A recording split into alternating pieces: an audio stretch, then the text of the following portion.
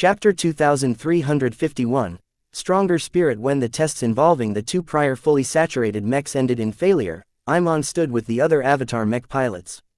Each of them reacted with horror at what had taken place. When they saw the pained mech pilots being moved to the infirmary, a cloud had cast over the heads of the remaining avatars. Evidently, the last batch of modified Bright Warrior mechs were much harder to pilot. Something about them turned them into hazards to their own mech pilots. "You shouldn't go, brother." Ksela Ingvar spoke softly to Imon. It's clear now why the clan patriarch hesitated to conduct the tests. Not every new invention is safe, particularly when they are too extreme, as is the case right now. I think Mr. Vase should just stop and settle what he has managed to accomplish with the mechs that performed better previously. Ksela already had her turn. She piloted one of the mechs with 50% saturation. Though the strain of piloting her machine had increased, it was well within her tolerance. It also helped that her own mech cooperated much more closely with her than before. In her opinion, every other mech pilot should be pleased at piloting such a responsive and comfortable mech. Ksela never experienced any instance of discomfort when she was running her improved mech to her paces. What she didn't know was that Vase had some good reasons to put the Ingvar siblings in different groups. He didn't have many Avatar mech pilots with spiritual potential in the first and second spaceborne mech companies, so he needed to spread them out in order to gather sufficient data. Vase also valued Ksela Ingvar more. As the mech captain of the second company, Vase couldn't afford to take her out of action. In comparison, Imon Ingvar's absence was much less consequential. If he ever suffered an accident, then the rest of his unit would still be capable of chugging along as if hardly anything had changed. Imon was ignorant of these reasons. He just thought that Vase believed in his strength. Why else would the clan patriarch call him in person to put him ahead of the line? He couldn't wait to prove his piloting ability to the avatars and the leader of the clan. Some time later, he settled down in the familiar piloting seat of his mech. The arrangement of its cushioning, support and dimensions had already been precisely tailored to his suited form. "Please proceed to activate your mech." "Yes, sir." A piloting helmet extended from the ceiling and settled over his head. The mech began to come alive seconds later. Whoa! Imon immediately understood what his sister meant when she felt as if her mech had become heavier. Compared to his previous piloting sessions, his assigned Bright Warrior mech immediately felt as if it possessed more presence. It was as if Imon previously swam in a shallow pool, but unexpectedly plunged into a deep ocean this time. Not only that, but the ocean was filled with much more life and activity than before. As the initial systems came online, Imon sensed the heavy presence becoming significantly more active than before. The mech did not just mechanically go through the checklist without doing anything else. It bloomed to life like a budding flower. A sense of indescribable closeness caused Imon to feel rapturous. "Remain focused." Vase barked through the command channel. "The worst is yet to come. Brace yourself instead of opening yourself up. A heavy blow is coming and I need you to endure it in order to make this test a success." Though the sudden words caused Imon to pull out of his blissful state, he didn't dare to voice any complaints and did as he was told. It was difficult. His mech was like a welcoming home that beckoned him to head inside. He felt so tempted to open up his mind and embrace the mech that had become a lot more powerful in some way. Then, the intensity of their bond abruptly increased. Though he had prepared himself for some kind of bump, when it actually happened, he was still caught off guard. "It's like someone punched my head." Despite the sudden strain, Imon tried his best to stay sober. He couldn't allow himself to fail like the previous two mech pilots. He was better than them. There was no way he was going to shame himself by letting his own mech overpower his senses. "Please, work with me." Imon tried his best to find some way to make his connection with his mech more bearable. His mind churned as he tried several different ways to ease the burden. Though none of his methods worked, he felt as if his own mech was beginning to bond considerably deeper with him in a way. Though the process stretched on for several minutes, Imon discovered to his surprise that the pressure no longer felt as overwhelming. His expression gradually relaxed as the strain of piloting his Bright Warrior mech had lessened. In its place, a very strong bond had formed between him and his mech. "Imon, are you okay?" I feel great. It's still a bit more difficult to control my mech, but I can still do it. Please send me out. I'm so much more in tune with my mech that I can't wait to see the difference." "Very well. You are cleared to deploy." When Imon's mech launched into space, it quickly began to follow the same standardized routine of the other mechs. Since the mech was in its swordsman mech configuration, the machine soon began to spar against another sword-wielding mech. When Vase studied Imon's performance and compared the data to the previous instances where he had piloted his mechs in battle, the difference was very obvious. He's performing a lot better than usual. Some of his parameters have grown by as much as 20%. Though the overall performance boost only averaged at around 10% or so, that was still a massive boost. This was just the first time that Imon interfaced with his enhanced mech. How much better would Imon's performance be if he had a month to get accustomed to piloting his growing machine? Vase glanced at the projections of Imon's life signs. After the early spike into the red zones, the various figures had dropped to tolerable levels. While Vase felt that they were still rather high, it at least indicated that a mech pilot with strong spiritual skills such as Imon did indeed possess the capital to pilot a fully saturated mech. This was the result he wanted to see. Alright, let's end the session. Imon whined. I have just begun to get used to my changed mech. Can you let me stay out longer? No. While we haven't detected any signs that you are under severe strain, we still need to perform an extensive examination of your state. We also have to inspect your mech and make sure that it hasn't changed for the worse. Besides, there is one more avatar mech pilot who is awaiting his turn. The bright warrior mech reluctantly returned to the red feather. Once it returned to its place in the mech hangar, the mech smoothly shut off. Imon eagerly left his cockpit and began to share his unique experiences with his fellow avatars. Many mech pilots tried to listen to Imon. The avatars all wanted to learn what made the altered mechs so different. In the meantime, Joshua, who had suited up in his customary piloting attire, quietly entered the cockpit of his Quint. Even before it came active, Joshua already felt the difference. As an expert candidate, his senses and his perspective were different from norms. He also bonded very intimately with each of the mechs he had the pleasure to pilot. The Quint was one of the most unique and stellar mechs he ever laid his hands on. The young avatar mech pilot may not know much of the technical details of this exquisite masterwork mech, but Joshua bet that no one could beat his feel for it. He had become deeply familiar with every single nuance of his powerful mech. This time, Joshua felt a lot of expectation for his mech. Please proceed with activating your mech. When Joshua did as instructed, the Quint slowly came to life. Unlike the gradual bond that Imon had formed with his mech, the bond that formed between Joshua and the mech was seemingly greater. Not only that, but the mech already welcomed Joshua as if he was a husband returning to his wife after a long day of work. Nothing was unfamiliar to him. The Quint was still the same Quint. It was just that the masterwork mech was somehow able to express its strength and appreciation towards its mech pilot to a much greater degree than before. As time began to pass, Joshua began to feel the strain that others had warned about. Yet unlike the previous mech pilots, he did not experience much discomfort. He was an expert candidate. He was much stronger than anyone else in certain aspects. The mech, noting that its own mech pilot was fully capable of bearing its strength, began to do something different. Instead of minimizing the depth and fidelity of its bond with its mech pilot, the Quint sought to leverage more out of it. The pressure rapidly rose and the observers began to notice some concerning signs. Vase, who had been watching carefully, immediately noticed that some of the parameters were rising without cause. He immediately became vigilant. The Quint isn't supposed to do this. Why have some of its systems become more active? The mech is still at rest.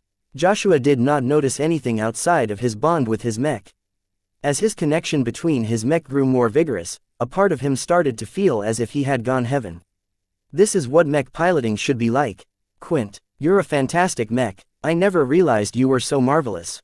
Vase began to look a bit strange as Joshua seemed to melt into his mech. Though none of the data spiked, a lot of life signs began to rise in a calm and steady fashion. It was as if some kind of tsunami was forming. The momentum emanating from the Quint began to rise. The mech gave everyone an illusion that a slumbering dragon was about to wake. My mech is truly alive now. Joshua whispered with genuine wonder.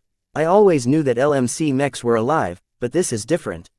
I'm not piloting my mech, I'm working together with the Quint.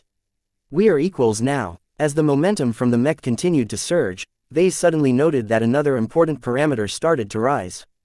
The resonance meter began to bump. Vase immediately slapped the shutdown button. The boot-up sequence abruptly stopped before it had completely run its course. Joshua went from experiencing a transcendent high only to get ripped away from the mech he melded with the next second.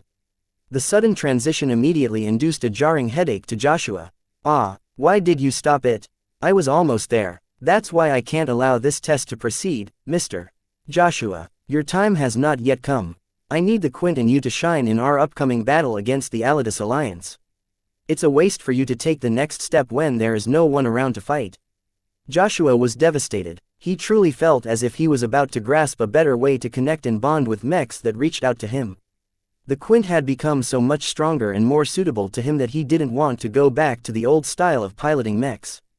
It was too bad that Vase had different intentions in mind. He already had the data he wanted. He had no intentions of getting anything more out of this experiment. "The session is over. Joshua, please exit the cockpit. All of the Bright Warrior mechs must be locked down and secured.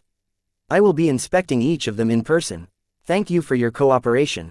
Chapter 2352, Reciprocal Growth. Vase was very satisfied with the round of experiments. The mechs enhanced to 25%, 50% and 75% saturation all stimulated their mech pilots to perform successively better. The differences were fairly minor at 25% saturation, but those who were filled up 3/4 of the way exhibited pretty noticeable improvements in many areas. The benefits of strengthening the spiritual foundation of his mechs were evident. The effects roughly matched his expectations, though he knew that a lot more time needed to pass before he could witness more drastic results. If Vase had the leisure to run his experiment properly, then he would have left all of the affected Bright Warriors in their current states. "I can't do that this time," he whispered to himself. "No matter how curious I am about the differences in their development, it's all moot if the pirates beat my forces. I need to survive first before I can explore my ideas further." He already planned to raise the saturation of every mech to at least 75%. This appeared to be the level that most of his avatars were capable of harnessing.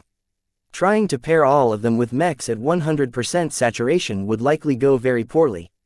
The two avatar mech pilots who had been carted off to the infirmary were proof that too much power was not always desirable. Of course, the biggest surprise came from the 2 times that his test subjects succeeded in interfacing with the most powerful and dangerous group of mechs. The success of Imon Ingvar proved that every mech pilot with spiritual potential met some kind of requirement that allowed them to endure the strain imposed by their mechs. Vase had keenly noticed that once Imon had gotten over the initial bump, the young mech pilot became increasingly more relaxed. Either the heightened strain was temporary or Imon and his Bright Warrior mech had somehow managed to adjust to each other. This was a good development. After all, a mech pilot that had to effectively resist the pressure of his own mech during battle would actually perform worse in battle. Such an awful outcome went against his original intentions. Vase would rather strip his mech of most of their added strength if that was the case. "I still need to see how this develops in the coming weeks." The experiment hadn't strictly ended after Vase prematurely ended Joshua's chance to pilot his newly empowered Quint. While it was possible for growth to happen instantly, Vase knew that his changes needed time to show their full value. Hopefully, the strength of all of the affected mechs and mech pilots will evolve quickly enough to make a difference a month later. Of course, the mech that received most of his attention was the Quint. When Vase moved to the Red Feather in order to inspect the individual mechs, he visited the Quint right away. Joshua awaited his arrival with a resentful and grumpy expression. He made for a stark contrast with his current mech, which seemed to be extraordinarily active on a spiritual level. Its glow had become richer as well. The Masterwork mech had become greater than any of the other fully saturated mechs. Part of that might be due to its inherent advantage in quality, but Vase guessed that having a fantastic mech pilot like Joshua was also an added benefit. Before the Quint received its latest boost of strength, its spiritual foundation was already more developed than the regular Bright Warriors, and it was mostly thanks to Joshua. What took place today largely concurred with his current framework on mechs and spirituality. When the mech was weak but the mech pilot was strong, the latter slowly nurtured the former. Vase inferred that the reverse might also be true. If the mech was strong but the mech pilot was weak, the latter would experience faster growth. Vase intended to track the improvement of all of the mech pilots that piloted the special mechs very closely. The only snag was that not every mech pilot was capable of getting along with a mech that had grown too powerful. It was a given that mechs that were 100 saturated provided the most benefits to their mech pilots. The precondition was that the mech pilot was qualified enough to harness such strength. So far, 2 mech pilots without spiritual potential failed to finish the boot-up process. To be honest, Vase was dissatisfied with the lack of observations. What if another spiritually weak avatar mech pilot managed to get over the most difficult hurdle? Was it possible for this category of mech pilots to increase their tolerance to the point where they were capable of withstanding the burden? If not for his current difficulties, Vase would have wanted to follow up on these questions. For now, he didn't have the luxury to do so. He needed to pursue fast growth with as little complications as possible. Since no one who piloted a mech at 75% saturation experienced any backlash, Vase was already willing to apply this standard to all of the other LMC mechs in his fleet. Aside from perhaps the Doom Guard, Vase wanted to empower as many mechs as possible with this new innovation. Empowering hundreds of mechs did not come without a cost. All of those deliverers, Aurora Titans, Bright Warriors and possibly other mechs demanded a lot of spiritual energy to fill them up to 75% saturation. Vase wasn't worried about this issue. Only Goldie had to borrow her spiritual energy. Many of his remaining design spirits weren't short on spiritual energy due to the fact that they presided over mass-produced mech models. If the amount of mechs that needed to be empowered numbered at least 10,000, then Vase might start to worry. This wasn't a concern this time because the amount of LMC mechs in the fleet was not numerous enough to impose an excessive burden to any design spirit. Unexpectedly, designing mechs for the market provided an added benefit to his current circumstances. His design spirits would have never been so flush with spiritual energy if he had chosen not to sell his mechs to the private sector. Vase knew that he needed to continue with this current course. As his Larkinson clan grew in numbers, more and more mechs had to be enhanced to 75% saturation. This was very costly and could quickly deplete the spiritual energy reserves of his design spirits. The only way to ensure that his Larkinson mech pilots utilized the strongest possible mech was to keep harvesting the spiritual feedback of millions of mech pilots.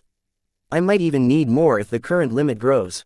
When Vase observed certain powerful mechs such as the Quint, he noticed that its spiritual foundation was actually stronger than the spiritual foundation of Imon Ingvar's Bright Warrior. There was still room for growth in this area. The better the mech pilot and the older the mech, the higher its maximum limit reached. While this entailed many possible dangers to the mech pilots who bonded with these growing mechs, Vase believed that they were capable of growing in tandem. A growing mech would never let its mech pilot remain stagnant. "Sir, when will I be able to pilot the Quint again?" Vase turned his attention back to the present. "Don't be so impatient, you'll get to pilot it when we need you at your best. Right now is not the time." "What, sir, you can't take the Quint away. I need to pilot it. Please, just let me connect with it for a time," Joshua pathetically pleaded. Unfortunately for the mech pilot, Vase remained unmoved. He already had a thorough plan in mind. No amount of begging would convince him to release the Quint. He studied his masterwork mech with a critical eye. "I'm going to upgrade the Quint. Is that possible?" Joshua looked startled. "I thought that masterwork mechs had to remain exactly the same in order to retain their quality level." "That's not strictly true." Vase shook his head. "There is still room for change. Otherwise, getting hit even once might ruin the Quint. The most important requirement is to retain the essence of the mech." Joshua didn't understand much about mech design. All he cared about was how Vase intended to strengthen the Quint. "What do you intend to improve?" "I have progressed quite a bit since I completed the Bright Warrior design. I know it well, and I have thought about solving some of the issues inherent in the design whenever I thought back on it. The main complication is that we are still in the Nixian gap. Despite all of the plunder that we have obtained, we don't have access to all of the exotics I need to perform the upgrades I want." "Does that mean the Quint won't be as strong as you want it to be, sir?" Vase grinned. "Oh no, quite the opposite in fact. We have looted a lot of random exotics, some of which are very powerful or have very interesting effects. It might be possible to combine them into fantastic parts that can add powerful capabilities to the Quint." Part of the benefits he gained from this experiment was that he possessed a deeper understanding of the essence of mechs. Though he hadn't proven all of his theories yet, he was confident that he was able to upgrade a masterwork mech. The Quint was his own work, after all. He possessed a very strong feel for the mech. If someone other than Vase or Gloriana tinkered with the mech, the chances that something would go wrong was significantly greater. Yet because Vase was revisiting one of his old works, he merely had to refresh his memory. Perhaps he could plan his upgrades with Gloriana. Both of them designed the Bright Warrior design after all, and two heads were better than one. In fact, they could also design some upgrades for some other mechs. Joshua's exaggerated reaction towards his enhanced mech suggested that Vase might be able to provide his other expert candidates with opportunities. Vase intended to replace their current mechs with bright warriors configured and modified for their specific inclinations. Perhaps this might actually be a way to exert control over when his expert candidates were able to advance to expert pilots. In any other circumstance, Vase would have leapt with joy if he found out that this was a viable method to accelerate the breakthroughs of expert candidates. Many of them had waited for quite some time. Even if a formidable pirate fleet was bearing down on Task Force Predator, Vase always doubted whether all of his remaining expert candidates would be able to advance during the decisive battle. Now, he had cleared much of his doubts. Of course, Vase and Gloriana would have to perform extensive modifications to customize the new mechs to the expert candidates. Aside from Joshua, none of his other remaining expert candidates piloted an LMC mech. Due to lack of time and resources, Vase planned to take some bright warriors and tailor them their new users. The versatility of the bright warrior design was very helpful at this time. Commander Dice was very compatible with the swordsman mech configuration. Vase might even ask Kedis to assist in preparing this specific mech. As for Commander Orphan, Vase could either hand her a lancer mech configuration or start from a swordsman mech configuration but replace its sword with a spear. Tusa's case was a bit more difficult. He specialized in light skirmishers. As Vase hadn't designed a serious light mech yet, he wasn't able to provide Tusa with an easy solution. Spiritual Foundation enhancement only worked for LMC mechs, so it was not very practical to apply this technique to Tusa's current machine. Perhaps it might be possible to give Tusa the mech he needed by taking a bright warrior and modifying it extensively. It wouldn't be the first time that Vase stripped down a medium mech to the point where it became a light mech. Chapter 2353, Gathering of Candidates. The most skilled and powerful mech pilots of the Larkinson clan each entered the Scarlet Roses conference room. It was rare for the expert candidates to actually gather in a single room. Usually, they were confined to their own cliques within the Larkinson clan. Aside from their elevated piloting ability, they didn't share much in common. That said, they weren't strangers with each other. In addition to the expert candidates, Vase also invited Venerable Janzi to attend the meeting. Her presence instantly dominated the conference room upon entry. Even if she didn't deliberately exert her force of will, her aura worked similarly to Glow's. No matter who was in her presence, people couldn't help but become affected by her strong will. Norms with weaker, unempowered wills were most susceptible to this effect. If most expert pilots weren't so noble and principled, it would have been easy for them to abuse their auras for unscrupulous purposes. In fact, some people argued that the expert pilots of Vicious Mountain had already crossed this line. Their obsession with earning glory in battle had warped the lives of everyone who lived in the Star Sector. Fortunately, the people attending the meeting all possessed strong wills of their own. As expert candidates, Joshua, Tusa, Commander Orphan and Commander Dice all possessed the ability to remain true to their own selves when faced with external pressure. Vase may not possess the empowered wills of the rest, but he was a journeyman with some very strong ideas of his own. Mech designers at his level never lost sight of their ambitions. Please take your seats, he spoke. The three chosen of xianxia opted to sit together. For some reason, Orphan and Dice both sat besides Venerable Janzi as if they were flanking the expert pilot. Though this seating arrangement made sense from a mech piloting standpoint, the differences in age was difficult to accept. Joshua and Tusa both sat in their own corners of the conference table. While they were acquainted with each other, they weren't particularly close with each other either. Their lives hardly intersected and their interests diverged. Curiously, Joshua did not sit next to his supposed girlfriend. Perhaps this might be due to the professional context of this meeting, but Vase couldn't help but be concerned. Joshua was one of the most valuable mech pilots to Vase. With his rare life domain, his compatibility with LMC mechs was nearly perfect. Keeping him happy and ensuring he remained committed to the clan was an important priority. If Vase wasn't so swamped with responsibilities, he might have chosen to meddle with their relationship. Alright, everyone is here, so let's begin. The reason why I have invited you to this meeting is because I want to make sure that each of you are at your best when we confront the Alidus Alliance. I am sure that you have witnessed or heard about the experiment that I have conducted on the bright warrior mechs of the avatars of myth. Though the tests haven't entirely gone smoothly, I have gathered enough data and proved enough theories to support my next initiative. It didn't take much thinking to realize what he was talking about. Are you applying this new invention of yours to our mechs? Commander Orphan asked. Not exactly. You are correct that I will be making full use of my latest innovation, but I won't be applying it to most of your mechs. One of the conditions of my newly developed trick is that I can only apply it to my own mechs. Venerable Janzi doesn't strictly need any help, and Joshua's Quint has already received the necessary treatment. I don't entirely know what has changed, but from what little I've experienced, it's as if the mech that I was familiar with has truly come alive. Joshua remarked. I just feel so frustrated that my session was cut off. It's for your own good, Joshua. I don't want you to release your pressure prematurely. Joshua let out a frustrated grunt. I'm pent up, sir. I feel like I'm backed up. Do you know what kind of torture it is to look at the Quint but be prohibited from piloting it? And why did you take away my permission to pilot other mechs? I'm so itchy. Vase threw a flat look at the young man. Hold it in. Don't you dare let go. If it helps, I can allow you to pilot some of the salvaged pirate mechs we have picked up from the previous battle for some reason. Only the cheaper ones, though. I don't want you to pilot anything too powerful. What? That's hardly better. Most of them are trash. That's the point, Mr. Joshua. Piloting a bad mech may be a better way for you to keep your skills sharp. You've been too pampered by the Quint and my other excellent mech designs. While I am glad that you are able to master each of my products, you should broaden your horizons. Joshua's horrified face expressed everything he thought about this suggestion. In truth, Vase wanted to use this method to build up Joshua's desire to pilot the Quint again.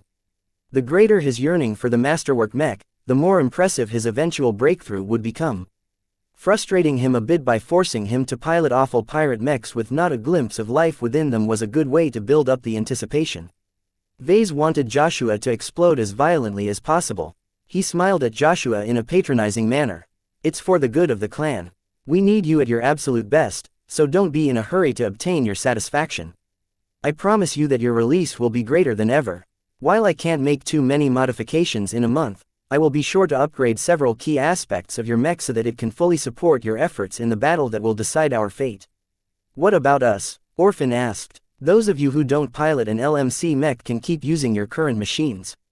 Just keep in mind that you won't be piloting them in the decisive battle. Unless something has gone wrong, I will be passing heavily modified Bright Warrior mechs to the three of you. Each of them will be upgraded and customized to fit your preferred fighting style.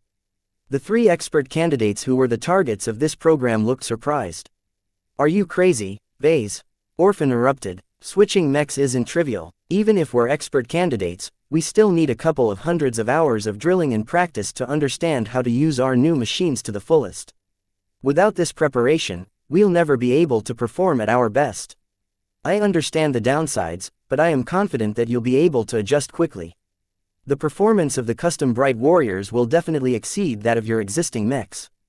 They're still third-class mechs, after all. The base model of the Bright Warrior design already exceeds most of their parameters. Commander Dice frowned. There's more to a mech design than the numbers on the spec sheet. Some designs simply don't match my fighting style. I don't want to pilot a mech that is too awkward for me to employ my sword style. Keddies will assist in customizing your new mech. The two of you can work closely to make sure that the modifications complement your fighting style rather than detract from it. Will that assuage your concerns? The Sword Maiden leader visibly relaxed. I trust Keddies. As a fellow sister, she knows exactly how I prefer to fight. Just make sure to listen to her recommendations. The Bright Warrior in its swordsman mech configuration is decent, but it's clear you only possess a superficial understanding of swordsmanship. Vase accepted her light critique. I'll address this shortcoming in due time, but I am inclined to let Keddies handle everything related to swordsman mechs. What about my machine? You haven't made any spearman mechs. Commander Orphan stated. Your mech requires a bit more work. Are you comfortable with piloting a Lancer mech? She shook her head. Lancer mechs are too inflexible. Now, don't get me wrong. I love how they can punch through anything with their charges. It's just that it is not my style to conduct hit-and-run attacks. I like to get into the fray and duel my opponents up close. I see. Then just like Commander Dice, I will start with the swordsman mech configuration and work my way from there. I understand that wielding a spear is different from wielding a sword in battle, so don't hesitate to review my work and tell me what aspects need to be changed. If this is the best that you can do, then okay. I can live with this as long as my new mech is good enough. With Commander Orphan placated, Vase turned to the final expert candidate. Tusa, your case is the most difficult of all. I truly don't have a suitable light mech in my mech catalog, so I can only take a bright warrior and overhaul its structure and armor scheme. The light mech specialist looked ugly. These conversions rarely succeed. Medium mechs are simply built differently from the ground up. Even if you remove a lot of fat from a bright warrior, the bones can't be thinned so easily. That is correct. I have witnessed these situations several times. Tusa smiled sardonically. Some mech designers believe that all you need to produce a light mech in a hurry is to tear out a lot of armor and other parts from a medium mech. It never quite works out because the mechs often end up in between. I'm aware of the challenges. Although I haven't designed any serious light mechs, I am confident I'll be able to work something out. The light mech that I'll deliver to you next month will certainly satisfy most of your demands. Just make it fast. I don't care about armor or weapons. As long as its acceleration is top-notch and its agility is good, I can cope with the rest. This was not a light demand, especially due to the situation that Tusa had just described. Vase would have to perform some pretty deep modifications to Tusa's custom mech in order to fulfill this major demand. Vase believed he was up to the challenge. Gloriana will be assisting our efforts by remote. With her participation, each of your mechs will be sound.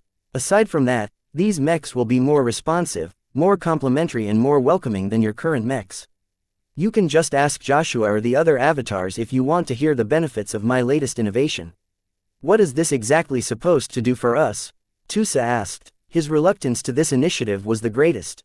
He possessed the least amount of confidence that his new custom mech would meet his requirements. Seeing that the other expert candidates needed some convincing as well, Vase decided to be open about it. Each of you is on the cusp of breaking through.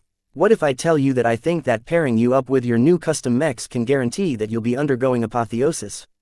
Everyone except Joshua looked shocked. Even Janzi looked a little startled. Is that true, Joshua? I don't know. All I can say is that it works for me, but then again the Quint isn't a normal mech. I've already bonded a lot with it. Who knows whether this will work when you pilot your new mechs for the first time? He's not wrong, Vase admitted. There is no guarantee that this measure will work the way I intended. Still, it's better than letting you keep your remaining mechs. A small chance of breaking through is better than no chance. Now, do you still doubt the necessity of replacing your current mechs with my customized works? No one raised any more objections. Chapter 2354. Wish list. After the general meeting, Vase talked with each of the expert candidates in private in order to hear their initial demands. He started with Joshua first. In the decisive battle, we need to pair you with a mech that can allow you to threaten an enemy warship. Vase spoke. 2 out of 4 of the Bright Warrior configurations are suitable for this purpose. A Lancer mech will allow you to perform a single overwhelming attack, while a Rifleman mech will give you substantially more reach. Which one do you prefer? I'm used to piloting the Lancer mech configuration, but I can brush up my marksmanship skills if you need me to. It's just, will either be able to allow me to fight against a warship. Breakthroughs will always allow you to exert more power than usual. This is especially the case when you reach unity of man and machine. I'm not Janzi. You're right, you are not like her. That doesn't mean you should underestimate your own ability. Out of all of our expert candidates, you have the greatest understanding of my mechs. While I can't say whether it will truly happen, I have high hopes for your ability to meld with the Quint. It would help if I can pilot it a few times. Joshua remarked. Don't bother making this request again. I have already told you my answer. Now let's return to our original question. Lancer mech or Rifleman mech? This was a very impactful choice. His choice of configuration had the potential to change the entire course of the upcoming battle. After half a minute, Joshua made his choice. I'd like to keep the Lancer mech configuration if possible. I always felt as if it is the most powerful configuration of the Quint, sir. My mech is able to penetrate much tougher obstacles than the regular Bright Warriors. This is a powerful advantage. You made the right choice. Vase smiled. Of the 5 gems that Vase had used to build the Quint, one of them stood out due to its high amplification factor. Fist of the Faithful, the memory of a punch that changed the course of the galaxy, resides in this gem. Increases the impact damage inflicted by a mech by 30%. The sole advantage provided by this gem was not trivial. Vase eagerly wanted to leverage it even further when he improved the Quint. Whether it was enough to threaten a warship, he didn't dare to make any claims. The few instances where expert mechs directly confronted warships often ended in tragedy. The power of a demigod seemed uncomparably frail compared to a heavily armored ship that was capable of outputting enough damage to crater an entire city in a matter of minutes. Only ace pilots were able to offer meaningful resistance against sub-capital warships. As for god pilots, no one knew what they were capable of.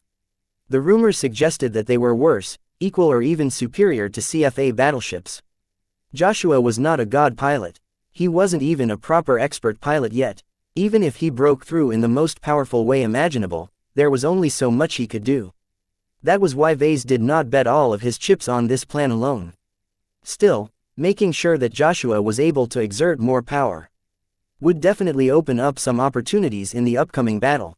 Once the two decided to settle on a Lancer mech configuration, Vase called up a wireframe model of the Quint and began to illustrate some of his suggested changes. Many of them were rather subtle and overly technical, so Joshua quickly got lost. It wasn't until Vase marked out the miniature missile launchers that the young expert candidate paid attention again. "I never used those missiles. I never found a need to resort to them," Joshua said. "I know, but the opponent we'll be facing is different," Vase responded. "The biggest disadvantage of missiles is that it's not easy to stock up a mech with a lot of missiles. You have to make the most out of the limited payload the mech is able to carry. I intend to replace the standard second-class missiles supplied to the Quint with custom, handcrafted missiles." "You're making them yourself?" Vase grinned. "Oh, you betcha. All of the other bright warriors that I intend to supply to the other expert candidates will enjoy the same treatment. We have accumulated a lot of medium and high-grade exotics from Ulimo Citadel. At least some of them can produce potent explosive reactions. This isn't enough. Once I fire all of the missiles loaded in the Quint, I'm dry. That's okay. This is just a secondary weapon system. Let's move on to the core enhancements of the Quint." Vase outlined several improvements to the acceleration and the shock-absorbing systems. He also proposed to replace the Quint's current lance with a different one that was substantially stronger. Joshua was surprised at the last suggestion. "Do we have a material that is stronger than briar alloy, sir?" "Yes, though it's not easy to work with. I might have to spend a lot of time on this subproject." Vase intended to make the Quint's new lance out of unending alloy. Even though he hadn't found a way to work this first-class alloy, he might be able to manage something if he cooperated with Lucky. His cat still suffered from an awful stomach ache, but hopefully that might change in the coming weeks. If not, Vase was prepared to cure his cat in any way he could. "Do you have any specific requests? Do you think the Quint in this configuration is missing something?" Joshua trailed off for a moment. "Lancer mechs are kind of one-dimensional. I could use another weapon if charges are impractical. I'm not talking about a backup knife. I want something I can use to tear something up without building up momentum." That was not an easy request. "I can pair the Quint with another weapon, but your mech isn't geared towards brawls. A lot of capacity of the Lancer mech configuration is taken up by its shock-absorbing systems. It has to carry all of these cumbersome parts because you and your mech are liable to squash yourselves flat if these components are absent. I don't need anything too fancy. I can rely on my skill to overcome the awkwardness of my mech." Even though people such as Melkor might not be able to win against a sword maiden in a sword fight, he was still able to hold his own to some extent. Against regular street thugs, a trained soldier like Melkor would still be able to win the fight with relative ease when both of them were wielding swords for whatever reason. A talented mech pilot such as Joshua possessed a very broad skill set. His skills were not in question, but the frame of a Lancer mech didn't really possess the agility and full range of motion that allowed real swordsman mechs to outduel their opponents. Vase couldn't do much to address this problem without creating other problems.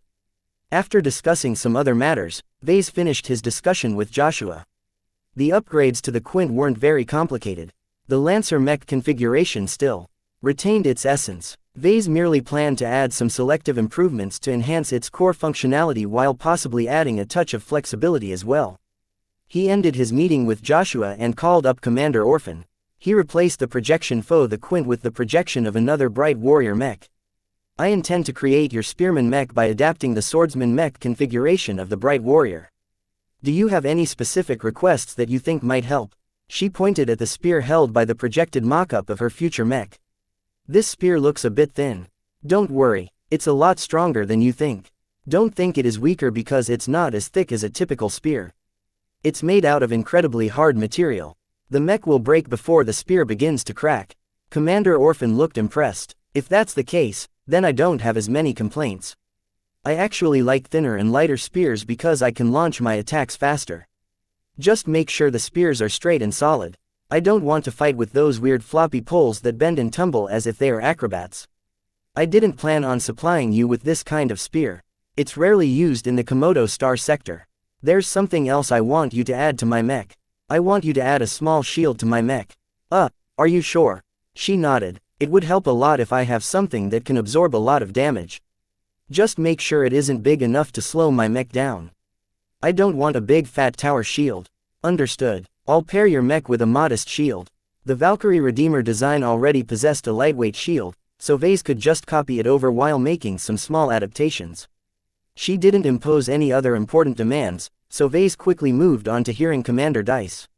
Keddies will know what I want for my mech.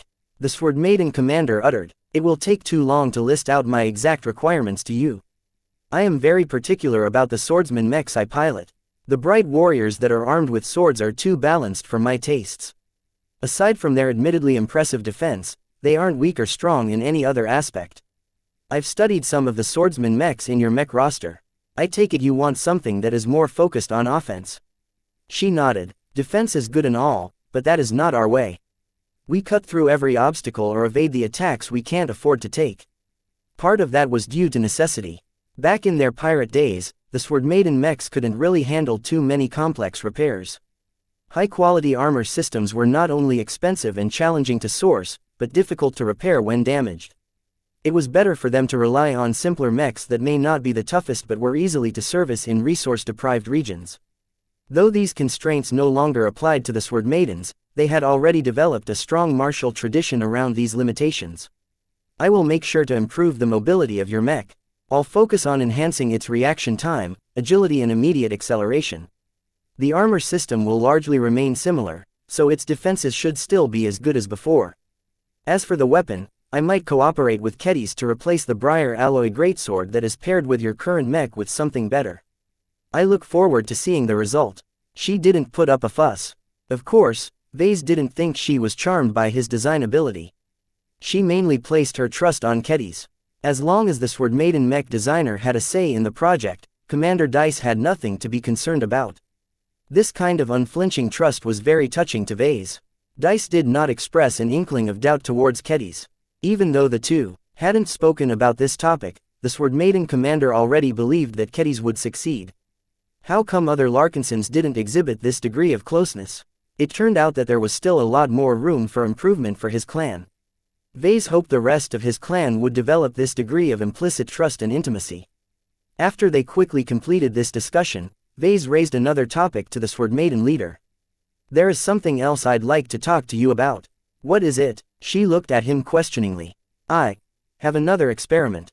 It's not tested and it's mostly theoretical, but if it succeeds, it might be possible to empower your Sword Maidens through completely different means. Are you interested? I'm not sure. Your experiments aren't exactly the cleanest. Chapter 2355. Forgotten Group. Vase explained his intentions to form some kind of way to pool the minds of the Sword Maiden mech pilots through mysterious methods. Since he didn't really know yet how to accomplish this unprecedented feat, he failed to articulate his complete vision. It couldn't be helped. Much of what he intended to do was related to spirituality. Though he didn't really care about the MTA's insistence on keeping psionic power secret, exposing it to Commander Dice would only complicate the situation. Unfortunately, Dice saw through his obfuscation. You're talking about something dangerous, aren't you? It's largely theoretical, but there is still a solid foundation behind it. Think about what has changed ever since you joined the clan. Have you ever thought it was odd that you feel a lot more close to your fellow non-Sword Maiden clansmen than you normally should?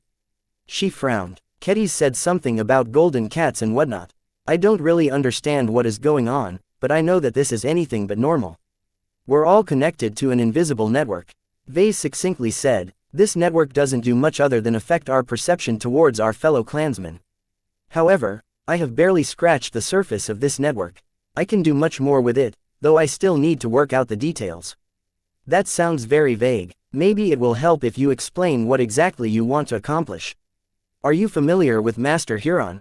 Probably not. Let me explain his work to you. He has been a great inspiration to me. If I wasn't exposed to his design philosophy, our clan would have never become so cohesive at this time. When Vase showed the Sword Maiden commander what Master Huron accomplished, she looked impressed. I can see how this can help. I admit that I'm impressed with these neural networks. She raised an eyebrow at him. I don't see what this has to do with you, though. You are not a master mech designer. You are not Master Huron's apprentice. In fact, if any of this involves modifying neural networks, then I will immediately end this conversation. Don't think I am unaware of some of your experiments on Eon Corona 7.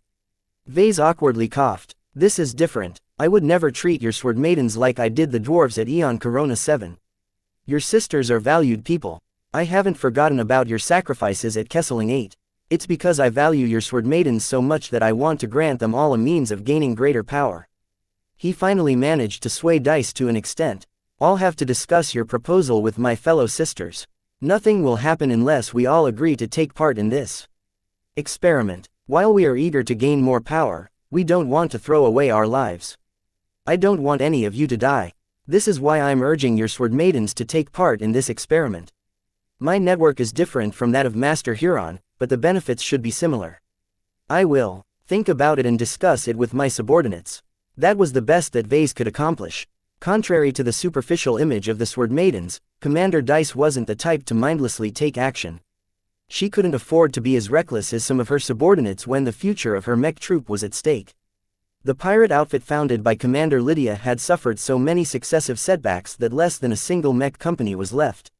Until their trainees graduated from their years-long training regime, the Sword Maidens weren't going to expand in numbers anytime soon.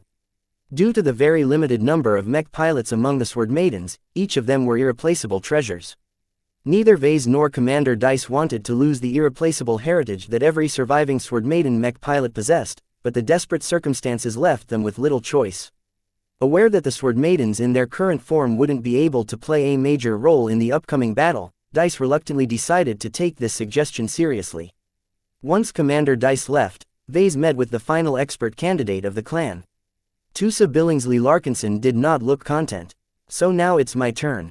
Tusa crossed his arms. Did you deliberately put me at last? What? No, I just wanted to speak. Please like and follow the Cultivation Audiobooks channel to you last because the mech I intend to prepare for you requires a lot more work. Oh, I see. Vase summoned two separate projections. It depicted the Bright Warrior mech in both its Swordsman mech and Rifleman mech configurations. As you can see, the Swordsman mech configuration is an excellent melee combatant, but it is too heavy to fit in the lightweight class. The Rifleman mech configuration features a considerably slimmer profile and is much closer to what I intend to shape for your custom machine. The problem is that its musculature and overall layout is optimized for ranged combat. What does this mean? As I have said, your mech requires much more work to make than others. I have to redesign a lot of aspects right down to the deepest portions in order to shave off mass. Unless you are willing to pilot a medium mech, I will have to spend a lot of time to design and implement all of the necessary changes. It might be possible that I won't be able to finish your new mech at the time the enemy pirate fleet forces us into battle. Tusa reacted nonchalant at that. If that is the case, then so be it. I'm already familiar with piloting my current machine. Getting a better one is nice, but not entirely necessary. I'm glad you are so accommodating. For what it's worth, I don't intend to leave you hanging. I haven't spent as much time on you as I did with some of the other expert candidates. We light mech pilots are used to being ignored. Tusa sardonically remarked. Ah, that won't be the case for long. Vase quickly replied. I intend to design a very good light skirmisher for the Larkinson clan in the near future. The Flagrant Vandals have been requesting one for a while, but I'll make sure the rest of the clan has access to the new model as well. I'll definitely make sure that yours fits your piloting inclinations like a glove. I'll take your word for it, Vase. It's about time for our clan to receive a powerful light skirmisher. My fellow light mech specialists feel as if you don't acknowledge their existence. In fact, if not for me, they might even doubt you are aware that our clan has mech pilots who prefer to pilot lighter machines. Obviously, Tusa shared the same sentiment. Vase could feel some of the edge in the expert candidate's nascent force of will. It became a bit more agitated, which meant that Tusa likely spoke from his heart. Vase looked apologetic. I will truly make it up to you all. The wait will be worth it, as all of the improvements and innovations that I have made in the last couple of months will all be applied to your new light skirmisher mechs. Unlike the Bright Warrior, our new light skirmisher design will become a full second-class mech design. This means that once you and your compatriots obtain your new mechs, you'll be able to stick with them for many years. They'll easily stay relevant, and if that's not the case, I'll publish a minor revision to the design to elevate its performance. The hefty promise finally placated Tusa. The expert candidate wanted to stand up for his fellow light mech specialists, and he accomplished his goal. There was no reason for him to put up a tough exterior anymore. Thank you, Vase. You're a fantastic mech designer, and from what I know, you have always abided by your promises. My word is gold, I always mean what I say. Vase realized that he needed to hurry up with replacing all of the non-LMC mechs in the clan with his own mech designs. While it took a lot of time to represent all of the essential mech types, he would just have to expand the role of his design teams. Oh, by the way, don't just design a single light mech and leave it at that, Vase. There are more light mech types than light skirmishers, you know. Not everyone remembers this detail. Even if the other varieties of light mechs are rarely used, they can be very powerful under the right circumstances. I know for sure that the flagrant vandals will request more varieties of light mechs. I'll take that into account, but generally speaking, we can't neglect medium mechs either.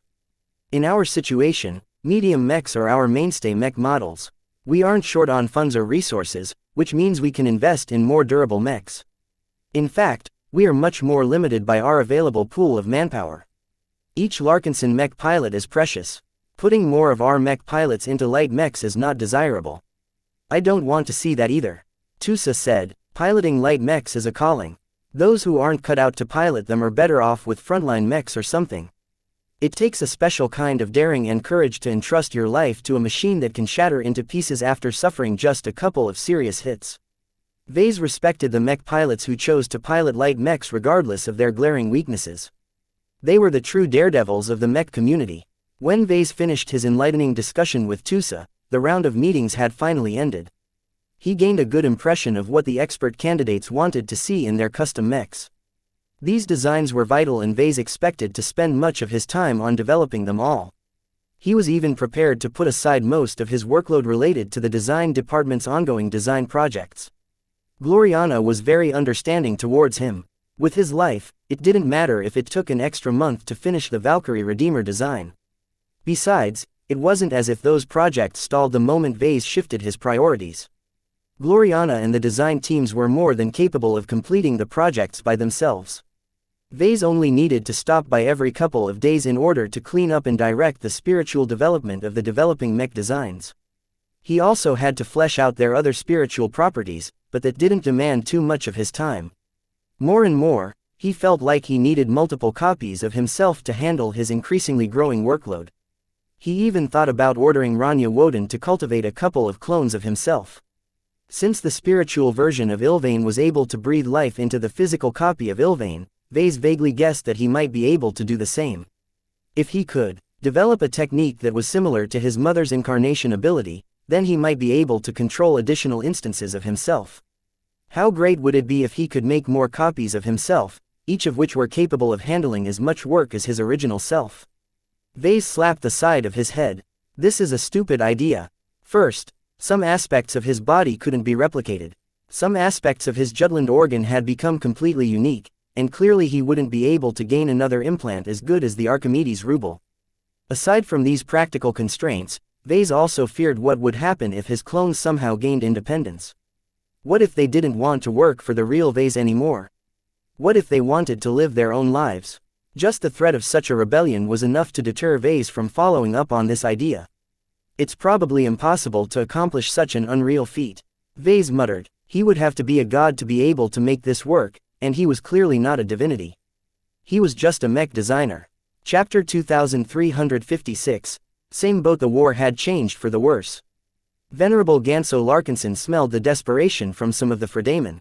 Despite the upbeat news, despite the pronounced victories, most of the Fredamen who served at the front lines knew that the Hexers were continuing to gain ground. The crestfallen stars were teetering on collapse. It was only a matter of time before the hinterland and the core provinces of the Carnegie Group became vulnerable to successive raids and invasions. The Friday Coalition couldn't let this pass. Lady Aisling Curver already warned him that the CRC intended to reinforce Unit L with additional expert pilots. That's good, Ganso responded. They're all good mech pilots that can make a difference in this war. Why us, though? The brass thinks that we are worth investing in. We'll not only be able to replenish the lost Scara faster, but also gain some help in other ways. Be ready to greet some new guest expert pilots. Please tell your superiors that I prefer to serve alongside other brighter expert pilots. Our shared background and training will allow us to get in sync right away. I will pass on your request, Ganso, but my influence is limited. From what I have heard, the brass believes it is better to split the foreigners up in order to avoid the formation of insular cliques. When you wear our uniform, we expect you to dedicate yourself to the Friday Coalition. We are losing ground against the Hexers. I don't think this is the time to focus on integration. We need to gain immediate battle effectiveness in order to stall the Hexer. Back when he served in the Mech Corps, Ganso became acquainted with many Brighters. He trusted his mates from the Volary Starhawks with his life and developed ties with many other honorable Brighters. Though the Hex army unexpectedly drove the Fortune Legion from the Marikath system like rats, a few individual units performed brilliantly enough to mitigate the disastrous defeat. After killing more than half a dozen elite Hexer expert pilots, Ganso fully gained the Friday Coalition's recognition. Master Huron was already exploring options to start up additional units with asymmetrical networks while Aisling largely washed away her guilt for letting Vase Larkinson hijack her assigned ship. Neither Ganso nor Aisling were pleased at their modest success. Killing a bunch of Hexer expert pilots would likely save the lives of several thousands Fredaman mech pilots over the course of the Komodo War, but that hadn't been enough to stave off a crushing defeat at one of the crestfallen stars. The Blessed Squire and its revolutionary glow changed everything. The crazy Hexers became even crazier whenever they fought in the vicinity of one of these annoying supportive mechs. According to some strategists, the sudden entry of the Blessed Squire onto Marikath 3 directly spared the Hexers the lives of at least 100,000 mech pilots and trillions of Coalition credits worth of supplies and war materiel. What was worse was this was just the start. Even when Ganso heard that the master mech designers of the Friday Coalition were close to publishing their first counters against the Blessed Squire, the powerful force multiplier was showing up in almost every battlefield.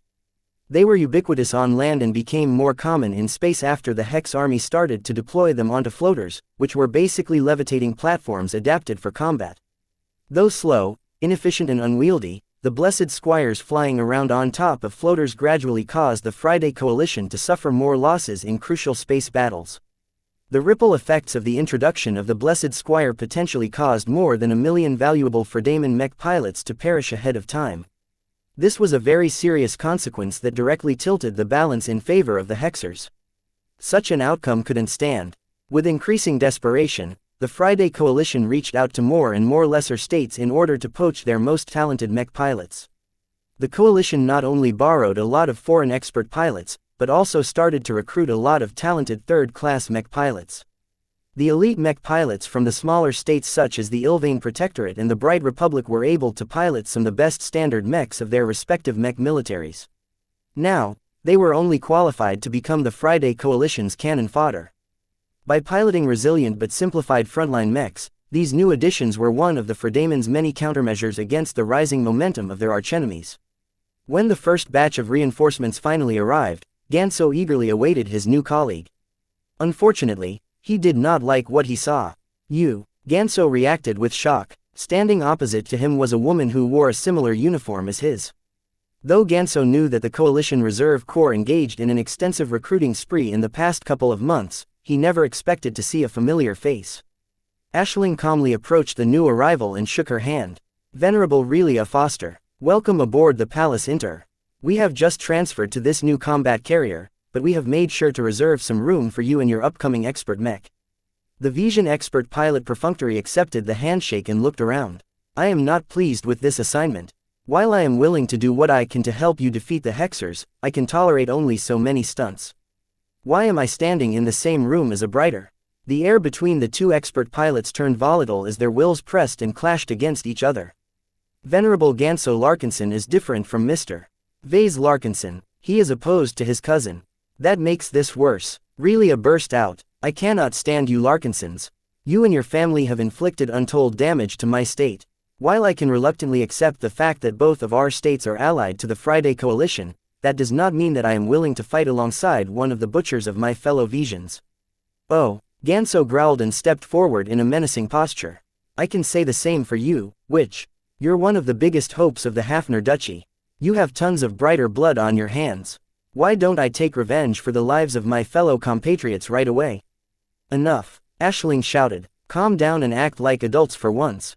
Upon her command, some bodyguards moved in between the two acrimonious expert pilots. Even though it was difficult for the guards to endure the strong wills of both expert pilots at close range, they were well-trained freedmen who possessed a natural sense of superiority against third-raters. Soon, the distance between the Brighter and the Vision doubled. Aisling stared at both young expert pilots with considerable irritation. She didn't agree with Venerable Foster's transfer. She already knew that sparks would fly once the two former enemies met. What happened completely fell in line with her expectations. Neither of you are allowed to pursue any old grudges and private vendettas. The Bright Vija wars are relics of the past. Your two states no longer have any reason to fight against each other after a lot of devastated territories have opened up for reclamation. The Bright Republic has also lost the Bentheim system, so it has lost much of its value. The fall of Bentheim was a very sore point to Ganso, who witnessed its fall up close. Though the Sandmen were to blame for launching their final apocalyptic offense, the Bright Republic would have been in a better position to resist the aliens if the Visions hadn't been spoiling for a fight a few years prior. His hatred of the Visions almost exceeded his hate for Vase and his band of traitors. After the bodyguards forcefully dragged them to different rooms, Ganso spent some time cooling himself down. Aisling visited him a half-hour later. I expected better from you, Venerable Larkinson. The CRC deliberately presented a former enemy in front of my face. Ganso resentfully growled. How else do you think I'm supposed to react? It would be the same as if a hexer suddenly stepped up to you. Would you really be able to restrain yourself when Gloriana Woden? Do not speak, please like and follow the Cultivation Audiobooks channel that name. Ganso shut up, but his eyes twinkled as he made his point. He knew about Aisling's obsession with his hated cousin. Mesmerizing this brilliant Fredaman mech designer was yet another crime to lay at the feet of the destroyer of the Larkinson family. Ever since he learned about Aisling's fascination, he tried to convince her to move on many times. A loathsome profiteering bastard like Vase did not deserve her affection. It was too bad that any news about Ves's exploits only made her even more regretful at her missed opportunity. Aisling finally calmed down a bit. Look, neither of us likes this situation. I really don't know why the brass decided to transfer Venerable Foster to Unit L despite all of the warning signs, but we have no choice but to work with the hand we have been dealt. Can you bring yourself to forget about the past and work to secure our future? Not just the Friday Coalition, but also lesser states are at risk of being subsumed by the Hexers. She was right. A Hexer victory would definitely lead to a comprehensive transformation of the Komodo Star sector. Just like in Vicious Mountain, a single dominant second-rate state in a star sector would definitely spread its cultural influences to the third-rate states. Both Brighters and Visions were at risk of slowly losing their unique identities. Instead, they would slowly take on Hexer norms and begin to treat men and women differently. This could not happen. I understand. I will try to get along with Venerable Foster. Ganso reluctantly promised. Good. I'll call her in so that you can introduce yourselves to each other properly this time. I hope that the both of you can take the bigger picture into account this time. I am not a lout, Lady Curver. I know when to take a step back. Once she made sure that Ganso meant what he said, Aisling activated her comm and transmitted a brief signal. Venerable Relia Foster entered the compartment and stoically stepped forward. Venerable Larkinson, Lady Curver is right. The Komodo War is too big and pivotal to allow any room for us to solve our grudges. Let us bury the hatchet for the duration of this exceptional conflict. We can always resume our fight after we have dealt with the threat of the Hexers. Her response precisely matched his own intentions. It seemed that they had more common ground than he thought. Without hesitation, Ganso stepped forward and shook her hand. Welcome to Unit L. Though it will take some time for me to accept fighting alongside a Vision, neither can I accept the Hexers taking over our star sector. If I may ask, how will you fit into Unit L? Venerable Foster turned to Aisling, who gave the new transfer permission to talk. A new expert mech is under development. It is set to be called the Jeanne d'Arc, and it will mainly be a swordsman mech. I will be offering close-range protection to you under normal circumstances, and I will also be able to support you against the more formidable Hexer expert pilots such as the Ruination Witch. What are the strengths of your Jeanne d'Arc? I'm not exactly sure, but it will take a lot to take it down. It won't be a problem for me to fight in extended engagements. Aisling looked pleased as the two expert pilots no longer generated any sparks between them. Perhaps the upper ranks were right in putting former enemies together. Though expert pilots were known to stand their ground when it came to their principles, they were also able to change if it benefited their cause. Friend or foe, the two enemies were on the same boat now. Both of them had to do their best to survive the coming Hexer storm. Chapter 2357, Minxi, Wahaha. Bow before me, I am invincible. The Adonis Colossus flew majestically in space as Vincent Rickelin Larkinson was having the time of his life. Though he was merely taking his mech out for a spin, he felt as if he had made a small breakthrough in his piloting skills. How else could he have suddenly increased his performance and won more points in the simulated drills? His large mech had become a familiar sight in high orbit of Sanok V. The locals, the traders and the Hexers all ignored the sight of the strange mech with a flowing particle cape trailing behind its back. The rifle in one of the Adonis Colossus, hands barked out a couple of harmless false shells that precisely hit the target dummy bots that were whizzing back and forth a fair distance away. At the same time, the mech relied on its heavy armor to deflect the stab of a simulated light skirmisher. I've been eyeing you from the start, you rat. With a single swing of the Adonis Colossus blade, the projection light skirmisher broke into pieces as the powerful attack decisively registered as a fatal blow to the non-existent mech. On and on the solo practice session proceeded. Vincent exulted in his greater ability to pilot his mechs as he felt more in tune with his personal machine than ever. My mech is singing to me, and I'm singing back. Damn, I'm good. His talent for piloting mechs must have finally bloomed into splendor. There was no other way to explain his increased performance. The only snag was that his improvement didn't carry over so well when he piloted other mechs. Whenever he piloted a landbound mech to practice his dueling skills for his upcoming competitive matches, he seemed to lose a large amount of fluency in his piloting skills. Maybe I'm bad at piloting landbound mechs, he thought. I'm better off piloting mechs in space. After he completed his practice run, he brought his mech back to one of the carriers of the living sentinels. He hopped out of his cockpit and handed his mech off to the mech technicians before entering a shuttle that brought him back to the surface. Though the commute was rather tedious, Vincent had no choice to take these regular trips. The Adonis Colossus was at home in space and did not perform well on land. Once his shuttle reached the landing zone of the temporary Larkinson clan base, Vincent exited the shuttle and walked across the extensive courtyards. The Larkinson clan had grown even larger in the past couple of months. Recruitment of critical personnel may have slowed down, but it never stopped. Vincent constantly spotted new faces, each of which seemed to have come from further and further away. No matter where they came from and who they used to be in the past, they all became Larkinsons once they passed all of the requirements. Hey, Vincent, good luck on your next match, Vince. I'm rooting for TSV. Take care not to piss off the Hexers next time. I did not mean to insult them. Vincent protested. I was just complimenting those beautifully toned stomachs as those babes were running across the field. How could I know that they were willing to chase me all the way to the men's toilet and kick me to pieces? You enjoyed it though, right? I'm not that kind of a man. All of the banter was well meant. As one of the more flamboyant members of the Larkinson clan, Vincent was something of a local celebrity. His Adonis Colossus alone ensured that every Larkinson would learn about him in time, though not everyone thought well of him and his chosen occupation. He heard a lot of talk behind his back about his choice to pass on an opportunity to be a part of Task Force Predator. As much as he wanted to prove his courage, Vincent was wary of the Nixian Gap. Just like Rayla, he had enough of war. As much as he wanted to prove his masculinity, he hadn't survived this long without developing a keen sense of danger. The latest news that had come from the Nixian Gap did not bode well for the clan. Though the Larkinsons at Sanok V all tried to maintain a normal routine, beneath the surface a lot of elements were moving. When Vincent finally returned to the accommodation he shared with his girlfriend, Rayla sat glum at the window. You're back, she said flatly. Is work bringing you down?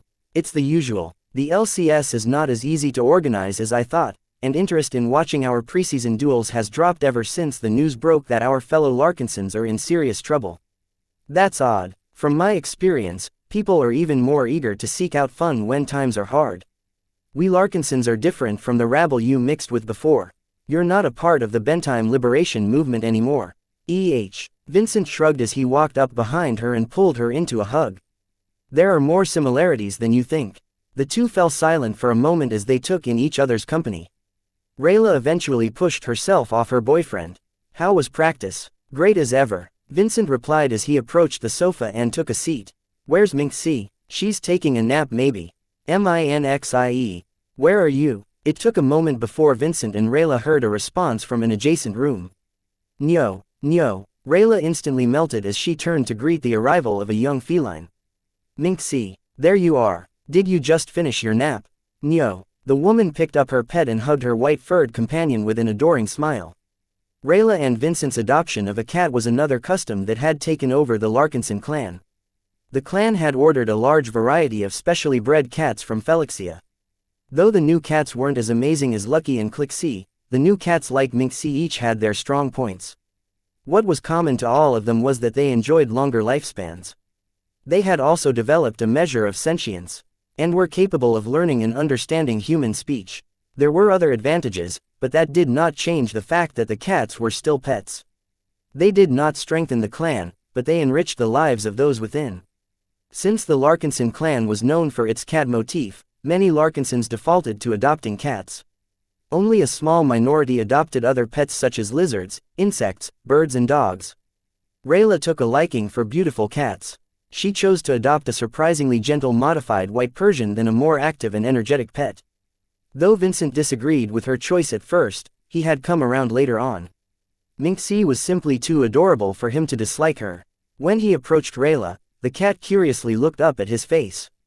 Nyo, who's your daddy? Nyo, Rayla giggled. Peef, stop teasing our little kitty. She's too innocent for your humor. Who said I was joking? The two cuddled and played around a bit with Minxie before the cat quickly lost interest. Once the white Persian chose to doze off in her new cat bed, Vincent and Rayla sat together on the sofa. So, how are you holding up, Rayla? Not that good, to be honest. I can't help but worry about Vase and the rest of our clansmen. They're being hunted by pirate warships of all things. I can't believe the big two allow the pirates to get away with building them. Now, our trapped Larkinsons hardly have any choice but to fight their way through the worst of the Nixian scum. You already heard Gloriana. There's nothing we can do but put ourselves in danger. Our mechs are simply too weak at the moment. It's better that the Woden warriors sent a couple of thousand mechs in their stead. I still felt I could have done more. She sighed. I don't usually feel this way. Our clan has a way of worming its way into your heart. I used to think that all of this emphasis on fellowship, brotherhood and kitties was soft. Now that I've been in the clan for a while, I can't imagine turning back to my old life. I never had a real family before now, you see. Here, I can be myself or be the Vincent that everyone knows without caring too much about what others think. This has always been the case in our old Larkinson family. It was just that we didn't have this weird clan glow that causes us to feel close to our fellow clansmen at all times. The implications are kind of disturbing. I like it, Vincent straightforwardly said. It helps with making friends. Without it, our clan would have devolved into a collection of factions. Everyone who came from the same state would have stuck with each other with little reason to go out. I've seen that happen in the BLM to some extent as the boys from the same city stuck together despite being told to get along with the other rebels in the same cell. Rayla looked at Vincent with a curious expression. Do you truly not miss your old life anymore? Being a rebel sucked. I only joined because I had problems with my family and expected more from the BLM. I didn't really care about fighting for Bentime's independence. I just wanted to start a new life and feel like I belong. She knew about some of the details of his sordid past. Vincent had lived a colorful life and developed a colorful personality. That excited her, as did his formidable prowess. Our new life will be under threat if Task Force Predator can't make it back. I know. Vincent squeezed her shoulder. I'm not giving up hope, though. While I don't think that Vase and his pals can run away from the pirates forever, I think it's possible to stay out of reach of the pirate warships and prolong the chase long enough for the Hexers to come to the rescue. Oh, have you become a genius navigator, or are you just saying something random? Rayla sneered. Hey, I heard this from one of the mech captains. The Nixian Gap is filled with meteorites and a lot of other junk. It's not easy to chase after a single target. We'll see. I don't want to develop any false hopes. Rayla almost couldn't believe how Vase could bring himself to go on this risky excursion. Her wildly successful cousin could be so stupid sometimes. The two continued to share their concerns over the course of their idle talk. Meanwhile, Minxie crawled up to their laps and demanded their affection. "Nyo, oh, you pretty princess you. Your fur is so soft and fluffy." Vincent smiled as Rayla became besmidden by her new cat again. "Do you think we can get another pet?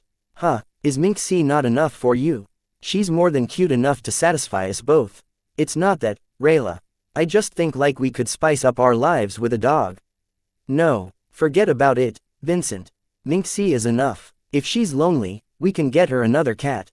Under no circumstances will I allow you to bring a dog or any other animal." "Why not? Do you hate dogs?" "I love them, but I love cats more. This is one thing I have in common with Vase. His Lucky is amazing. What about obtaining a mechanical dog? They're pretty low on maintenance, but they can be even better companions." "I told you to stop it. No dogs allowed. Besides, mechanical dogs aren't really alive. They're just good at pretending they are. How can you love a bunch of computer code?"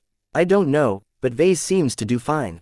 Lucky is different. So are other cats." Though Vincent appreciated cats as much as anyone, some Larkinsons simply took it too far. Chapter 2358, Mother's Child. Chapter 2358, Mother's Child. The Muda Task Force Predator slowly recovered from a low point. Even though the prospect of facing not one, but several pirate warships worried the Larkinsons to no end, the threat only galvanized them into working harder. To some, every second counted. Finishing repairs a day sooner meant that the Larkinsons would have more mechs to field at the time of the decisive battle.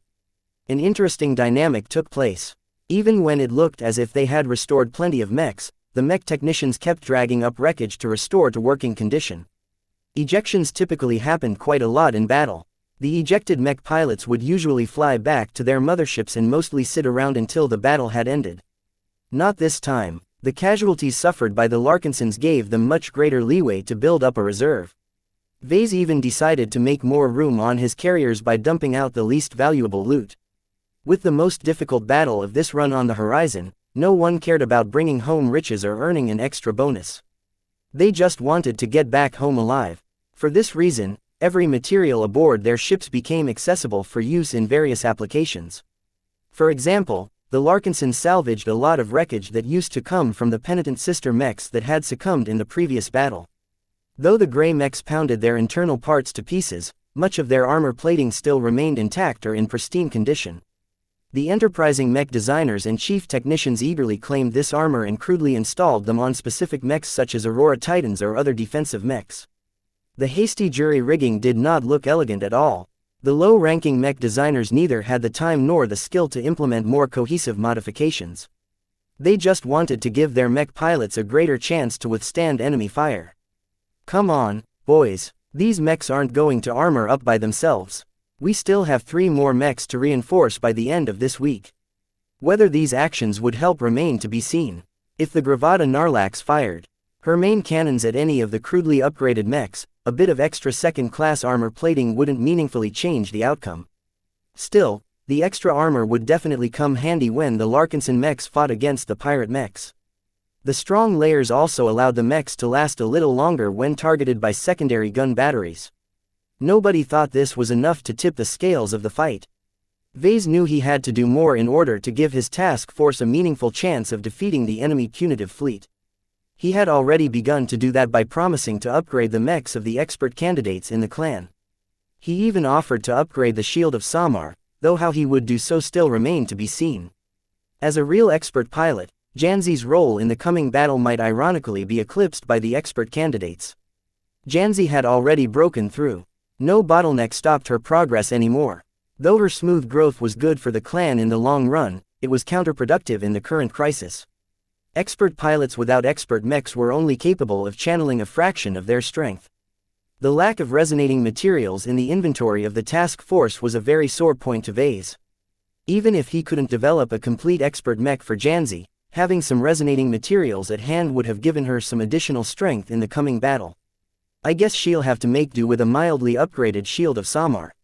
Vase intended to replace her shield with one made out of unending alloy. This was the fastest, simplest and most convenient way to upgrade the Shield of Samar's strongest aspect, which was defense. All he needed to do was to find some way to carve out a large, rectangular chunk of this material out of the statue of the Unending One.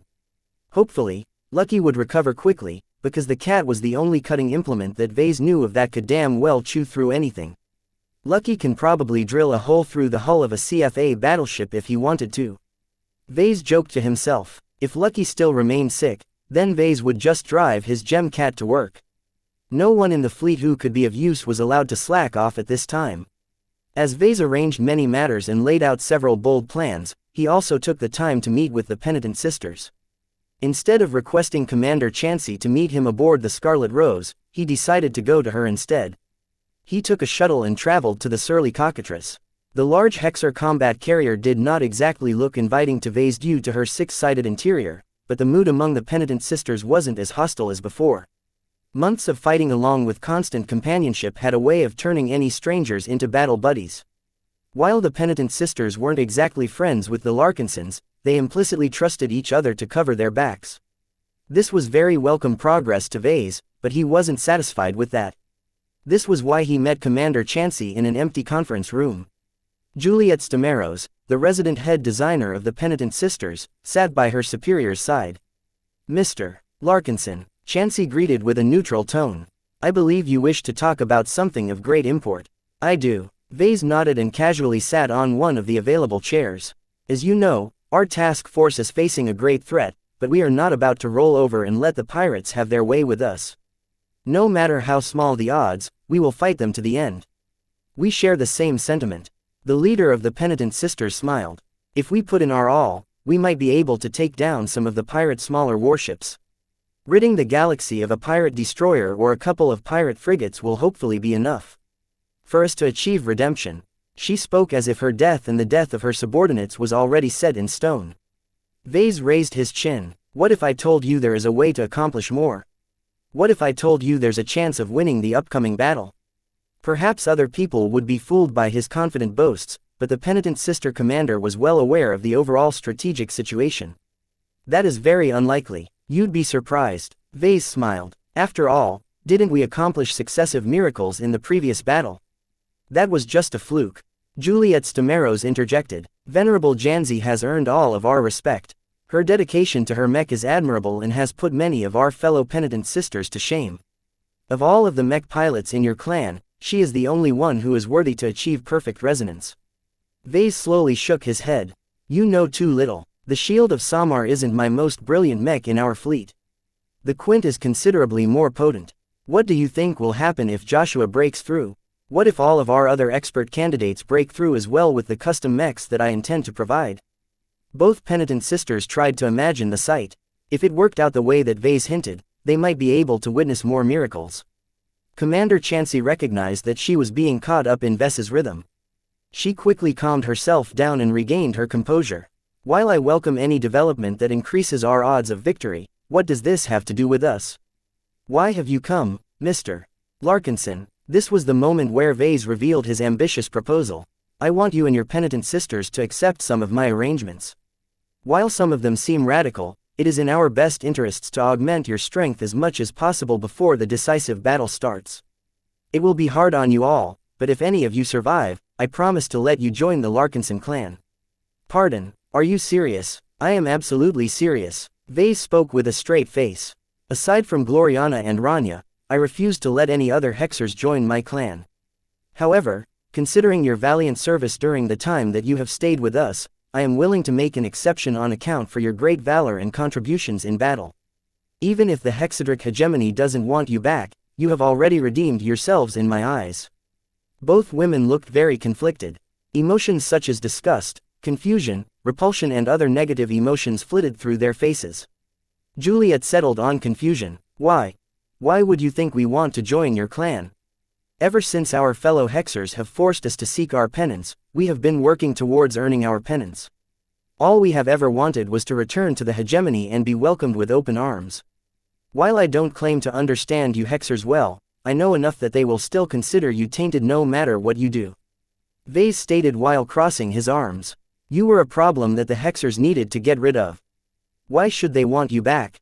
Chasing after an unattainable dream is better than settling for less. My clan is not any lesser than your former state. In fact, as long as we are able to sustain our current rate of progress, we might far exceed the hegemony one day. Valerie Chansey looked skeptical. That is unlikely. Even if you do manage to accomplish this, it has nothing to do with us. We're Hexers, not Larkinsons. The prosperity of your clan is as irrelevant as the wealth and splendor of the Terrans and Rubarthans. You are wrong, Commander. I have already revealed so much to you over the course of this excursion. Let me remind you of a true Hexer. Vase did something he would ordinarily never do. He concentrated his mind and reached out to the dormant superior mother. Even if the still transforming ancestral spirit had entered a state of hibernation, Vase was still able to interact with her to a degree. He attempted to channel a portion of her presence through his body. He wore his mother on his mind like a mask and deliberately tried to amplify her strong, motherly glow. The process unexpectedly went smoothly. Vase somehow felt that he was incredibly compatible with the superior mother. It was as if his mother embraced her son. Of course, another reason for their incredible fit was because Vase was the superior mother's progenitor. It was a given for his mother to embrace him because she was his child. The effect he managed to induce immediately took over the conference room. Both Valerie Chansey and Juliet Stamaros became gobsmacked as Vase radiated the same vibe as the statues of the superior mother that the penitent sisters had started worshipping. For a moment, both of them were barely able to process what they were sensing from Vase. They already suspected that Vase had some ties with the superior mother, but this was the first time they directly witnessed his relation to the revered Supreme in such a direct fashion. You are blessed by the Supreme. No, you are truly her son. How can this be? You're not a Hexer, yet. It's as if you are more of a Hexer than us. This is impossible. Though Vase loathed to play the role of a charlatan, he really needed the penitent sisters to be fully on board his plans. He did not hesitate to sell out his principles in order to bring the exiled Hexers fully under his heel. The superior mother is my birth mother. Vase boldly claimed. You may take that as figuratively or literally as you wish, but I am her only envoy in the material realm. Do you know what this means? Let me ask you a question. Vase held out his palm. Would you rather earn the redemption of the Hexers who rejected you and cast you out of the hegemony? He held out his other palm and concentrated some of the superior mother's glow onto it. Or would you rather receive your absolution from the greatest Hexer Supreme? A shocked silence swept through the compartment. Chapter 2359. Perfect test subjects as the strongest element of the fleet, the penitent sisters would definitely play a crucial role in the upcoming battle. As Hexers who possessed unusual ideas and uncertain loyalties, the former cultists could either save Task Force Predator or hasten its demise. As Vase did not like to leave this question hanging, he wanted to secure their loyalty for real. The problem was that the penitent sisters didn't have much in common with the Larkinson clan. They used to be some of the worst kind of Hexers imaginable. They fit every man-hating stereotype that foreigners held towards the citizens of the hegemony. He did not think it was impossible to integrate the penitent sisters into the clan. Vase had already noticed that the exiled Hexers had mellowed out during the time they traveled alongside Vase and his clansmen. Months before, Vase fabricated and distributed a bunch of statues of the superior mother to the penitent sisters. As expected, they became charmed by the glow of the supposed Supreme and worshipped it every day.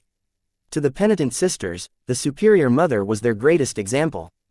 The authority of this mythical figure exceeded that of any matriarch of their home state. Therefore, getting their buy-in turned out to be incredibly simple. Vase merely had to channel the superior mother a little bit and he easily managed to hoodwink these gullible Hexers. His contempt towards fanatics had risen because of that. No wonder Prophet Ilvain used to be able to seduce entire states with his drivel. The more someone was inclined towards fanaticism, the less they engaged in critical thinking. Asking simple questions such as whether the superior mother was real or whether Vase was even channeling the genuine article never came up. Commander Chansey and head designer Stamaros easily accepted the falsehoods that Vase had spouted. After the two penitent sisters swore their devotion to Vase and the superior mother, they calmed down a bit and asked what he had in store for them in the future. It won't be easy to earn your redemption from the superior mother. Vase spoke in a normal mood. You will need to go through the fires of damnation yet again and pass the tests that I will set for you. None of them are trivial. I have no doubt that many of you will fall and turn to dust. However, those who can survive these successive challenges shall be reborn anew under the superior mother's blessing.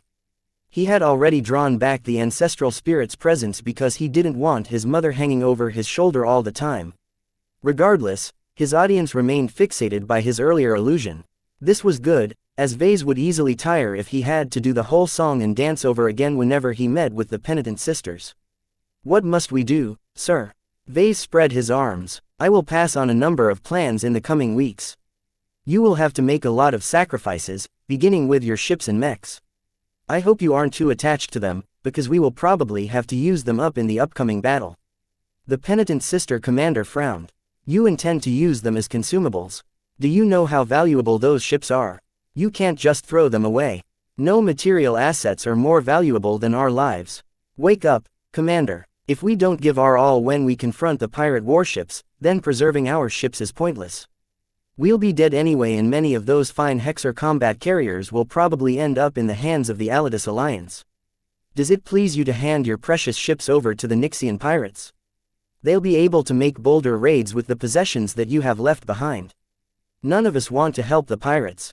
His argument hammered home the fact that nothing should be ruled out. Commander Chansey and the rest of her fellow penitent sisters never thought about making more use of their resilient ships because they were long used to valuing them. Even in the hegemony, a fleet of combat carriers represented an enormous amount of wealth. As long as you pass the tests and earn the Superior Mother's redemption, you will join our clan and be able to obtain new mechs and ships that we procure for you. Don't get overly attached to your current war machines. Although it is regrettable to make use of them in a destructive fashion, they will have served their purpose in the most brilliant way possible. I think the Hexers who made your assets would have wanted them to go out with a bang while taking out as many degenerate pirates as possible. Don't you agree? We understand your point, Commander Chansey responded. Can you tell us what your plans entail?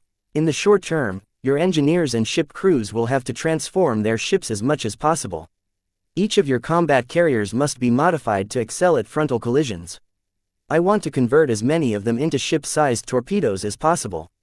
At the very least, we should increase their bow armor, magnify their sub-light propulsion systems, and pack them with as much enriched nuclear warheads and other explosives as we can stuff inside their hulls. This was an extravagant proposal. To utilize combat carriers as slow, jumbo-sized torpedoes was unimaginable to the Hex army. However, this was the only way that Vase could think of to inflict meaningful damage on the Gravada Narlax. Any other missile or projectile would instantly get chewed up by the hundreds of secondary weapon batteries. In a frontal battle, only pure resilience or devastating long-ranged firepower could put a dent on a heavy cruiser like the Gravada Narlax. Of the two options, the latter was not practical. Building, mounting or adapting a cruiser-grade laser cannon or a kinetic spinal cannon on a ship was not doable under the current circumstances. Vase and the Larkinson clan lacked the proficiency in making these weapons, and they didn't have access to the drydock facilities or the lengthy amount of time required to mount a couple of ships with these devastating weapons. Vase had no choice but to resort to a more primitive solution.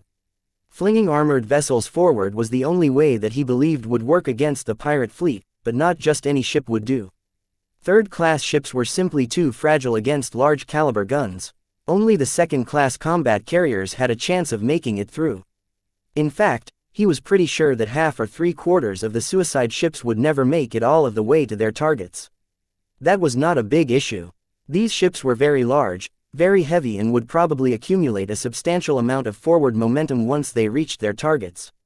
Since a heavy cruiser like the Gravada Narlax was known to be sluggish, there shouldn't be any way for this big fat target to dodge the incoming suicide ships. Only a couple of collisions and subsequent explosions should be enough to cripple or at least heavily damage the flagship of the Alidus Alliance. Perhaps the lighter destroyers and frigates might be able to dodge the suicide ships, but the Larkinson clan could deal with them in other ways. There are limits to what we can do in a month, Juliet Stamaros warned. Trying to modify a starship while she has to remain active and on the move is much slower than if we can park somewhere or put her in a drydock facility. Also, I doubt we have the materials required to make the best possible conversions. Vase casually waved his hand. Don't bother with trying to make everything perfect. Just do what you can within the deadline. We are not trying to make works of art. Both of the Hexers understood his point. While they were still fanatics, they were also soldiers. Not every Hexer was as obsessive as Gloriana when it came to pursuing perfection. After discussing the modifications needed to turn their ships into deadly suicide vessels, they asked what else Vase had in mind. I'm not ready to unveil my other plans yet, he admitted. I'll inform you as soon as possible when I am done with my preparations. Some of them are pretty radical and experimental. I will ask much from your mech pilots, but as long as they have faith in the superior mother, I am sure that they shall overcome the danger. Can you be more precise? We would like to have an idea of what the superior mother requires of us humble servants. Let's just say that I am trying to implement a method to tie you to the superior mother during battle. I can't say more than this, but if it works the way I think it will, the benefits to you and your mech pilots will probably be substantial. His claims suitably impressed his audience. They didn't look reluctant at all. Instead, both Commander Xianxia and Juliet actually looked like they wanted to experience what he said right away. He intended to form a separate neural network for the penitent sisters. This one would be different from the network that Vase had planned for the Sword Maidens. He wanted to try out several ideas in order to see what worked and to avoid putting all of his eggs in one basket. Since Vase was forced to resort to extreme measures in order to narrow the gap between his forces and the pirate fleet, he might as well take advantage of all of the opportunities for experimentation. As long as he used the current crisis as an excuse, his test subjects became much less opposed to subjecting themselves to radical tests. In fact, they happily volunteered to take part because their duty compelled them to. They would do anything to help. Vase inwardly sneered at all of the displays of blind acceptance that he had witnessed so far. These penitent sisters eagerly listened to Boy, just because he found a way to present himself as the envoy of the superior mother. Their reactions only affirmed his belief that fanatics made for the perfect test subjects. They were willing to set aside any doubts to please an illusionary deity, even when it pertained to their lives. The meeting ended shortly afterwards. Commander Xianxia promised to convince the rest of the penitent sisters to go support his plans, but it likely wouldn't be easy.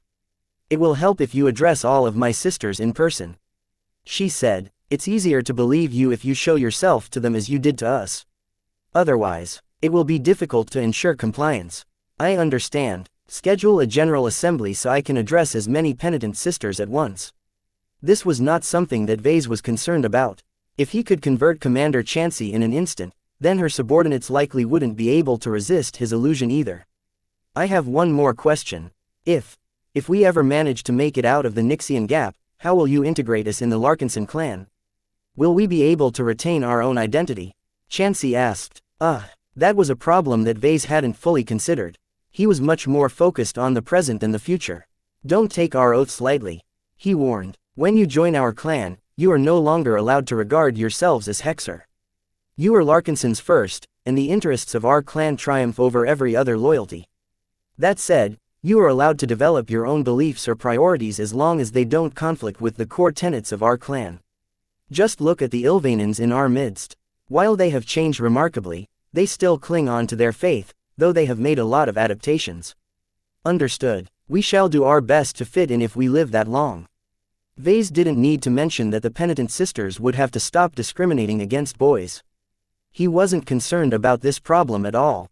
Just like Rania, they were doomed to become more closely aligned to the clan once they joined the Larkinson network. Chapter 2360. Defiant Vase. There was so much to do. Vase not only had to start making the custom mechs for his expert candidates, he also had to develop plans and put them in motion.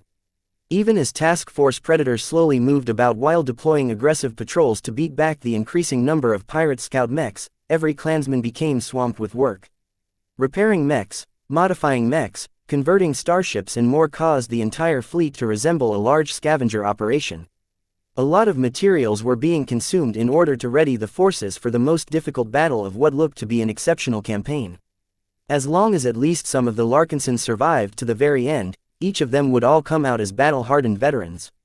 The value of these mech pilots and other personnel was incalculable and well worth many of the risks that they had taken. However, it was easier said than done to get to this point. A few miscalculations on his part had led his forces in an inescapable confrontation against one of the most powerful pirate fleets in the Nixian Gap. When Vase asked Calabast if there was any way to avoid getting intercepted by the main pirate fleet, her answer remained the same. The pirates really hate us. She grimaced. Did you expect that all of your actions against them wouldn't somehow bite you back in the butt? There are good reasons why neither the Peacekeepers nor any other major pirate groups have tried to assault pirate bases such as Ulimo Citadel, and it's not just because of all of the superweapons defending these locations. Yes, I know. Pissing off pirates with friends is a bad idea, I get it already. I'm being serious, Vase. While it may sound strange, diplomacy is one of the main reasons why most pirate organizations in the Nixian Gap remain in existence. No one can withstand getting ganged up by multiple hostile factions. At the same time, no organization can be assailed when backed by numerous allies. Let this be a poignant lesson to you. If we ever travel to a bigger pond, we can't afford to get chased by sharks all the time. Vase glanced to his display case where the drooping prosperity tree looked as if it lost a bit more life than before. I don't endanger myself and the rest of our clan because I think it's fun. I'll watch myself a lot more closely once we escape the Nixian Gap. You better. Calabast moved over to one of the couches in his stateroom and draped herself over it. She tilted her head at Lucky, who was dozing off on the armrest. Is he okay? It would help us a lot so we can employ him as a commando cat again. I'm not sure, to be honest. I'm willing to give him a few more weeks to get over his indigestion. If nothing changes, then I'll resort to other measures to get him up and running. A brief silence ensued as Calabast did not immediately make a remark. Instead, she looked around with her head and observed the various pieces of furniture and other objects in the compartment. What are you doing? Vase suspiciously asked. I'm trying to take a measure of your personality.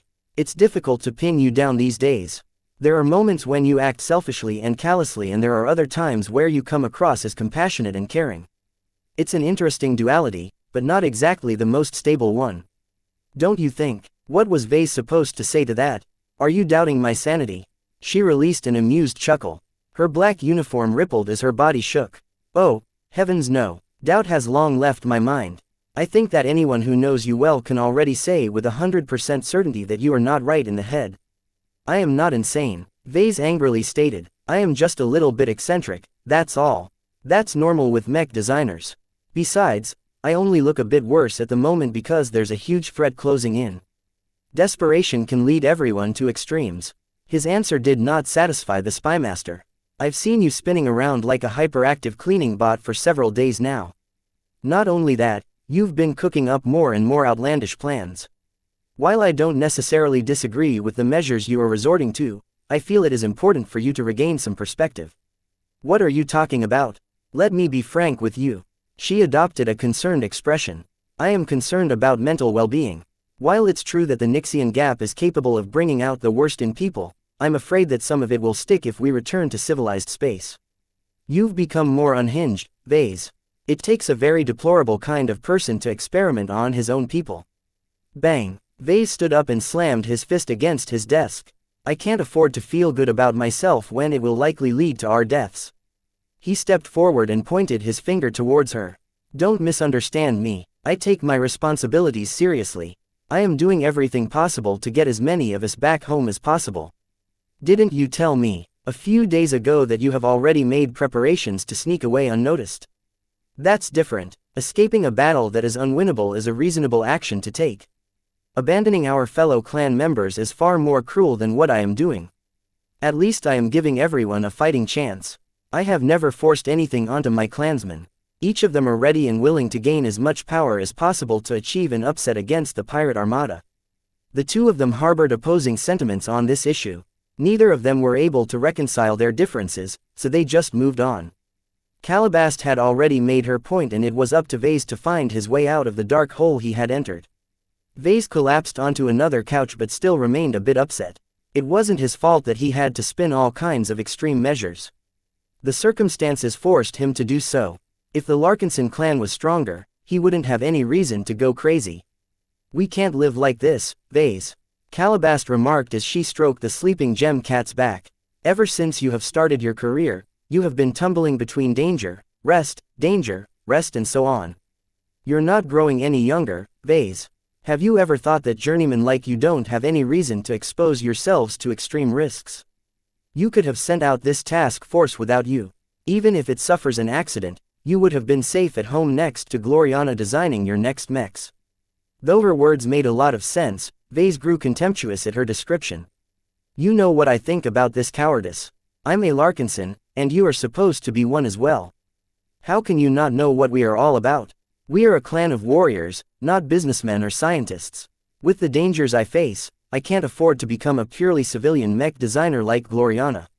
Whatever dangers we are facing right now, I can already foresee that it will be worse in the Red Ocean. Calabast stopped petting Lucky and turned to frown at Vase. He looked pretty defiant as he crossed his arms across his chest. Have you ever thought about not going to the Red Ocean? As a mech designer, you can do your business anywhere. Before the Red Ocean even opened, you intended to go on a more modest sightseeing tour, right?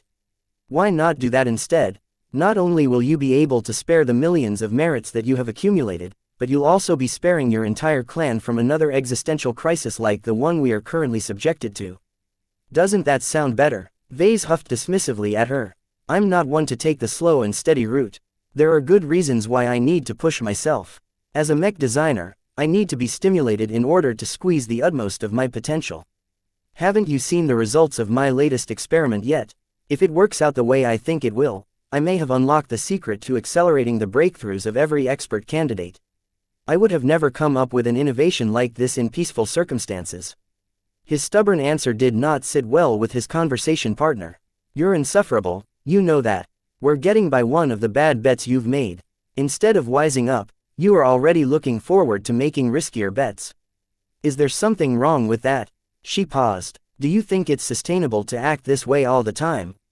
Even if you don't care about risking your own life, what about the other people you care about? What will you do if your future wife is imperiled? What will you do when your children pay the price of your choices? That's not fair, Calabast. This is exactly what you will have to consider if you continue to choose the more dangerous options out of all of your available choices. While I admit that, entering the Red Ocean can bring many benefits to us, it's not the only choice we have. As an independent, you don't have to answer to anyone who is above you, but you must still answer to those who are beside you and below you.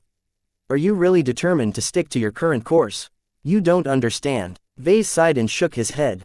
I am under a lot of pressure. I have to run from some very powerful enemies and I also have to advance as fast as possible. I don't like what you have said, but I am even less willing to accept the alternatives. Every gift comes with burdens. You should know. You signed up with me despite knowing the huge interests involved. She understood what he was alluding to. The gift that propelled him to success was a tainted one. Even now, Vase always retained his fear of getting cornered by its former owner. You're right, I did partner up with you despite knowing what a hot potato you are. It's just that I didn't expect my hands to get burned so much from holding you. I really do hope you will change soon, Vase. If you want to get your dose of excitement, then go engage in politics or participate in some mech games or something. There are many ways that people have come up with to get their fill of excitement without literally putting their lives on the line. Vase remained unmoved. I don't know. I don't like it when the stakes are too low. I think you'll change, Calabast confidently stated. When you grow older and start having kids, you'll change your tune. I'm sure of it. You may be a daredevil, but you are also a caring person. I don't particularly like Gloriana, but I really hope she can help you enter into a different phase of life. Ha ha ha, that's a funny joke. What about you? You're older than me, right? You look like you're 40 years old. Are you going to tie the knot with anyone? I haven't seen you together with Commander Dice at all. Maybe you should turn your fake relationship into a real one and visit Rania to produce an offspring.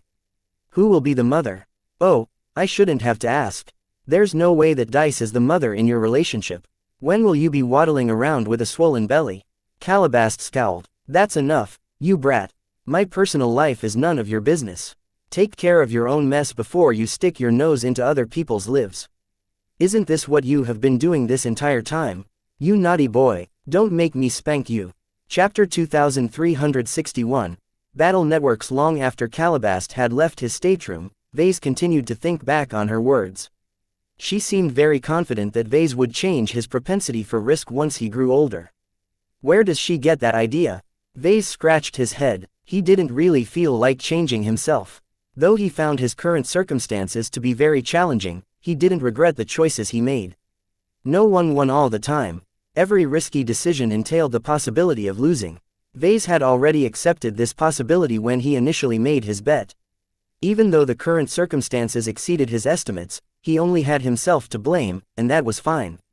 Perhaps the main issue of contention to him was that he felt a little conflicted about his principles. As a Larkinson, He should seek opportunities, but at the same time care for his fellow Larkinsons. There was an inherent contradiction between these two values. It wasn't that much of a problem for the Larkinson family because the mech pilots assumed most of the risks. The Norms mostly remained behind and lived normal lives. No matter how many Larkinsons died on the battlefield, the family's foundation was never under threat. This no longer applied to the clan. Without the protection of a state, the civilian Larkinsons solely relied on the protection of the mech pilots of the clan. If the latter suffered enormous losses, then the others became vulnerable to predation. Maybe I should dial it back in the future. Though he thought about it, he felt it was pointless to make any choices when the future was so far away. There was no way to predict what would happen years later, so Vase felt it was pointless to agonize about it. Certainly, he was aware that he might need to make better choices, but he hadn't come this far by being timid. Well, enough moping around. I need to get to work. He spent time on various priorities such as trying to figure out how to form specialized combat-oriented spiritual networks for some of his mech forces. Though he only possessed a shallow understanding of Master Huron's neural networks, Vase vaguely understood the basic premise. A neural network enabled different like-minded mech pilots to pool their thoughts and share them with each other. This was already a very delicate process under normal circumstances. Any variable or disturbance could easily cause unexpected fluctuations that might cause severe brain damage to anyone connected to a destabilized network. The genius of Master Huron was that he managed to form a stable neural network that was safe and robust enough to function properly on the battlefield. This was a true miracle. Every mech designer knew that messing with neural interfaces was exceedingly dangerous. Master Huron not only performed a couple of tweaks on the neural interfaces of his mechs, but outright expanded their functionality, thereby redefining what neural interfaces were supposed to do. Only a fearless and confident mech designer would be able to realize a design philosophy centered around this insane idea. Therefore, even if Master Huron belonged to the opposing side, Vase had nothing but respect for this old but inventive mech designer. Knowing how exceptional it was to develop such an innovative way to increase the battle effectiveness of mech units, Vase became a bit unsure about his own way forward. I'm not a master. I don't know much about neural interfaces, let alone connecting people's minds together. That didn't stop him from forming the Larkinson network. When Vase swept his glance to the Larkinson mandate, the golden cat happily administered her bonds with every clansman. Nya, Vase couldn't help but smile at the adorable ancestral spirit. Keep up the good work, Goldie. We need to keep morale as high as possible. Don't be afraid to tell me if anyone is beginning to think impure thoughts. Nya, though the Larkinson network he masterminded turned out to be both safe and useful, its applicability in combat was very limited. For a long time, Vase accepted this, as he never saw any need to fix something that wasn't broken. The Larkinson clan was already doing fine with its existing advantages. That no longer applied to the present situation. Vase had to grasp any possible way to strengthen his forces, and forming a better spiritual network was one of his key ideas. The question that first came to mind was whether he should alter the existing Larkinson network or form a new network or subnetwork. Vase chose the latter option. He wanted to confine his new developments to a smaller and more homogeneous group of participants. The existing Larkinson network was already doing a good job by itself. Vase didn't want to take the risk of breaking it. While he liked to live dangerously every now and then, this was a preventable risk. While Vase was not a neural interface specialist, he knew a fair bit about spirituality and how they interacted with people. All of the experiments he performed on the captive pirates had borne considerable more fruit than the direct results to his tests. His overall insight and intuition of spirituality had grown substantially. He possessed just enough confidence to make it work. Though spiritual networks were not identical to neural networks, Vase nevertheless took a lot of inspiration from Master Huron's applications. When Vase browsed the galactic net and looked up on the latest instances where Master Huron's products made a splash, he noticed a clear division of networks. The ordinary users of neural networks all consisted of normal but well-trained mech pilots. Each unit consisted of crack troops in order to meet the prerequisites. It wasn't a secret that every member of the neural network had to be aligned with each other in order to function properly. The greater the heterogeneity, the greater the instability. If Vase wanted to implement a new spiritual network with this style, then he had to abide by the same logic. Of all of the mech forces at his disposal, only the Sword Maidens, the Battle Criers and the Penitent Sisters met this strict standard. Each of them are well-trained veterans with lots of shared battles and experiences under their belt. Their martial cultures strongly emphasize a common identity that sets them apart from other people. In short, they are made for neural and spiritual networks. The other mech forces regrettably did not meet the necessary standard. The avatars of myth was very strong, but it lacked too much experience. The living sentinels possessed a weaker culture and featured a lot of heterogeneity within their mech roster. The flagrant vandals boasted a lot of veterancy, but their martial culture emphasized a lot of autonomy, so every vandal was different. I don't think any mech pilot under these three mech forces will like it when they meld their minds directly to their fellow mech pilots. Perhaps Vase was making the wrong assumption. The strict standard that Master Huron adhered to only applied to his neural networks. Spiritual networks were different. Some of the principles were the same, but the implementation was very different.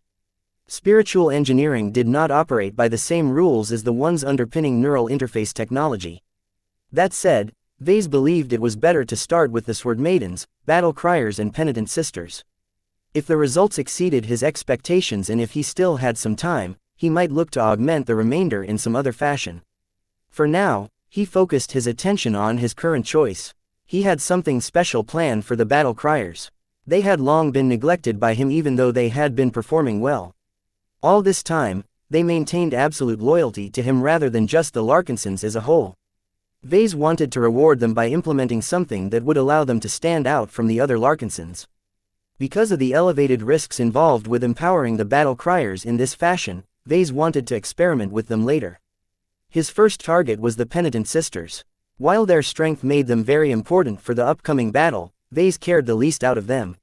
Even if they were Larkinsons, he was still inclined to use them up because of their Hexer heritage. Vase wanted to turn them into his first guinea pigs.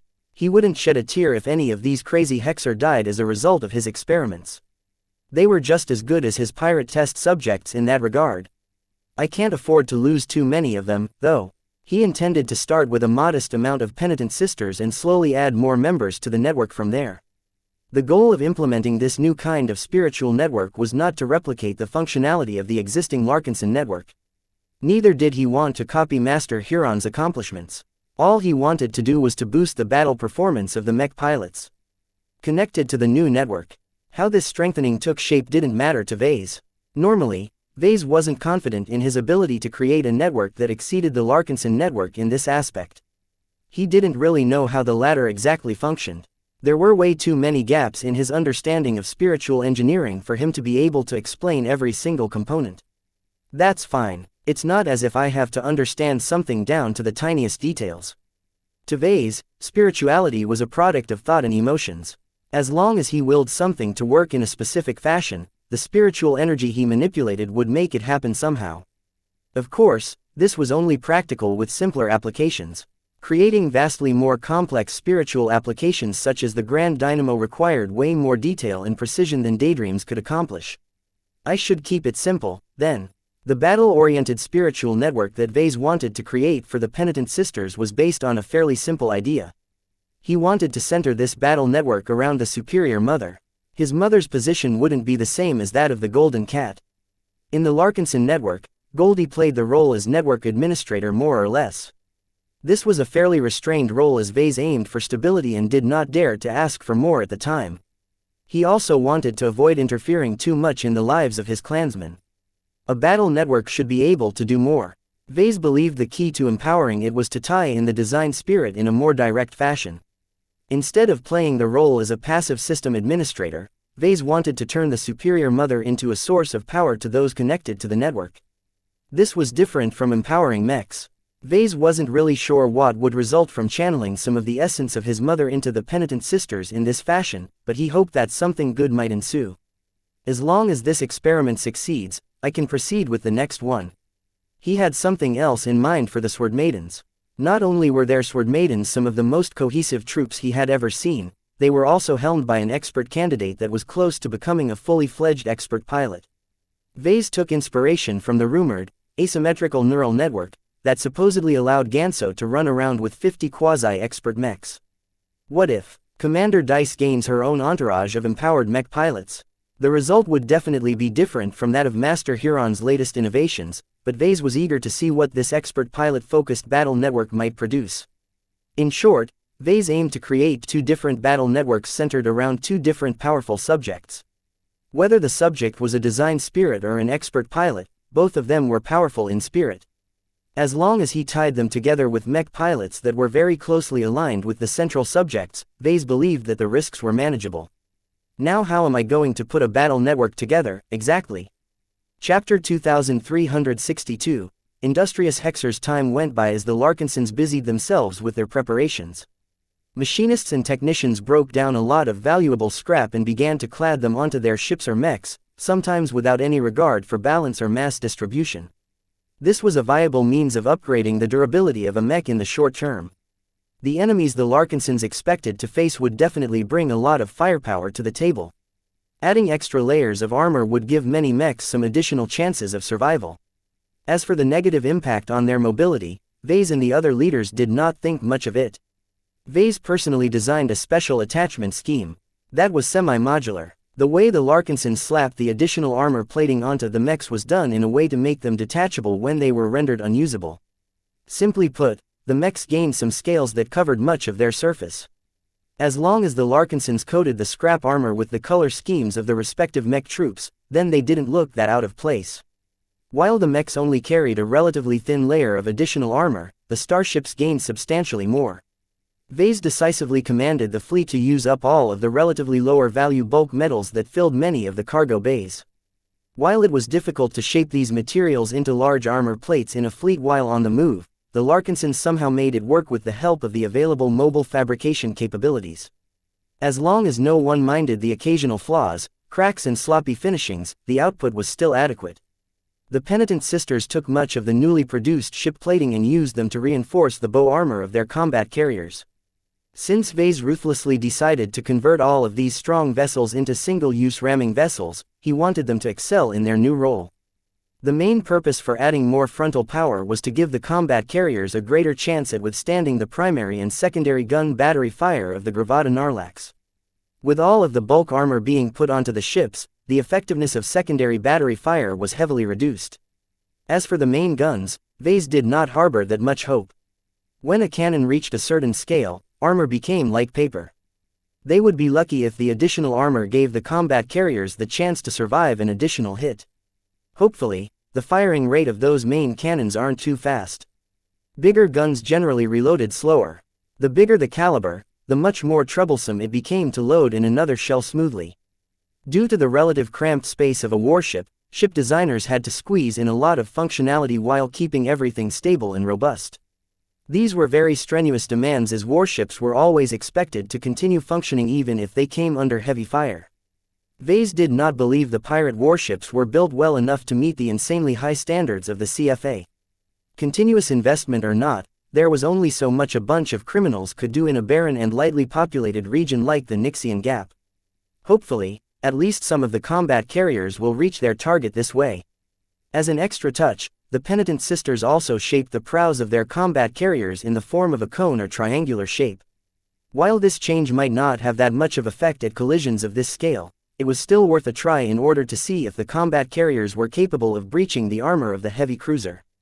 Of course, with the addition of all of that mass, much of the flight characteristics of the combat carrier had turned a bit messy. The crew of the ship had to make constant adjustments to offset the small but noticeable shift in balance.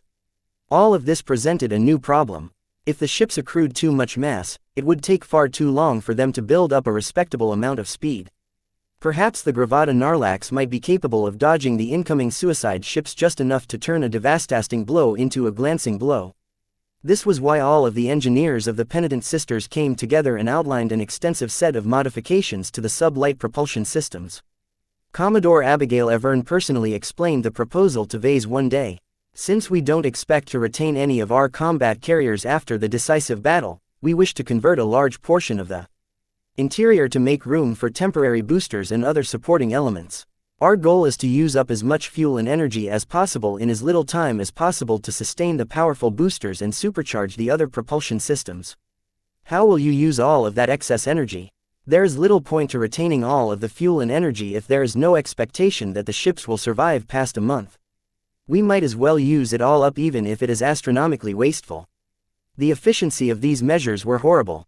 Vase glanced at the estimates drafted by the Hexer engineers, and all told it was wholly unacceptable under normal circumstances. For example, in order to gain a modest 10% boost in acceleration, the ship had to use up at least 5,000 times more fuel and energy. And this was just the start. Each successive increase in acceleration demanded an exponentially greater amount of juice. However, in these specific circumstances, it was worth it. The only reason why Vase looked a bit hesitant was because he knew it wasn't easy to contain the violent reactions needed to give the large and heavy combat carriers a powerful shove forward. Still, former cultists or not, the Hexers knew how to train their engineers. The extensive designs the Penitent Sisters put forward all outlined robust changes at the stern of the vessels in question. Where will you get all of the high-quality materials needed to build all of these new parts? Vase asked. We will be cannibalizing much of the interior of our combat carriers. Commodore Abigail readily answered. Much of the interior of our combat carriers are geared towards supporting longer deployments. Think of large compartments devoted to storing ammunition, spare parts, recycling systems, and all of the machinery required to service and maintain our mechs. If we cannibalize all of these redundant elements, we'll be able to fashion quite a bit of crude but workable solutions. Vase was quite surprised at the flexibility exhibited by the Penitent Sisters. They may be stiff about their beliefs, but everything else about them spoke of an abundant amount of competence. Never mind their mech pilots, Vase wanted to absorb their ship crews. With all of these excellent second-class spacers at his disposal, he could instantly man his upcoming factory ship with them, thereby ensuring that his future flagship would run a lot more smoother at the start than he initially projected. With huge and lumbering capital ships, malfunctions and screw-ups always hindered their functioning at the beginning. Under normal circumstances, every large and complex ship had to undergo numerous trials in order to work out all of the teething problems. No matter how precise the shipbuilders put the ship together, they always left behind at least some mistakes and miscalculations. Even a small but critical error might be enough to cause a part of the ship to explode. In these crucial situations, having trained and experienced spacers at hand could vastly reduce the chances of small problems snowballing into life-threatening disasters. As for the complication that most of these competent spacers consisted of radical hexers, Vase paid little mind to this issue. He finished studying all of the reports and diagrams. While he did not understand the deeper nuances of naval engineering, he was still able to glean enough details by relying on his existing foundation in mechanics, propulsion systems and other relevant fields. All of this looks good to me. You have my approval to implement these extensive modifications. Will your crews be able to complete the transformations in time? Commodore Avern nodded. We are confident we will, so long as we don't adhere to a strict standard. Supreme Mother willing, we will work as fast as possible to allow our cherished ships to go down in a blaze of glory. That was another important aspect of their plan. Alongside modifying their ships, the Penitent Sisters also helped with producing potent explosives to give their planned attack run some extra bite. Alongside programming the power reactors to overload on command, adding all of the bombs, some of which qualified as weapons of mass destruction, would surely give the Gravada Narlax some added difficulties. The only downside of fabricating all of these homemade bombs was that they weren't able to turn enough of them into directional explosives. When most of the bombs detonated, much of the blast would radiate in the opposite direction of the target, thereby wasting a lot of their destructive potential. It couldn't be helped. To contain and direct so many forces required materials and manufacturing capabilities that were out of reach to the task force. If only they had his factory ship.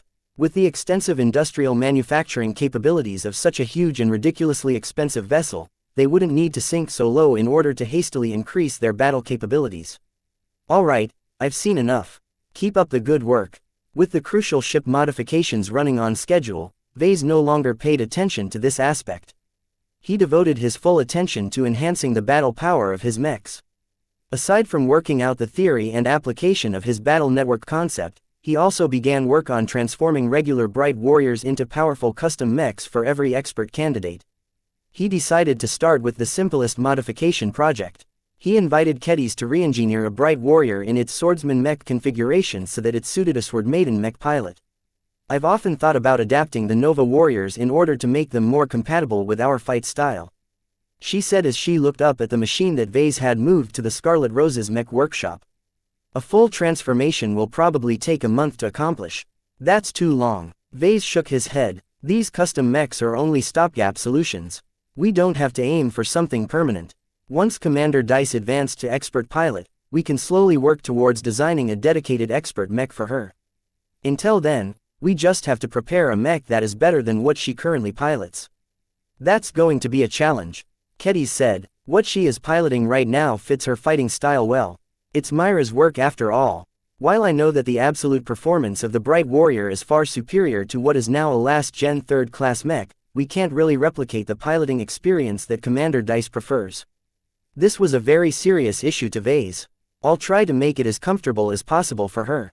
This is something of a specialty of mine, so I am sure I can find some way to ease the transition. Until then, we only have a week at maximum to modify this mech. Let's make the most out of it. We can't waste any time. The two began to load the design of the mech and began to manipulate the diagrams and wireframe models to transform the Bright Warrior. To his surprise, Vase found out that Kedis had caught up quite a bit to his level. While she was far from holding as much knowledge as him, when it came to her narrow specialty, she was already a match for many regular journeymen. Their discussions produced a lot of results for that reason. It only took half a day to settle on all of the changes they intended to realize. At the end of this week, this mech should be strong enough to chop up a ship. Chapter 2363, Sword and Spear. Working on the custom mech for Commander Dice granted Vase a greater insight in how the Sword Maidens fought. This was invaluable for many reasons. Not only did he gain a better idea on how to design a swordsman mech that suited these former pirates, he also developed a better idea on how to shape their experimental battle network. Kedis helped enormously in this project. Vase initially thought that his skills were far too good compared to hers, but it turned out that she had already progressed enormously in the areas she cared about. This was the biggest advantage of hyperspecialization.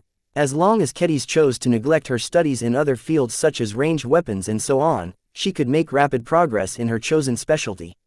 Even though she had yet to finalize a single mech design, her actual design ability was already beyond every assistant mech designer in the LMC. Her fluency and depth of understanding towards swordsman mechs not only matched his own level.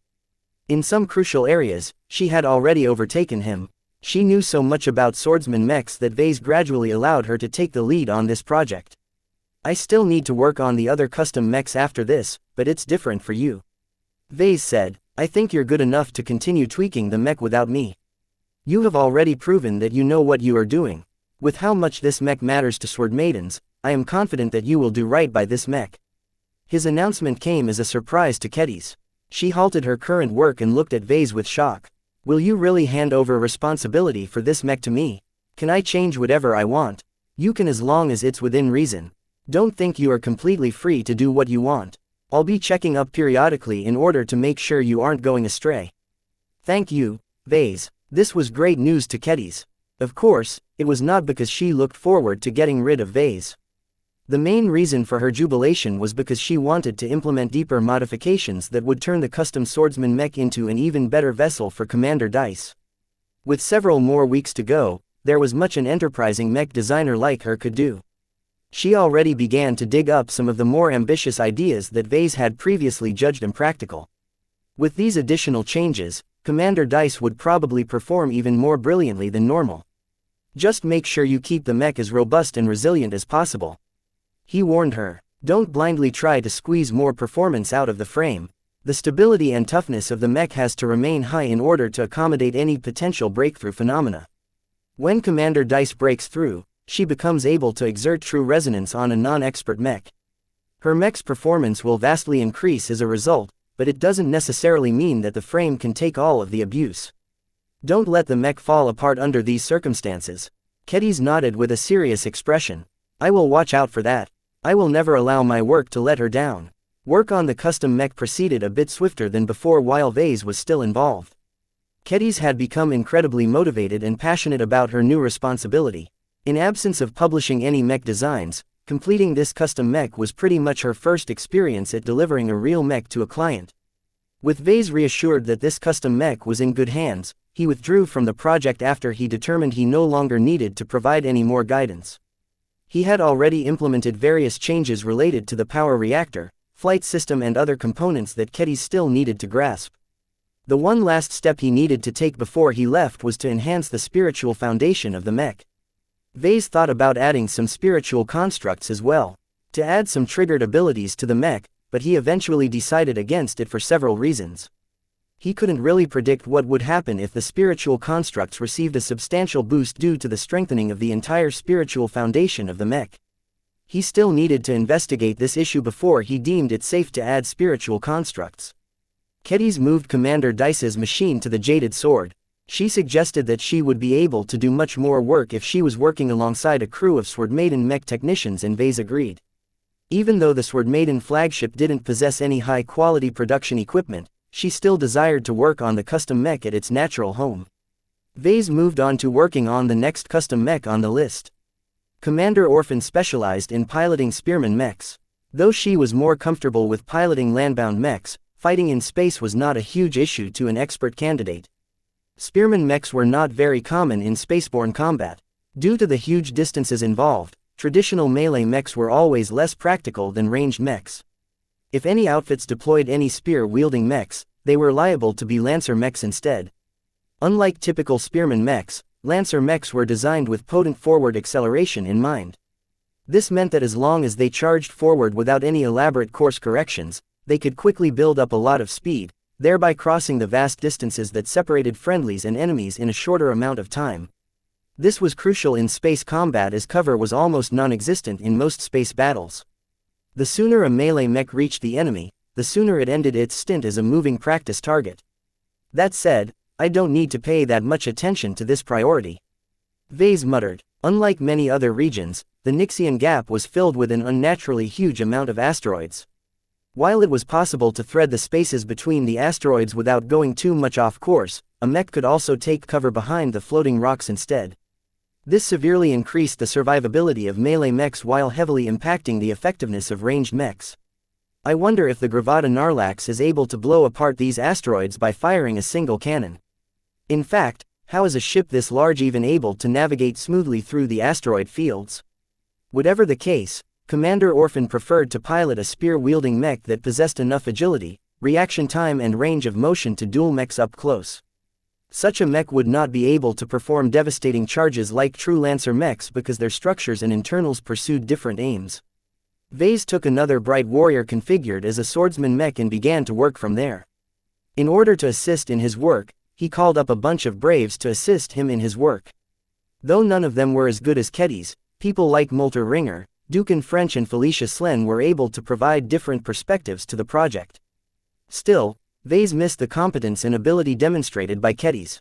The rest of the Braves still hadn't caught up to her level yet, and they probably wouldn't be unless they gained second-class augmentation or if he decided to feed them attribute candies. He also made sure to obtain frequent input from Gloriana, though it was difficult for her to stay on top of what was going on by remote. Why haven't we worked on fabricating the spear for this custom mech? Dukan French asked. Developing the weapons for this mech and other custom mechs is a separate project. They're going to be fairly special, but that means that a lot more work is required to make them. For now, just work from the numbers that I've given to you all. Keep in mind that while the spear will likely be fairly thin, it is heftier than it looks. Someone else asked a question. It's a shame to design this mech without any elevating shock-absorbing capabilities. Can't we modify this mech so that it is capable of performing both charging attacks and be good at fighting up close? Vase threw a contemptuous look at the assistant who asked that question. He didn't even think it was worth it to open his mouth. His silent reaction was enough to hammer home what he thought about this proposal. In truth, he wanted to accomplish this as well, but the circumstances didn't allow it. In his judgment, it was possible to design a lancer mech that was also good or at least decent in frontal combat if he built a mech according to second-class standards. That wasn't quite possible under the circumstances. The Bright Warrior was a bridge mech, and the modifications he intended to implement weren't capable of exceeding some of the limitations of its original design. He had to design a new mech from the ground up in order to accommodate both modes of combat. Work on the mech proceeded briskly. Partially, this was due to the relative simplicity of the modifications. A swordsman mech was already capable of wielding spears with good proficiency. Vase just wanted to make it even better by performing targeted upgrades and enhancements that optimized its performance when wielding spears. Midway into the project, Vase invited the Commander Orphan to Scarlet Rose in order to observe her upcoming mech. When she arrived, she looked impressed at the Bright Warrior. Wow, is this really for me? I feel much less reluctant about setting my old mech now. Though the mech was partially disassembled and did not reflect the finished product, Orphan just looked at all of the work being done and instantly gave her seal of approval. You're fine with what the mech looks like so far? Vase blinked. Why not? She grinned. You're a great mech designer. Why shouldn't I trust your work? I'm sure this new baby will run smoothly once I get my hands on it. Is there something else you need, or can I get back to training? I need you to provide more details on your preferred fighting style and habits. We want to make absolutely sure that the mech excels at performing your favorite moves. Oh, okay, I can do that. It's not that complicated. She was used to adapting to the mechs she was assigned to. Piloting a mech that was customized especially for her was a relatively new experience to her. For this reason, she did not make too many demands. Make sure the mech is balanced and mobile.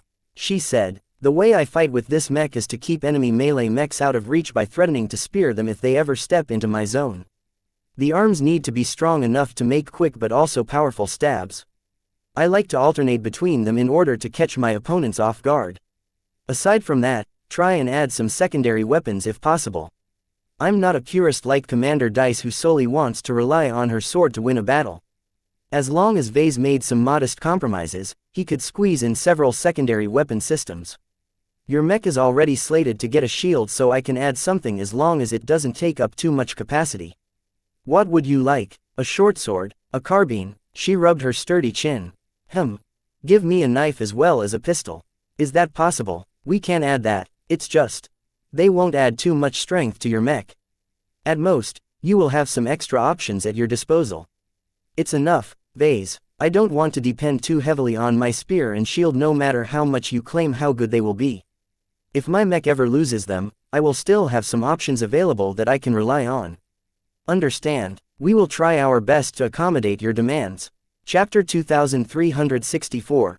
Vase the planter working back to back on the custom mechs of both Dice and Orphan presented an interesting contrast to Vase.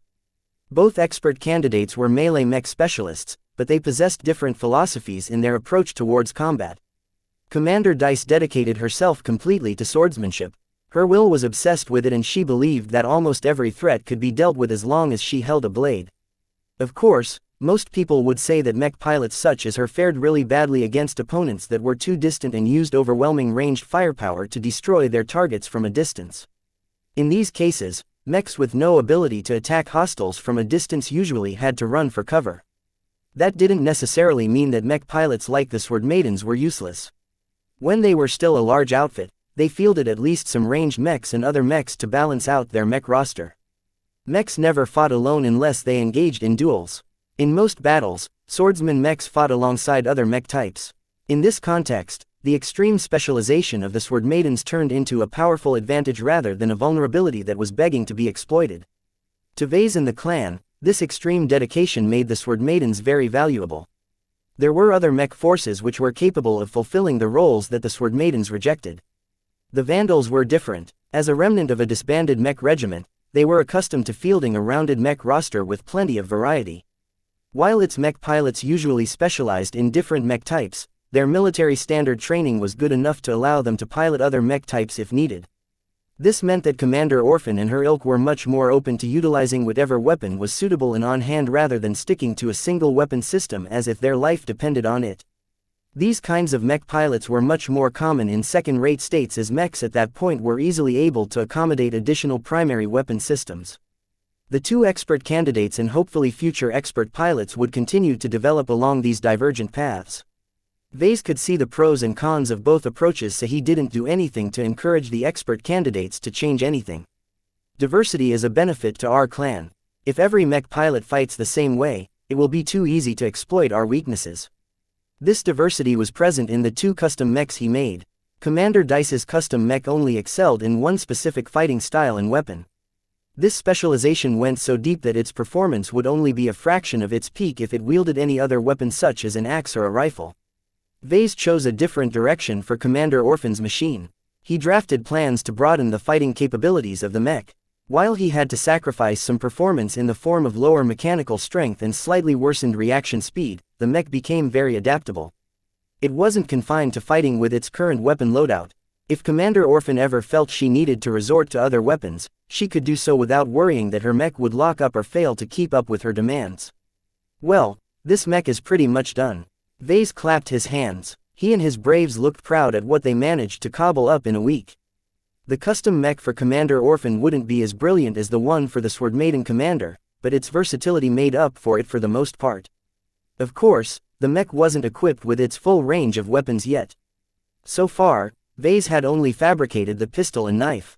The spear and shield had to wait until he was ready to break down the statue of the Unending One. Before he began work on Joshua's Quint, Vase allocated some time on advancing one of his other initiatives. After 2 weeks of intermittent theorizing and planning, Vase was finally ready to form his first battle network. He took a shuttle to the Surly Cockatrice in order to meet with the Penitent Sisters. Commander Xianxia and head designer Stamaros already greeted him the moment he stepped foot onto the hangar deck. "Welcome to our ship, sir." She sounded a lot more respectful than before. It seemed that she was already advancing further in her new mindset as a future member of the Larkinson clan. The Penitent Sisters no longer appeared to object as much to this possibility. "Let's proceed quickly. My time is short. Bring me to the participants." They crossed the hangar deck and reached a formation of 40 mech pilots. Each exiled hexer stood straight in their rigid postures. Vase studied them carefully with both his ordinary vision and his spiritual vision. He could feel the unity, devotion and deep trust these Penitent Sisters held towards each other and their shared faith. "How are these soldiers?" "They are some of our best." Commander Xianxia proudly smiled. "The competition to become the first participants of your glorious new gift was intense, but in the end I have decided to grant this honor to our third spaceborne mech company." Vase looked oddly at the eager-looking Penitent Sisters. When he usually wanted to experiment with test subjects, he had to drag them over to his testing area while they were kicking and screaming. All of the pirate captives he had tormented just a few weeks ago had all attempted to shout obscenities at him while forcefully trying to fight against their restraints. Having been long used to the sight of resistant test subjects, the sudden change took him aback. The enthusiasm that rolled off their bodies confirmed that they truly thought it was an honor to become his test subjects.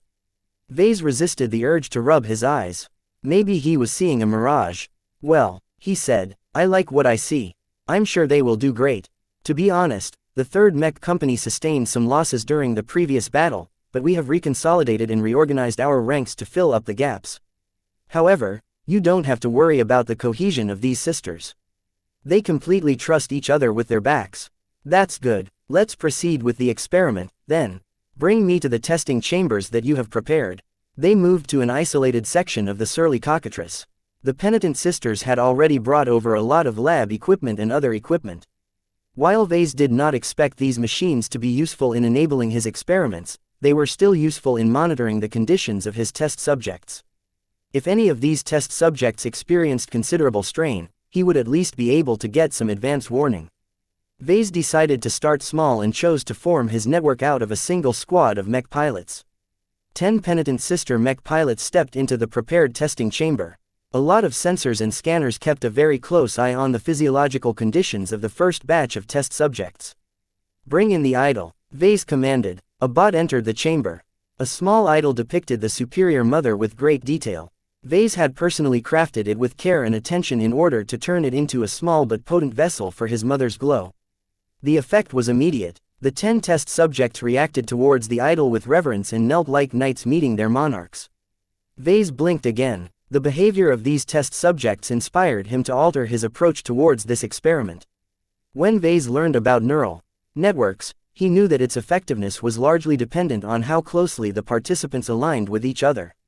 The same should apply to battle networks as well. Anything that could help the mech pilots in question think the same way was valuable. He turned to Commander Xianxia, who was standing beside him in the control room. "Tell the sisters to pray to the idol."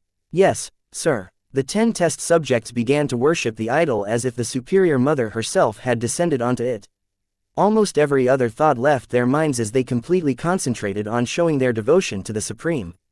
The intensity of their worship reminded him a lot of the times when Gloriana entered her own prayer sessions.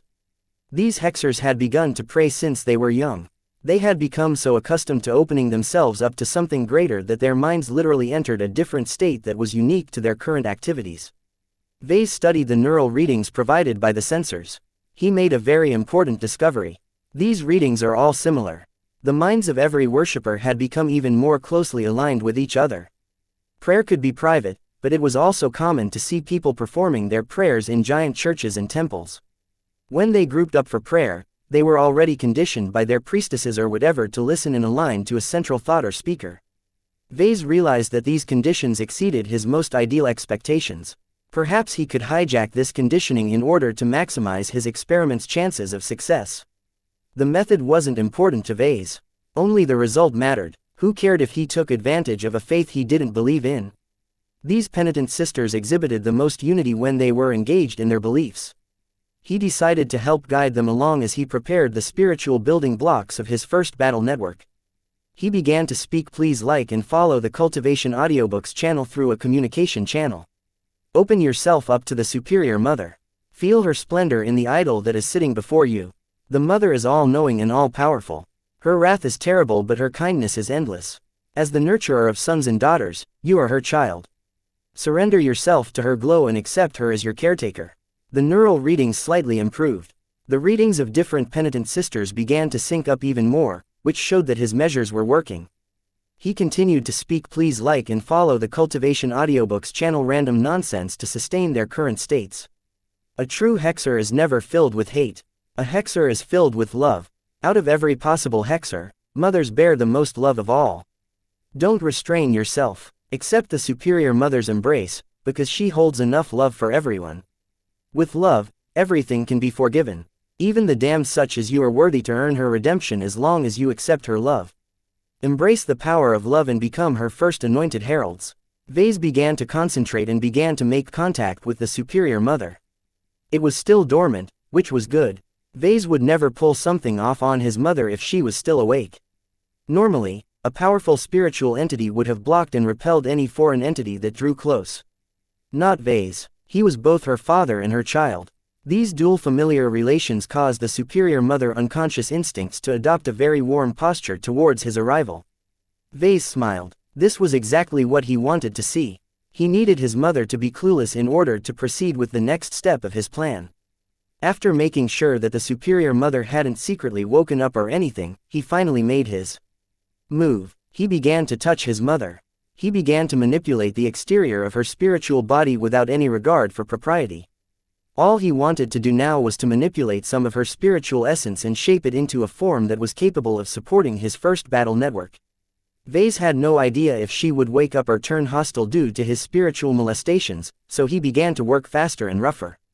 The Superior Mother's sleeping essence began to shake and convulse as if her unconscious spirit detected something amiss. Damn it, keep sleeping. I'm not done yet. Let me plant you with my battle network before you kick me out. Chapter 2365, Regal Mother. Something extraordinary took place. Commander Xianxia, Juliet and several other penitent sisters who were standing by her monitoring the readings each felt as if the Superior Mother had descended from the beyond. The small idol of the Superior Mother actively radiated the ancestral spirit's glow. Ripples of activity emanated from it. The 10 chosen penitent sister Mech pilots each prostrated themselves before the totem. To them, this experience had transcended anything they had ever experienced in their lives. Not even the most solemn hexism ceremonies where they witnessed boys being impaled alive topped the majesty and profoundness of this deceptively bare and simple occasion. The power of glows transcended any religious trappings. Churches, hymns, artwork and scripture were mere window dressing compared to direct exposure that the gullible hexers mistook as a deific figure. The control room adjacent to the testing chamber was no different. Not only did the glow emanating from the idol bleed over to the surrounding compartments, Vase began to appear as if he had become a channel for the Superior Mother as well. This made the penitent sister commander and her subordinates believe that something unprecedentedly holy was taking place. Some operators even forgot about their duties and began to kneel on the deck in order to demonstrate their sincere devotion to the boy who carried the blessing of the Superior Mother. Not a single penitent sister present in the control room harbored any further doubts towards Vase. He was truly the son of the Superior Mother. As a boy who received the nurturing of the best mother in the multiverse, there was no way they could treat Vase like any other regular boy. In their perspective, he transcended the idiotic boyness typical to his gender and had reached a greater status. Despite his youth, he was as wise and mature as a woman. He is truly blessed, someone muttered with awe. I want to bask in the Superior Mother's presence every day. It's possible as long as we follow her holy son. We can't look down on the Larkinson clan anymore. Many of the Hexers here had already experienced a gradual shift in ideology. It wasn't much of a stretch for them to extend some of the same high regard they held towards the Supreme to Vase. After all, he was unquestionably her son, and that was enough for them to set aside most of their usual biases against boys. In this profound moment, Vase wasn't thinking about his effect on the exiled Hexers at all. Instead, he was frantically trying to plant the framework of his battle network inside the Superior Mother as fast as possible. Stop shaking so much, can't you just go back to sleep like a good mommy? From the moment he found out that the Superior Mother's spiritual makeup did not reject his touch, he eagerly dove in with his spiritual projections. What he tried to do was in essence similar to what he did to the spiritual foundations of his mech designs. He attempted to create a new spiritual construct from the Superior Mother's own existence. Not only that, but he also wanted the spiritual construct to be alive and capable of growth. For this reason, he donated a copious amount of his own spiritual energy. By steadily inserting his essence into his mother, the two slowly conceived a new form of life. This is it. This is what I want. Vase became more enchanted by the creation process. As someone whose domain largely centered around life, the act of creation always satisfied him to no end. He lived for this experience. Creating anything, whether it was a mech design, spiritual product or whatever else, was an act filled with meaning. It was a process where disorder slowly made way for a certain kind of order. His excitement was compounded by the fact that he was creating a new life by using his mother as a carrier. Normally, an entity as strong as the Superior Mother possessed her own pride. Although Vase could easily approach xianxia and ask her to gift him a spiritual fragment every now and then, he had no illusion that she would refuse to allow him to manipulate her spiritual essence. The spirit was the foundation of a sentient being's life. This was especially the case for entities that somehow managed to transcend their mortal coil. Perhaps Vase might have better luck with his own spiritual products, but not everyone was as open to him as the likes of the Golden Cat. Someone as proud, domineering and imperious as the Superior Mother would have never allowed him to get close enough to touch her without a good reason. It was a good thing she was dormant at the moment. The ancestral spirit had never woken up after her birth.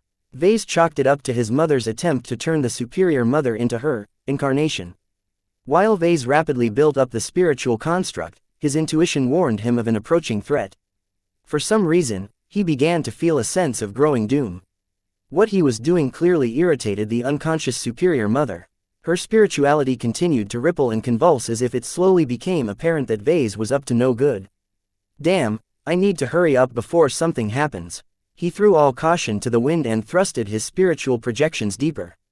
He rapidly completed the framework of his prototypical battle network with little regard for the flaws and imperfections that showed up. He didn't really mind them. While they made the battle network less efficient, they also added character and uniqueness to the living spiritual construct. As long as it was allowed to grow, the living spiritual product could either outgrow or transform these flaws. Just 15 minutes passed when Vase hastily ended his task. In the end, Vase managed to create an embedded living spiritual construct that took on the form of a crown. Yes, a crown. This crown instantly gave an even more dignified image to the Superior Mother. Due to the special nature of the spiritual construct, the new head ornament did not look quite solid. Instead, it gave off an ethereal and mist-like vibe. As the living construct was not active at the moment, the crown looked very dim and almost unnoticeable. If not for his keen spiritual senses, he would have thought the crown had disappeared. Vase barely had time to admire the creation he conceived before the Superior Mother finally couldn't take the violation any longer. The unconscious spirit released a strong pulse that instantly crushed his spiritual projections and broke his concentration. The pulse was so strong that Vase immediately collapsed to the deck as if his mother had pressed him down. At the same time, both his body and the small idol leaked out the aftershocks of the violent pulse, causing every Hexer in the vicinity to experience the Superior Mother's might directly to the point of taking a few steps back. Amazing. The Superior Mother has blessed us. We are truly fortunate to have received her attention. I will dedicate my life to worshipping her from now on. No matriarch has ever conveyed as much power as her. I have been worshipping the wrong Hexers all this time. As the Hexers all became enthralled by the magical moment they had just experienced, Vase was not feeling so good. Mother or not, the punishment she inflicted on him dealt quite a bit of damage to him. With the accumulated worship of billions of hexers, the ancestral spirit had rapidly grown stronger. Just an unconscious pulse was enough to give him a gnawing headache. The shattering of all of his spiritual projections along with the shock to his mind made it difficult for him to perform any further spiritual exertion. The pain was no less than getting kicked in the nuts. Couldn't his mother be a bit more gentle? She was his child, after all. He birthed her and breathed life into her. Why was it strange for him to touch her and need her spiritual essence in order to fashion a new edition? Still, punishment aside, he succeeded in his endeavor. The crown had taken shape and the superior mother did not appear to reject the new addition. As the ancestral spirit slowly entered into a deeper sleep, Vase finally shrugged off most of his aches and lifted himself up to his feet. He looked around but saw that he didn't need to be worried. Commander Xianxia and the rest were so absorbed by their own experiences that they hardly took notice of his moment of weakness. Well, the first phase is over. Let's move on to the next one. That surprised some of the penitent sisters. It isn't over yet, this is just the setup. In fact, I thought I would have been able to complete the next phase, but my mother's patience isn't endless. He miscalculated. Before he was ready to take the next step, his mother slapped him away. This also made his next step a bit difficult. Right now, the 10 test subjects who were supposed to be the first penitent sisters to connect to the battle network were still unchanged. After managing the situation at the control room, Vase decided to complete the next step right away. He entered the testing chamber and approached the mech lieutenant that led her unit. "Sir." The hexer bent her head as she remained on her knees. Though the idol of the superior mother no longer pulsed so vividly, it still radiated a firm but gentle glow. Vase didn't bother calling her up her feet. Instead, he placed his palm on her head. His fingers sank lightly into her red hair that she had tied into a short ponytail. "Please stay calm and keep thinking about the superior mother. You have witnessed her love, right? Now think about embracing it. As long as your mind is clear and your heart is pure, I will allow you to bond with her to a greater degree than before. Are you willing to become her adopted daughter?" The penitent sister's lieutenant's eyes lit up. "Yes, I do. I shall give everything to receive this supreme honor." Then close your eyes and prepare yourself. I don't know what will happen next, but you will likely feel some sort of disturbance. Don't resist. Open yourself up to the superior mother. No matter how much pain you feel, it will be all right in the end as long as you are sincere. Are you ready? The hexer clasped her hands together and looked more earnest than she had ever been in her life. "I am ready." Vase began to feel her mind through his touch and sensed that she was a typical mech pilot without spiritual potential. Only a tiny, intangible mode of spirituality was present in her mind. Though weak, it was still potent enough to sustain a human experience. How was he supposed to connect this little spark to his new battle network? Ordinarily, Vase would have asked his mother to extend a connection to his test subject, but she was not very responsive at the moment. Maybe he didn't need to bother with these solutions. His spiritual energy was already highly compatible with her own spiritual energy. This meant that it shouldn't matter much whose energy he used. Vase began to create a new spiritual projection in the form of a very thin and long string. He tied one end to his test subject. Though the woman frowned a bit and showed some signs of wanting to shrug it off, in the end her strong belief caused her to stay still. Even so, the connection didn't seem to hold very much. Before his spiritual string disconnected from his test subject, Vase quickly cast the other end to the superior mother's crown. The crown seemed to sense the approaching string. Due to its nature as a battle network, it automatically sensed that a very compatible mind was connected to the end.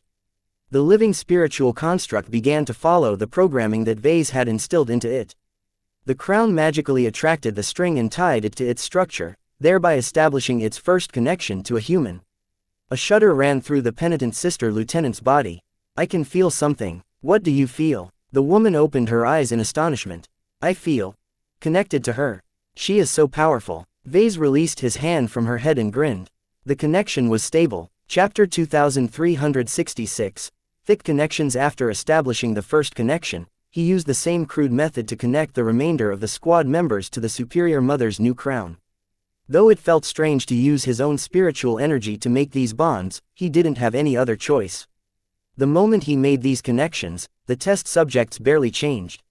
Aside from gaining a bit more awareness towards the superior mother, they still remained normal. This was by design. To Vase, a battle network served a different purpose than the Larkinson network. The latter was a means to unify different clansmen and warn them of any traitors in their midst. It did not play a direct role in battle, though Vase might be able to change that when he upgraded the network in the future. Still, due to its central importance, Vase was very reluctant to mess with something so profound. He was more inclined to create different networks that served specific roles.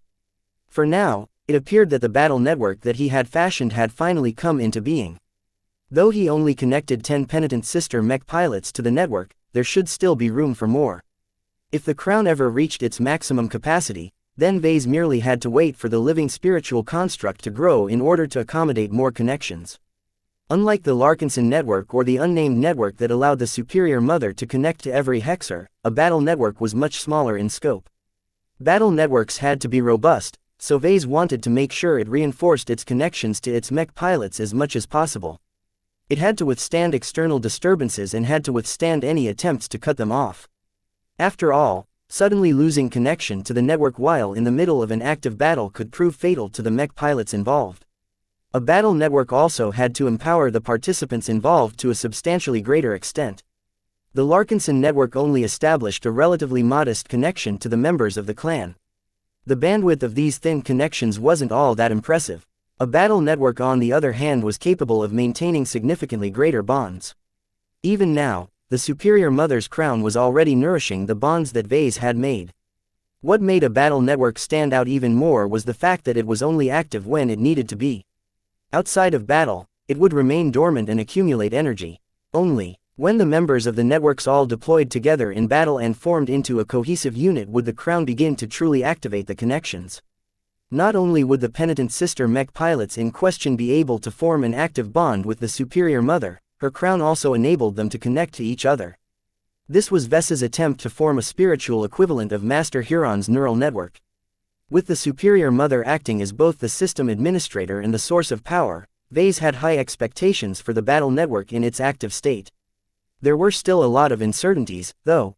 Due to his insufficient theoretical foundation in spirituality, he had to leave many areas ambiguous and open to adaptation. How exactly the battle network was supposed to augment the mech pilots in battle, Vase truly didn't know. He kind of left that problem to the superior mother. As an inherent spiritual entity, she was capable of exerting these kinds of effects with much greater proficiency. If Vase attempted to come up with something on his own, his solution would likely be flawed and filled with loopholes. He decided not to take the rest and simply left it up to the superior mother to fill in the blanks however she wanted. Whether her method of empowerment was strong or weak didn't matter too much for Vase. He just wanted this experiment to produce some solid results and confirm his theories. As long as this battle network produced plenty of results, Vase would be in a much better position to design more refined battle networks for some of his other mech forces. It didn't take too long for the crown to complete the reinforcements of all of the bonds. Vase had only involved 10 test subjects so far, so it didn't require that much work. Vase clapped his hands. All right, let us see whether you have truly become her adopted daughters. Please suit up and board your mechs. Once you sortie into space, please stand by. You need to mentally prepare yourselves to reach out to the superior mother, just like before. The test can't proceed if you are too distracted. It's important that each of you have her in your mind, is that clear? Yes, sir. Some penitent sisters guided the mech pilots away. Meanwhile, Vase followed Commander Xianxia to the expansive bridge of the surly cockatrice. The two remained silent for most of the walk. They passed through various corridors where a number of penitent sisters looked a bit surprised at his presence. Though some of them looked hostile, the intensity of those piercing stares were much less than he would have received a few months ago. It seemed that every single hexer on this ship had already become affected by the superior mother's alternate ideology. Just as planned, what can we expect to see now that you have done whatever it is you did?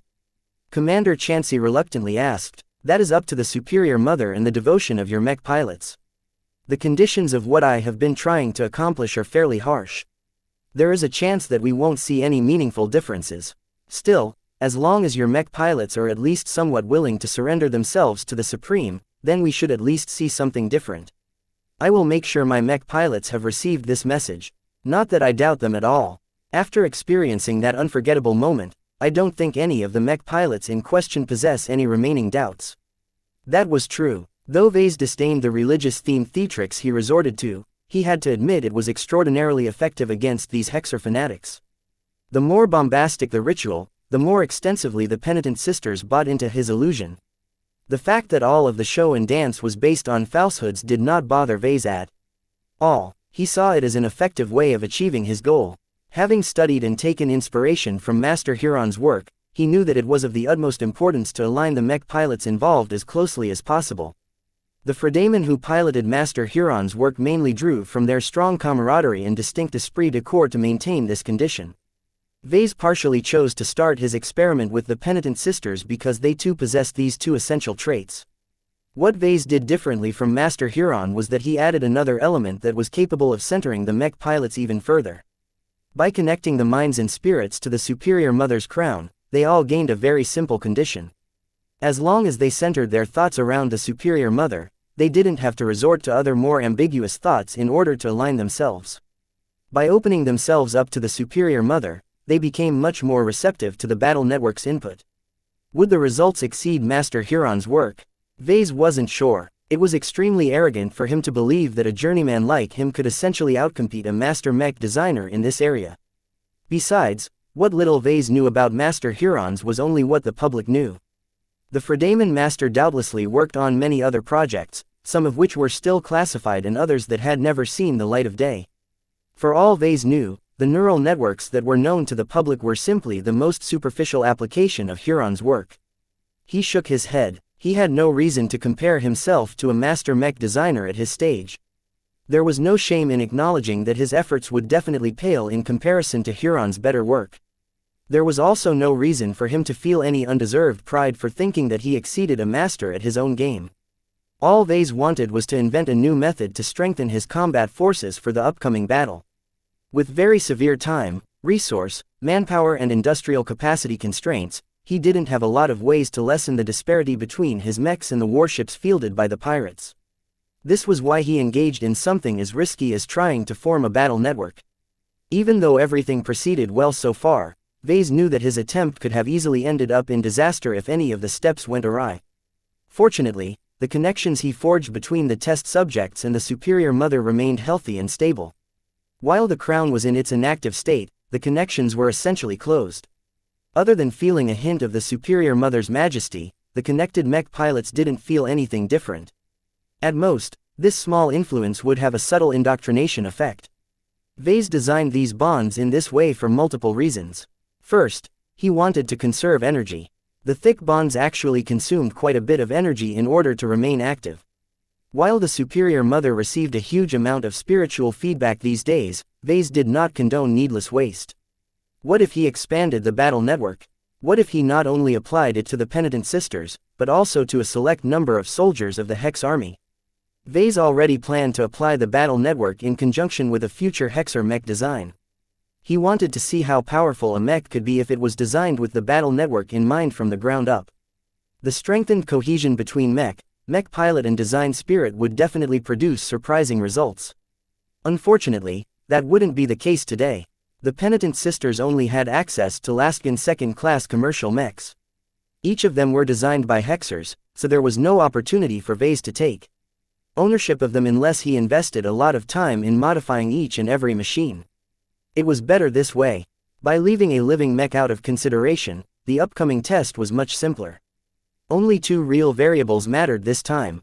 Vase closely monitored the mech pilots in order to see how aligned they were to each other. Judging from their worshipful expressions as they entered their cockpits and waited their turn to deploy into space, Vase shouldn't have to worry too much. The ritual that they had lived through was still very fresh in their minds.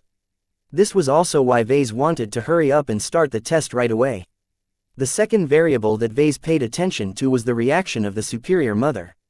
Since she was in an unconscious state, it was a bit of a mystery how her unconscious self would do with the battle network once it became active. The worst outcome was that the Superior Mother remained unmoved. With channeling any spiritual energy through the network, there was no substance to it. The mech pilots wouldn't gain much power this way. I hope we'll see something soon. The test went underway. After the squad of penitent sisters mechs flew further away, their mech pilots began to follow their instructions. Superior Mother, please grant me your power. Aid us in battle, please. The mech pilots actively beseeched the superior mother. This was the way to activate the battle network. The crown grew active a minute after receiving the signals. It glowed a little as it began to radiate some power. Even without the superior mother's conscious direction, she had automatically begun to divert some of her energy into the living spiritual construct. The crown soon began to process and channel that energy through the connections. Vase leaned forward to look at the projections of the mechs with attention. Is it working? Chapter 2367. Close alignment. A lot of penitent sisters and Larkinsons were watching the squad of mechs. Many of them had heard that Vase was up to something again. They wondered what was special about these mechs that weren't assigned on any patrols. Would they witness something similar to the last round of experiments? Back then, many of the bright warrior mechs that went through their paces performed better than usual.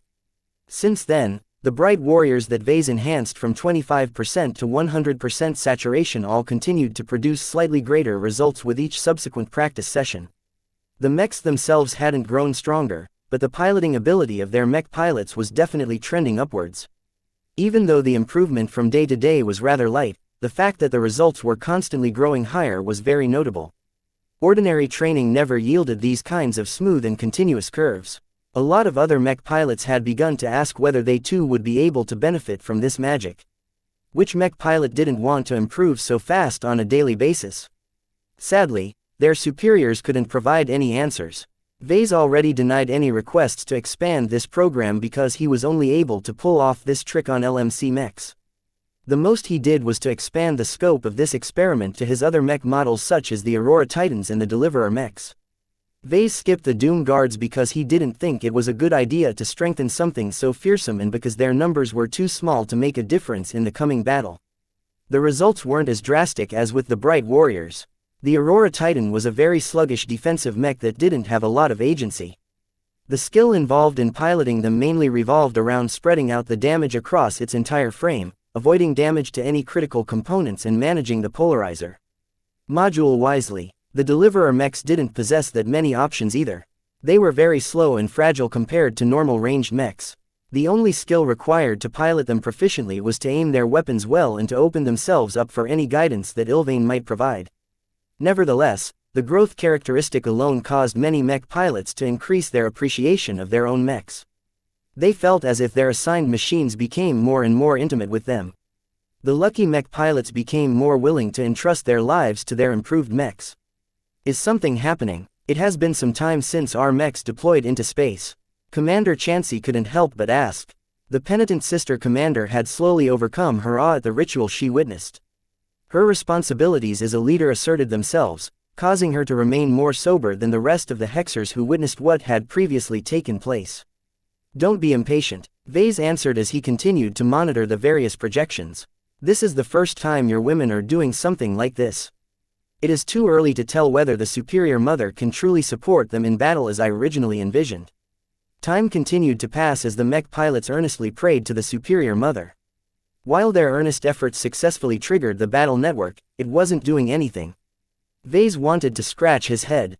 Right now, the crown attracted a fair amount of spiritual energy from his mother. The battle network even transformed it into a more usable form of power.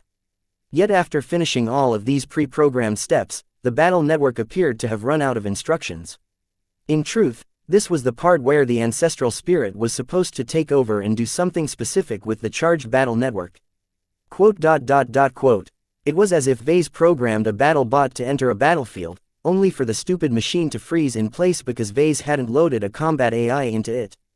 Without a guiding hand, there was no purpose to the active battle network. Vase frowned deeper and deeper as the superior mother really didn't appear to be doing anything with her glowing crown. Perhaps it would be a different story if the spiritual entity was fully conscious, but that was not the case at the moment. Should he wake her up? That might not be a good idea. He sensed that a lot of transformations still took place inside the superior mother. Interrupting it might cause a lot of damage to his mother. If his mother wasn't conscious, then how could he induce her to act? Vase quickly began to think up a solution. Her state of dormancy was different from regular sleep. Even if the superior mother wasn't conscious, she still maintained the large and growing network of hexers who had begun to revere the Supreme. He recalled the time when he initially planted his battle network into her. He managed to arouse an unconscious reaction out of her by irritating her to a large degree. Did this mean that if Vase had to act like a naughty boy again if he wanted his mother to do something? His face grimaced. This was not a sustainable solution. Vase looked back to the projections of the mech pilots inside their cockpits. He had hoped the faith and devotion of the penitent sister mech pilots would have been enough for the superior mother to make a move. Evidently, general worship was not sufficient to make her do something with her new crown. Maybe there has to be a purpose. Vase guessed. If his test subjects weren't in danger, there was no reason for the battle network to make a move. As its name suggested, its only purpose was to empower mech pilots in battle. Vase began to open a channel to Commander Melkor. What is it, Vase? I need you to send out a mech company of bright warriors and as many doom guards that your avatars can scramble in a short amount of time. I can do that, but what do you want to do with them? Is it related to your current activity? He nodded. I have done something to some of the penitent sisters. If it works out, I may have established another method of strengthening some of our forces. The only problem is that it is only supposed to be active during battle. I need your mechs to pressure the squad of the penitent sister mechs. Try to make their mech pilots feel distressed.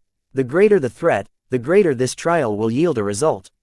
Understood. Do you want to send out any of our expert candidates? Joshua is available. No. Vase shook his head. He didn't want to add too many variables to the equation. Just regular mech pilots will do.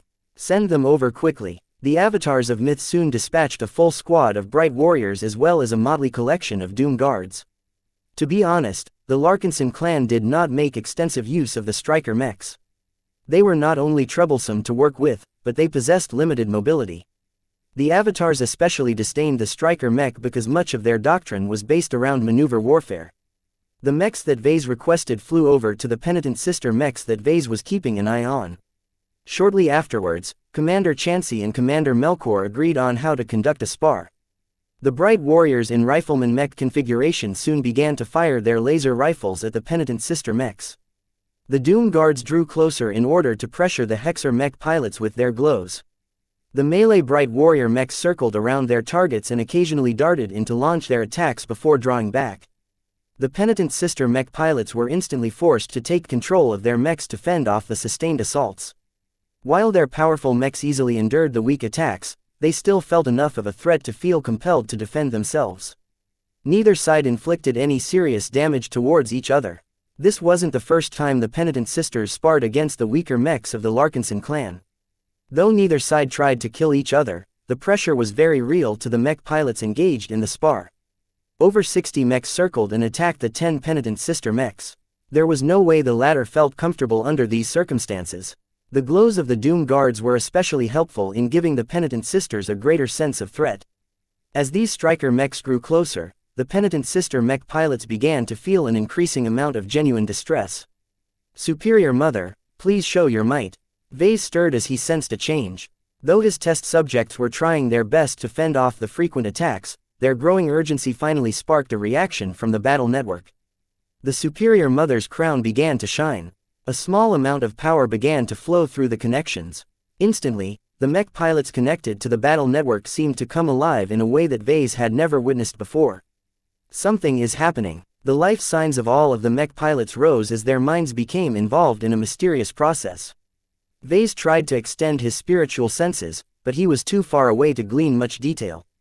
All he could see right now was that the penitent sister mechs hadn't stopped at all. Instead, they fought back more ferociously than a minute ago.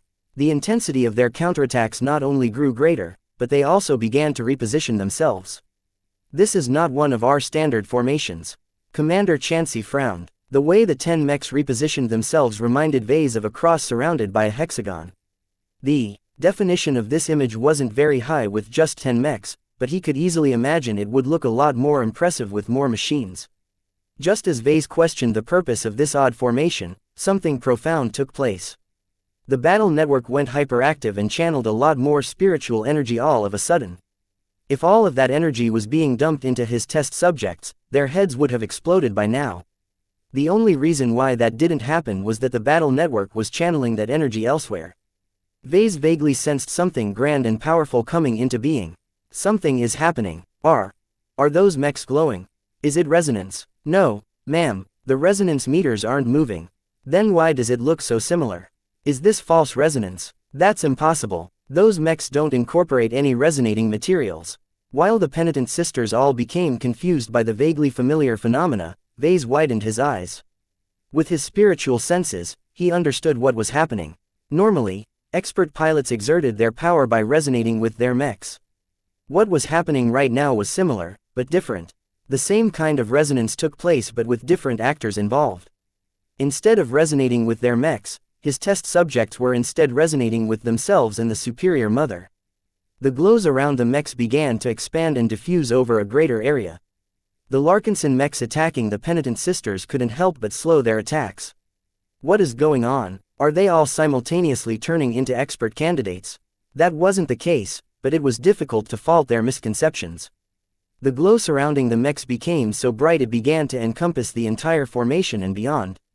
Soon, Vase felt as if all of the power from the superior mother began to manifest in something substantial. After a few seconds, the enormous ring of light turned into a vague silhouette of the superior mother herself. The superior mother is with us. Before Vase or anyone else could step in, the penitent sister mechs simultaneously moved. Their odd formation darted forward and smashed all of the bright warrior mechs aside with undaunted force. Despite their briar alloy armor plating, the affected bright warriors sustained severe damage, much to Ves's consternation. What was surprising about this sudden attack run wasn't just the added power exerted by the mechs. The giant silhouette of the superior mother actually attempted to strike as well. Fortunately for the Avatar mechs, the glowing apparition failed to inflict any material damage. Women are superior. The test subjects simultaneously exulted. Just as their formation turned around to launch another attack run, the battle network suddenly reached some sort of limit. The glowing apparition rapidly diminished and the penitent sister mechs all lost their glows. A lot of observing people looked dismayed. While the effect seemed powerful, the duration was too short. It didn't matter much to Vase. He had already seen enough proof that his battle network actually worked. Even if it didn't look very practical, he could always refine this new innovation later. This experiment is a success. Chapter 2368. Impractical. After the spectacle ended, the investigation had begun. Something completely new and unprecedented took place. After aligning themselves to the superior mother, the test subjects managed to get in sync with the superior mother and each other. What happened next confounded Vase and those who observed the proceedings. After adopting a certain pattern, a strange insubstantial apparition of the superior mother superimposed itself over the formation.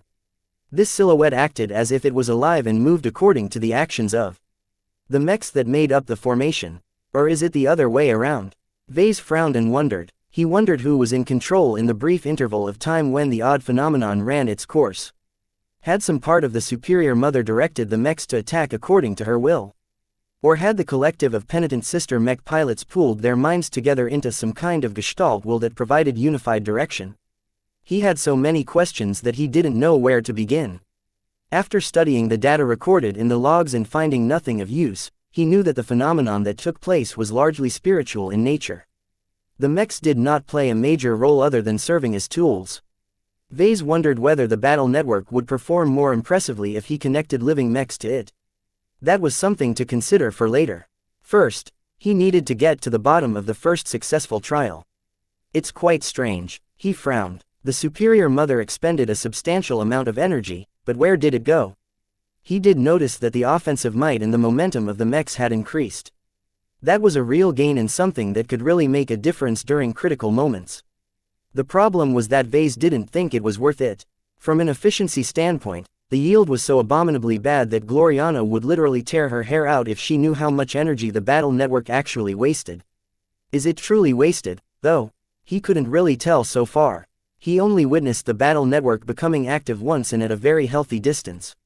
For the subsequent trials, he needed to observe from a closer vantage point in order to glean more details on where most of the energy disappeared. One potential destination was the insubstantial energy silhouette that had spontaneously emerged after all of the affected mechs released some sort of radiance. While their glows resembled the visual resonance phenomena unleashed by expert mechs, they were different in nature. At the very least, the energy silhouettes, for a lack of better description, were not infused by any will. This wasn't a big surprise.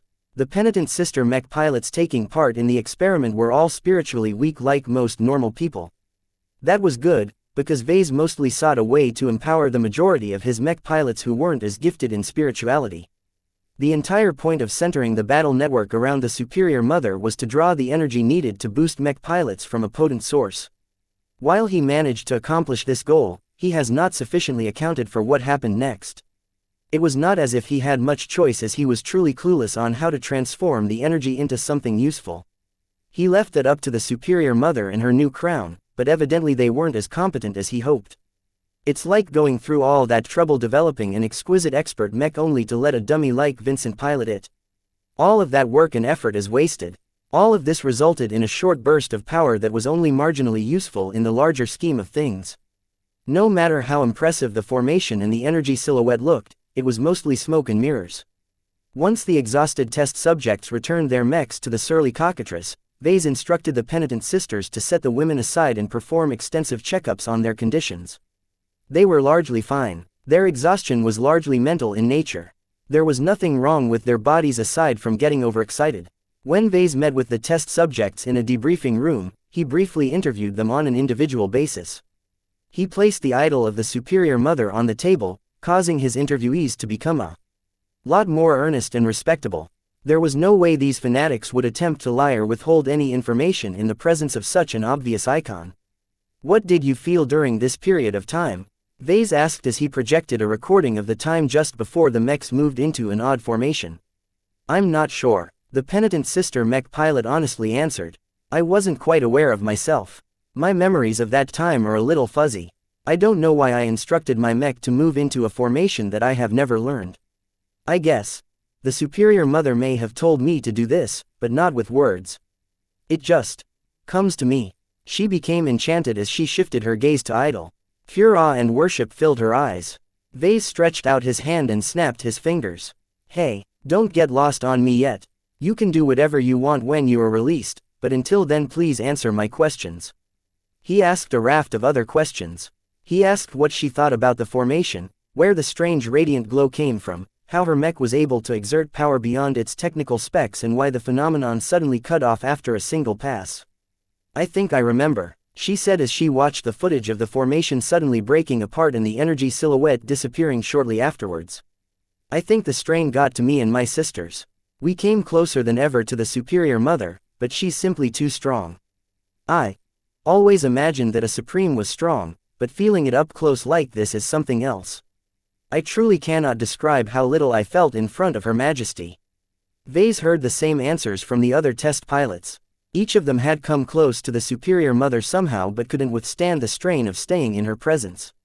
After the round of interviews ended, Vase went over what he heard and tried to extract as many clues, insights and patterns as possible. "It's rather simple," he whispered to himself. "The mech pilots are unable to harness so much power. It's similar to my previous experiment. Back when he enhanced the spiritual foundations of his bright warriors, he discovered that weaker mech pilots were simply unable to bear the strain. In his enthusiasm in increasing the bandwidth of the individual connections of the battle network, he overlooked the fact that the recipients might not be able to bear so much power."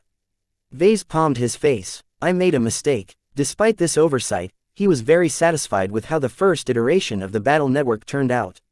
The initial test may have failed to showcase the practical application of his new invention, but he glimpsed a lot of potential behind it. As long as he worked out the flaws, the battle networks he intended to introduce would definitely make a difference in the upcoming battle. There were several areas that Vase thought he should work on to refine the battle network concept. First, he needed to uncover why the energy conversion was so inefficient. Where was all of it going? Second, he had to figure out what was up with the energy silhouette. Was it being directed by the superior mother's consciousness? Third, he had to increase the load-bearing capacity of the affected mech pilots when an active battle network brought them closer to the source of power. Vase went to work immediately on these issues. The last one was the easiest for him to address. If 10 mech pilots can't bear the load, what if there are 40 mech pilots? If normal mech pilots aren't strong enough, what if there are stronger mech pilots in the mix? The energy channeled by the battle network was substantial. The superior mother was also a rapidly growing spiritual energy who was quickly nearing xianxia in strength. Vase had high expectations for the ancestral spirit's future growth. This was because unlike other designed spirits, the Superior Mother actively attracted the worship of hundreds, if not thousands of Hexer expert pilots. Though the Superior Mother only absorbed a tiny amount of high-quality spiritual feedback, if every expert pilot in the service of the Hex army took part, then the quantity was definitely considerable. Normal people normally wouldn't be threatened if they came in close proximity to such a powerful spiritual entity, but it was different this time. The battle network forged a direct connection between a mech pilot and the Superior Mother. This bypassed much of the usual defenses that ordinarily protected the former. This is troublesome, but not insurmountable. The first test only involved 10 mech pilots. If he expanded the number of participants to a full mech company, he hypothesized that the strain on them would be diluted to an extent. He began to organize a second test. This time, he expanded the battle network by connecting it to the remaining 30 mech pilots of the 3rd Spaceborne Mech Company of the Penitent Sisters. Some of them happened to possess spiritual potential. Vase set these handful of mech pilots aside in order to control for this variable. He didn't want to involve them too early. Commence the second test. They repeated the first trial on a larger scale this time. 3 mech companies of avatars mustered forward to spar and induce a sense of crisis onto the Penitent Sisters. After praying earnestly to the Superior Mother while they tried to keep their mechs together, more than 35 Penitent Sisters simultaneously began to adopt a formation. This formation is different from the one before, Commander Xianxia remarked. It's more defensive in nature. The battle network had become active. With the Superior Mother's grown radiating power, her energy flowed through the connections. A familiar energy silhouette came into being but largely did nothing except look impressive. Vase studied it for a small moment before focusing on the mechs. The formation they adopted this time vaguely resembled multi-layered diamond-like hexahedrons. The mechs on the outside exhibited measurably greater defenses. Their energy consumption also lessened beyond what they should be. It was as if the formation had turned into a castle. After a certain period of time, the mechs on the outer periphery rotated with the mechs inside the diamond.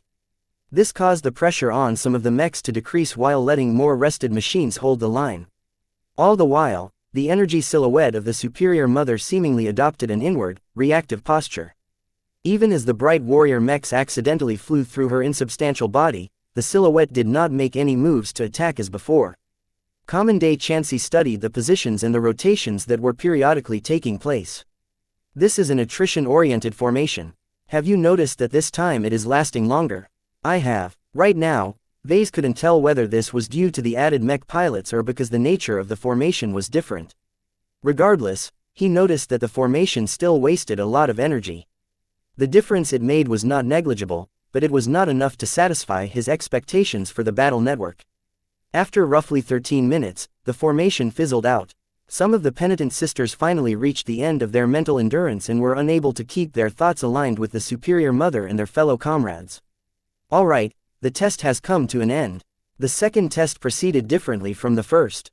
Vase felt a bit annoyed that the battle network induced the mech pilots to adopt a different formation this time. The effects were different, which meant he couldn't make direct comparisons. Godumnit, do I need to run this experiment again and again? How many formations do you have, Mother? Chapter 2369, Refining Formations. Vase began to perform over 40 successive tests. Each time, he deployed a varying amount of Penitent Sister mech pilots. After stimulating the Superior Mother's crown, they spontaneously adopted different formations depending on their circumstances. It turned out that the Superior Mother was able to induce 6 different formations, each of which corresponded to the 6 phases of existence. For example, the first test exhibited the last phase of existence. The formation based around the supremacy of women was capable of unleashing a strong burst of power. Unfortunately, without the requisite strength and number of mech pilots, the woman-oriented formation was very draining. The second test showcased the 4th phase of existence. Apparently, the formation based around the damnation that every life form had to go through was oriented around beating attrition and outlasting the enemy. The remaining 4 formations each excelled in different aspects. Where they actually came from was a mystery. Vase didn't think they came from Cynthia Larkinson. She may be many things, but he was pretty sure she didn't know anything about mechs, either from a pilot or designer's perspective. Perhaps the ancestral spirit derived these formations from all the mech pilots she came in touch with during or after her creation. Vase still recalled the many mech pilots that took part in the ritual that birthed her. Subsequently, All of the bonds the Superior Mother formed with her worshippers may have also given her insights on formation and mech combat. I could be wrong, though. There was something very odd about these formations that he couldn't quite figure out yet. Commander Xianxia already confirmed to Vase that it was unlikely that any Hexer outfits or military mech regiments utilized any of these formations. When the Penitent Sisters tried to recreate the formations without activating the battle network, nothing unusual happened. The formations were decent but did not bestow any abnormal advantages. Without any spiritual shenanigans, the formations lacked meaning. It took a lot of trials to gain these extensive results. Just a single mech company wasn't enough to engage with the battle network over and over again. Seeing as none of the Penitent Sisters who maintained a thick connection with the battle network suffered any maladies, Vase decided to throw all caution to the wind and connected every other Penitent Sister mech pilot to the same network. With hundreds of test subjects to work with, Vase no longer had to wait until the participants of his tests had recovered from their mental and spiritual exhaustion. He could rotate a fresh batch of mech pilots on a continuous basis. It only took 2 days for Vase to gather an ample amount of data. Perhaps his most surprising finding was that the inclusion of just a single mech pilot with spiritual potential made a huge difference in the load-bearing capacity of the unit that was channeling a formation. The duration of the formations doubled and in some cases tripled after the inclusion of mech pilots with spiritual potential. Whether this was because spiritual active mech pilots redirected much of the burden to themselves or because of other factors, Vase wasn't sure. He was just glad that his latest innovation had become a lot more practical now that it was capable of lasting longer.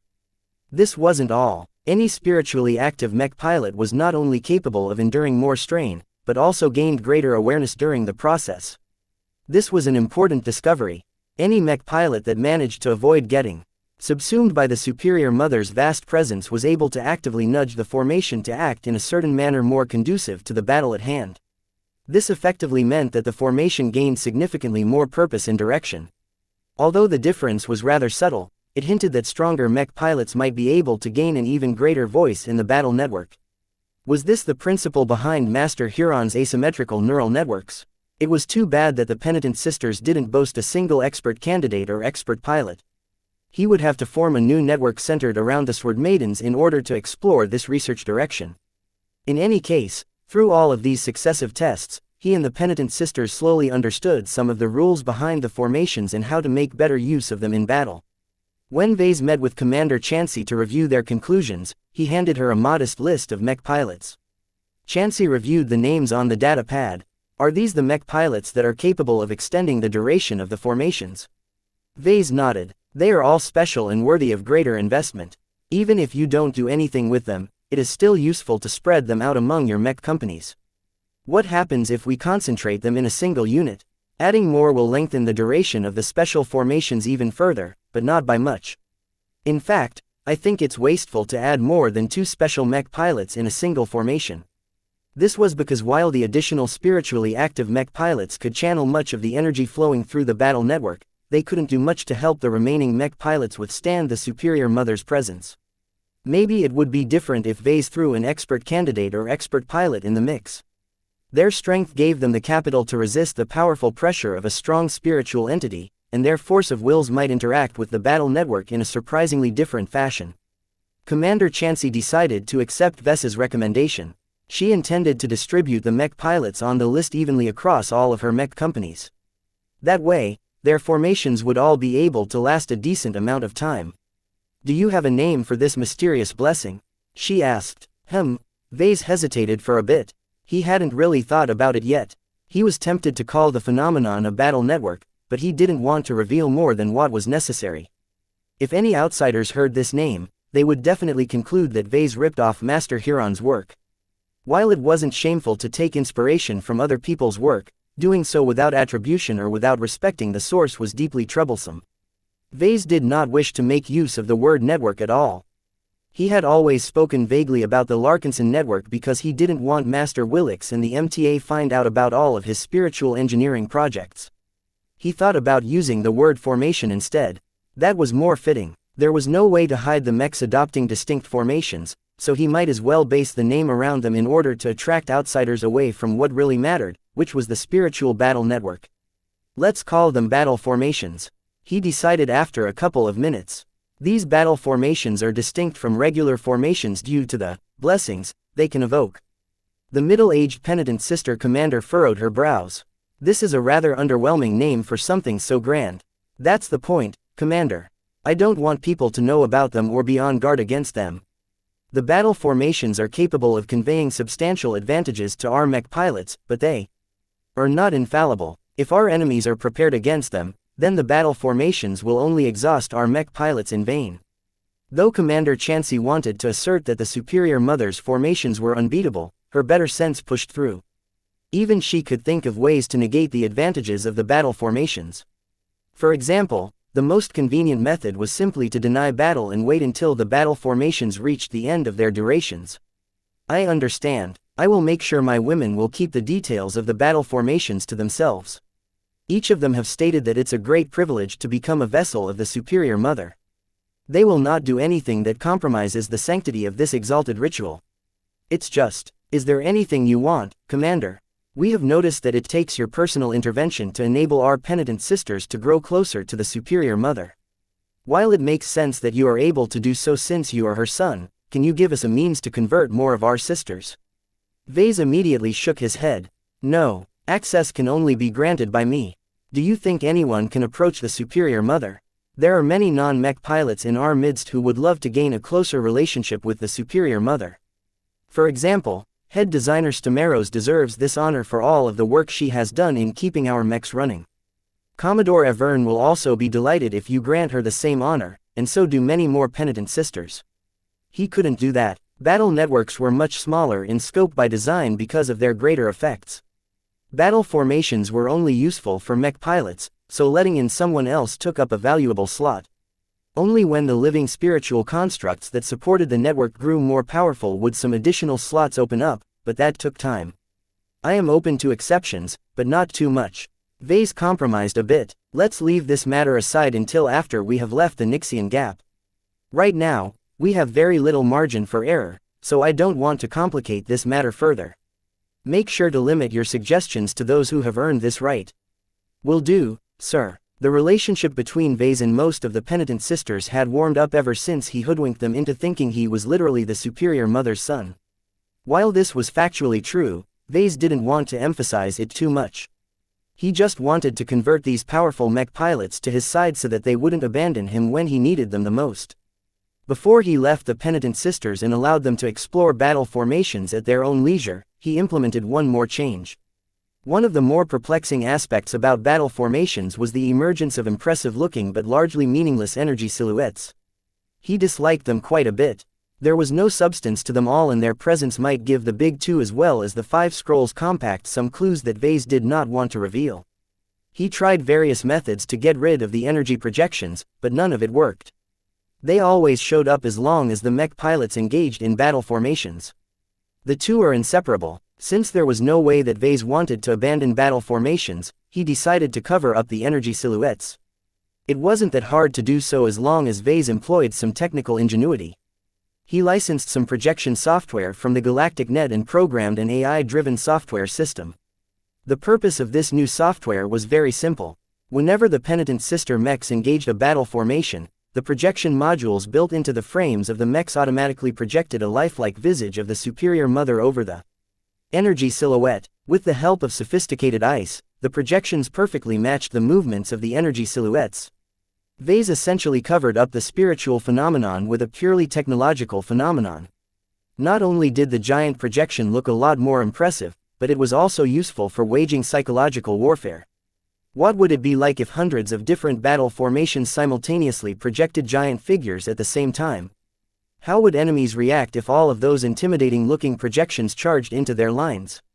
Ha ha ha, that will be a powerful show, especially if we combine it with glows. Other mech designers would probably regard it as a flamboyant quirk. After all, despite looking powerful, the projections ultimately didn't do much except affect the morale of both sides. It was much like waving a flag, he thought. Hopefully, others will see it like that as well. Chapter 2370. Obnoxious Consultant. Meow. Lucky painfully meowed as he squirmed on top of the desk.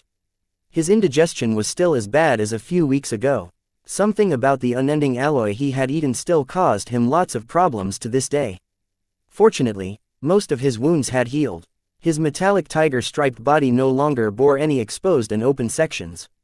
Vase estimated that Lucky would need 1 more week at most to heal all of his external damage. Maybe at that time, his gem cat could devote most of his energy on boosting his digestion. Time is running out, Lucky. You better finish your business quickly in the next few weeks. If you haven't accomplished anything by that time, I'll stuff you with some bee stone to see if that will help unclog your pipes. Meow, meow, meow. Lucky reacted with alarm when he heard the threat. His weak body flailed a bit. It was as if he desperately wanted to phase his body and run as far away as possible from his devilish owner. He. Vase grinned as he patted Lucky's limp back. Work hard if you don't want to eat a bee stone sandwich for lunch. Meow. Vase ignored his distressed cat and began to plan his new round of experiments.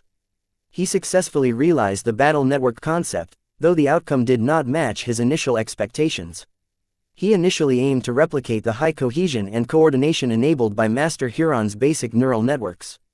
What he got was something different.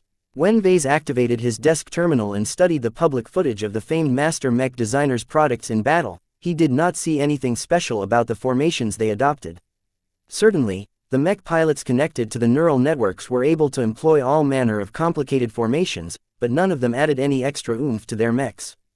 The Fredaman mechs didn't radiate any unusual energy projections either. The two aren't the same. They're completely different concepts. Aside from sharing some superficial aspects, battle formations worked on an entirely different paradigm. He couldn't keep looking at neural networks for answers. He had to explore his new invention from scratch and avoid making unfounded assumptions. How troublesome. That said, the power of his battle formations were evident, if a bit unrefined. They had barely scratched the surface of this new battle method. Naturally, Vase did not intend to spread something so good to too many people. For now, he intended to keep it firmly within the clan as a unique, competitive advantage. I'm not sure it's entirely safe or practical though, he muttered. Only by employing them in an actual battle will I know for sure whether it is a boon rather than a bane. One of the more worrying side effects of employing battle formations was that the Mech pilots usually experienced substantial mental exhaustion at the end. This made activating them very risky in large and difficult battles. It's best to employ them close to the end of a battle, but will there be any Mech pilots left alive at the end? Energy, alignment and mental strain each imposed restrictions to battle formations. While Vase believed he might be able to lift or alleviate some of these constraints, he didn't have the time to explore this research at the moment. He needed to move on and set up at least 2 more battle networks for the Sword Maidens and the Battle Criers. As for the avatars, Vase reluctantly shook his head. The experiments he performed on the penitent sisters already proved his guess that the Mech pilots connected to the battle network needed to be as uniform as possible. Their thoughts all had to be highly aligned in order to meet the conditions to engage a battle formation. My avatars are too heterogeneous. Not enough time has passed to form a strong and established martial tradition. This was a massive pity. The excellent training, superior aptitude and powerful LMC mechs of the avatars all suggested that uniting them in a battle formation might produce extremely powerful results. Well, the Sword Maidens and the Battle Criers aren't that bad. He expected much from the Sword Maidens. They may not be watched over by a powerful ancestral spirit like the Superior Mother, but they had their own rising hero in the form of Commander Dice. When Vase began to refine his design for the Sword Maiden battle network, he wondered whether centering it around Commander Dice adversely affected the crucial expert candidate. If his experiments inadvertently prevented her from experiencing apotheosis in the coming battle, then Vase would have lost far more than he gained. I can't go too far. He revisited the notes he scribbled in his implant and began to revise them based on the results he had obtained from his earlier experiments. Now that he knew much more about battle networks and battle formations, he intended to introduce a more refined and adapted version for the Sword Maidens. It has to center around Commander Dice, but it also needs another unifying factor. Vase was worried whether using Commander Dice as the center of his second battle network would be sufficient in aligning the thoughts of every Sword Maiden mech pilot. Even if she advanced to expert pilot, the Sword Maidens weren't really the type to completely surrender themselves to someone else. They possessed an incomparably strong degree of pride in themselves. He thought about Kedis and how she obsessed about Sharpie and her sword all the time. Maybe that is what I need to add to the battle network. A sword. When Vase created his first battle network, he chose to shape it as a crown for superficial reasons. He just wanted to create something that reinforced the superior mother's control over the mech pilots. For his second battle network, Vase thought about using the great swords that the Sword Maidens were fond of as a model for the living spiritual construct. It would be like creating a second Sharpie in a different Sword Maiden's mind. This is going to be costly. Back when he created Katiz's living mind sword, he sacrificed a tiny portion of life-prolonging treatment serum to form it. If Vase intended to do the same for Commander Dice, then he would have to use up another drop.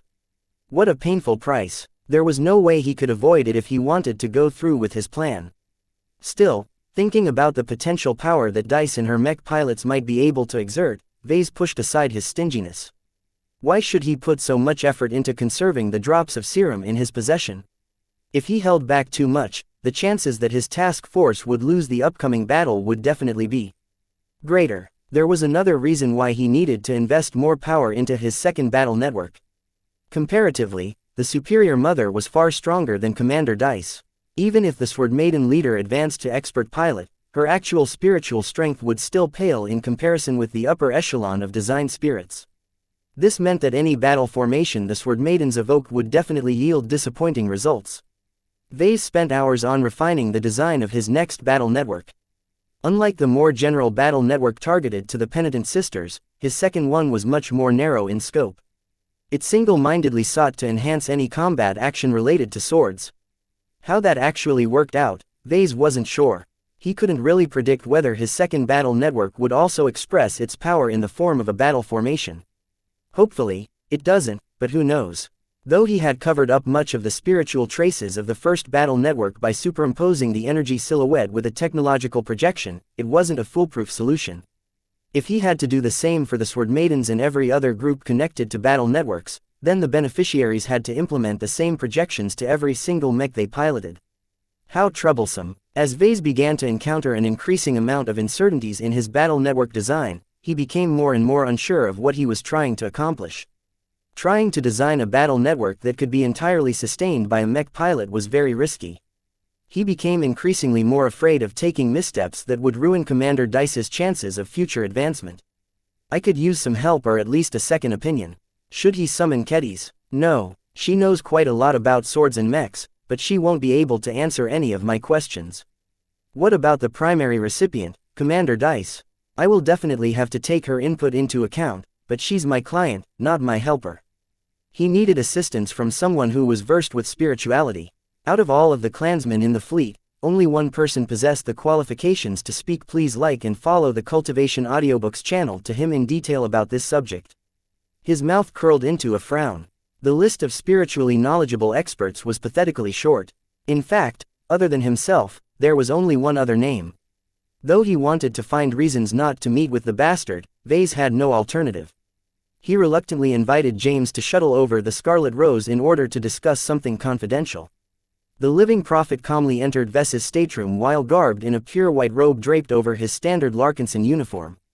"Bright martyr, it is good to see you again. I believe you have doubts." Vase couldn't be bothered to express his annoyance at James's foresight.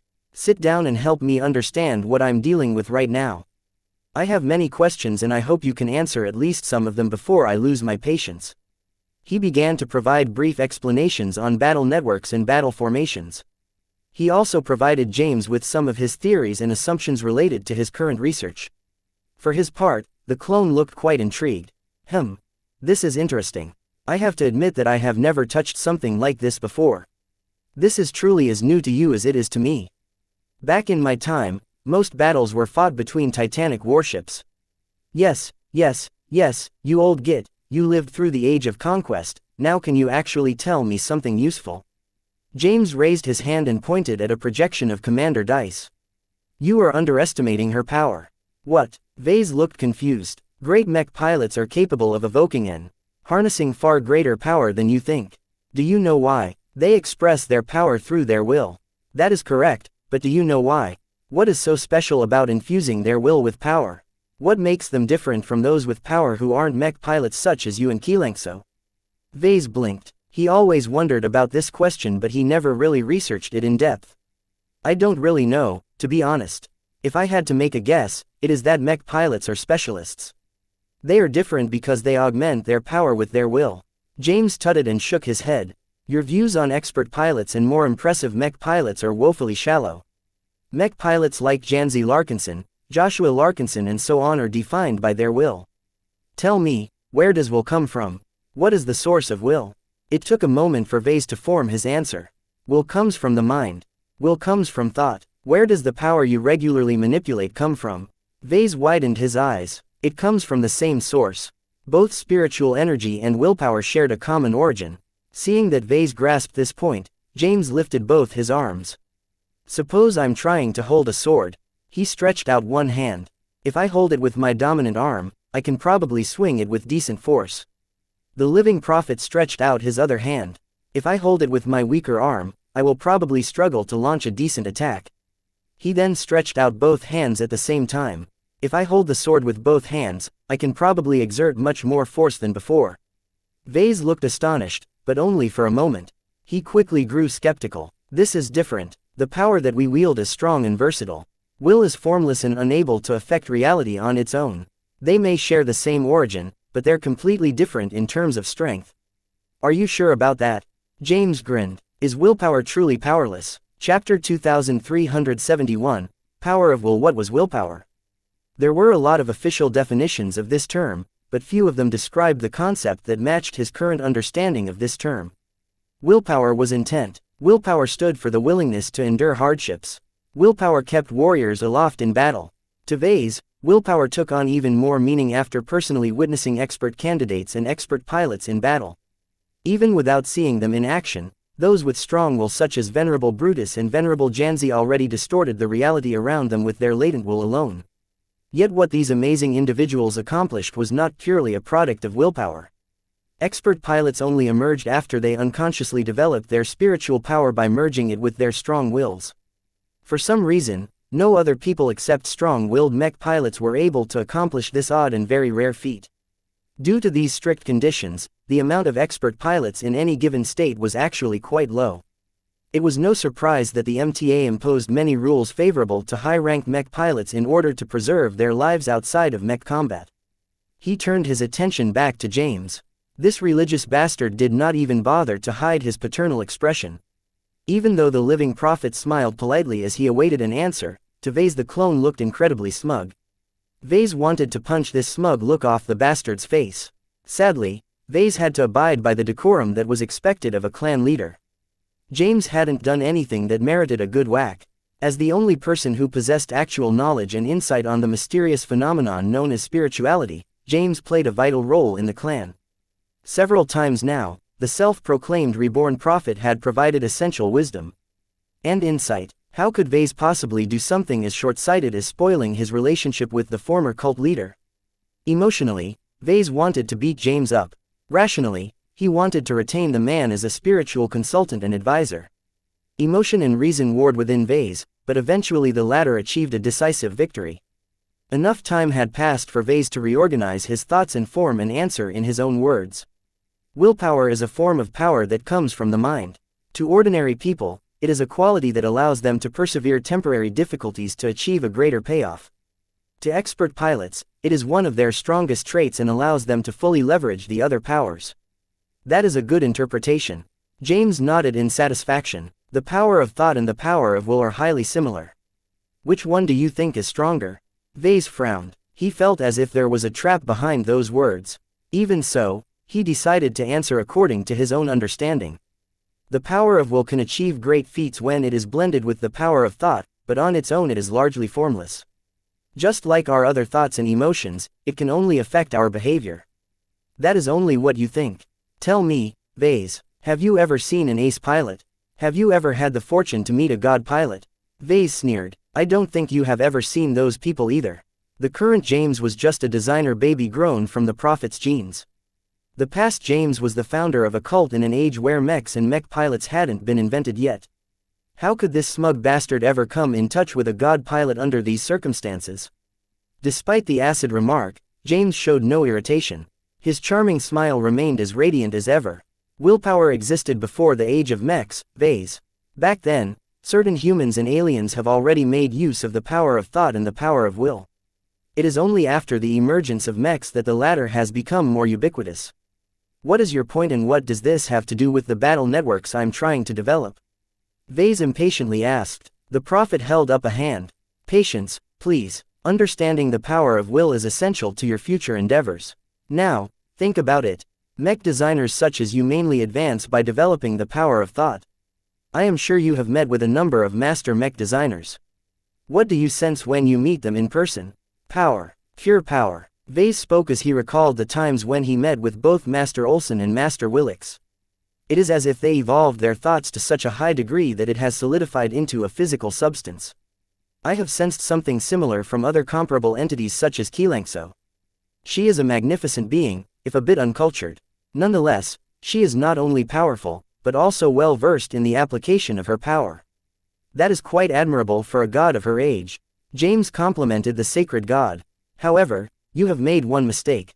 Powerful mech pilots are not comparable to the likes of xianxia.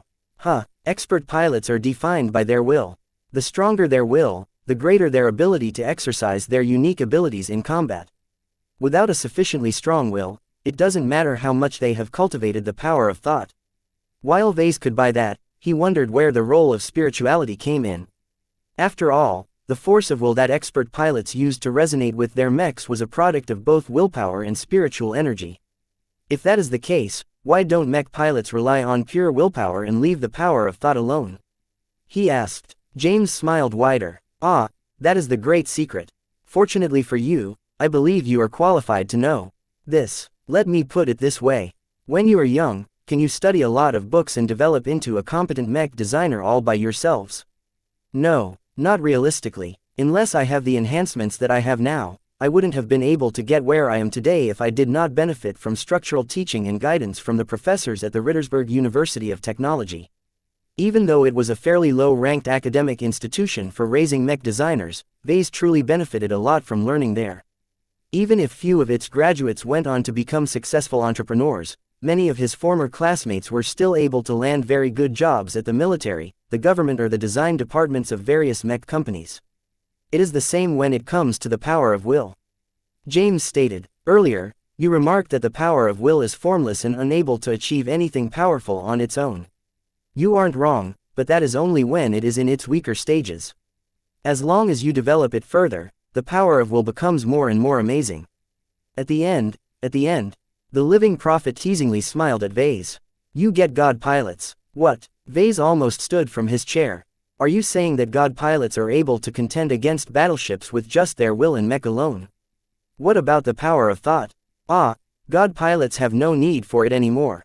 James dismissively waved his hand. This was a huge revelation to Vase. The difference between high-ranking mech pilots and high-ranking mech designers turned out to be bigger than he thought. He composed himself. Explain to me how mech pilots develop themselves. What happens after they advance to expert pilots? What I said before is already all the information you need to answer your own question, Vase. Someone like you is unable to become a mech designer without going through structure learning or personal guidance. The same goes for willpower. It is weak in its earlier stages and cannot bring many advantages to mech pilots. That is why they must meld it with the power of thought. Vase felt as if he came in contact with a profound truth. If James wasn't spinning nonsense to him, then this was probably one of the biggest secrets behind high-ranking mech pilots. The combination is more powerful than the separate components, right? I always thought that this combined force is the main reason why expert pilots and such are so powerful.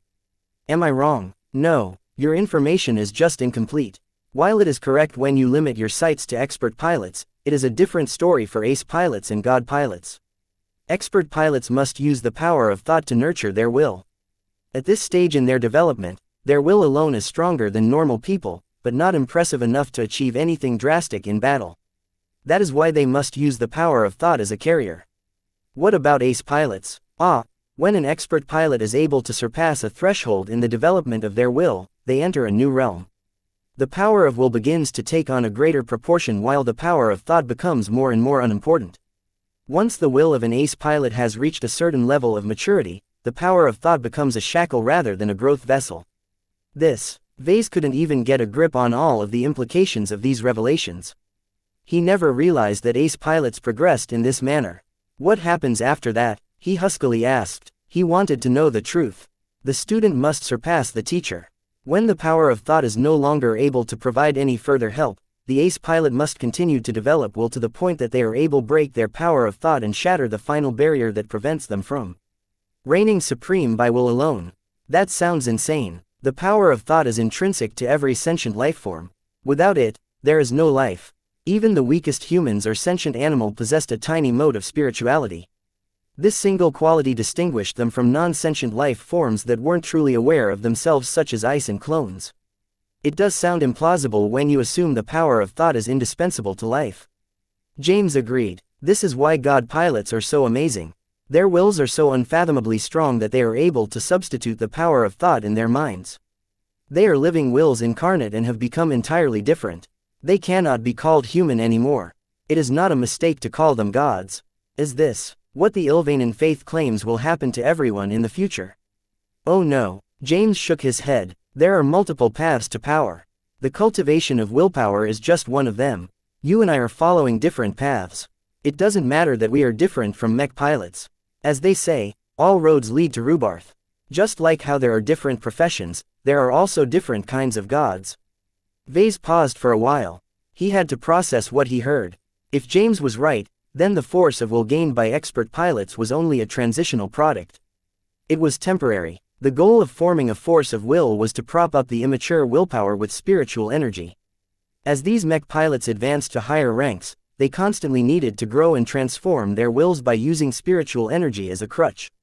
It was only at the end, when senior ace pilots reached their limits, that they were ready to break their crutch. They had to shatter one of the key powers that made them alive and sustain their lives entirely by their superior will alone. To Vase, this sounded as absurd as an unarmed human trying to fight a mech. It was impossible unless the human modified his body extensively to the point of becoming a deadly monster. So much could go wrong through this arduous process. How could spirituality that was supposedly essential to all life be so easy to discard? By far, most humans who tried to fight a mech with their bare hands would unquestionably die. Only those who were freakish enough to develop their wills to insane heights were able to achieve this impossibility. No wonder why there are so few god pilots in the galaxy. Vase dazedly muttered. With such an insanely difficult hurdle at the end, they are truly worthy of their titles. Chapter 2372. Myriad powers. Though James could have been spinning a tale of nonsense, Vase did not believe this was the case. The revelations on the power of will largely conformed to his own observations. It was just that Vase was still too clueless about ace pilots and god pilots to know how important it was for them to develop their willpower. The end goal of every mech pilot who wanted to reach the top was to evolve their will to a height that allowed them to live on it. To Vase, who constantly gained a greater appreciation of spirituality, this sounded like a completely alien means of ascension. Vase had to take a fair amount of time to take stock. Though he still disliked James, he had to admit that his spiritual advisor was definitely earning his keep in the clan. Earlier, you said that we are different from the mech pilots who develop their wills. What role does the power of will play for us? Also, aren't you supposed to be a mech pilot? To answer the latter, I am, but that does not mean I have to follow the same path as every other mech pilot. James calmly answered. Though it may seem unimaginable to the likes of you and every other mech-crazed citizen of human civilization, I am not particularly interested in becoming an existence that is sustained by will alone. My talents lie elsewhere. Oh, Vase could believe that. James hadn't piloted a single mech during this excursion. Just like any cult leader, the living prophet excelled at scamming and hoodwinking people. As to how mech designers differ from mech pilots, well, that is something you can figure out yourself, Vase. Both god pilots and star designers are immensely powerful. They are gods in human form, but they express their might differently. To put it into terms that you are accustomed to, they have pursued different specialities. I see. Then what makes mech designers special, exactly? Are we dependent on the power of will as well? No. While I have some insights on how mech designers reach greater heights, I am not one of them myself. I believe it is better for you to explore this on your own. All I can say is that unlike mech pilots, mech designers take the more common path of developing their power of thought. Just because mech pilots must eventually get rid of it doesn't mean it is useless. Willpower is just more suited to their roles. Vase scratched his head again. He had been doing this several times as he struggled to understand all of the implications of what James was saying. Right now, He felt awfully envious at mech pilots for being able to develop their willpower into something amazing. Vase felt rather lacking that he wasn't doing something like that. Was cultivating willpower something exclusive to mech pilots and potentates? What stopped Vase from doing something similar? Was it truly possible for a single human being to cultivate both willpower and spirituality to their highest forms? The living prophet seemed to know what Vase was thinking. Don't think about it, Vase. I told you earlier that when ace pilots reach the threshold of their upper growth, their power of thought has become a hindrance. Do you really want to spend the effort to grow both powers, just so that you have to shatter one of them?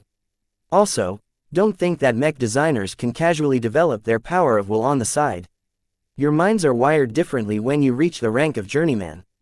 That was a pity. Vase thought that his remarkably high control and perception of spirituality would allow him to do what others could not, but evidently there were hard limits.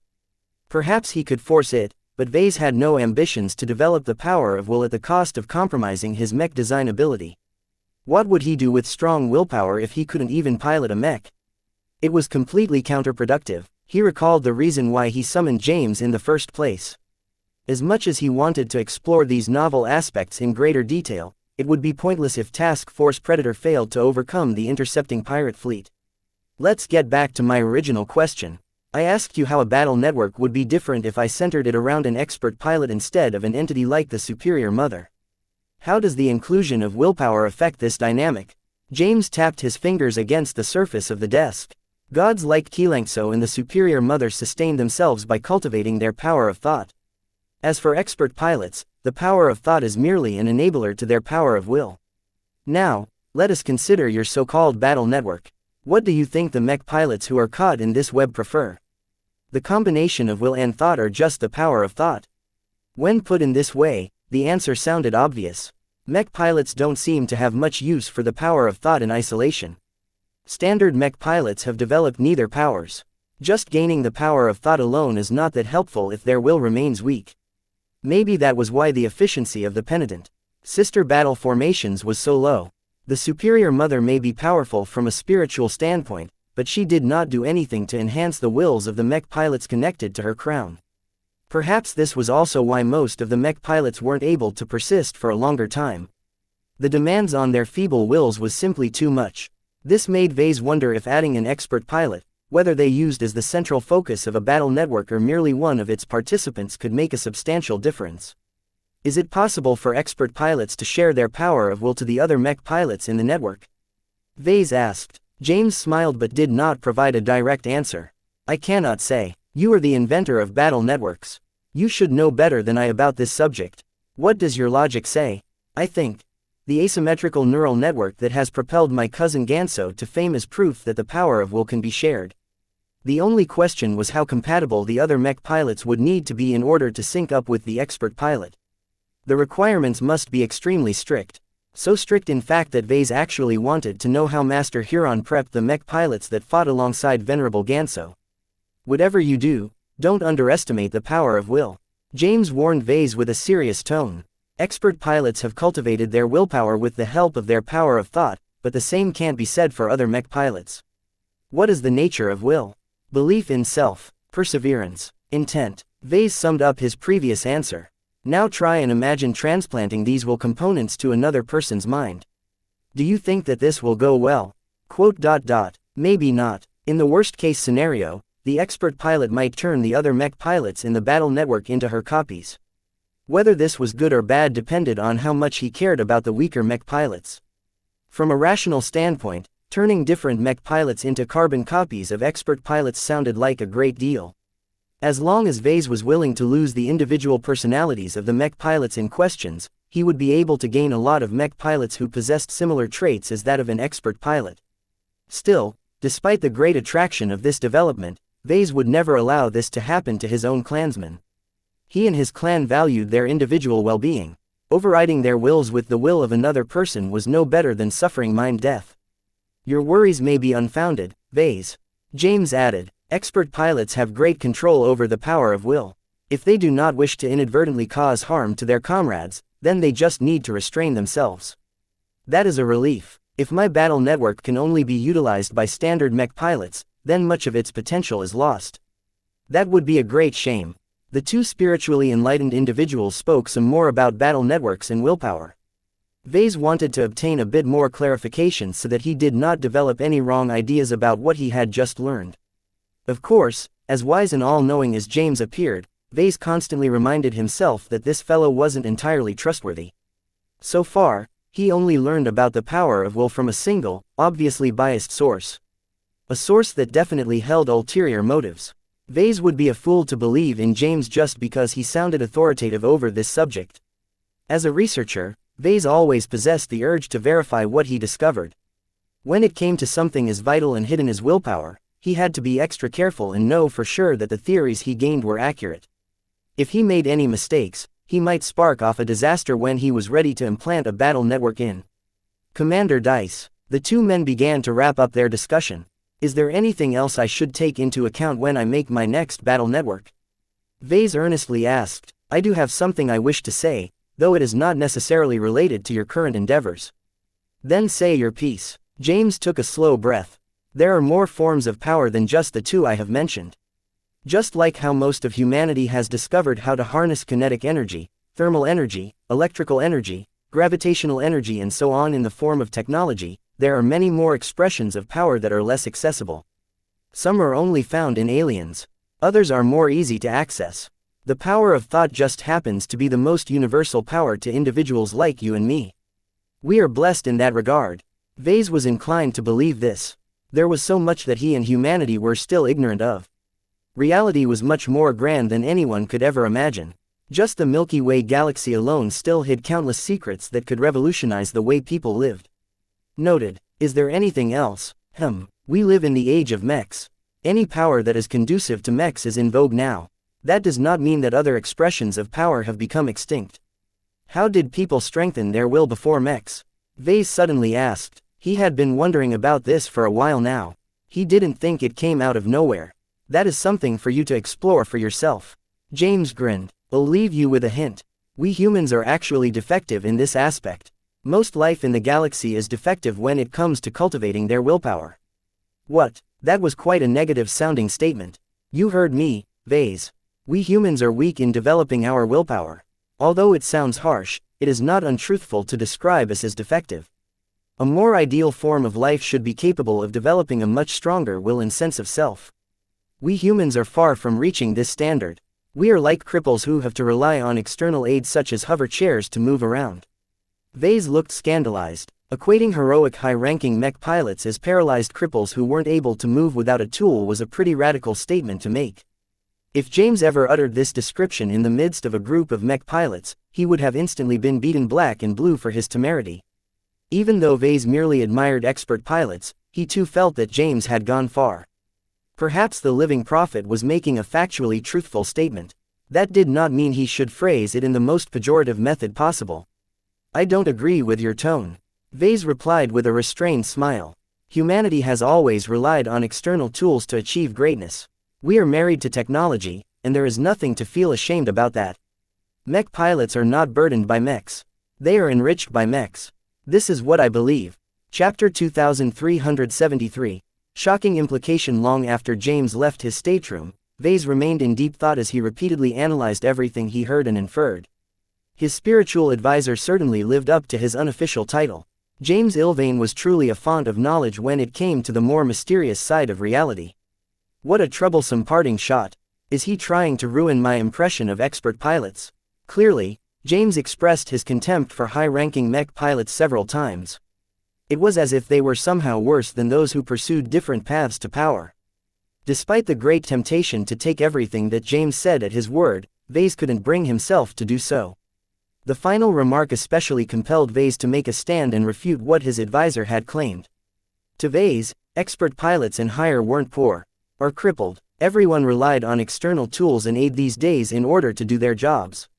Human civilization was practically defined by its extensive and ubiquitous use of technology to accomplish feats that were impossible to accomplish with human power alone. After all, great feats such as constructing Dyson spheres around suns, terraforming lifeless rocks into life-bearing planets and crossing the stars could never be done without the use of lots of vehicles and technological inventions.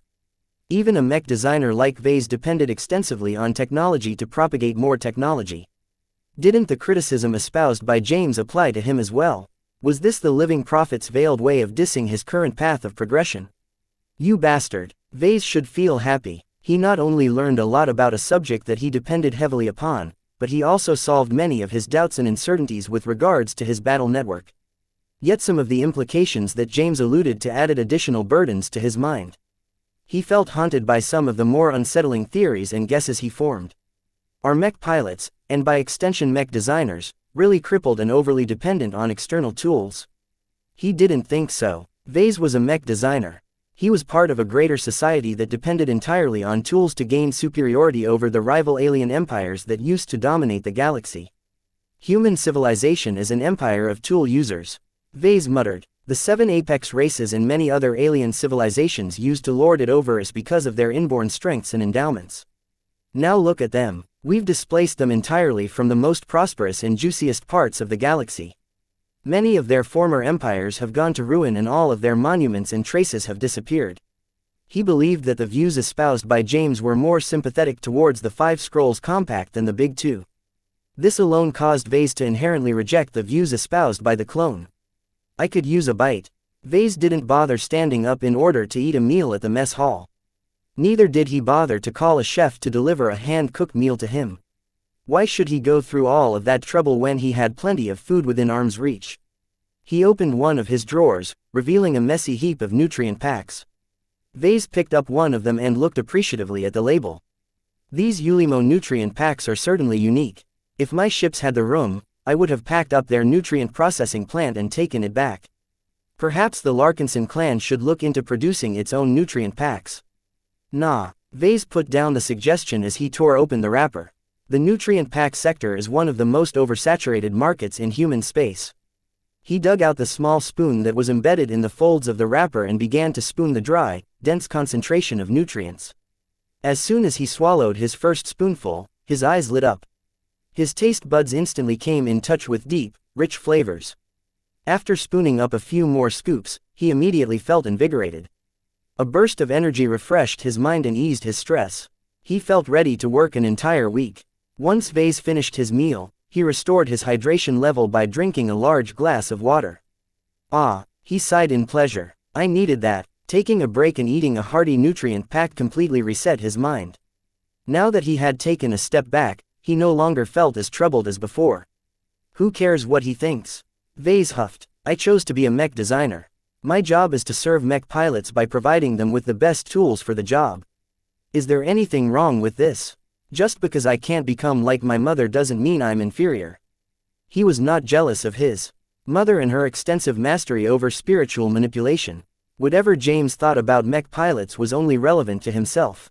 The rest of the Larkinson clan largely centered around mechs.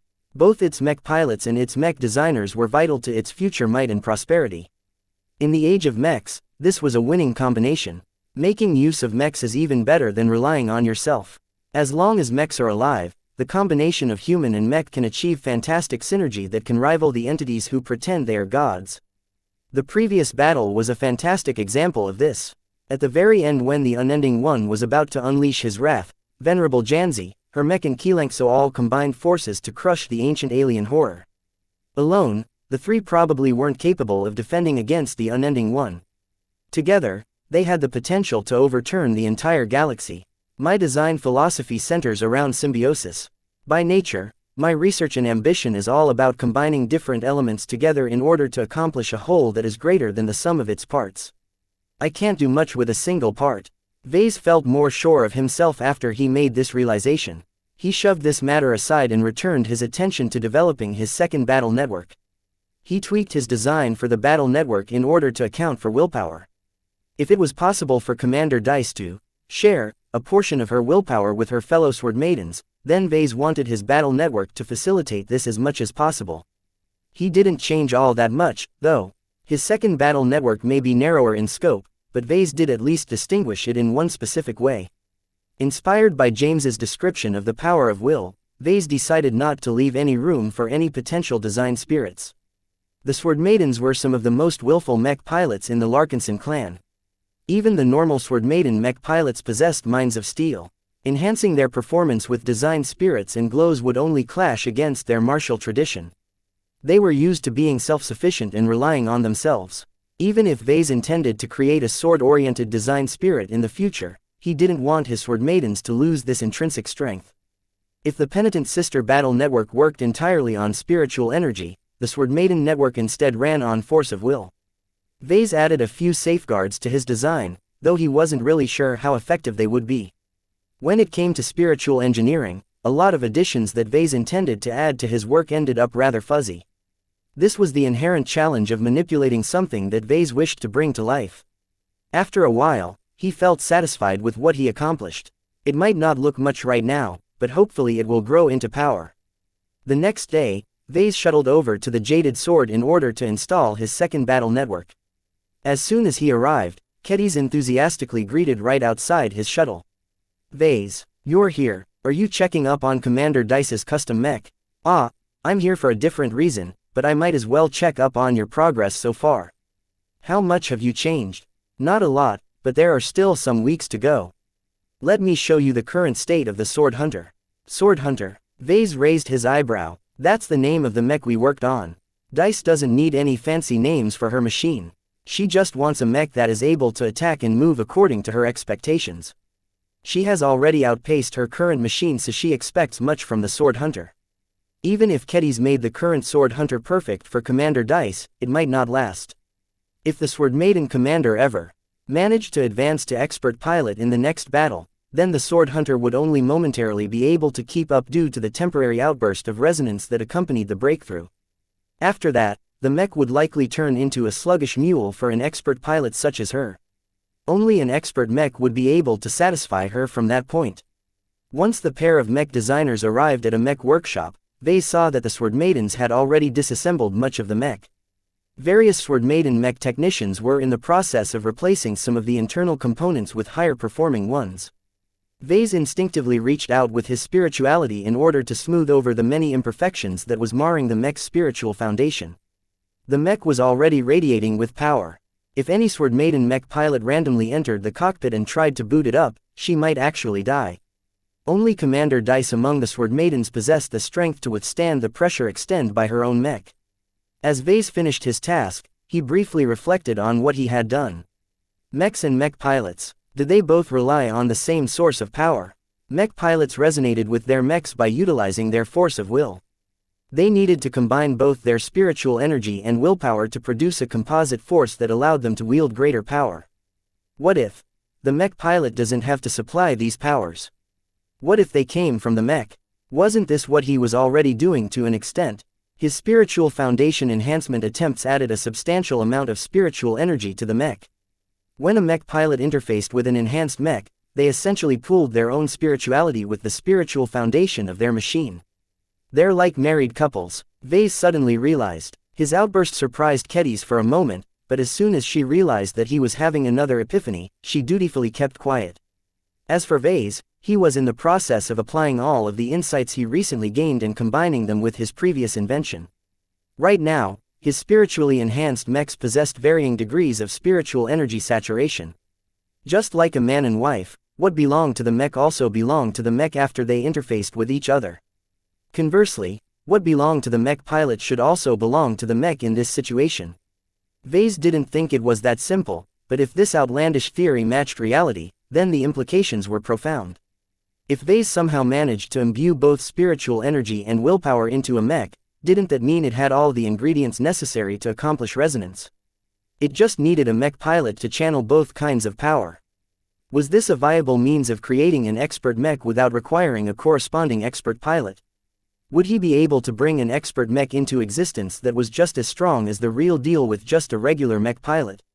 Vase was really shocked at his own realization. Something as radical as a standalone expert mech would completely subvert the entire mech industry. There were so many mech pilots in the galaxy, but few of them managed to advance to a higher rank. If Vase made it possible for normal mech pilots such as Melkor and Dietrich to make full use of an expert mech, then was it possible to make expert pilots redundant? His body shivered. Chapter 2374, Respa. The creation of a standalone expert mech sounded incredibly interesting to Vase. Theoretically, it should be possible, but in practice Vase would have to solve a lot of problems. This is probably something I should look into when I advance to senior or master. He muttered. Aside from learning how to design expert mechs, Vase had to figure out how to impart willpower in a mech. James mentioned that spiritual energy and willpower came from the same source. The first was more common and versatile while the latter was difficult to nurture and not so transferable. Spiritual energy centered around thought and emotion. Willpower came from the self. This difference implied that transferring someone else's willpower onto a mech may not be viable. Designed spirits couldn't help. All of them were entirely based on spirituality and did not possess any exceptional willpower. Perhaps theoretically, they might be able to nurture willpower through some unusual methods. Maybe they could even piggyback off his mechs to accomplish this feat. However, at the end, the strengthening of willpower demanded the destruction of spirituality. Didn't that mean these spiritual entities had to kill themselves in order to turn into a life form composed entirely of willpower? Vase believed it was a bit more realistic to encourage a living mech to develop a will. No matter what fortune or misfortune took place over the course of its evolution, every consequence would be confined to a single copy. This was still a very distant prospect, however. Vase barely understood anything about the nature of the power of will. He only recognized it as a distinct source of power just recently. For now, it was best to focus on his immediate problems rather than let his ambition run wild. He turned his attention back to the sword hunter. For a converted bright warrior, Kedis was doing a good job transforming it into something unique. It might even be her first real variant design. After discussing a number of issues about some of the trickier changes that Kedis wanted to implement, they eventually met with Commander Dice. The strong sword maiden expert candidate and leader greeted Vase with a ramrod straight back and her feet planted solidly to the deck.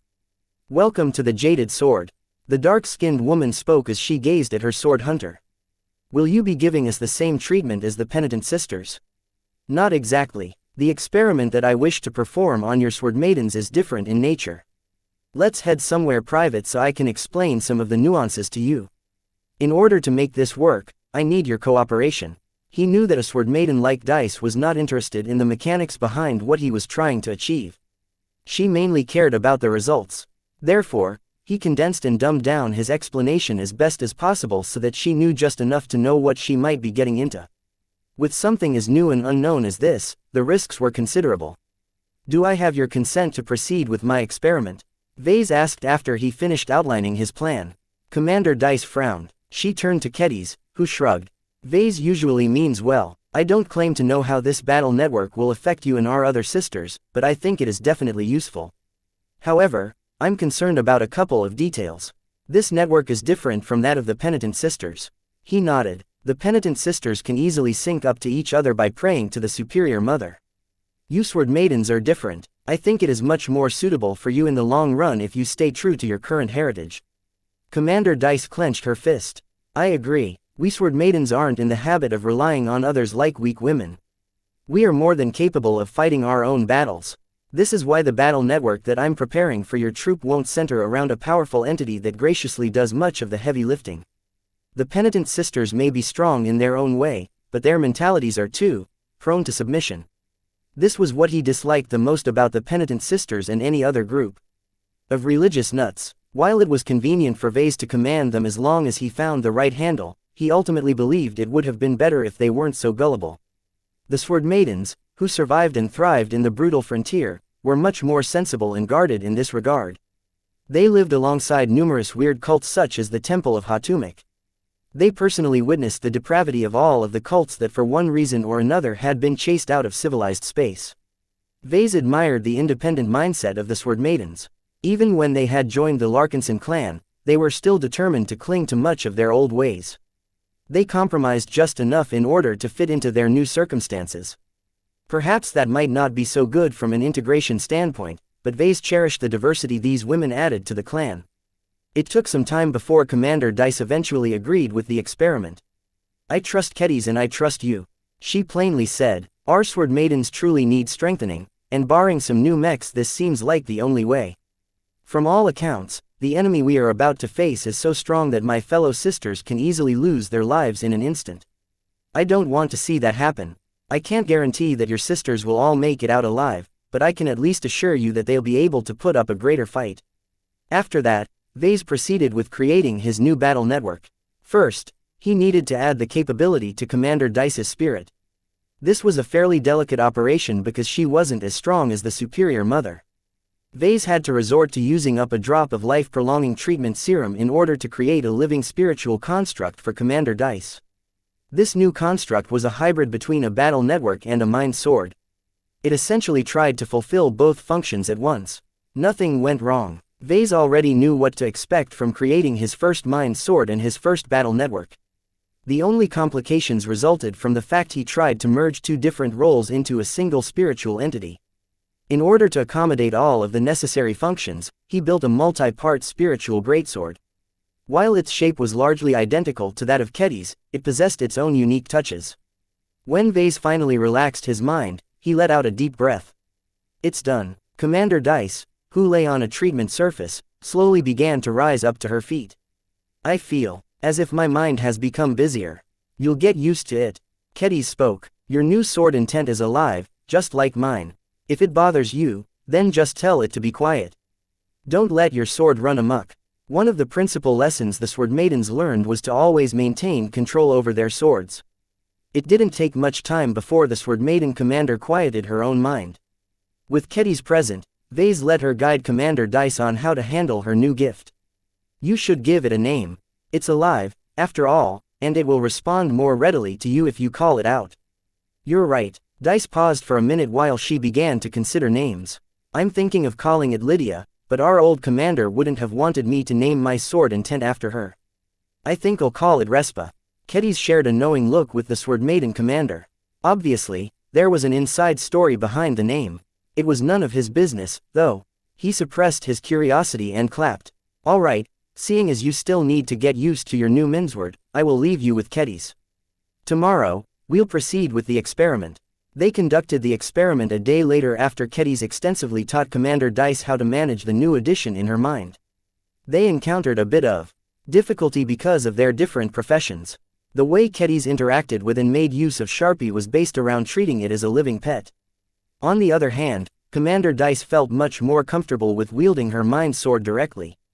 With her nascent force of will, she was able to resonate with her mind sword to a modest degree. Though she was very clumsy in controlling Respa, Vase figured that was mostly because she was just an expert candidate at the moment. Her force of will possessed no substance at this stage. Once Vase gained enough confidence in Commander Dice's ability to keep her mind sword under control, they quickly commenced the experiment. Vase first established some connections between a squad of regular Sword Maiden mech pilots and Respa. This went smoothly. While Respa still remained active as a mind sword, her battle network aspect hadn't been activated yet. As long as this remained true, nothing flowed through the connections. At most, some of Dice's residual force of will might leak into her fellow mech pilots. Are all of you feeling okay? Tell me if there are any abnormalities. The first batch of Sword Maiden mech pilots all shook their heads. If that's the case, then head to your mechs and wait your turn to deploy into space. A squad of Sword Maiden mechs launched from the Jaded Sword. Commander Dice followed shortly after with her current mech. Though it would have been interesting to see how her battle network interacted with the Sword Hunter, the mech was in no state to launch. The experiment soon commenced. Just like before, Vase asked a group of Avatar mechs to spar with the Sword Maiden squad and put them under pressure. This time, the Avatar mechs significantly held back in their attacks. Unlike the second-class mechs of the Penitent Sisters, the third-class mechs of the Sword Maidens were much more fragile. Even so, being surrounded by 40 hostile mechs at closer ranges imposed a very powerful psychological effect on the Sword Maiden test subjects. It was easy to forget that they were taking part in a controlled test when their mechs were being pushed around like bully victims. Enough. We are not weak. Vase watched closely as Commander Dice finally managed to find out how to activate Respa's battle network functionality. The Sword Maiden mech pilots began to feel odd as Commander Dice reached out to them. While they had trouble getting in sync with each other, the problem wasn't as bad as Vase initially feared. Every Sword Maiden admired Commander Dice. She not only succeeded Commander Lydia as their leader, but had also advanced to expert candidate. Her superior skill, strength and battle acumen had long earned her the respect of all of her subordinates. With such a heroic figure at the center of the battle network, the Sword Maiden test subjects finally managed to sync up with each other. It's happening. The mechs spontaneously moved into a distinctly narrow formation. Vase imagined that they were forming a large sword. Unfortunately, the attempt seemed to fail. The mechs didn't radiate any form of radiance, so no energy silhouettes appeared. Their formation had no substance. Vase shut down the experiment. That's enough. Kedis and the other sword maidens manning the various consoles and workstations looked disappointed. They expected to witness a powerful burst of strength. Instead, their sisters hadn't accomplished anything.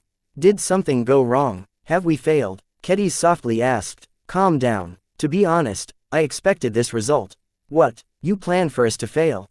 Not like that. Vase hurriedly shook his head. It is just that I haven't hooked up the network to a powerful energy source. How can something powerful emerge from nothing? Commander Dice isn't strong enough to power any formations. Then what is the point of this experiment? Were you stringing us along all this time? No. Look, this experiment may have failed, but the framework is still sound. I checked it myself. We just have to wait for the right opportunity for this battle network to show its value.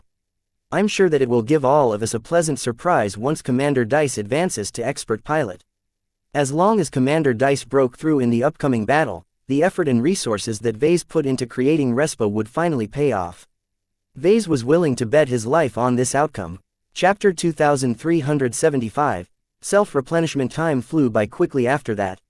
With the results he gained from creating his previous 2 battle networks, Vase encountered no complications when he formed a 3rd battle network for the battle criers. He did not bother with testing it, afraid that any hidden pirate scouts in the vicinity might observe what he had accomplished. Though the odds of that were frankly low, Vase could not afford to rule out this possibility. Keep what I've done for your boys under wraps, Vase said to Commander Cinnabar aboard the Ion Tracker. If your battle formation works out the way I think it does, then you may be able to make a huge difference in the upcoming battle. What I require from you and your battle criers is to be ready when I call upon you. Is that understood? Yes, sir, the red-bearded leader replied and bumped his fist against his chest. We are Kinners. We strive to obey you to the fullest extent. Vase smiled. Good man. Out of everyone in the Larkinson clan, I trust Kinners such as you and Nida the most. I hope that your people will never forsake me. As long as you do so, I will always watch out for your Kinners. Commander Cinnabar was flattered by the appreciation shown by Vase, but he was also skeptical. We are all part of the same clan now. Yes, but the contract that I have signed with you Kinners should still remain valid. You can be both Larkinsons and Kinners without resulting in major contradictions. Am I wrong? I can think of a number of scenarios where our multiple loyalties can come into conflict. That is why I want to make sure that you know which one you should value. This, Commander Cinnabar was well aware of the implications of those words. This may be fine for our current generation of Kinners, but we don't want all of our children to be locked in this bond. Ah, that was right. Vase recalled that the Kinners cared a lot about providing a better future for their children. It didn't matter if they signed away their own lives. As long as their offspring gained the opportunities that they never achieved, everything was acceptable. He quickly made up a new policy. While this isn't a big consideration in the short term, let us make an agreement on how to treat your descendants. Right now, what will happen when your children become adults? They are free Larkinsons and Kinners. Will they join the battle criers and continue your tradition? Commander Cinnabar looked troubled. Maybe. As a Larkinson, I would want them to join the Avatars or some other division within the clan. As a Kinner, I don't want our way of life to become extinct among the Larkinsons. Who knows what might happen to the Kinner tribe one day? If our tribe is annihilated, we may very well be the only group of Kinners left to carry on our traditions. Personally, Vase thought that continuing a legacy that centered around the deplorable practice of legal slavery was abominable. Still, as long as he was the one who held the whip, he didn't want to lose this valuable asset. Each culture is unique, and some of them are worth preserving. I admire your people's dedication to fealty and service. You are some of the most sincere people in the Komodo Star sector. Thank you, sir. While it is true that you are Larkinsons, it is a shame for you and your descendants to forget about your origins. How about this? Just raise your children normally. When they become adults and are ready to decide how they want to live their lives, just give them a choice. If they want to become a mech designer and work for the LMC, then they can do so if they qualify for the job. If they want to become a mech pilot for the Avatars, then that is also okay as long as they pass the requirements. However, if they want to follow the footsteps of their parents, then they should be given a chance to do so. Won't that be great? The battle crier commander's eyes lit up. This actually sounded like a great idea to him. The children of his people would have plenty of choice on how to live their lives in the future if this was the case. This is a good arrangement. Most of our fellow kinners will agree. Good. We can discuss the details later and put it into another contract. What matters is that we don't have to rely on importing kinners from your tribe or letting in more outsiders to expand your ranks. If he ever got out of the Xianxia gap, Vei's planned to leave the Komodo star sector as soon as possible. He was really sick of his home star sector and wanted to leave his local troubles behind. However, that would mean losing valuable access to some of the unique products of this region, such as spiritually active materials from the Xianxia gap and human products in the form of diehard loyal kinners. While Vei's had no clue how to synthesize his own B stones and P stones, he did know how to produce more loyal bondsmen. Just letting them breed and indoctrinate their own offspring with their unique culture should be sufficient to keep his battle criers going for multiple generations. This was very important to Vei's. Their strong sense of loyalty had already made him valuable, but the new capabilities he intended to impart to them would make them even more vital to his many plans. Best of all, Vei's didn't have to do anything to encourage the battle criers to perpetuate their kinner practices. The kinner tribe indoctrinated each of them to embrace their habit of selling themselves, and as good parents she should definitely pass on their values to the next generation. Vei's didn't mind if 10% or even 90% of kinner descendants chose to leave the battle criers. As long as at least some people remained behind, he would retain possession of a strong and distinctive unit of ultra-loyal clansmen who Vei's could potentially entrust with all of his secrets. After all, Nida had been with him for multiple years, silently guarding his back like a tall guard dog, and she had never once leaked anything to anyone. Vei's knew because he personally bugged her combat armor. He knew everything she did, and if she ever aimed her weapon against his back with the safeties off, her rifle would automatically lock out and turn into a brick. Frankly, Vei's thought this precaution was excessive considering Nida's exemplary loyal service. Even without this precaution, Vei's was still assured she wouldn't betray her trust. The same went for the battle criers who were crewing the Scarlet Rose. As much as Vei's wanted to trust the other Larkinsons such as the avatars of myth, he felt as if they were slowly growing out of his direct control. Part of that was good because their growth would definitely benefit the clan as a whole. Part of it was bad because this growth came at the expense of personal loyalty. Well, he was fine with that. Though Melkor was the person who deserved the most credit for growing the avatars of myth into a formidable troop of elites, Vei's felt like a proud parent for enabling their rise. It was similar to how he viewed his mechs. He was proud of designing and producing them, but there was no way he wanted to retain them all. Once he sold them to his customers, what happened to them was none of his business anymore. Vei's and Commander Cinnabar discussed some other matters. For example, while the leader of the battle criers was highly in favor of sustaining his mech force by allowing their children to take up the mantle of their parents, it would take a lot of years for their numbers to swell.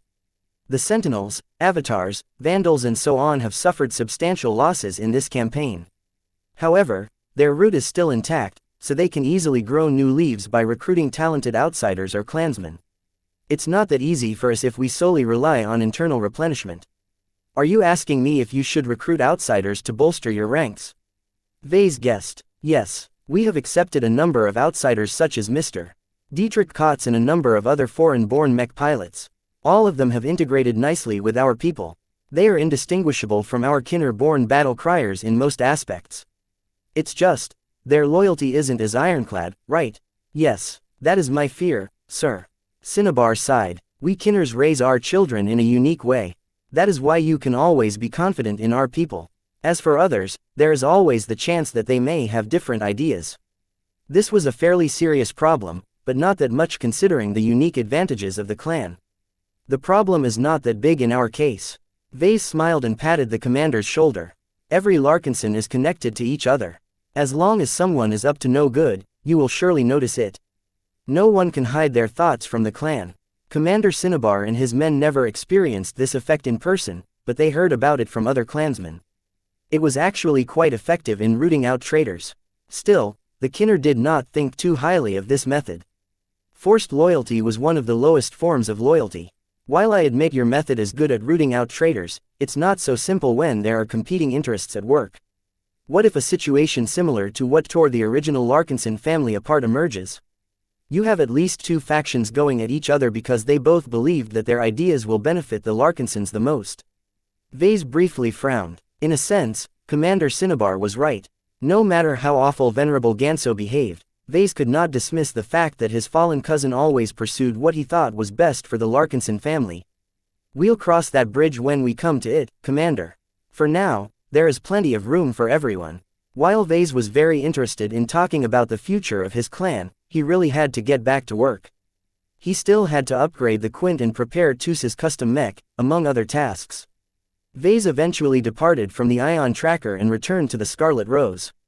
The crew already brought a new Bright Warrior mech into the mech workshop. Along with the mech, its future user was already waiting for Vase. Tusa Billingsley Larkinson stopped staring at the impressive, gold-coated mech and turned around. Patriarch Vase, it's about time you've arrived. I'm sorry for being late.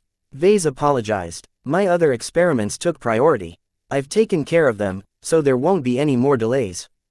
Good. I'm really looking forward to the light mech you are about to prepare, though a part of me lacks confidence. Converting a medium mech to a light mech is not an easy task. I have never heard of anyone completing this transformation in just a week. Vase grinned. I'm different. Besides, I'm not working on this project alone. Gloriana has already been poring over this problem back in civilized space. She has constantly updated me with new design schematics and such. Together, we have prepared quite an extensive modification plan. Just sit back and let us work. In 7 days or less, you will finally have a mech that can better keep up with your performance. It better be, because I have been waiting for years. The product that Vase intended to make for Tusa would definitely dazzle the expert candidate. After years of neglecting the light mech pilot, Vase would finally produce something that would appease the impatient man. Hopefully Vase would no longer have to deal with Tusa's nagging after finishing this project. Chapter 2376.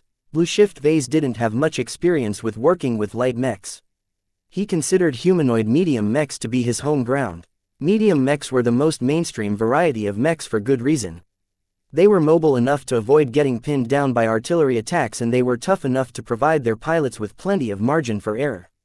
The load-bearing capacity of medium mechs was also far superior to that of light mechs. Due to their volume, mass and other design properties, medium mechs were able to carry enough weapons and other gear to make it easy for any of them to contribute in battle. Light mechs traded all of that in to gain more mobility. They were faster, but they paid a lot to secure this advantage. The relatively thin chest armor of a light mech meant that the mech pilot had to brave a lot of dangers with insufficient protection. This was the biggest reason why most mech pilots would rather not pilot these challenging mechs. One single mistake could easily spell death. The casualty rates of light mech pilots were statistically the highest in every star sector the MTA surveyed. Vase could pull up centuries worth of studies that pointed at the depressingly high number of deaths for this group of mech pilots. To be fair, many of those mech pilots would have rather piloted a medium mech if they had the choice. Light mechs were smaller and therefore cheaper than medium mechs, so plenty of struggling mercenary outfits attempted to fill up the available space in their carriers by purchasing some affordable light mechs. These outfits got what they paid for. Their inability or unwillingness to invest in larger mechs meant that the mech pilots of the outfit had very little choice. This was something that Vase personally disapproved of, but what could he do? Not every organization was as flush with money as the Larkinson clan. Journeymen such as him may not be as good as masters when it came to creating value, but even the worst journeymen were still capable of funding a couple of mech companies. Vase showed off the design of the custom light mech to Tusa. The modification plan and all of its diagrams momentarily overwhelmed the light mech specialist. While he didn't understand any of the finer details of the design schematics, Tusa still knew enough about light mechs to judge the approximate performance of certain aspects by their appearances. This mech doesn't look light enough, he said. Vase grinned. This mech is faster than you think. Look, it's true that designing a light mech from the ground up is much better than stripping down an existing medium mech. However, we don't have the time to do the former, so I'm trying to implement the latter in the best way possible. In this case, despite our lack of time, we have an abundant amount of resources, much of which consists of rare and valuable exotics. You mean your guess is right. Any problem can be solved as long as I stuff enough high-quality components in your mech. To be honest, some of the components such as the flight system and the power reactor will be rebuilt to second-class standards. Do you know what that means? Its specs have surpassed the standard expected of a third-class mech or a bridge mech. Though Vase still had to strip plenty of briar alloy and other mass, the stripped-down Bright Warrior still retained much of its resilient structure. This meant that Tusa wouldn't have to cut it so close in battle. Compared to his current light mech, the defensive capability of his upcoming mech was at least an order of magnitude higher. Giving his expert candidates more durable mechs was one of the main reasons why he went through the trouble of making them. Each and every expert candidate and expert pilot was valuable to Vase. How tragic would it be if any of them died before they managed to leave the Nixian Gap? Vase and the rest of the clan would definitely cry until they had no tears if someone like Joshua lost his life. As for Tusa, Vase figured he wouldn't cry as much tears, but that didn't mean he was fine with this outcome. An expert candidate was an expert candidate, and Vase was not in the habit of squandering valuable assets. I don't need an excessive amount of defense, Tusa stated with a frown. I appreciate your work in trying to increase the protective capabilities of my mech, but if I can sacrifice most of that to gain 10% higher acceleration, I can live with that. Vase doubted that. The pirate armada barreling down on their fleet possessed a lot of firepower. Even if Tusa piloted the most nimble light mech in the clan, the Gravada Narlax merely had to instruct 100 of its secondary gun batteries to saturate the surrounding space. Therefore, Vase was pretty adamant in sticking to his current plan. Tusa may make as many unreasonable demands he wanted, but according to his professional judgment, Vase had the obligation to protect his current client from his own stupid decisions. Of course, he didn't put it that way to Tusa. The Bright Warrior mech is by nature a medium mech that heavily emphasizes its armor. Converting it to a light mech can only go so far. The proper way to enhance its mobility from that point isn't to strip any further structure. I've already done that. It may not look this way, but the design that you're seeing right now is as barebones as I can make it.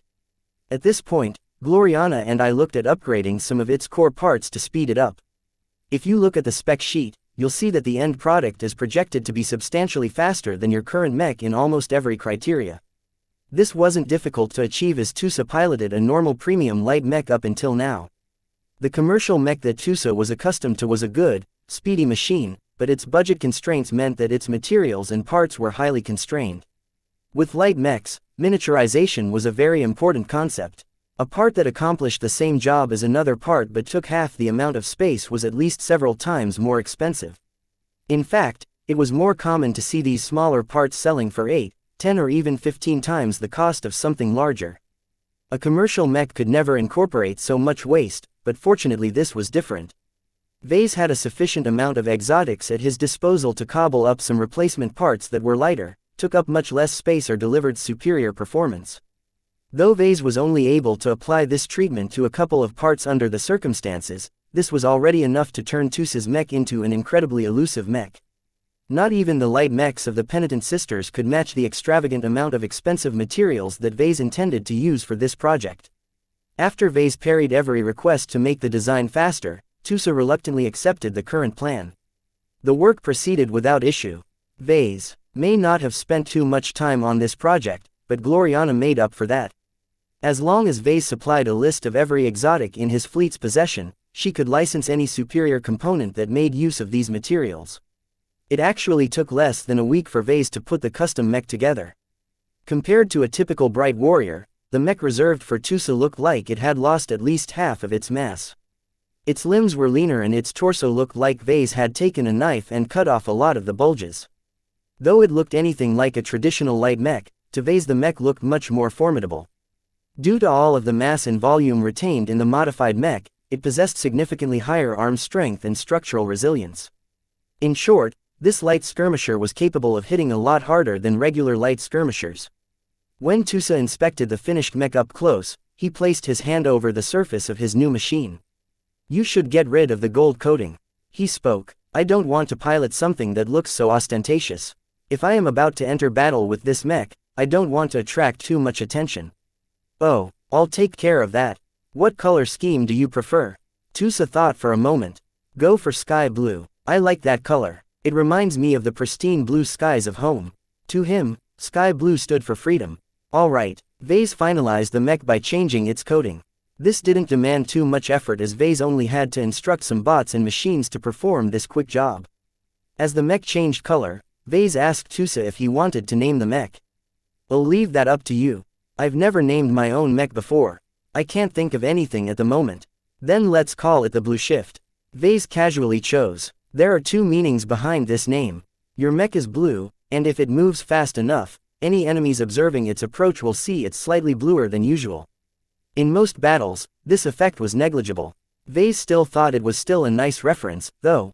Perhaps one day Tusa would be able to pilot a mech that was fast enough to make his enemies see blue before they perished. After making sure that the mech's spiritual foundation was fully saturated, Vase ordered some men to ship it out of the Scarlet Rose. Vase gave a stern warning not to pilot his new mech until they confronted the pirate armada. He had already passed on this instruction to every other expert candidate. It wouldn't do for them to advance prematurely. Time quickly went by after this. Vase only had to modify 2 more mechs. He did his best to elevate the performance of the Shield of Samar and the Quint within his current time constraints. I don't have enough time. He received plenty of assistance from his braves, and the Larkinson mech designers back in civilized space also pitched in by performing lots of tests and simulations. Despite all of this help, Vase couldn't implement all of the improvements he wished into the mechs. Vase had to retain as much character as possible, so he couldn't afford to make any drastic alterations to the Quint and the Shield of Samar. He still managed to make a lot of improvements. It was just that the difference was not as drastic for some of the other mechs. Vase was much more concerned about fabricating some of the weapons and shields of his custom mechs. So far, he hadn't begun to make them.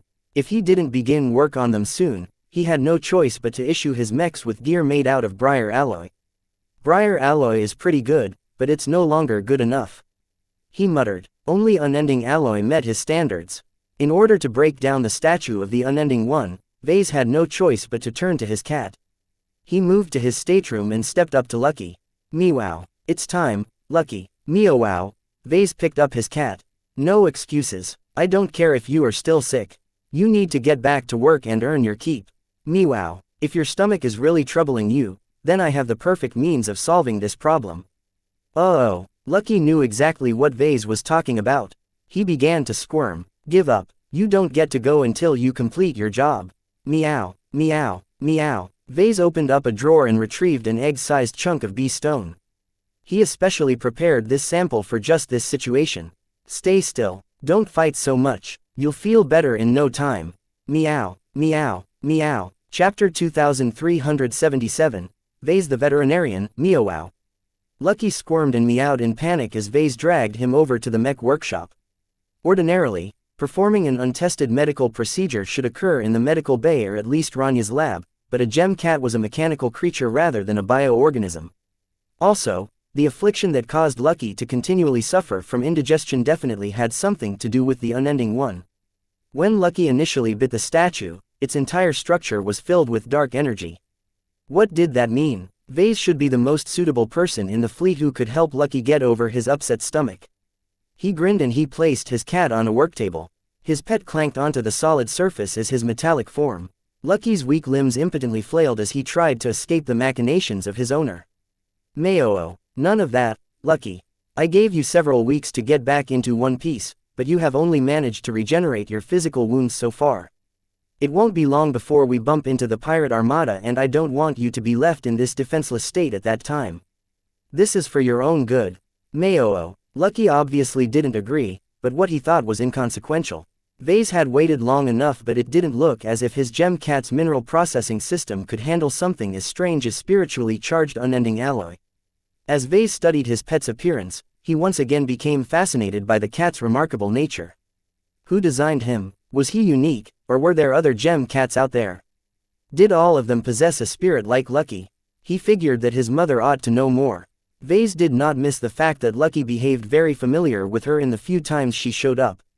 Not even her ghost form fazed his cat. Well, I'll get those answers sooner or later. He muttered as he stroked his hand across Lucky's smooth surface. Now, I just need to get you back to normal. Vase did not bother to pull out any scanners to study Lucky's internals. He had tried many times, but this act never yielded any result. That's fine. He possessed an alternate method of looking inside Lucky. Whatever prevented him from scanning Lucky's body past his exterior did not do much against his spiritual senses. In fact, Vase wondered if he could use the same trick he used to defeat the anti-copy measure on the dark break module on his pet. It should be viable. Vase began to load the design for the spiritual construct necessary to accomplish this feat. He hadn't neglected this function during the past month. Whenever he had some idle time, he spent at least some of his attention on expanding his kit of temporary spiritual augments. There was no burden to his mind at all as long as he didn't activate any of them. Through this method, he stored dozens of different useful abilities in the storage space of his implant. Once Vase molded some of his free spiritual energy into a fairly sophisticated spiritual camera construct, he began to activate it. He abruptly gained double vision, causing him to feel a bit dizzy until he closed his physical eyes. That's better. Through his spiritual senses, he interpreted the visual feedback from his spiritual camera. It was much more refined than the cruder version he made at first. Its resolution was higher and it could even record footage rather than still images. Anything captured by his camera would automatically be translated and dumped into his implant. This meant that he could keep his spiritual camera active without manually needing to translate his spiritual file format into an electronic file format. In fact, if he was willing to, he could keep all of his recorded data in a spiritual form. This was useful in cases when his implant was restricted or compromised. While Vase did not think of using his spiritual camera as a means to look beneath the surface of objects, there should barely be anything stopping it from being used that way. Of course, anything covered by B-stone or a strong spiritual source such as expert pilots were different. When Vase moved his camera forward until it entered Lucky's torso, his cat shivered all of a sudden. Meow. His camera immediately returned completely dark images, so Vase had to tweak its settings to detect alternate inputs such as infrared radiation. That's better. Vase gained a monochrome view of some of Lucky's insides. As expected, a gem cat's body was not some kind of black box. Instead, Vase encountered a dizzying collection of small but incredibly sophisticated-looking high-tech parts. He frowned. While it was nice to see what Lucky was made of, the problem was that Vase recognized none of the functions of the different components. They were so advanced that only someone extremely well-versed in high technology such as Master Willix could make sense of his observations. Though Vase continually stored everything he saw in his implant, there was little chance he could ever make use of them for a long time. Perhaps only when Vase was capable of building a gem cat himself would all of this observational data be of use. Until then, it only took up space. Well, let's look at his stomach at least. I'm wondering what goes on inside. As Lucky was a gem cat that converted both raw and refined exotics into gems, the stomach was a key organ or part to him. Vase had long wondered how Lucky's stomach actually broke down all of those varied exotics, many of which possessed dangerous and unusual properties. Unfortunately, as soon as the spiritual camera entered the stomach, Vase saw nothing but blinding noise. Damn it, I feared this would happen. There was no way that Lucky could eat many kilograms of exotics and not explode. Aside from his mechanical nature, his cat was just as large as a regular house cat. For this reason, his stomach part was very likely a dimensional pocket of some sorts. Anything that entered it appeared into a different space with a much larger volume. All of this meant that Vase couldn't observe what went on inside. This was the true black box portion of his cat. In the end, Vase didn't really gain much data that helped him devise an effective treatment. Vase shrugged. I'll have to resort to guesswork and speculation instead of hard data and solid theory. Well, it wasn't as if he was a stranger to shooting from the hip.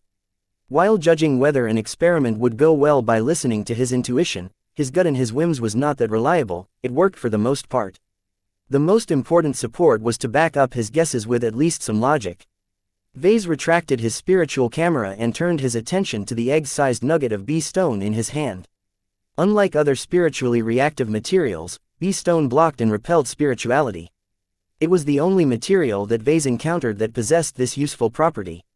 He eyed his cat, who was still panicked at the prospect of becoming Vase's next test subject. Lucky had witnessed Vase performing all sorts of depraved experiments when he was swept up in his passion, and right now the glint in the mech designer's eyes did not look reassuring. Meow. Meow. What are you talking about, Lucky? You don't need to call the MTA in order to report a crime against humanity. I'm trying to heal you, not hurt you. Besides, you're a cat, remember? Human rights don't apply to you, silly. Meow. There's no need to approach any of those animal protection societies either. You're a mechanical cat to them, which means they believe you're just a machine that emulates life. It's not their fault they can't determine that you're the real deal. Meow. Lucky despairingly yelled. Look, I don't see why you are trying so hard to get away. My theory is sound. Right now, I believe that the incredibly hard nature of unending alloy isn't the source of your problems. You managed to eat an entire CFA shuttle. Even if it was 3 centuries outdated, it was still packed with numerous high-grade exotics and first-class alloys. If you had no problem processing and assimilating all of that energetic stuff, then unending alloy by itself shouldn't be a challenge. Vase had spent some time to scan the physical properties of the statue of the Unending One. While many details remained a mystery, he still learned enough to know that it didn't possess any remarkable properties other than its hardness and spiritual reactivity. Another reason why Vase believed that the remnant of the Unending One was at fault was due to the traces of foreign energy he sensed from his cat. It was like a small and hidden parasite was trying to worm its way into Lucky. Perhaps the reason why the unending alloy that Lucky had eaten did not exit his dimension stomach was out of his own protection. If the semi-processed materials exited the stomach and entered the other parts of his body, the dark energy would be able to sweep and infect Lucky from the inside. What Vase needed to do was to weaken, restrict, neutralize or annihilate this hostile energy. What better way to do that than to resort to B-Stone? To be honest, Vase wasn't sure it would work the way he hoped. B-Stone restrained spiritual energy but did not destroy it. Otherwise, wouldn't Vase be killing his spirituality if he put his B-Stone lockbox over his head? That reminds me, I've got enough B-Stone to build a proper helmet and suit of armor. I should definitely cross this item off my list. He wanted to craft an excellent suit of armor for himself and Kedis. He wanted to make use of both B-Stone and unending alloy for this purpose. As long as he built it to his expectations, he would no longer have to look for replacements for a very long time. With the modular design he envisioned, he could easily replace outdated components and subcomponents with updated versions without needing to disassemble his entire armor. Such a fantastic suit will last me for a very long time in the Red Ocean. It would have been better if he could add some self-regenerating materials such as Rorschach's bone. While it was possible for him to purchase the lower grades of this material from the open market, it wasn't good enough. He needed the high-grade samples, but those only showed up in auctions if their owners were stupid. Well, he would get better materials sooner or later, so there was no reason to delay the formation of his suit of armor any further. The time where I keep buying or making a new suit of armor only for it to fall behind my growth is over. As a mech designer, Vase did not specialize in the design and construction of personal armor. However, he believed he could still apply some of the techniques that made his mechs great on this project. If the Alidus Alliance fleet had brought any Grey Watchers or other powerful cultists along, Vase would be able to give them a nasty surprise with his new gear. His great desire shoved all of his doubts and concerns aside. Now that Task Force Predator was projected to bump into the pirate armada within the next 2 weeks, time was running out. He needed to finalize every project related to the upcoming battle as soon as possible. Sorry Lucky, but this is going to be a bit uncomfortable for you. Just bear with it, okay? Vase decided not to feed the entire B-Stone egg at once. He grabbed a small cutting tool and shaved a small sliver the size of a fingernail from the hole. Open up, Mayo meow meow. Regardless how much Lucky protested, Vase turned a deaf ear as he held Lucky's head and rammed the sample straight into Lucky's bottomless gullet. After making sure that the Lucky didn't cough the B-Stone sample out, Vase released the cat and began to look and wait. He had already activated numerous scanners that were programmed to watch out for any changes or fluctuations. Hee, I'm so excited. Chapter 2378, Foulness, Mayo www. Lucky's face looked queasy ever since Vase forcefully fed a tiny sample of B-Stone to him. The cat behaved as if he had lost energy and laid completely limp on the work table. Vase wasn't sure whether Lucky was putting on an act or not. He knew very well that his cat did not agree to be experimented upon, but Vase was used to dealing with incooperative test subjects. Come on, Lucky, do something. Has there been any change? Mayo, maybe the dose isn't high enough. At least I found out that a small amount of B-Stone isn't lethal to you. Well, for now, who knows what might happen in a few hours. Your stomach might suddenly rupture and dump all of the contents in your dimensional pocket into your current body. Since the volume of stuff inside this pocket definitely exceeds your stomach cavity by at least a factor of 100, that means there is too much stuff in too little space. Do you know what that means? Your precious little body will assuredly explode into a rain of metallic parts. Lucky's weak head looked at Vase with horror. Vase rubbed his smooth-shaven chin. I could be wrong, though. Bee stone shouldn't cause your stomach to fail because it's not very energetic or reactive to physical materials. Instead, it is likely capable of inducing all manner of spiritual reactions, some of which may be benign and others that may be harmful in nature. The bee stone may very well gnaw at your spirit, acting like poison thrown into a lake. It would be quiet. One moment, you're alive and spirited.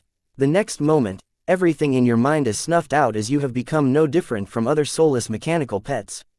Mayoo, don't be such a worrywart, Lucky. I'm here, remember, if anything happens to you, I'll do my best to intervene. I may not be able to do much about your hyper-advanced body, but when it comes to your spirit I can still do plenty.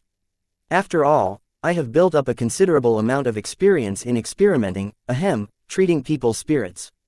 As far as I'm concerned, I am on my way to become a spiritual surgeon, so you are doubtlessly in good hands. Lucky didn't even deign to reply to that remark.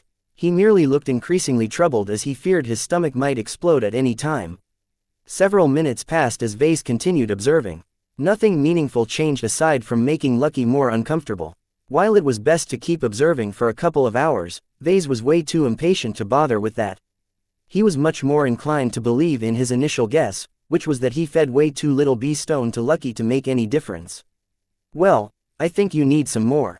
Vase prepared a thumb-sized sample of bee stone this time and proceeded to force Lucky to swallow it. This time, his cat had grown weaker, so Vase hardly encountered any resistance. Wwwww. Lucky meowed as if he was about to lose his soul. I hope there is a bigger effect this time. The effect was greater than before. Vase sensed various strange activity boiling inside Lucky. At the very least, a larger amount of stray dark energy was leaking from his stomach area. I think it's working. Isn't that great news? The activity didn't last long.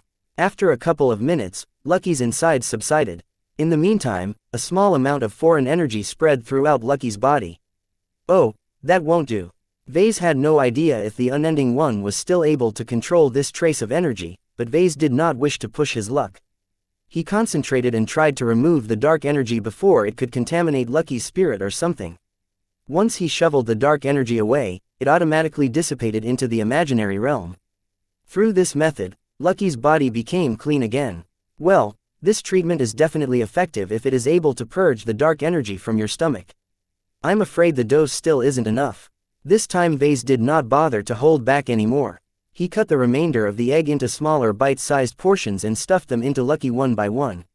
Once he did that, Vase took a step back and studied his cat's current state. Lucky looked like he had died. He lay flat on the table with his electronic eyes glazing over. Even his tail had stopped moving.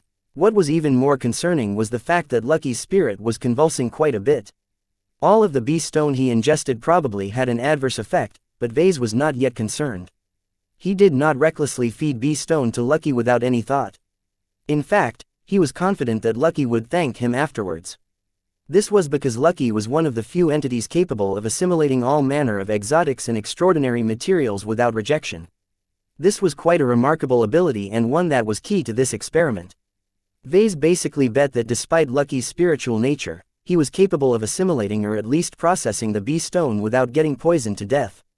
His voracious gem cat had eaten all manner of dangerous and even radioactive materials, so why should bee stone be any more dangerous? As Lucky's stomach attempted to cope with a relatively significant influx of bee stone, his stomach abruptly began to leak more dark energy. The quantity being expelled constantly grew until the entire Mech workshop threatened to descend into darkness. Damn, why is there so much? Vase hastily broke up and threw the dangerous energy into the imaginary realm. He had to exert more and more of his strength to do so because the energy was alive. The higher its concentration, the harder it was for Vase to manipulate it. He had to work faster and faster in order to prevent the dark energy from pooling too much. In the worst-case scenarios, the dark energy might become potent enough to summon an artificial anomaly or give the unending one an opening to launch a remote attack. Begone, darkness. Lucky still laid flat on the table as his stomach finally seemed to expel all of the foulness that had occupied it for almost a month. Despite the purification, Vase was fighting poison with poison, so from a physical perspective Lucky was actually doing worse. Just bear with it, you're doing great. Hopefully, your stomach gets back into gear and begins to assimilate what you've previously ingested. Lucky kept leaking dark energy like a deflated balloon. Though Vase wasn't sure he had given him a sufficient dose, with the amount of foulness leaking out, there shouldn't be much left inside. Once the flow had entirely cut off, Vase tentatively judged that there shouldn't be any need to feed his pet with another chunk of bee stone. Even if there was something less, his cat should be able to cope with the remainder. Lucky a little bit more relieved at the end. He seemed to have gained a bit of energy, but not too much. This is a good sign. Vase self-assuredly nodded his head. I think you'll do fine. Meow. I think this is enough for one day. You better heal up quickly. If there is no progress in a day, then I'll come back with another bee stone. Meow. Lucky looked incredibly distressed after he heard this statement. If you don't want to become my patient anymore, then don't be sick anymore. You'll get better. I know you will. Vase had great confidence in Lucky's digestive capabilities. Now that the bee stone he ingested got rid of the indigestible dark energy, his stomach should be back to normal now. This meant that Lucky should be able to process both unending alloy and bee stone regardless of their difficult and conflicting properties. He picked up his limp cat and brought him out of the Mech workshop. Once he returned to his stateroom, he dropped Lucky onto his couch like a sack of nutrient packs. Meow. Meoowwww. That's good. If your tummy hurts, then it's obviously doing something. You'll be back to normal in no time. In fact, you'll definitely become even stronger. I can't imagine how powerful you will be after you have assimilated the properties of both bee stone and unending alloy. Though Lucky looked tortured, Vase did not worry too much about his cat anymore. In his limited judgment, his cat's life shouldn't be under threat. Even if some kind of accident happened, as long as Lucky remained alive in spirit, Vase was confident he could patch him up somehow. Since Lucky apparently needed more time to settle his stomach, Vase began to call up his designs for the gear he intended to build with the unending alloy that Lucky would hopefully be able to process with his teeth. He frowned a bit at the rough designs. The various swords, spears and shields for the custom mechs reserved for the expert candidates of his clan did not look very refined. A helpless expression appeared on his face. I can't expect too much from a cat. Using Lucky to process an extremely hard metallic substance was as crude and primitive as using his bare hands to assemble a data chip. Vase had already studied the bite marks on the statue of the Unending One extensively. While it showed that Lucky should have little problem chewing through the hard material, his bites weren't exactly as straight and precise as a machine cutter. This imposed a lot of limitations to Vase. He had to assume that any portions that Lucky would be able to chew off would be rough, irregular and jagged. Perhaps he might be able to get Lucky to chew some of the roughest parts, but his carnivore-like teeth weren't suited for fine work. This meant that Vase would have to accept the fact that he would be working with lots of irregular chunks. Considering these limitations, Vase had to make a lot of compromises in his designs to cope with this outcome. For example, the tower shield reserved for the Aurora Titan would likely consist of the biggest slab possible. Ideally, Vase wanted Lucky to separate the middle of the statue of the tentacled whale so that Vase would be able to gain the most height and surface, but he couldn't guarantee it would come out that way. If a single slab isn't big enough, then I'll have to get more and fit them together like a puzzle. Such a shield wouldn't be as structurally strong as a single solid slab of unending alloy. Against heavy firepower, the shield was liable to break into pieces. The same went for the other mech-sized gear. That he reserved for the other mechs. Captain Orphan needed a solid spear and Joshua needed an even longer lance. Thankfully, the Blue Shift doesn't demand that much. It was possible for light skirmishers to arm themselves with bigger weapons, but they usually did not do so for various reasons. Creating a pair of daggers and perhaps some extras should be one of the easiest jobs. Too small was not necessarily a good thing, however. In order to separate the plates required to build an unending alloy combat suit, he needed Lucky to bite out very thin plates. This sounded like a difficult task and Vase would probably have to plan and supervise the process closely. Meow, meow, meow. Lucky started huffing and meowing, causing Vase to turn his attention away from his rough but ambitious designs. Is it time? Vase's eyes lit up. Are you finally about to solve your constipation problems? Meow. This is good. Keep pushing. You can do it, Lucky. It was very doubtful that his words actually helped, but Lucky was far too troubled to pay attention to Vase anymore. His tail flopped frantically as his body began to feel more and more pressure from his stomach. Lucky looked at his lower body with concern. He had never regretted eating something so much. Chapter 2379, highly unstable vase had moved closer to his cat.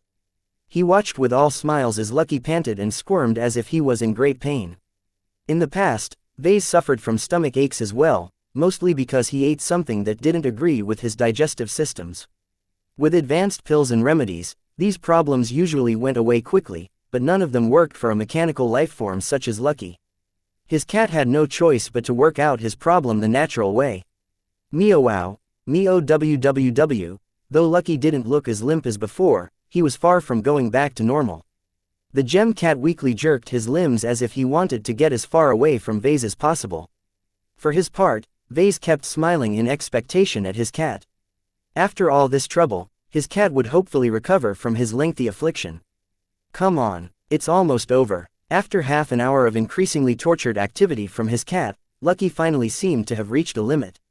Mew wow, several objects suddenly ejected from his backside. They flew out with so much force that they collided against the bulkhead-like miniature railgun projectiles. Yes, that's it, more. To his surprise, Lucky wasn't finished yet. His rear continued to eject a couple more gems at great speed until his cat's digestive tract finally emptied. Mayo www. Lucky looked incredibly relieved. It was as if most of the pressure that built up in his stomach had disappeared. While his stomach still exhibited plenty of activity, much of whatever caused him to feel stuffed was gone. Vase had long stopped paying attention to his pet. Instead, he immediately walked over to the side of his stateroom in order to pick up the freshly produced gems. With so many new gems, Vase looked forward to what Lucky had been holding these past few weeks. He picked up the new gems and quickly counted them. His eyes lit up as he realized that he was holding on to a whopping 9 gems. 9. Wow, I haven't seen that many gems in years. Seeing so many gems instantly brought up his suspicion that Lucky was secretly keeping most of what he ate to himself. Despite his designation as Gem Cat, Vase always suspected that his thieving cat was embezzling most of what he ate. Certainly, this was not entirely bad. Whatever Lucky kept for himself would inevitably go on to strengthen his capabilities in some way. At the start of his mech design career, Lucky wasn't nearly as formidable as now. Through continuous eating, his cat had grown quite formidable. From anti-gravity to phasing powers, his cat had upgraded himself into one of the most deadly killer creatures that Vase knew of. Perhaps not even Centerpoint could build something better of the same size. Now let's see what goodies I've received. He had to utilize his system vision to understand the products produced by Lucky, who was ostensibly a system product as well. 5 of the gems looked similar. Unstable Chaos Essence, a terrible essence of chaos is locked within this gem. The essence is stolen from a great and ancient horror that would dearly wish to regain it. Carry this gem at your own risk. Wait a minute, this sounds familiar. Vase expected to gain some gems that he could use to empower his mechs. For example, he wanted to gain something that could increase the damage of a rifle, boost the resistance of armor, or something else that he could use to elevate the performance of his custom mechs. Instead, he got something different. This goddamn Chaos Essence. What use is it to me? Nothing about this description states that it is useful in empowering mechs.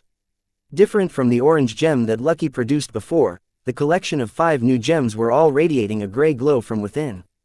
This reminded him a bit of the dark energy that the bee stone had just ejected out of Lucky's stomach a short time ago. Could it be, is there unending one energy inside these gems? He felt nothing, but he chalked that up to the excellent isolating properties of the gems.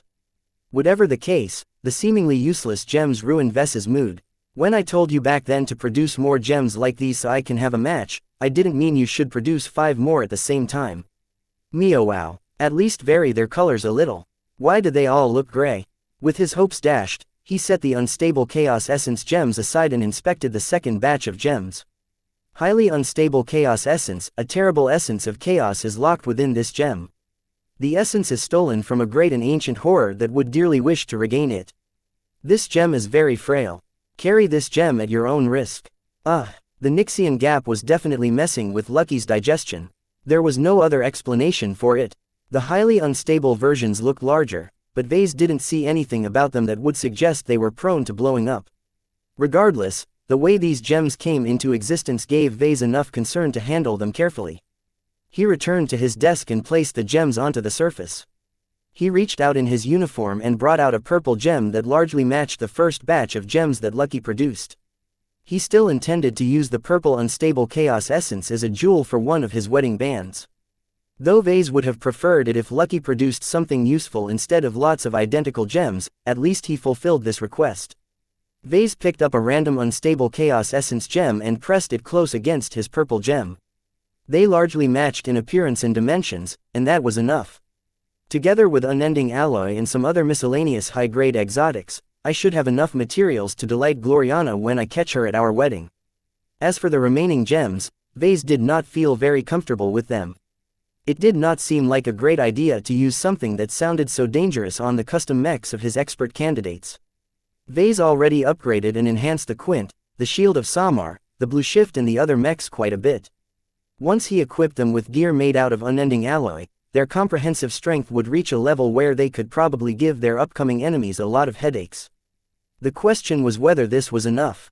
Despite the many preparations that he and his fellow Larkinsons worked on, Vase didn't think it was enough. Reinforcing the ships, modifying the mechs, turning the penitent sister carriers into giant torpedoes and so on all should have increased the odds, but the opposition was so overwhelmingly strong that it was easy for him to feel that they were still too weak. There was only so much a fleet of mechs and unarmed carriers could do against a swarm of pirate warships. The Gravada Narlax inexorably closed in on task force Predator like an antimatter missile descending into the atmosphere of a populated planet. The large-caliber primary cannons of the Gravada Narlax weren't very sophisticated. They were simply basic ballistic or kinetic cannons scaled to gigantic proportions. Whatever complexity that the pirates added were merely there to keep such a big and powerful weapons system under control. Yet these crude methods are enough to wipe out all of our ships. While Vase hadn't attended many meetings with Major Verl and the other military leaders, he knew how slim their chances were. The projections remained as pessimistic as ever. Though the exact strength of the pirate armada was still fuzzy, some of the intelligence that Calabast collected suggested that the Alidus Alliance fleet had hired some local pirate groups to bolster their numbers. The infamy of the Alidus Alliance in the Nixian Gap was high, and the heavy turrets bringing their huge guns to bear against the smaller pirate groups must have been an effective way to force the latter's surrender. Once the Larkinson clan received word of this development, Major Verl had to revise his projections downwards. The simulations all showed varying degrees of crushing defeats. Even the potential breakthrough of Joshua and the other expert candidates didn't help improve their odds that much. It was already bad enough to confront a heavy cruiser escorted by a bunch of smaller warships. It was even worse if several thousand pirate mechs accompanied these vessels. In fact, Vase even believed it was overkill to bring so many additional mechs along. The Larkinson clan may be strong, but it wasn't that strong. I've already taken plenty of risks, but it's not enough. I truly need to do more, and these gems might help. Despite suspecting that the new gems were filled with the unending one's essence, Vase still felt he could make use of them. Compared to before he entered the Nixian Gap, he had considerable progress in his design philosophy. He expanded his spiritual toolbox with a lot of useful new tools and even found methods that could make mechs more alive and hasten the breakthroughs of expert candidates.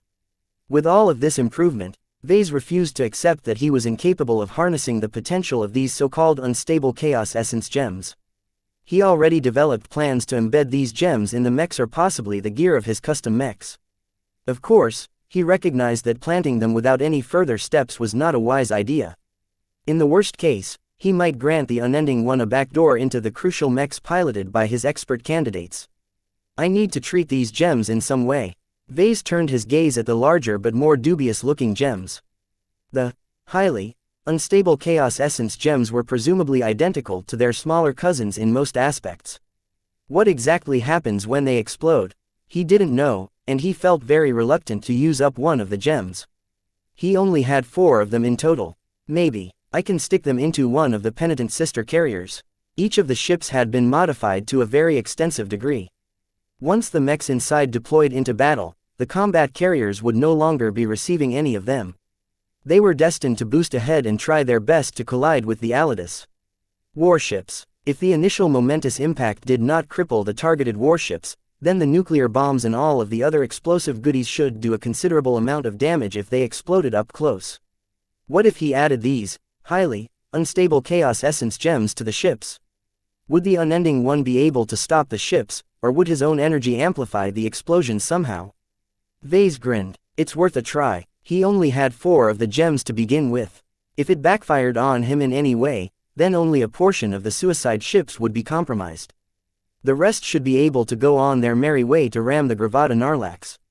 It would be great if he could process the energy locked within the gems, but Vase wasn't sure whether he should tamper with them.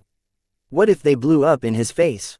Well, let's not push my luck, he softly muttered. He put the gems away but continued to imagine all of their potential uses.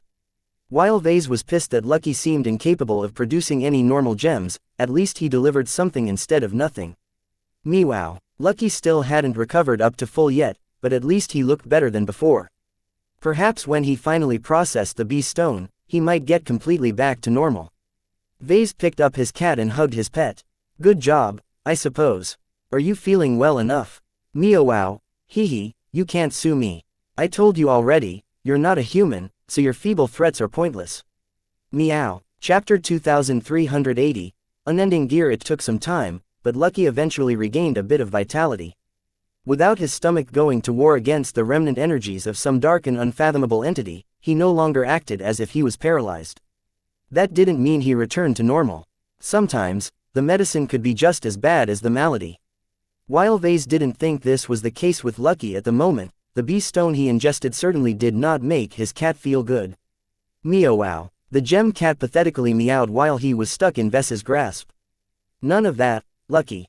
You're healthy enough to walk and bite, so that means you're healthy enough to work. No slacking off for you any longer. With the Gravada Narlax and other pirate warships about to close in on us, we need to take advantage of every asset that we have, including unending alloy. Vase held his cat like some kind of cutting tool and basically directed him to bite off certain sections of the giant statue of the Unending One. He had already apportioned the cutting lines beforehand. He also prepared some external aids such as struts and guide supports to make sure that Lucky did not bite in the wrong direction. He wanted the cut-off portions of unending alloy to be as even as possible. With the help of his grumpy cat, Vase steadily split up the statue into different pieces of varying sizes. To produce the pieces he intended to use for his personal gear, he cut the Unending One's tentacles into smaller squarish plates or other hand-sized shapes. To make the larger pieces such as a mech-sized spear or lance, he forced Lucky to bite through the entire length of the statue several times.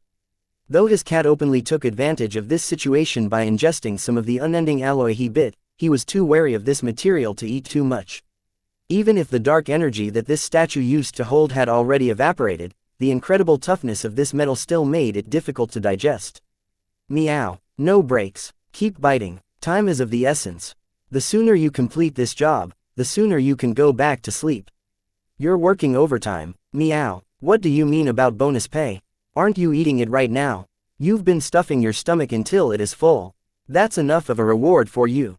After this, it's back to eating regular exotics for you. You won't enjoy this banquet for long. Meow. Due to the sheer amount of alloy that needed to be bitten, it took 2 straight days to break off the necessary portions from the statue. The tower shield reserved for the Aurora Titan took an especially long time due to its enormous surface area. Not only did Lucky have to bite through this shield and other mech-sized gear from the greater statue, Vase also forced his cat to go over every bitten surface in order to bite off the roughest and most uneven areas. He had to force Lucky to employ more precision and only bite on command. At the end, Vase finally put Lucky down, much to the exhausted cat's relief. Meow. Hey, I don't like it either, but do you see any first-class material processing machines around here? I can't help it that unending alloy is way too hard for any of the machines in our possession to tackle. Vase felt like a caveman for employing a solution as inane as turning his own pet into a cutting tool. Yet no matter how silly he looked, he did not regret it, as taking advantage of Lucky was better than letting the statue remain intact. Now that he had partially butchered up the statue, he ordered his men to move it out of the way. After clearing some room, he proceeded to refine and assemble the sections he had cut together with some other auxiliary components. He first treated the daggers reserved for Tus's Blue Shift. While they were larger and weighed much more than his body, they were fairly small and slim compared to other mech weapons. Due to their amazing properties, Vase made the daggers smaller and thinner than other daggers typically wielded by light skirmishers. Despite slimming them down so much, their effectiveness in battle shouldn't be any worse. Unending alloy was very dense and heavy, so even a slim dagger provided enough heft for the blue shift to stab them with force. The relatively thin blades also increased their penetrative power, which gave Tusa the option to thrust the daggers through more protected armor sections. Most of the finishing work that Vase performed merely entailed minor work such as wrapping up the hilt with a grip and other minor flourishes. Like every other gear he prepared for his expert candidates, he added a bit of personalization to the daggers. With Lucky's help, he added his signature look on the crossguards. He also fashioned a unique pommel in the form of a claw where he set some artificial synthesized crystals. There wasn't anything special about the crystals. Their durability was at least 1,000 times worse than unending alloy, but they were cheap to make and replace. Vase mainly opted for this choice because he was able to mold them in a way that allowed them to fit perfectly in place. If they break, I can always replace them. Vase shrugged. Perhaps in the future he might obtain something better than a synthesized industrial-grade crystal. In fact, Vase was more inclined to melt the daggers down and reforge the materials into something much more sleek and refined. Due to the crude way he made the pieces, the daggers did not look that good. Its uneven surface area covered with bite marks gave the weapons a distinct texture that looked rather savage, but Vase would rather produce something smoother. Well, at least these unending daggers are deadlier than any other weapon.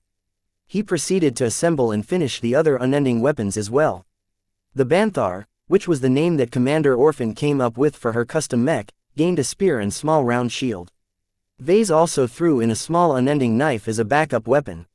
For the Sword Hunter, Vase spent a lot of effort on adding his finishing touches on the large unending greatsword. It featured a more prominent signature look of his and boasted a larger and tougher crystal as its pommel. He also employed the same care for a shorter and much thinner sword.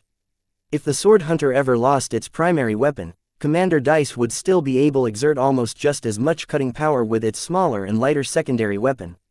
The Shield of Samar finally gained a shield worthy of its name and mech pilot. Though the tower shield's outer surface initially looked rough, Vase covered it up by applying a thin layer of briar alloy on the outside. He also added multiple sturdy grips so that Venerable Janzi's mech was capable of holding and bracing the shield in multiple ways. This is an enormously heavy shield. If I hadn't upgraded the Shield of Samar's flight system, it would probably be left behind in battle. While Vase could have made the shield thinner, Venerable Janzi had already made it clear that she wanted as much defense as possible. He delivered what she wanted. The tower shield was so thick and dense that Vase was confident that the Shield of Samar would be able to withstand a direct hit from the Gravata Narlax's primary cannons. Of course, blocking such a powerful attack doesn't mean the kinetic force goes away. Just like one billiard ball hitting another billiard ball, any heavy attack that squarely hit the Shield of Samar would probably bounce the mech away. This problem was especially bad in space combat. The lack of solid ground meant that mechs had to rely on their flight capabilities to stay in place. Well, at least the mech will still be in one piece. That is always better than sustaining damage. Though he knew that Venerable Janzi didn't particularly demand it, Vase still threw in an unending night sword for her mech as well. After all of that work, he left the Quince weapons for last. Since Joshua and Major Verl already decided to keep the enhanced and upgraded Masterwork mech in its Lancer mech configuration, Vase wanted to make sure to craft a lance worthy for one of his best works. The unending lance was long and narrow but not entirely smooth. It featured some cleverly placed grooves and bumps along its length to offer a stable grip and ensure the lance wouldn't get flung away at the moment of impact. To give the Quince some close dueling capabilities, Vase prepared an unending short sword as well. Though the Lancer mech configuration lacked the agility and flexibility of the Swordsman mech configuration, a pilot as good as Joshua should easily be able to cope with these limitations. This is especially so if Joshua breaks through during the next battle. He grinned. Though all of this mech gear took a lot of time to prepare due to their considerable mass, Vase had plenty of time left over to fill them up with some spiritual energy. After all, unending alloy was not only incredibly hard, but also capable of storing spiritual energy. Vase had a strong hunch that this second property might be very helpful in the coming battle. He only asked the Golden Cat to fill each piece of gear with just a modest amount of her spiritual energy. The capacity of each unending weapon was very considerable, but filling it up would likely weaken his design spirits considerably. Perhaps it is better to leave a lot of room. If the expert candidates ever turned into expert pilots, maybe they could channel some of the excess energy they leak out into the unending weapons. This would not only empower the weapons in a way that completely fit the individual expert pilots, but also leave an imprint behind that could grow. Maybe they'll turn into legacy weapons someday. Vase winced at the thought of the rough and crude gear turning into revered relics. He resolved to smooth the unending weapons out as soon as he gained access to a production machine that was powerful enough to perform this task. Once he completed his work on the mech gear, his clansmen took them away and moved them to their respective mechs. With that out of the way, Vase could finally turn his attention to crafting some personal gear. This would be one of the final projects he embarked on before he met the pirates in combat. Although Vase felt it was kind of silly to pay so much attention to infantry gear when he was about to confront actual warships, he wanted to make sure to account for as many possibilities as possible. The focus this time is on enhancing my spiritual combat abilities, he muttered. Just like he did with Katiz's rising red dragon suit, Vase envisioned creating a suit of armor that consisted of two primary layers. The outer layer should be made of unending alloy, while the inner layer consisted of bee-stone alloy. Vase gazed at the bin where he collected a large quantity of small unending alloy plates. The bin rested next to a large bed frame he looted from Ulimo Citadel. There should be enough bee-stone to create two inner layers with plenty of materials to spare, he estimated. If there was any time left over, Vase also planned to remake Lucky's misfortune harness. Let's begin. He already prepared all of the designs beforehand. On top of that, he also fabricated much of the internal parts out of briar alloy and other accessible materials. His main job was to assemble them all together and make sure he ended up with one solid suit of armor that could withstand any manner of material and spiritual attacks. Chapter 2381, Unending Regalia. He first started with making Katiz's new gear. In order to make sure her new combat armor was to her liking, he called her over in order to assist in the project. Once she arrived from the Jaded Sword, she inspected the design that Vase came up with and proposed extensive changes to fit her preferences. Perhaps the most unexpected change was lowering the amount of unending alloy used to make the powered armor. She explained her rationale to Vase as she adjusted the schematic. If you're right about this unending alloy, then it's pretty much impossible to break it without employing a ludicrous amount of power. I don't see the need for so much protection when all of this dense material just weighs me down. In other words, just like the swordsman mechs that the sword maidens preferred, Ketiz wanted to wear a leaner suit of combat armor. By lowering its mass, she could move around considerably faster, especially if all of the servos and other motors remained the same. Vase understood her desires, though he didn't feel very comfortable about it. Her previous ordeal inside Ulimo Citadel showed that her briar alloy combat armor clearly wasn't up to the task. His worries caused him to overcompensate a bit, though he didn't think that was wrong. Are you sure you want to make your new combat armor so lean? Passively taking a beating is not my style. I want to be able to move fast while still enjoying a reasonable amount of protection. Also, increasing the mass of my combat armor also hinders my ability to swing my sword. Speaking about your sword, I think we can augment it with a little unending alloy. Her CFA greatsword was made out of alloys that were just as strong as unending alloy if not more. Even so, one of the downsides of the impressive weapon was that it did not contain any spiritual properties. While it wasn't possible to replace the blade with one made out of unending alloy or anything, it was possible to make some other additions. Replacing the hilt, cross-guard, pommel with rougher versions made of unending alloy somewhat ruined the clean, high-tech aesthetics of the greatsword, but Vase and Ketiz employed great care in maintaining its balance. As soon as they completed the modifications, Ketiz became much more pleased with her weapon. I feel it's easier to get in tune with my weapon. Sharpie is happy as well. She happily chirped. To test out the real efficacy of her new blade, Ketiz attempted to perform her little superpower with the help of her sword intent. With great concentration, she managed to cover the entire length of the blade with a deadly glow. When she quickly hacked the sword down onto a spare plate of unending alloy, her sword painfully clanked as the attack failed to leave a single mark. Damn, I thought it would work this time. Vase already expected this outcome. While he was impressed with her ability to cut through very tough objects, it did not change the fact that its effectiveness was largely based on how much energy she expended. As an apprentice mech designer, Ketiz was still at the stage where her spiritual potential had not yet consolidated into something stronger. Despite the disappointing outcome, Ketiz eventually perked up. This time, I managed to cover the blade of my entire weapon. That's progress at least. Already, Vase could sense that a trace of her spiritual energy remained locked inside the unending alloy. While the quantity was minuscule, over time it might build up to something bigger. Vase regretted that none of the Larkinsons had any time to build up any accumulation. Even he was a little different. After the previous battle, he had lost much of his reserve of excess energy. While he made sure to rebuild it, just a couple of weeks' worth of spiritual energy wouldn't be enough for him to form another protective barrier around his ship if something strange took place. Fortunately, Venerable Janzi should be capable of protecting the fleet in his stead. Vase and Kedis rapidly crafted the remainder of their gear in quick tempo. His student even helped him out in assembling and finishing his own protective combat armor. Unlike her combat armor, which she straightforwardly called the Unending Dragon, his own protective suit was not designed with close combat in mind. His so-called unending regalia was leaner and smaller than the Unending Dragon because he did not envision himself diving into enemy ranks like a barbarian. His unending regalia was more of a protective suit rather than powered armor.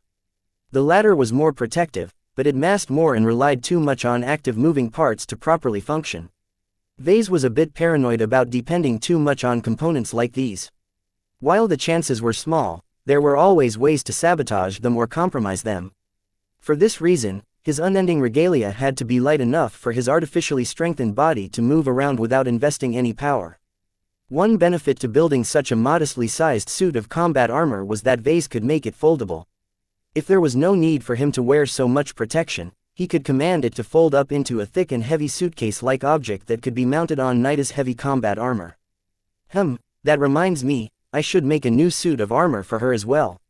There wasn't much time left for him to do so, and the benefits weren't as great. The primary purpose of the unending regalia was to strengthen him against spiritual opponents. There were very few people in the task force that could handle the cultists of the Nixian Gap. His expert candidates and expert pilots may be strong in this regard, but they did not possess his knowledge, control, perception and understanding of spirituality. This meant that if the pirates ever dropped an artificial anomaly on the fleet, Vase should be able to fight back with the help of his spirituality-oriented combat armor. Vase did not explain these considerations to Kedis, but she wasn't stupid. She could tell that Vase had something different in mind when he presented her with such a peculiar design. If not for the strong defensive properties of unending alloy, I would describe this work as a survival suit rather than combat armor. It's great if you end up stuck in some untamed planet away from civilization. The fact that you can still move it without any active components is a great advantage in certain situations, though I don't really see you ever needing it as long as you remain in the clan. He shrugged. I've experienced a lot of strange and unusual events. Take the anomalies for example. Whenever they sweep you up, normal solutions might not work anymore. I don't want to rely too much on technology only for it to fail for some inane reason. That's rich coming from a mech designer. Kedis chuckled. Don't you make big, huge complex machines for a living? A lot could go wrong with them and the logistics to keep them running isn't light. Despite these disadvantages, our clan still relies heavily on mechs. Oh, don't forget about the ships either. It's impossible for us to sail through the stars with our naked bodies. She had a good point, but his unending regalia was only meant to fight against one specific class of opponents. Against more mundane enemies, Vase did not expect he would be forced to take action in person. Unlike in the past where Vase was still growing his organization, now he was surrounded by tens of thousands of competent and loyal Larkinsons. Any of them could handle most enemies far more efficiently than he ever could. If it turned out that he was wrong, well, he always had the Amastendira in his intangible back pocket. Let's move on to assembling the remainder of the internal modules. Despite the relatively compact dimensions of his unending regalia, he made sure to pack its limited capacity with as many useful gizmos and gadgets as possible. He used some of the finest and rarer exotics his fleet had plundered from Ulimo Citadel and other pirates to make these modules. By using these high-quality materials, Vase could pack a lot of power in a very small package without making any other sacrifices. Some of the more important functions he added to his unending regalia included a strong communications module, sensor modules, several anti-grav modules, an automated targeting system, ECM and jamming systems, limited water and air filtration and storage systems and so on.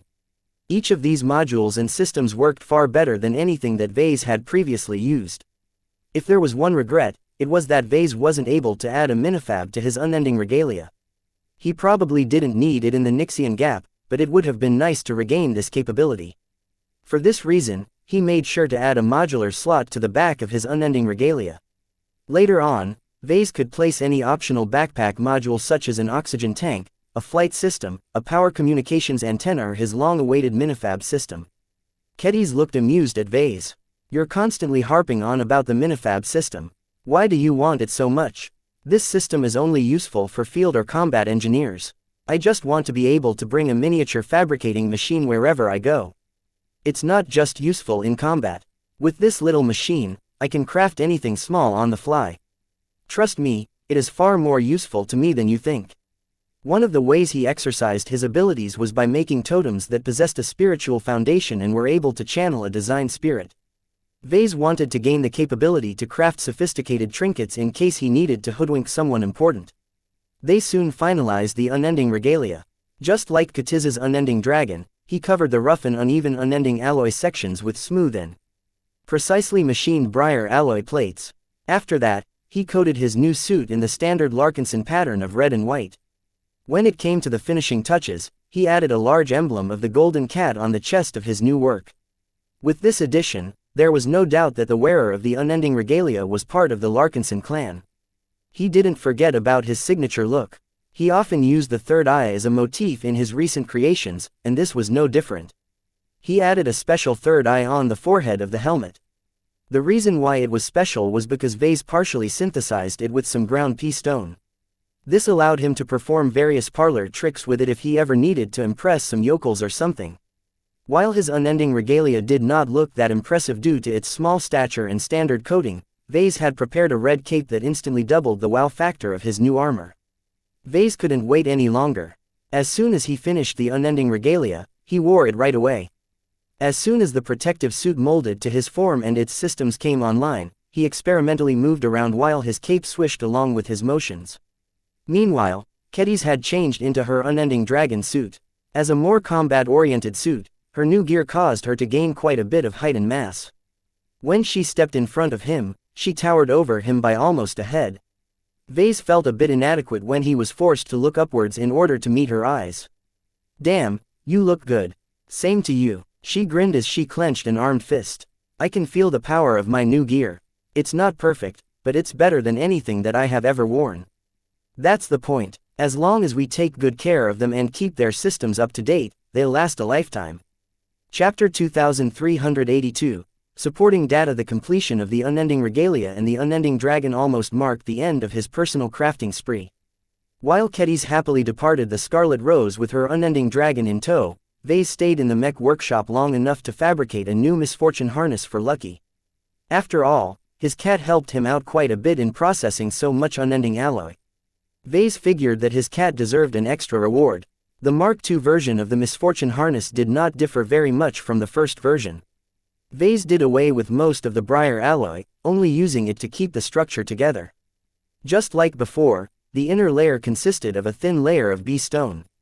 While Vase wasn't sure whether this protection helped his cat in any way in the previous battle, that was mainly because the misfortune harness Mark I sustained too much damage against conventional attacks. In the end, the thin layer of briar alloy couldn't withstand so much firepower.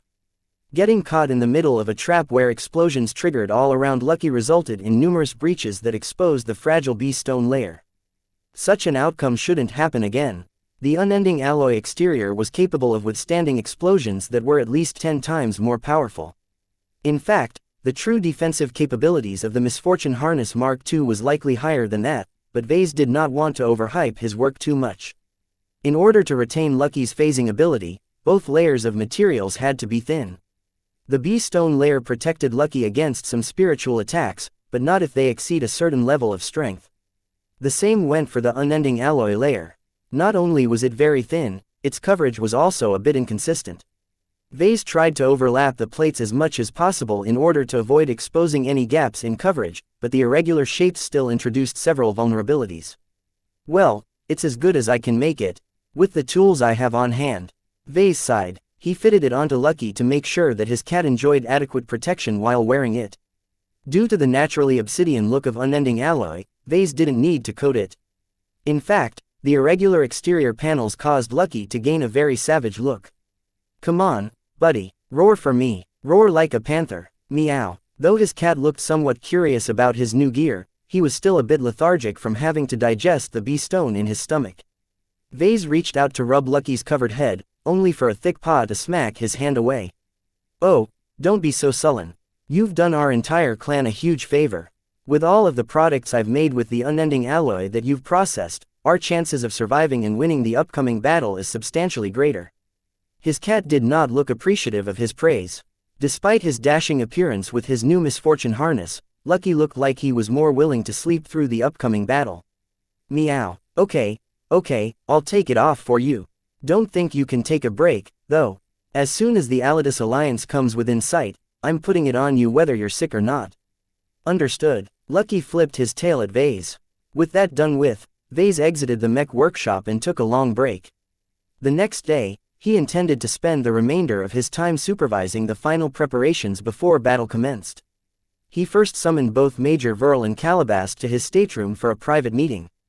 The former Brighter and Hexer both arrived promptly and began to fill Vase in on the battle readiness of their fleet. Task Force Predator is as strong as it can be at this time, sir. Major Verl reported first. Certainly, there is still much we can build, but we have used up much of our available resources and supplies. What's left is relatively low valuable bulk materials and unusable exotics that can't be converted into anything useful. As for our mech pilots, they can always use more training, but the increase in battle power from this point is marginal.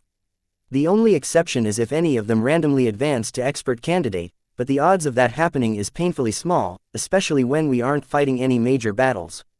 That last point may not be as unlikely as Major Verl thought. Vase had made at least some progress in his research towards accelerating the breakthroughs of expert candidates. At the very least, he possessed a lot of confidence that his spiritually enhanced custom mechs should definitely be able to trigger the breakthroughs of all of his current expert candidates at the right time. Of course, much of that was possible due to the prior accumulation of the Larkinson clan's best mech pilots. Aside from Joshua, each of them became expert candidates several years ago. During that time, they fought through several major conflicts such as the Bright Vija War, the Sand War and now the Nixian Gap campaign. It was not a mistake to claim that all of his expert candidates had been forged through the fires of war. The amount of times they put their lives on the line in battle was enough to put all of them, including Joshua, at the threshold of expert pilot. What applied to his expert candidates also applied to the regular mech pilots in his fleet. Many of their compatriots had died, but those who survived up until now had evolved into the bloodied, battle-hardened elites that Vase always yearned. If only he could bring them out of the gap unscathed. None of his brave mech pilots needed any further trials to prove their courage, valor and competence in battle. In truth, the pressure heaped on the shoulders of those with spiritual potential was so great that Vase hoped that some of them would have advanced to expert candidate by now. It was too bad that talented mech pilots such as Imon and Casella Ingvar didn't find their turning points. He briefly thought back on his enlightening conversation with James. His spiritual advisor told him that he shouldn't be focusing solely on the spirituality of his mech pilots. Willpower also mattered. Was that why his regular mech pilots failed to advance? If he had more time, Vase would have gladly investigated this angle further, but the pirates were too close to pursue another initiative. That reminded him of his spiritual enhancement project. Almost a month had gone by since he enhanced the spiritual foundations of almost every LMC mech in the fleet. Their saturation levels ranged from 25 to 100%, though the latter was only reserved for those with spiritual potential. Has there been any notable increases in performance of this group of mech pilots? Vase asked during the meeting. Major Verl nodded. There have. It ramped up over a couple of weeks but leveled off as more time went by, sir. We can conclude that whatever you did to improve the mech caused their mech pilots to obtain both a short-term and long-term boost. Do you have the data? Here you go. Vase received the files sent by Verl and quickly went over the data. He quickly discovered that the saturation level of the enhanced mechs made a small but substantial difference in the rate of improvement.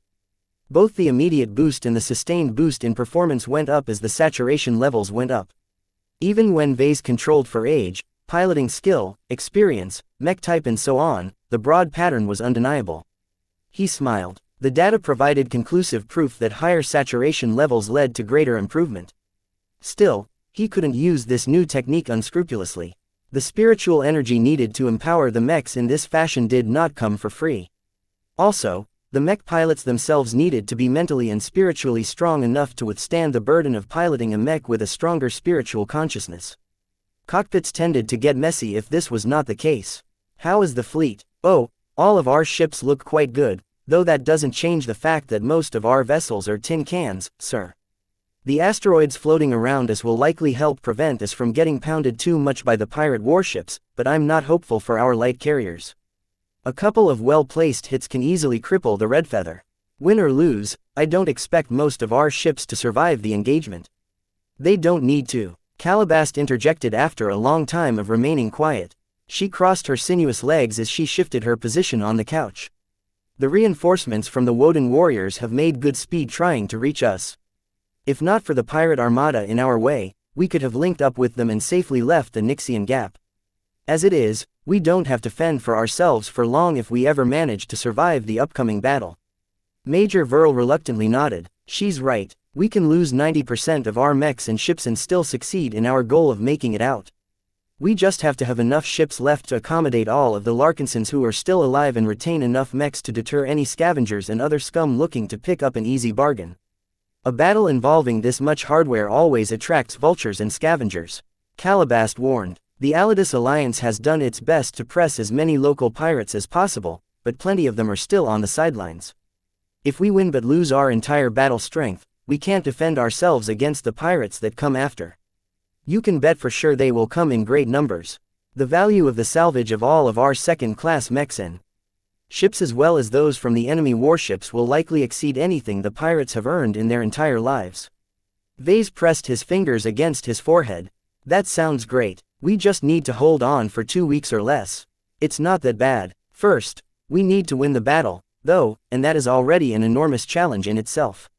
Major Verl said. He waved a hand, activating a projection that depicted every ship in the fleet.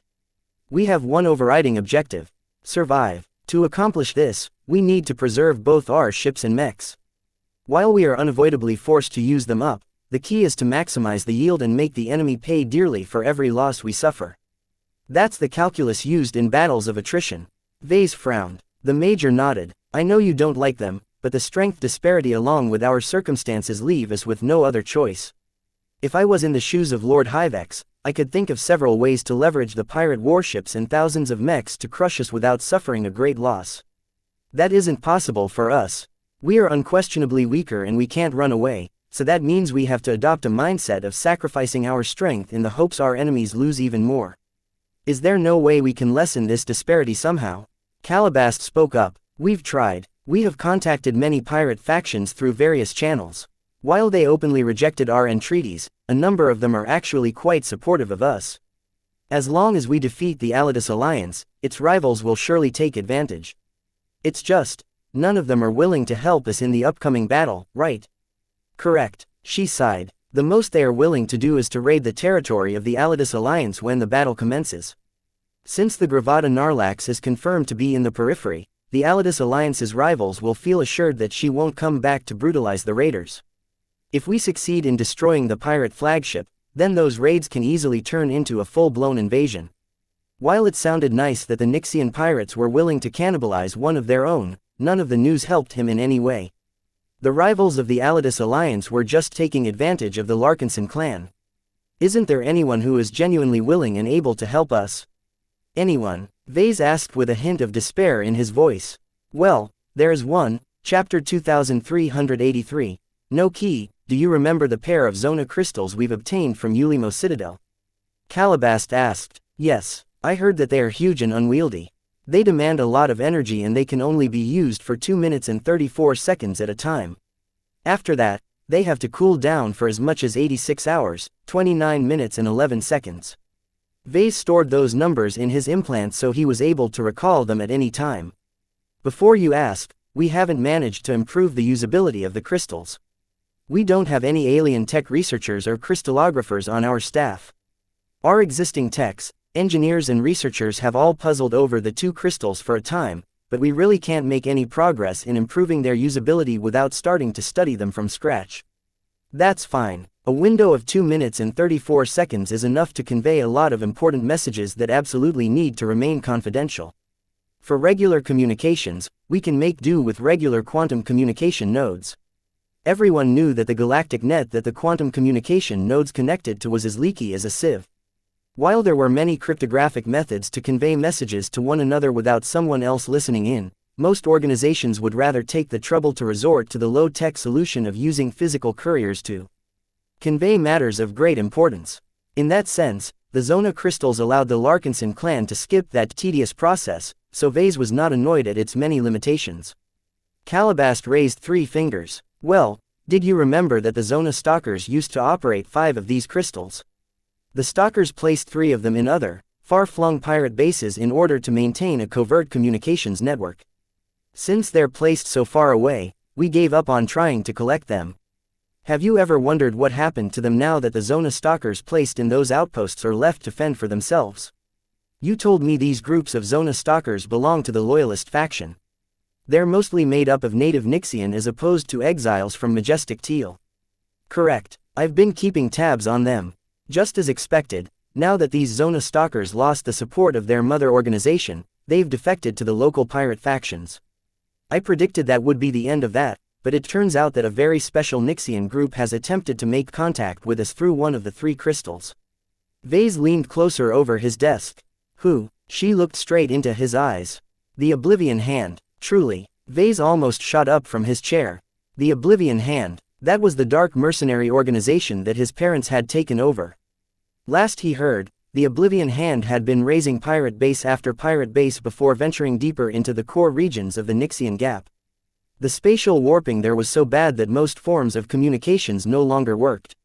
While he had idly instructed Calabast to make contact with the Oblivion Hand since a long time ago, he didn't really get his hopes up that his parents would be able to bail him out of this predicament. They were too far away. It would take at least several months for the Oblivion Hand to travel all the way to this location. The breakdown of communication in the core regions also meant that his parents would likely learn of the news late as well. His worst fear was that the Oblivion Hand was so isolated from the pirate community that they didn't learn of the news at all. Perhaps they were still merrily beating up pirates in the more inaccessible parts of the Nixian Gap. Don't get too excited, Vase. Just because the Hand made contact doesn't mean they are in a position to help. What does the Hand want? Major Verl asked. As far as I am aware of, the dark mercenaries are hostile to most pirates, but that doesn't necessarily make us allies. Of everyone in the fleet, only Calabast and a handful of others knew the truth. Everyone else did not know that his parents helmed the Oblivion Hand. While Vase considered revealing this to Major Verl, he quickly rejected the option. With secrets like these, it was best to keep it on a need-to-know basis. There was no compelling reason why the Major needed to know such an important matter when it wouldn't affect anything. They might have an unbearable grudge against the Alidus Alliance. Vase shrugged. We have already made contact with some other pirate factions who think Lord Hyvex and his warships are disrupting the order of the Nixian Gap. While the Larkinson clan hadn't managed to make any substantial deals with the pirate factions that secretly reached out, the contact nonetheless made it clear that the Nixian Gap was anything but united. The most annoying part about all of this was that these pirate factions were just waiting for the fight to happen. As long as the Larkinsons took out the Gravada Narlax, the territories of the Alidus Alliance would soon get very busy. While this might help get the remainder of the Alidus Alliance off the Larkinson clan's back, it did not help at all in the crucial upcoming battle. This was why both Vase and Major Verl didn't have much hope for the latest offer for help. Calabast must surely know that, but she maintained a confident expression. I know what you're thinking, but the Oblivion Hand has offered us a potential solution to bridge the gap. Haha, I'm not joking, Vase. Just look at this before you dismiss what I am saying. She withdrew a secure data chip from her tight black uniform pocket and threw it over.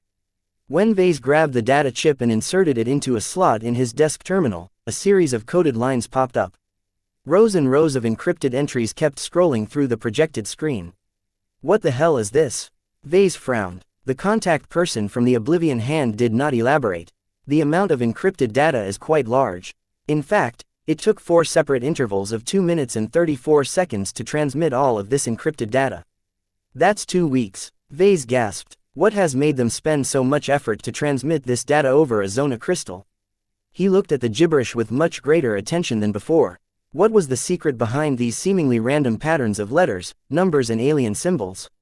Calabast sighed. You'd have to ask them 64 hours later, because that is when the zona crystal on the spokesperson's end will be ready to transmit a message again. Before you ask, no one from the Oblivion Hand can be reached via a quantum communication node. Apparently, they don't want to conduct any business over the Com Consortium's network. I suspect the spokesperson may be in contact with the Dark Cleaver through another alien device that is similar to the Zona Crystal. In my opinion, the spokesperson is solely responsible for passing on the encrypted data. This made sense to Vase. His parents were not only hunted by the Five Scrolls Compact, but would also get in a lot of trouble with the Big Two if their identities were exposed. Since Wrinkle and Cynthia Larkinson couldn't obtain shelter from any powerful galactic organization, they had no choice but to follow the same route of pirates who ran afoul of the Galactic Order. Vase and Major Verl both asked a few more questions about the nature of the transmitted data, but Calabast had no answers. As a high-ranking intelligence officer of the Larkinson clan, she had access to all of the codes, passwords and keys of the original Larkinson family. None of them enabled her to decrypt the code. She even attempted to decipher the encrypted data through brute force attacks, but with the computation power the Larkinson clan had at its disposal, it would probably take years. Inwardly, Vase cursed his parents. What was up with this? Neither his mother nor his father handed him any private decryption keys before they skedaddled out of his life. The only keepsake his father left to Vase before he disappeared was the system. His eyes widened a bit before he reined in his emotions. He coughed. I think I have an idea on what to do with this data. This elicited a reaction from Calabast.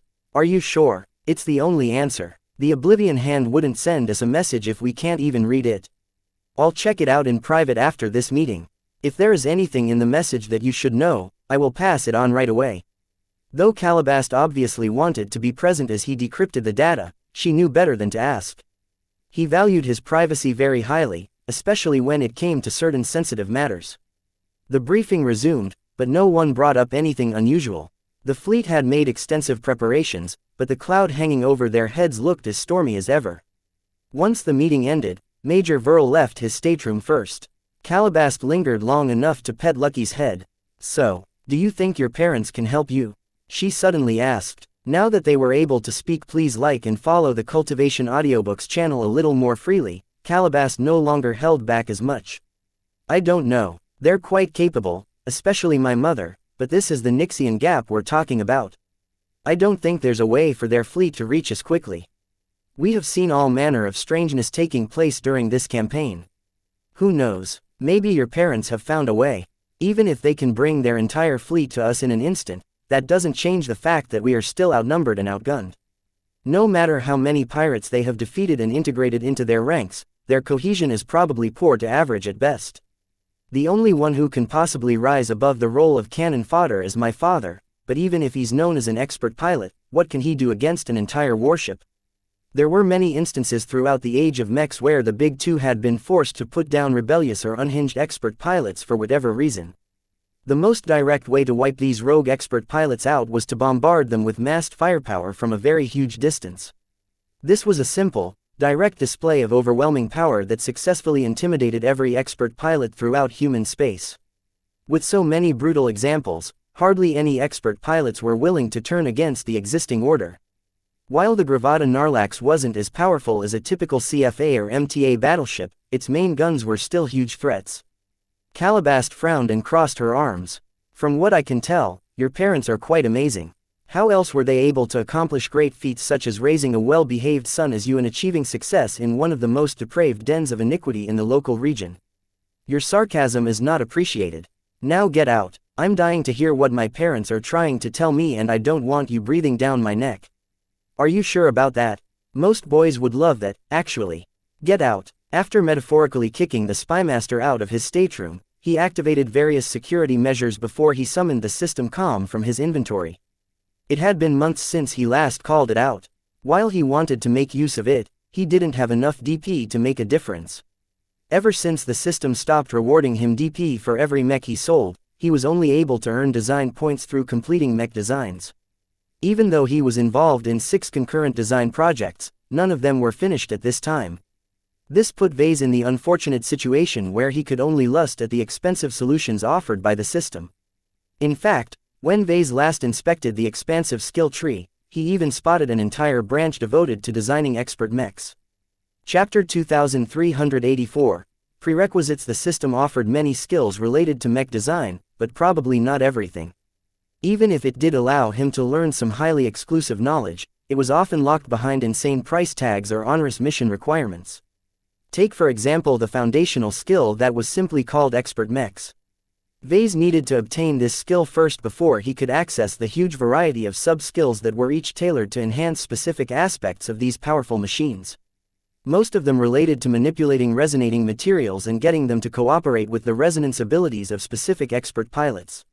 From what little Vase could see when he activated the system and browsed the skill tree, these sub-skills formed the actual specialization of mech designers who engaged in designing expert mechs. This is probably why multiple seniors or masters usually collaborate on expert mech designs. Vase muttered, "Certainly, a mech designer specialized in defense was probably the most suitable person to design an expert mech for Venerable Janzi, but other specialists were needed to round the mech out and ensure they weren't too one-dimensional. It took far too much time and effort for any single mech designer to learn all of the branches in his lifetime. Doing so would only cause them to gain a basic proficiency in each area. This was much less efficient than just specializing in one branch and going as deep as possible. If they ever needed to add something else to an expert mech, they could just reach out to a colleague for a collaboration." Expert mechs were very impressive. Their performance was high and their budgets were even higher.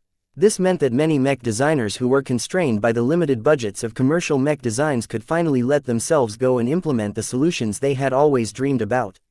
With budgets ranging from 100 to 10,000 times more than a typical design, a lot of mech designers could employ extravagant solutions in an expert mech design. Not only would they gain a lot of experience and insight from implementing their high-powered solutions, they were also able to gain a lot of data from seeing them at work. It was not unusual for mech designers to try out cutting-edge innovation in expert mechs first. With all of the data they gained from the implementation, they were sometimes able to derive a lesser but much more economic version of their inventions. And this is just one of the reasons why mech designers are so eager to participate in an expert mech design project. Few opportunities existed for mech designers to take part in an extremely high-spec design project. It was unrealistic to go through all of that effort for a mech design targeted to mundane mech pilots. Only high-ranking mech pilots were worthy of this level of pampering. Only in their hands would the most powerful mechs be able to justify their existence. This was why senior and even masters who possessed the qualifications to design expert mechs were very eager to take part in such projects. As long as Vase or Gloriana were willing to bankroll the enormous expenditure of developing an expert mech, they could easily attract the interest of many seniors and higher. Of course, that was just one of the aspects he needed to take into account. Up until now, Gloriana still hadn't been able to accomplish a deal that satisfied everyone's demands. "It's better if we can just design an expert mech ourselves." This was not possible for journeymen. The mech community generally presumed that only seniors were capable of designing them. Vase wasn't sure why, but when he read up on the topic, he learned a very telling piece of news. Any mech designer who advanced to senior had to visit one of the MTA's sector headquarters and stay there for a time as a guest. They not only had to register and prove their qualifications as a senior, but also gained numerous other benefits during their stay, including the ability to design expert mechs. Even if a mech designer couldn't care less about the big two, this last reason alone was enough for them to bow their heads to the MTA. Vase was a bit suspicious of what these newly advanced seniors experienced when they went on another pilgrimage to the MTA. Different from journeymen, seniors always enjoyed positions of considerable power and authority. They also become professors at educational institutions without exception. It was as if the MTA put a gun to their heads and threatened to pull the trigger unless the new seniors immediately promised to teach a class of mech design students. "Well, I'll probably have to go through the same ordeal in the future." He grimaced. That would take a couple of decades at the very least. While Vase had made some progress in advancing his design philosophy, he had barely stepped away from the starting line. He still had much to go before his tree grew wide and bushy enough to advance to senior. Most mech designers who couldn't wait to design an expert mech therefore did their best to advance to senior as quickly as possible. Vase thought he would have to follow this trajectory as well, but the system actually offered him an alternative. Expert mechs. Senior, 1 million DP prerequisites. Senior Mech Designer OR fulfill 1S rank mission. The skill started at senior rank straight away, which made sense since journeyman and lower were only able to participate in expert mech design projects as assistants. Just the amount of DP he had to pay was extremely high. While he was sure that the price tag was somewhat justified by how much complete and extensive knowledge the skill imparted to him, it was still a huge burden to fork over so many design points. Aside from that, he also had to meet one of the two requirements imposed by the system.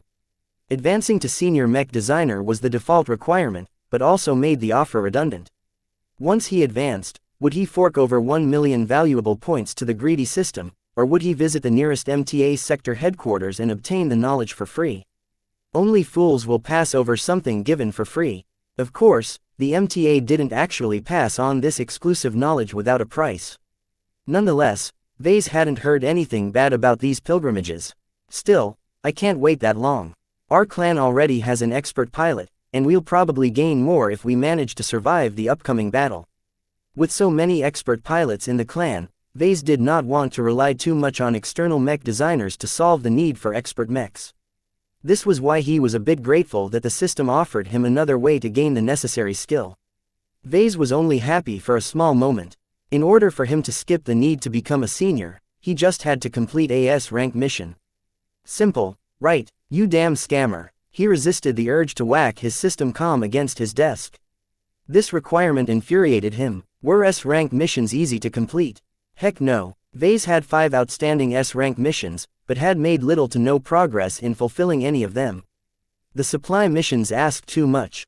Perhaps the only mission that Vase could complete in the near future was the one that demanded an extraordinarily valuable exotic known as Timpala steel, but that entails years of travel. You stupid system, can't you offer me a way to design expert mechs that won't take years or decades to complete? How can you be so obstinate? Of course, the system did not deign to reply to him. Vase hoped that it would be generous for once and offer him some alternative missions such as, destroy the Gravata Narlax, or, escape the Nixian Gap alive, but it wasn't that generous. Come on, help a poor fellow out, will you? My fleet is surrounded by pirates. Won't you lose your investment in me if I die? The mech designer system becomes unbound when its current user is no longer able to design mechs. Other mech designers will then be able to gain user rights to the mech designer system. Whack, whack, whack, you goddamn piece of crap. His attempts to cajole the system into helping him failed. Even if his mother possessed some sort of influence over it, the system largely followed its own rules. From a transactional perspective, the system demanded a lot of energy and resources. Vase provided what it needed by designing mechs and obtaining special, high-value exotics. Nothing about this transaction implied that only Vase could fulfill the system's needs. Others such as Gloriana and one of the countless other mech designers in the galaxy could satisfy its needs as well. It was pointless for Vase to get angry over this fact. The system possessed unknown motives and wasn't necessarily dependent on him.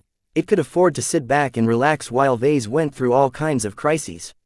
If he died, the system would simply hop over to another mech designer, simple as that. Vase sullenly smirked. At least he made sure not to become dependent on the system either. Certainly, he was still willing to take advantage of its services, but he was still capable of getting what he wanted the old-fashioned way. He shook his head. There was no point lusting after the expert mech's skill when he only had a little over 100,000 DP in his system account. Even if he met one of the prerequisites, Vase still had to complete a lot of mech designs to pay for the price of redeeming this potent skill. Let's get back to business. Vase transferred the encrypted data transmitted through the Zona crystals to his system comm. The little device beeped upon receipt of the data. Vase waited for something to happen. Are you doing anything with the data? The system remained silent for a time until the system menu suddenly made way for an entirely new projection. Vase immediately took in the large projection. It turned out to be a schematic. A design schematic. While Vase was happy his hunch turned out to be true, Vase quickly frowned as he studied the design in greater detail. This is not a mech design, nor a design of some other device. If he interpreted the complicated schematic correctly, the design actually represented a spiritual construct. What, Mom, do you think I can put something as complicated as this together? The design almost blinded him by how dizzyingly complicated it appeared. While it wasn't as ridiculously advanced as the Grand Dynamo, its complexity far exceeded that of his simple spiritual constructs. Vase had to be a much better spiritual engineer in order to put something as multifaceted and multilayered as this together. There was a reason why it took 4 separate communication attempts to transfer over the complete design. What was worse about the design file was that it came with very little explanation and context. Vase didn't even know what it was supposed to accomplish if he put this elaborate spiritual construct together.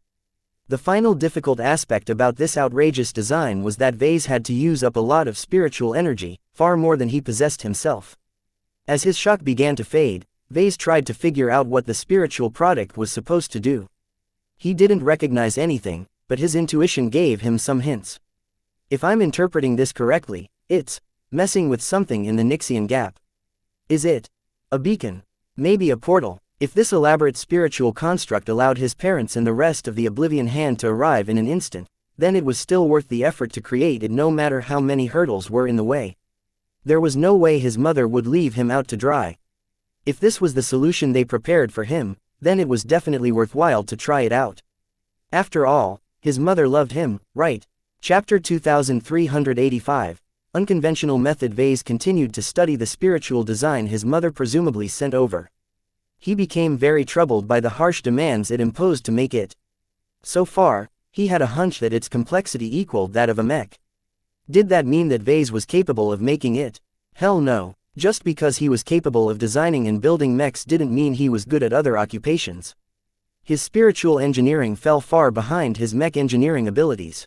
While he relied on the former to gain an advantage in the latter, that did not mean he was actually good at spiritual sorcery. It was just that most of the competition in the mech industry didn't have a clue about spirituality at all, which meant that Vase gained a monopoly by default. Another way to describe his situation was to describe him as a slightly less stupid person among idiots. Compared to a giant like his mother, Vase was merely a marginally taller dwarf. What does my mother think I am? Her heir. She hardly taught anything to him. For some unknown reasons, she seemed unwilling to teach him the basics of spiritual engineering and spiritual manipulation. The issue continued to haunt him at times. He had thought very long and hard about the possible reasons behind her unwillingness to share what she knew and came up with a lot of theories, many of which sounded absurd. Maybe she thought her knowledge would corrupt his innocence. She shouldn't have bothered. Maybe she lacked a proper resource that was necessary for him to inherit her abilities. Perhaps her heritage was difficult to pass on without this requirement. Maybe she was under some kind of limitation that prevented her from teaching what she knew. Was there some kind of lock in her spirit? Perhaps the most optimistic reason was because she wanted to do what was best for him. By allowing him to find his own way, he was able to go off the beaten track and develop his spiritual abilities in a way that completely fit his needs. Whatever the case, Vase had learned to stop hoping that his mother would enlighten him in the ways of spiritual sorcery. He was already doing rather decently on his own. Perhaps in a century, he might even be able to surpass her in this aspect. Yet that would take time, which he didn't have. With days to go before Calabast expected the pirate armada to intercept their task force, Vase really did not have the time to spend on putting together such an elaborate spiritual construct. It was like telling Michael Larkinson to fabricate a complete mech on the spot. No matter how smart he was and how much he learned under Vase, the kid still had years to go before he was ready to put together his first mech.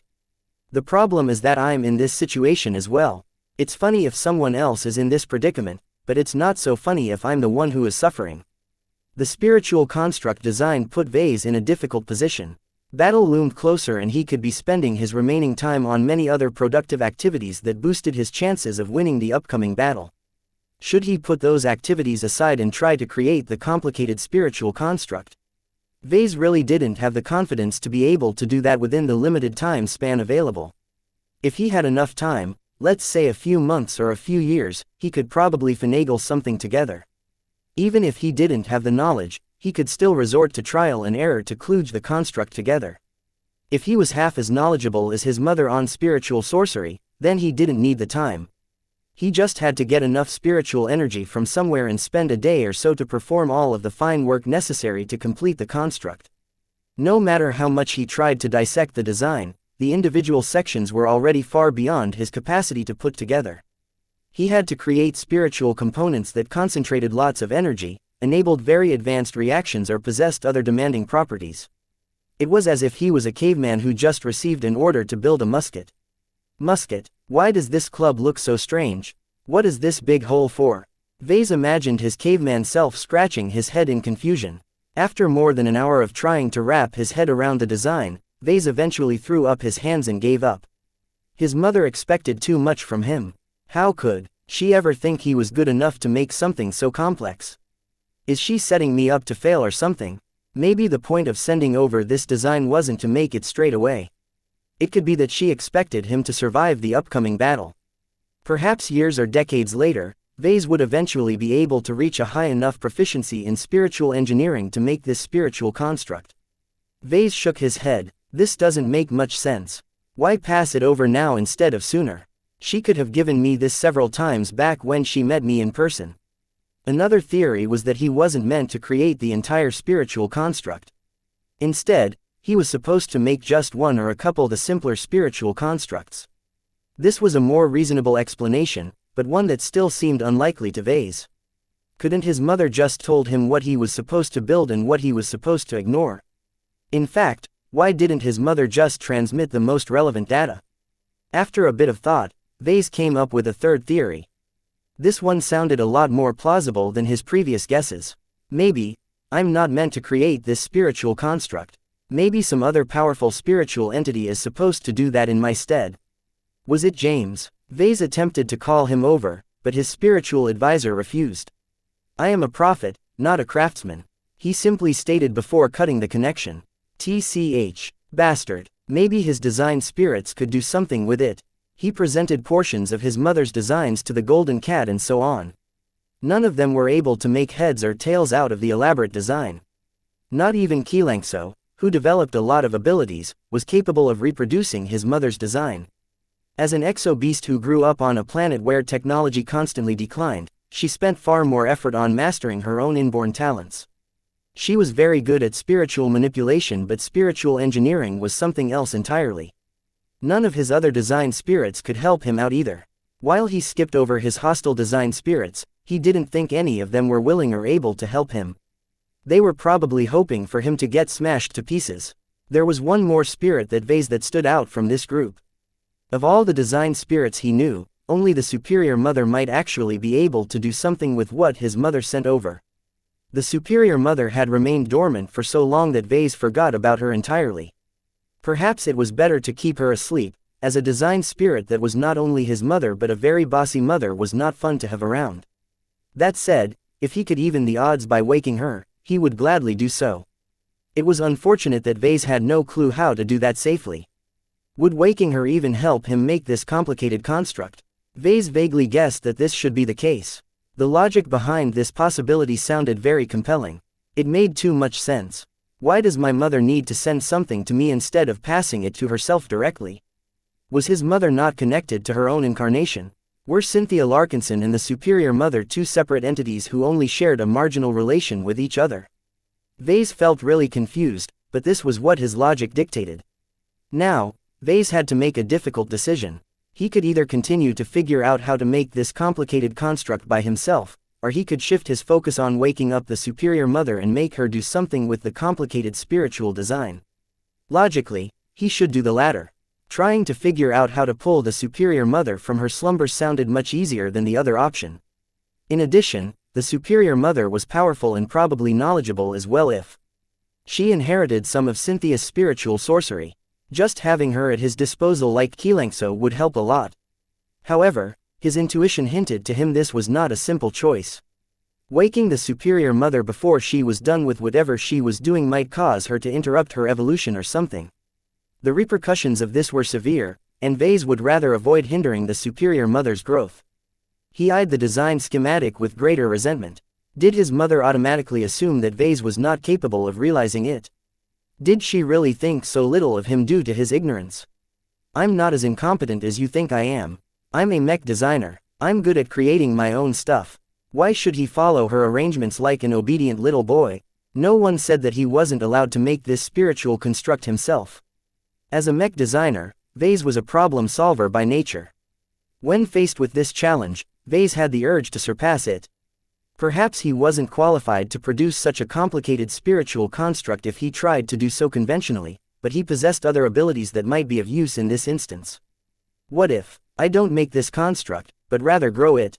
As long as I build a powerful enough spiritual seed, it can grow and bloom into this design by itself. His eyes lit up as he came up with this radical and innovative idea. He came up with it after recalling the way that the mech designers of the Life Research Association produced their distinctive biomechs. Instead of fabricating the individual parts before assembling them together to produce a fully functional mech, the biomech designers instead designed their products in a way that allowed specially cultured organisms to grow into them. The process sounded rather disgusting to Vase, but it was evidently quite an effective method of producing mechs without relying on mech technicians or industrial machinery. A producer just had to prepare some growing pools. These large, advanced bioengineering creations enabled any biomech culture to grow autonomously as long as someone dumped the required raw materials in the pools. While the growth period was rather slow, there were several advantages to this process. The key was that as long as someone clever set the process up, the growing pools would basically run themselves. It was this advantage that Vase sought to transplant in this situation. So what if he didn't possess the expertise required to realize his mother's design? He would simply leverage his own expertise to build some sort of spiritual seed that was loaded with the design. While Vase couldn't guarantee that the budding seed would bloom in accordance with the design, if it was at least somewhat similar, then that was already fine. Vase became enormously enchanted by this new and unconventional method of producing spiritual constructs. Compared to his old method, it was a lot less demanding as long as he figured out how to get it to work. I can probably accomplish this in a day, maybe even less. The caveat was that Vase could only gain this convenience by giving up control. By giving up the opportunity to make his mother's construct piece by piece, he had to let the seed grow while only being able to exert a limited amount of influence. It's worth a try. If I can't get it to work, then I'll just wake the superior mother. Chapter 2386, Growing Products. The idea of creating complicated spiritual constructs and products via growth rather than fabrication and assembly was perhaps the most radical and innovative idea he came up with.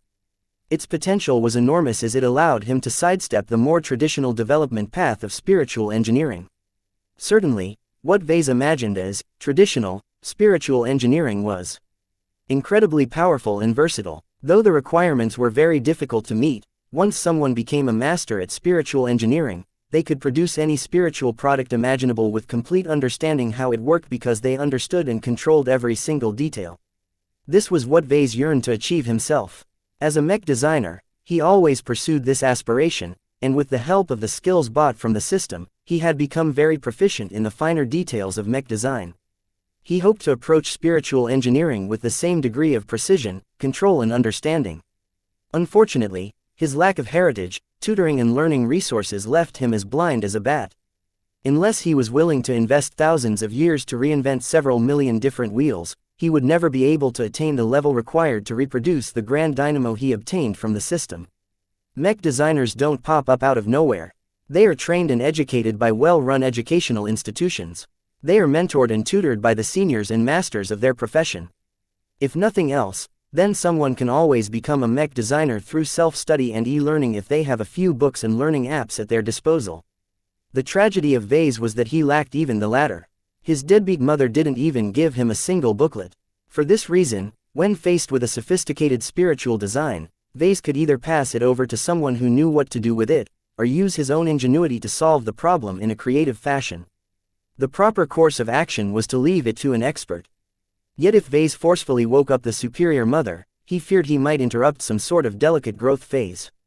The damage might not be serious, but Vase did not want to risk kneecapping the ancestral spirit's fantastic potential. She had the potential of attracting the worship of trillions of hexers.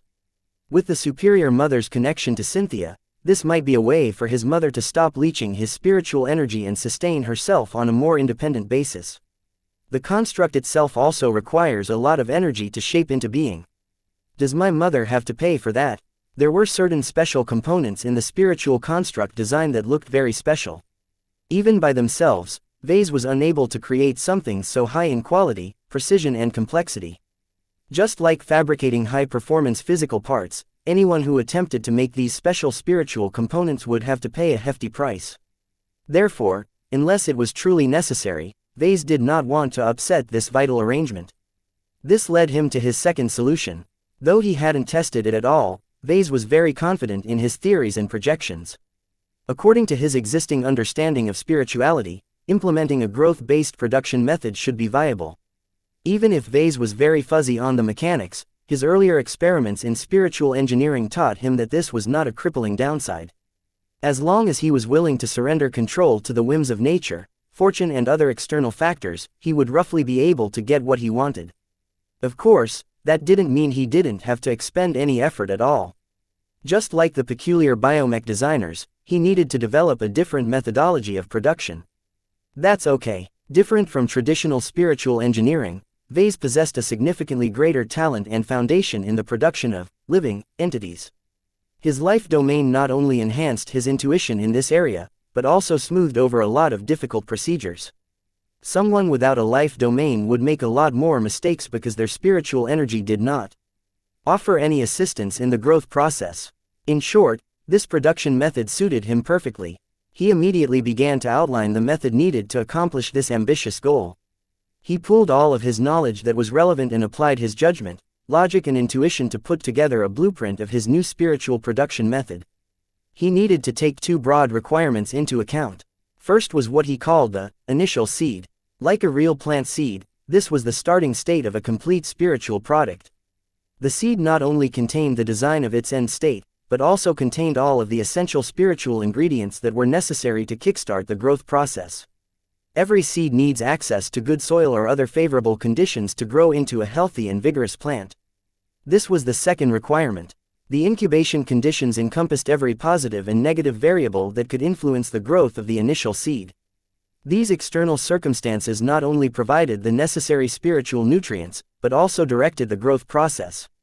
Vase paid a lot of attention to the latter because that was his only safeguard to get the product he wanted.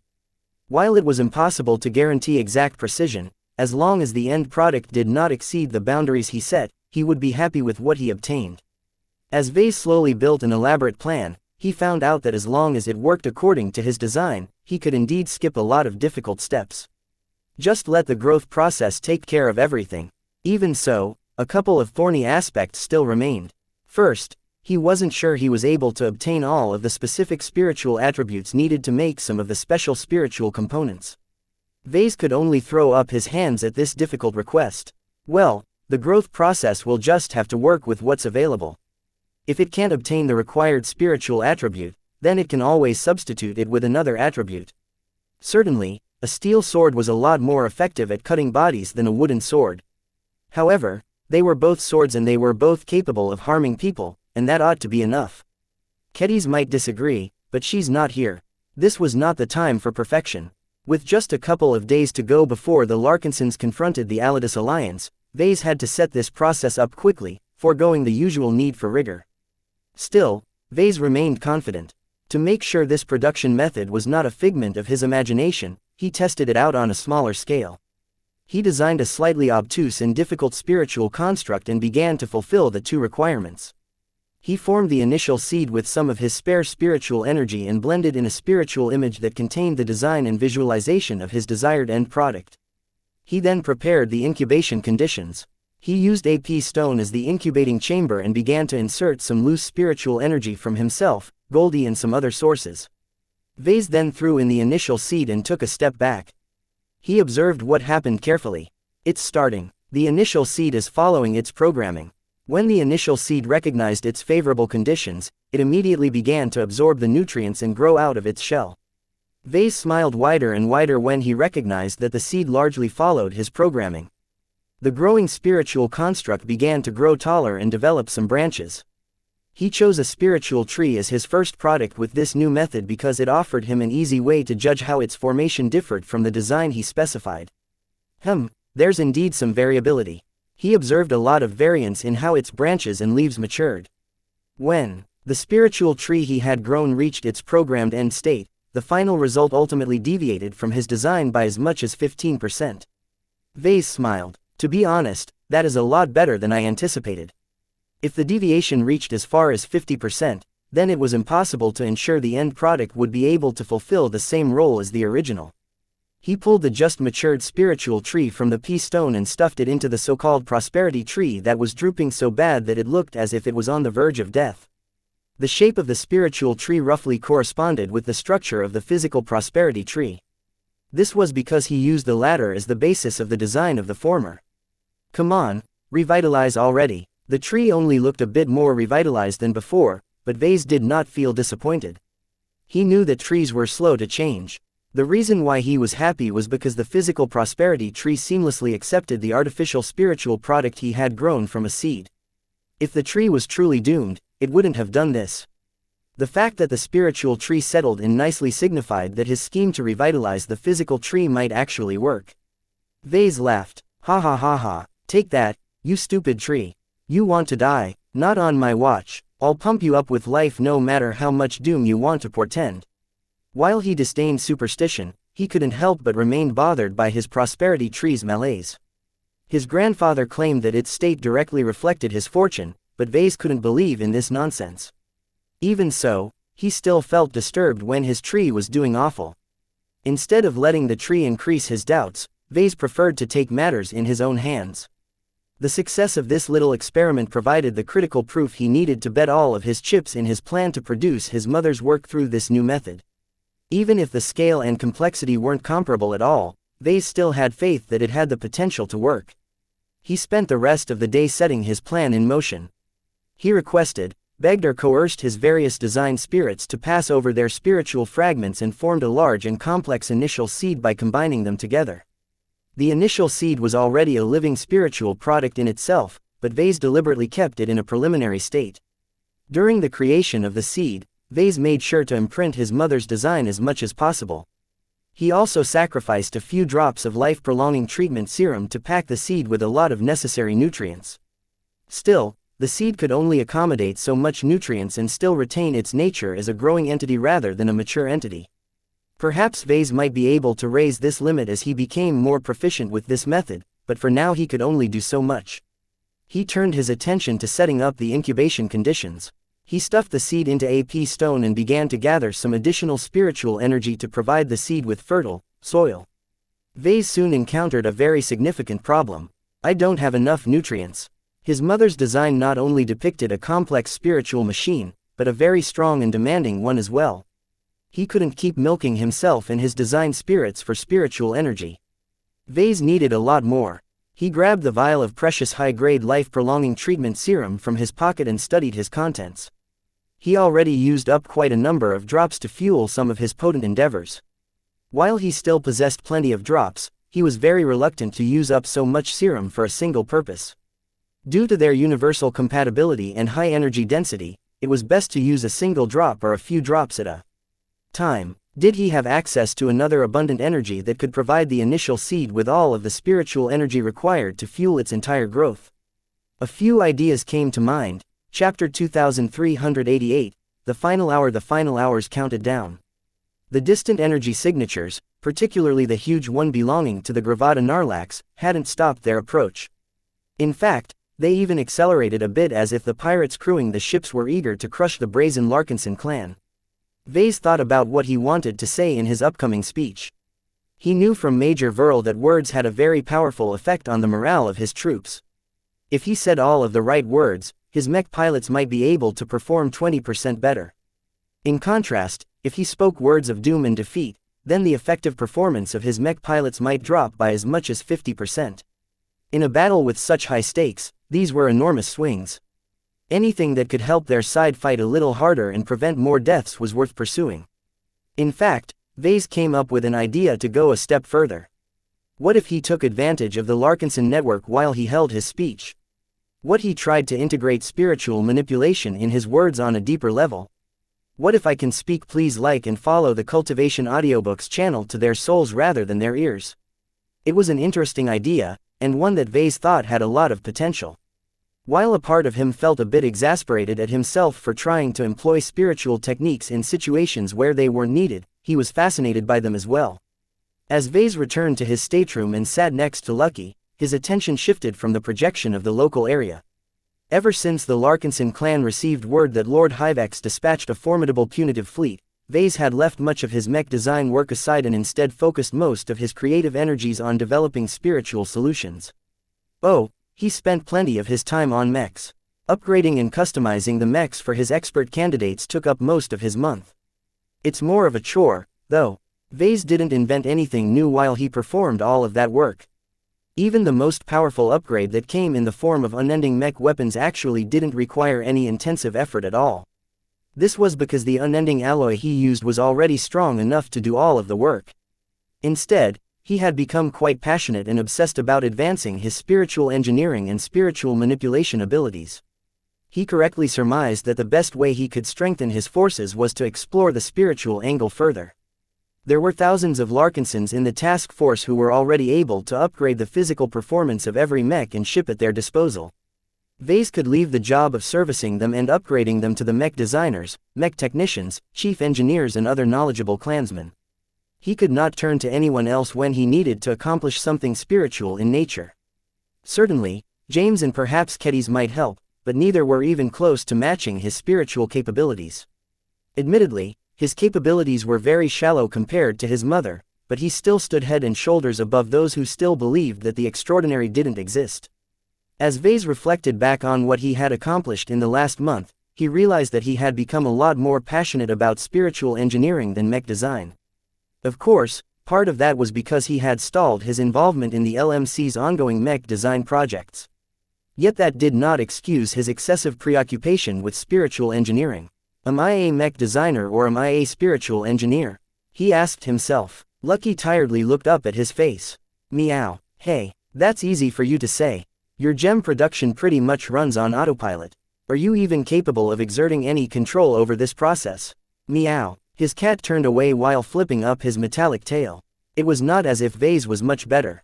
When faced with an impossible project, he decided to take a crooked road and invented an entirely new spiritual production method. Vase felt this method had a lot of potential. Its applications were endless, but Vase felt a bit disturbed in the direction he was going. Was he trying to pursue spiritual engineering regardless whether his actions were related to mech design? What am I turning into? Can I still just call myself a mech designer? He imagined that this question must be plaguing many other mech designers who dabbled in other fields. It was not unusual for mech designers to be dissatisfied with relying on third-party mech parts to design their mechs. This was why Master Olsen learned how to develop her own mech engines and how other mech designers learned how to design their own key parts. Yet no matter how far they ventured into these side paths, they were still able to cling on to their primary identities as mech designer. Vase found it increasingly more difficult to do the same. The temptation to pay less attention to mech design in order to reserve more time for spiritual engineering kept plaguing him. There were almost an endless amount of mech designers in human space, many of which could design fantastic mechs that rivaled his own in value or functionality. There weren't as many spiritual engineers or spiritual sorcerers, though. While it was rather precarious to engage in spiritual engineering in full view of the big two, as long as he maintained his identity as mech designer and continued to work with mechs in his daily life, he could probably get away with a lot. Still, Vase felt a bit reluctant to become more like his mother.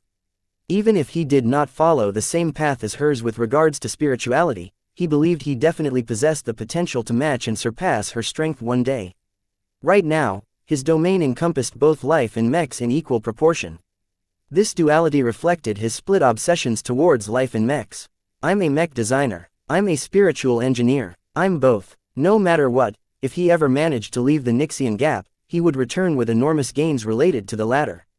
This would surely encourage him to go down this path even further. Why am I even questioning myself about this when there's pirates about to barrel down on my forces? He shook his head. This was not the time to get swept up by irrelevant concerns. His eyes sharpened as he reminded himself of his actual priorities. I have a clan to lead into battle. Time passed by as the Larkinsons all ate the best meals they had in a while. Vase even ate another Ulimo nutrient pack to pamper his taste buds and fill his stomach with a pleasant rolling warmth that would keep him satiated and energetic for hours.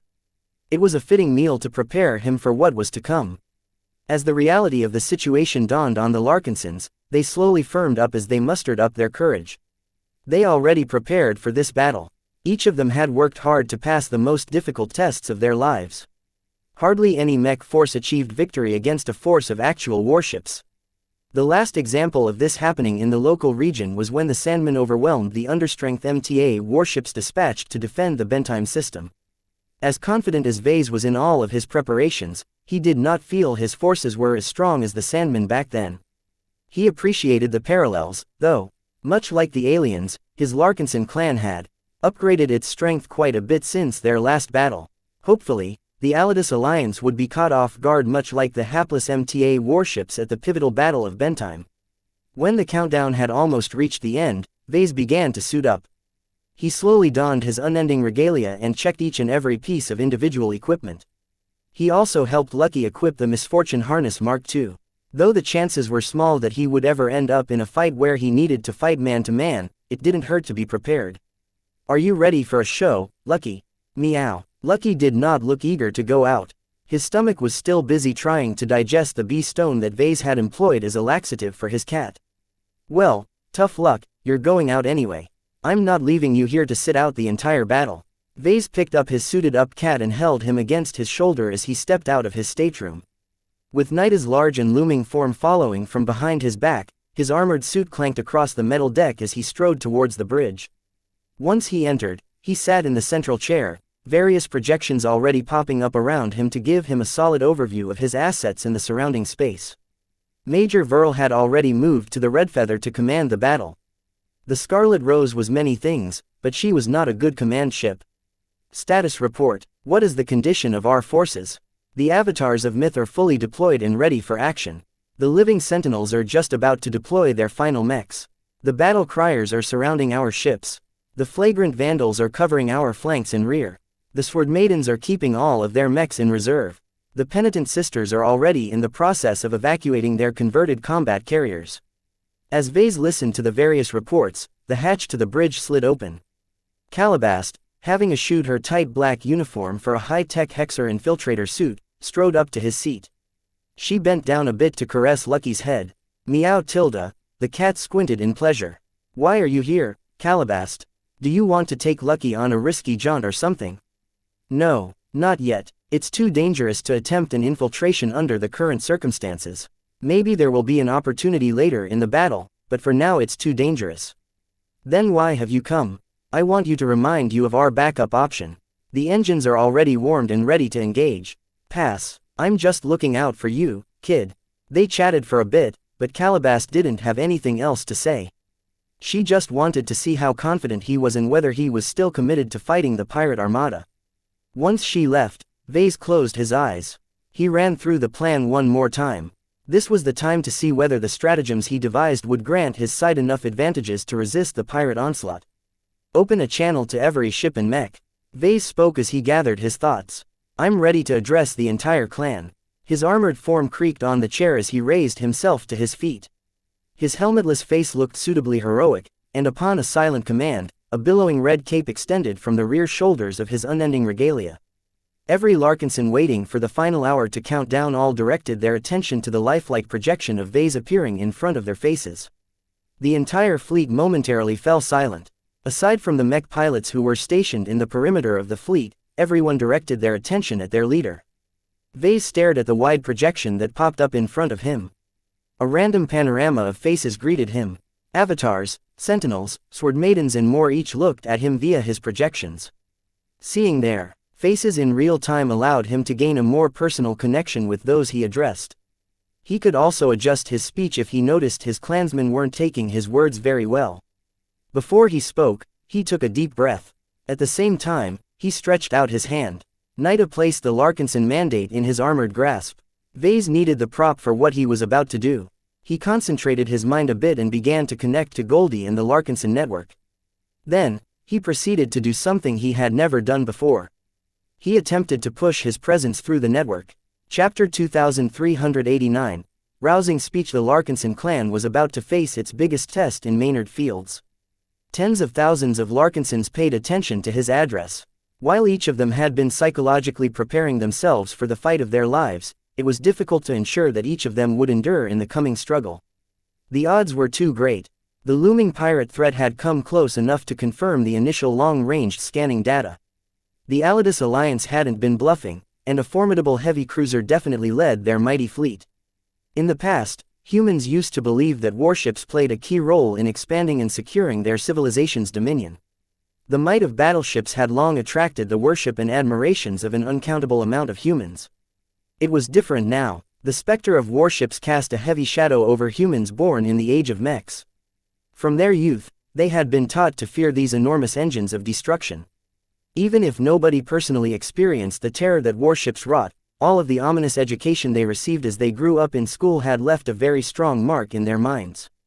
Perhaps the prospect of facing a pirate-built warship might not sound so intimidating when the battle was still a distant prospect. The Larkinsons accepted the news with stoic solemnity. Yet as the days went by, the fears that their teachers implanted into their minds had slowly started to creep up. Vase was no different, as he possessed a greater technical understanding how a warship like the Gravata Narlax could easily demolish his task force. The power of a weapon platform depending on many factors. In mech combat, size usually wasn't a big factor because the mech industry spent 4 centuries to find the optimal balance between size, cost, functionality and efficiency. Hardly anyone fielded super-sized mechs or juggernauts in battle because they were too inefficient. Certainly, anyone who had plenty of money and resources to spare might choose to field them, but their unwieldiness and their very obvious flaws left them open to exploitation. Still, at some point, when something got big enough, they became incredibly formidable. Size increased leverage. Size provided capacity. Size added durability. The jump in specs from light mechs to heavy mechs was already quite extreme. The two possessed completely different fighting styles, but it was not entirely clear that the larger and heavier mech could defeat the lighter mech in a dueling scenario. However, the real battlefield was very different from a fair mech duel. In an actual battle, an expensive heavy mech could easily yield much greater results if employed correctly. The same went for warships, but at a much more exaggerated scale. The Gravata Narlax didn't need to have any brilliant captains and officers in command. As long as they knew just enough to keep the ship running, the Alidus Alliance could merely rely on her potent gun batteries and very resilient hull plating to carry every battle. In comparison, a force of smaller elements such as Task Force Predator had to exert an unreasonably high amount of effort to achieve similar results. In other words, the pirates would be able to win a battle in their sleep while the Larkinsons had to exert at least 150% of their effort in order to gain a fighting chance. It sounded unfair. It sounded insurmountable. No matter how overconfident the pirates felt, there was no way the large and powerful Alidus Alliance was completely made up of incompetents. The Larkinsons had already built up a formidable reputation of their own, so anyone who dared to confront the conquerors of Ulimo's citadel should certainly come prepared. Vase confidently smirked as his projection graced every clansman in the fleet. If exerting 150% wasn't enough, then he would make sure that everyone would output 200% instead. Vase was confident he already made a lot of progress with the extraordinary measures he prepared. However, improving the tech and providing his forces with spiritual advantages was only part of the equation. He had always believed that the key to winning most battles was to maintain better morale than the enemies. As long as the Larkinsons were confident, then they would fight at their very best. Anything less was not acceptable. This was why he ignored all of his doubts and tried to meld his mind with the Larkinson network. Though Vase did his best to look confident and at ease, inwardly his mind came under significant strain. This was because his forceful insertion into the Larkinson network caused him to bear some of the burden of its operation. Goldie watched Vase on with considerable concern. Nya, humans weren't suited to withstand so much input. Vase recalled the many times his experiments caused his test subjects' head to explode because they received too much spiritual input. Now, Vase chose to put himself in their place, thereby risking the same fate. He didn't feel concerned. Unlike his clueless and hapless test subjects, he not only understood what took place, but also prepared a countermeasure. He concentrated a bit further and pulled a spiritual augment template from his implant. He rapidly built up a spiritual construct with the help of the template. As soon as it came into existence, a large proportion of incoming spiritual signals suddenly stopped bombarding his spirituality. The new spiritual construct acted as a filter. Its role was very simple. It rejected the passage of any spiritual input except for the ones he specifically approved. Since Vase merely wanted to communicate with the clansmen connected to the Larkinson network, he did not need all of the irrelevant spiritual input. It was working, if only just. While the spiritual input of most of the clansmen wasn't very strong, it was different when it came to the more spiritually active Larkinsons. Venerable Janzi especially radiated a strong presence, so much so that she was already exerting her influence to a greater degree in the Larkinson network. Fortunately, Venerable Janzi did not regard Vase with hostility. Her potent spirit and will was willing to make way when Vase stood in their way. After cutting down the excessive input, Vase found it much more bearable to place himself closer to the center of the Larkinson network. By partially taking over Goldie's role as the Nexus, he gained a close, direct connection to every Larkinson. This did not just apply to Larkinsons in the fleet, but also the clansmen back at Sanok V. Still, Vase only intended to address the members of the task force this time. When his eyes focused on the small faces on the projected panorama, Vase was somehow able to match their appearances to a specific connection in the network. The unprecedented degree of closeness he established with his fellow Larkinsons felt surreal. Was this what Goldie felt all the time? For a moment, he felt like a god looking down on his faithful subjects. Similarly, each of the clansmen who paid attention to him felt as if their awe, respect, worship and other feelings towards him had increased.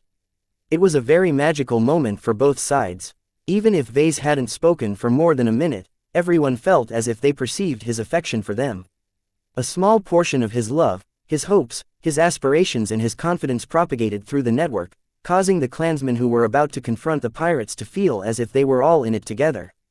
Vase finally spoke his first words. "Larkinsons, our time of proving has come." Those words audibly spread through the audio speakers. They also rippled through the Larkinson network, thereby conveying greater meaning to the clansmen than they realized. This dual nature caused the clansmen listening to him to become mesmerized. When we founded the clan, we knew it wasn't going to be easy. Many existing interests in the galaxy had already carved out their own turfs.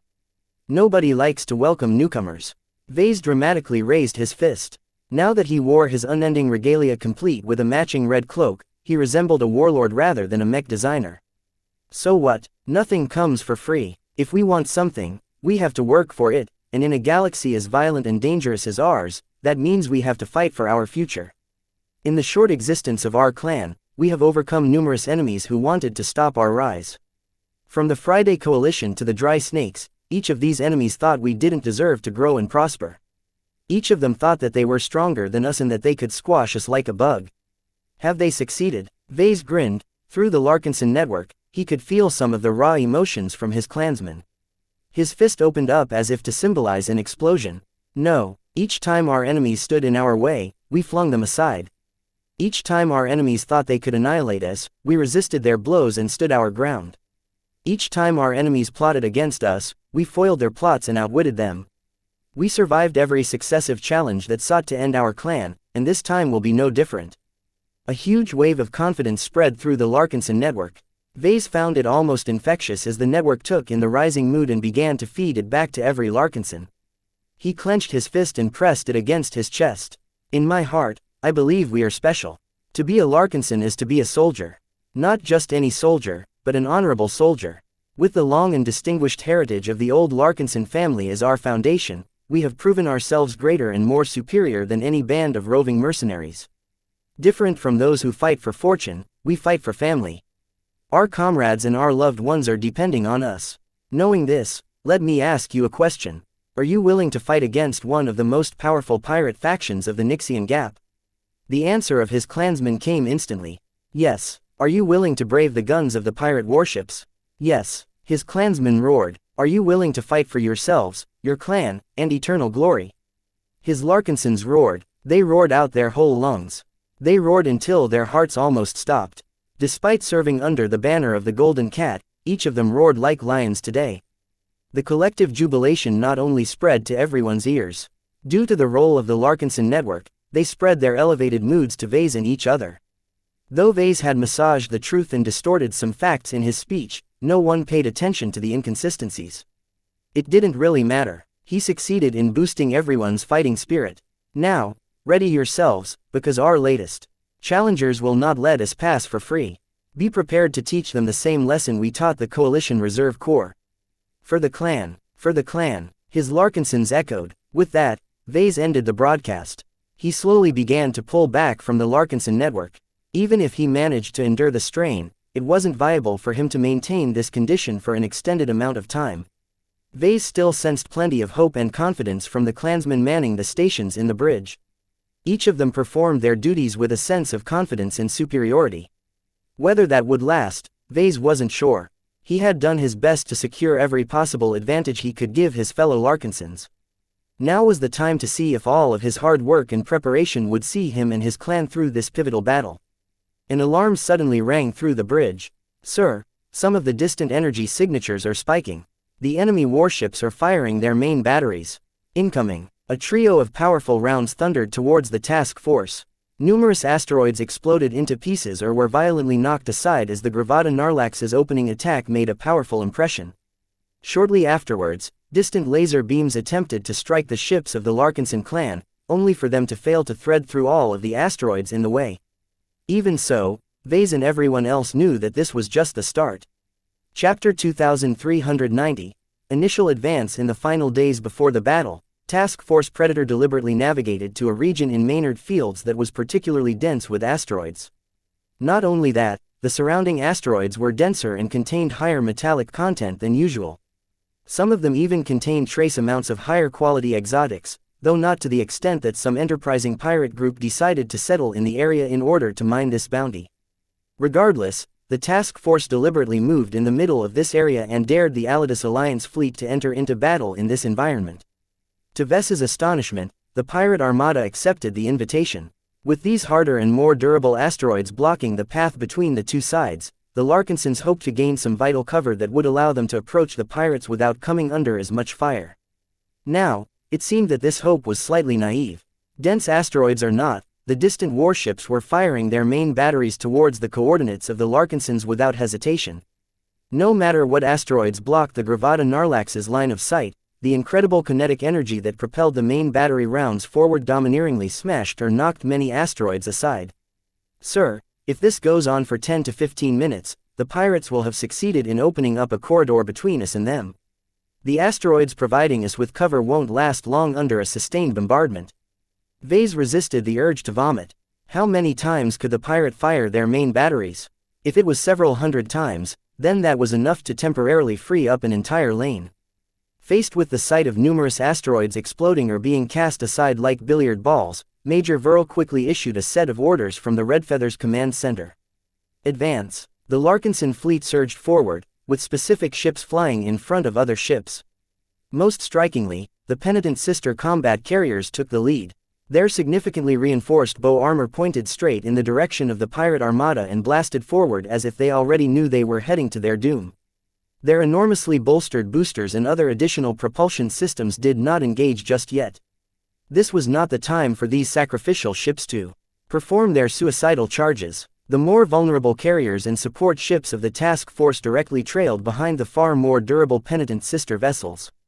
Though their combat carriers weren't as modern and durable as the combat carriers fielded by the Hex army, they were still proper second-class vessels with considerable defensive capabilities. The only unfortunate aspect about their defenses was that their hull plating were optimized to resist mech-grade weapons fire and attacks. The smaller the caliber, the more easily the armored Hexer vessels shrugged off the attacks. It was the opposite against more powerful attacks. Vase had studied the armor systems of the Penitent Sister combat carriers in passing and understood their weakness against warship-grade attacks. The developers of this armor system and the shipwrights that designed the combat carriers did not care about this weakness. In the modern galaxy, only aliens and the Big Two fielded armed warships. If any of their customers bumped into the former, then they had entered an area where they shouldn't have appeared. If the combat carriers somehow entered into a conflict against the Big Two's warships, then it was hopeless to defend against the firepower that humanity's overlords had at their disposal. None of the Hexers involved in constructing the combat carriers could have ever imagined that their commercial-grade ships would ever do battle against pirate-owned and pirate-developed warships. Vase frowned a bit. He knew that this oversight would come to bite the Larkinsons and the Penitent Sisters in the butt. Though the latter had done their best to patch over this inherent weakness by piling up a lot of armor at the bows of their vessels, the firepower the pirates were slinging around made him doubt whether it would help that much. As the Larkinson fleet advanced with the most durable warships in the vanguard, the pirates showed no signs of stopping their wasteful opening moves. Powerful kinetic or explosive rounds impacted asteroid after asteroid, causing the surrounding space to become a bit murkier due to all of the shards and fine dust spreading. Aside from blocking the optical sensors a bit, they didn't throw up too much interference. This was a shame, since the pirates possessed an unquestionable advantage in long-ranged firefights. "Sir, our forward scouts have succeeded in coming into visual range of the enemy fleet. Send me the visuals." A new projection appeared on the side. Vase let out a shocked breath as he finally saw what he and his clan faced with his eyes. It was easy to diminish or detract the formidable nature of his enemies when they were still detected by their energy signatures. Mere symbols on a chart did not convey the power and ferocity of the pirate fleet as much as a simple projected image. The heavy cruiser in the center of the fleet was most definitely the pride and joy of the mighty Alidus alliance. Among the dazzling amount of secondary gun batteries installed over her entire length, a large portion of her side proudly stamped the grand name of the vessel. The scout Mech, an inheritor Mech, had ventured very far forward. The Vandal Mech pilot was literally risking his life to transmit this vital footage back to the main fleet. More details quickly became apparent. 2 of the 3 powerful main turrets with 3 monstrous gun barrels each were firing in a slow but constant staccato. All the while, the heavy cruiser slowly crept forward. Her huge thrusters and propulsion systems weren't firing at full blast. They merely pushed the enormous warship along as if it was merely a matter of time before her guns broke the Larkinson clan.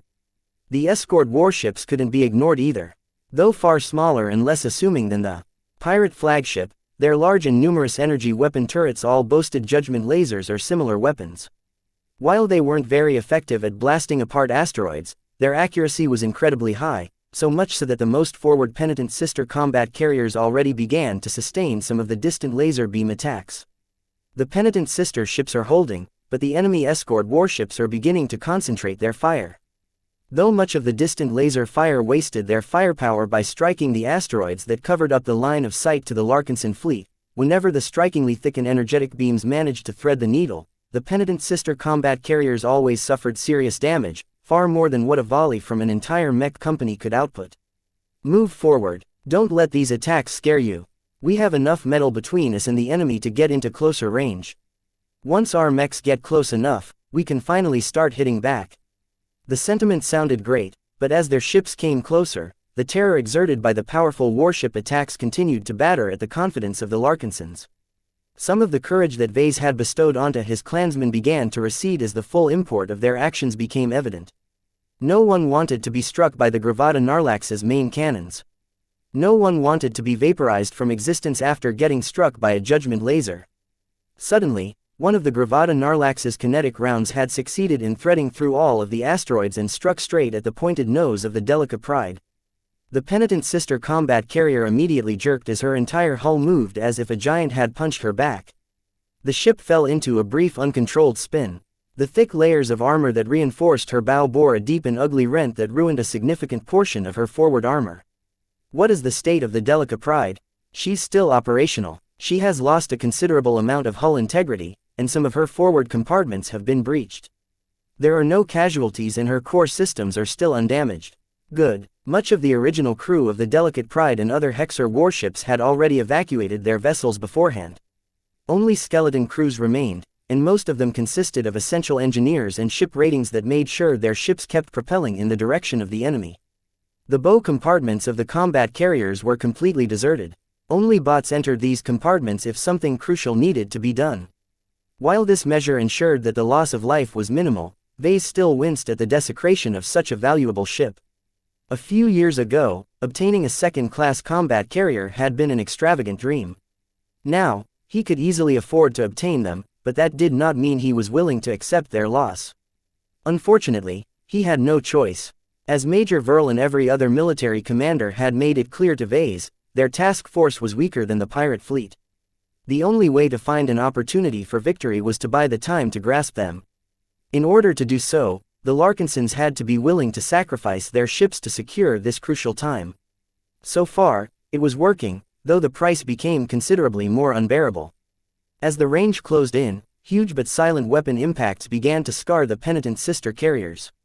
The enemy pirates apparently noticed how well the combat carriers endured the attacks. Both the Gravada Narlax and the escort warships began to concentrate their fire. The most heavily damaged ship, the Delica Pride, degraded even faster as a combination of heavy kinetic rounds alongside a constant refrain of powerful laser beams continually hammered or melted the bow and armor. Soon enough, the enemy warships succeeded in chewing through the forward armor. The weapons fire that followed after this point dealt considerable damage to the interior of the Delica Pride. The internal compartments were less protected than the hull, thereby allowing the destructive warships to wreak havoc inside and destroy many essential systems. Evacuate the delicate Pride. She has done her job and absorbed enough firepower to keep the Gravada Narlax occupied for a time. A small amount of escape pods launched from the dying combat carrier as successive long-ranged weapon attacks finally dug deep enough to hit something critical. Careful, she's breaking apart. As a final strike, one of the Gravada Narlax's turrets fired all of its 3 huge guns in quick succession. The 3 enormous rounds rapidly punched the heavily damaged combat carrier until she could no longer hold her structure together. The last volley managed to cleave the ship into several pieces. This pattern continued with the other penitent sister combat carriers. The pirates easily hit the large and obvious targets. Though the carriers employed at least some form of evasion, they were so large and cumbersome that these simple moves hardly offered any advantage. As the range between the 2 fleets started growing smaller, the accuracy of the warship batteries increased. Less asteroids were in the way, and the Gravid Narlax's reckless volleys had already destroyed many of the rocks in the way. First one of the penitent sister combat carriers fell. Then another one. Then another. With each fallen ship, the wall between the formidable pirate guns and the Larkinson fighting assets gradually decreased. Yet all of it was worth it as the Larkinsons finally came close enough for their ranged mechs to start playing a meaningful role. Target the enemy mechs. If that is not possible, then shoot at the enemy destroyers and frigates. A lot of laser beams and a smaller amount of physical rounds began to sail from one end to the other end. A lot of pirate mechs were startled as some of their own ranks instantly succumbed after they were sniped by accurate fire from the penitent sister mechs. The pirates suddenly grew angry. Like a buzzing swarm of bees, over 8,000 loosely organized pirate mechs began to stir. Chapter 2391. Massed firepower. The expert candidates waiting in the cockpits of their respective mechs. Unlike the other Larkinson mech pilots, they had been ordered to keep their mechs still. This caused the new custom mechs that Vase had personally modified and upgraded for the expert candidates to remain out of sight. Joshua Larkinson clutched one of the manual controls tightly. Anticipation and urgency ran through his body. His concentration and fighting intent had risen to a peak. After being continually denied the right to pilot the Quint, the time had almost come for him to bond and unite with the upgraded Masterwork mech. Only a minimal amount of systems had come online, enough to keep Joshua in the loop and provide him with an overview of the ongoing battle. He watched the projection of the penitent sister ships falling one by one. The main cannons of the Gravada Narlax not only inflicted enough damage to devastate entire city districts at once, but also enjoyed a considerable effective range against large and cumbersome targets such as ships. When the ranged mechs of both sides finally opened fire, the space in between them became filled with lasers, missiles and projectiles of all kinds. Though the damage dealt by the mechs wasn't much due to the extended range, this would change soon enough. Joshua wanted to be out there. He wanted to launch his Quint and charge straight to the Gravada Narlax. At the very least, he wanted to shoot the distant pirate mechs and whittle down their numbers. Unfortunately, it wasn't his time yet. It was as if a cage pressed against his cockpit. It constrained him and blocked him from unleashing his full might. As a mech pilot and a Larkinson, all of this waiting was unbearable. Poor Joshua wasn't the only one who was brimming with impatience. The other expert pilots such as Commander Orphan, Commander Dice and Tusa also had to remain on standby while their fellow Larkinsons had already begun to exchange blows against their pirate counterparts. None of them liked it, but they recognized that this was not the right time. If Vase was right and their new mechs would truly be able to facilitate their breakthroughs on the spot, then doing so while there was still a lot of distance to the pirate fleet was not optimal. Their time would come, but not in the early phase of the battle. Instead, the regular mech pilots did much of the fighting in their stead. Commander Melkor decided to join his fellow mech pilots in the field this time. Due to the high prestige and requirements of the avatars of myth, he was able to add plenty of command talent to the roster. Grizzled Trueborn veterans of the Bright Vija War calmly directed the avatars alongside veteran officers from other states. Melkor acted more as a figurehead in certain situations. This time was no different. As the nominal head of the avatars, his presence among his own men significantly boosted the battle spirit of his subordinates. Every mech pilot liked a fighting leader, even if it was not entirely wise for senior officers to enter the fray and lose sight of the big picture. Melkor thought it was worth it for him to take the field. Just like Vase and Major Verl, Melkor realized the most critical factor to winning this battle was whether the Larkinsons kept fighting. If even a small number of them lost heart against the overwhelming and overpowering might of the pirates, the panic would quickly spread to the other Larkinson mech pilots. This was an outcome that the Larkinsons had to avoid at all costs. If it took Melkor, who hadn't been entirely diligent in keeping up his piloting skills, to take the field, then so be it. He was a mech pilot as well. His bright warrior in rifleman mech configuration fired shot after shot at the distant pirates. Even though the enemies fielded over 8,000 mechs, each of them had spread out over a wide area. Part of this was due to their internal divisions. Aside from the core 2,000 mechs fielded by the Alidus Alliance, the rest consisted of a large mix of disparate pirate outfits. None of them wanted to fight too close alongside each other. Another reason why the pirates spread out their mechs was to make them less susceptible to weapons of mass destruction. The Alidus Alliance didn't know for sure whether the Larkinsons were willing to employ nuclear missiles and other destructive weapons in this battle, but they employed a bit of caution and forced every pirate mech to fly apart from each other or huddle behind different asteroids. At longer ranges, this meant that most shots flew in between the swarm without hitting anything. Even Melkor experienced significant difficulties in hitting anything. While he did manage to strike a few enemies here and there, his laser rifle lacked the punch to take them down in a single hit. Many times, his shots hit against the asteroids instead of solid mechs. He soon noticed that certain enemies were harder to take down than others. The Alidus Alliance mechs boasted especially strong armor, enough to give them a lot of durability. Throughout the firefight, only the Penitent Sisters achieved great results. Their superior mechs with their excellent targeting systems and powerful rifles whittled down a lot of pirate mechs at range. Their weapons were so powerful that much of the cover that the pirates were hiding behind could not offer them sufficient protection. Only the fastest and most elusive pirate mechs managed to avoid their wrath. Every other pirate mech was at constant risk of getting taken out by a powerful positron beam or a searingly high-powered laser beam. A short but heated discussion ensued between Major Verl and Commander Xianxia. The Penitent Sister Commander thought it was best to direct her firepower against the higher quality mechs of the Alidus Alliance, but Verl thought otherwise. Quantity has a quality all of its own, Valerie.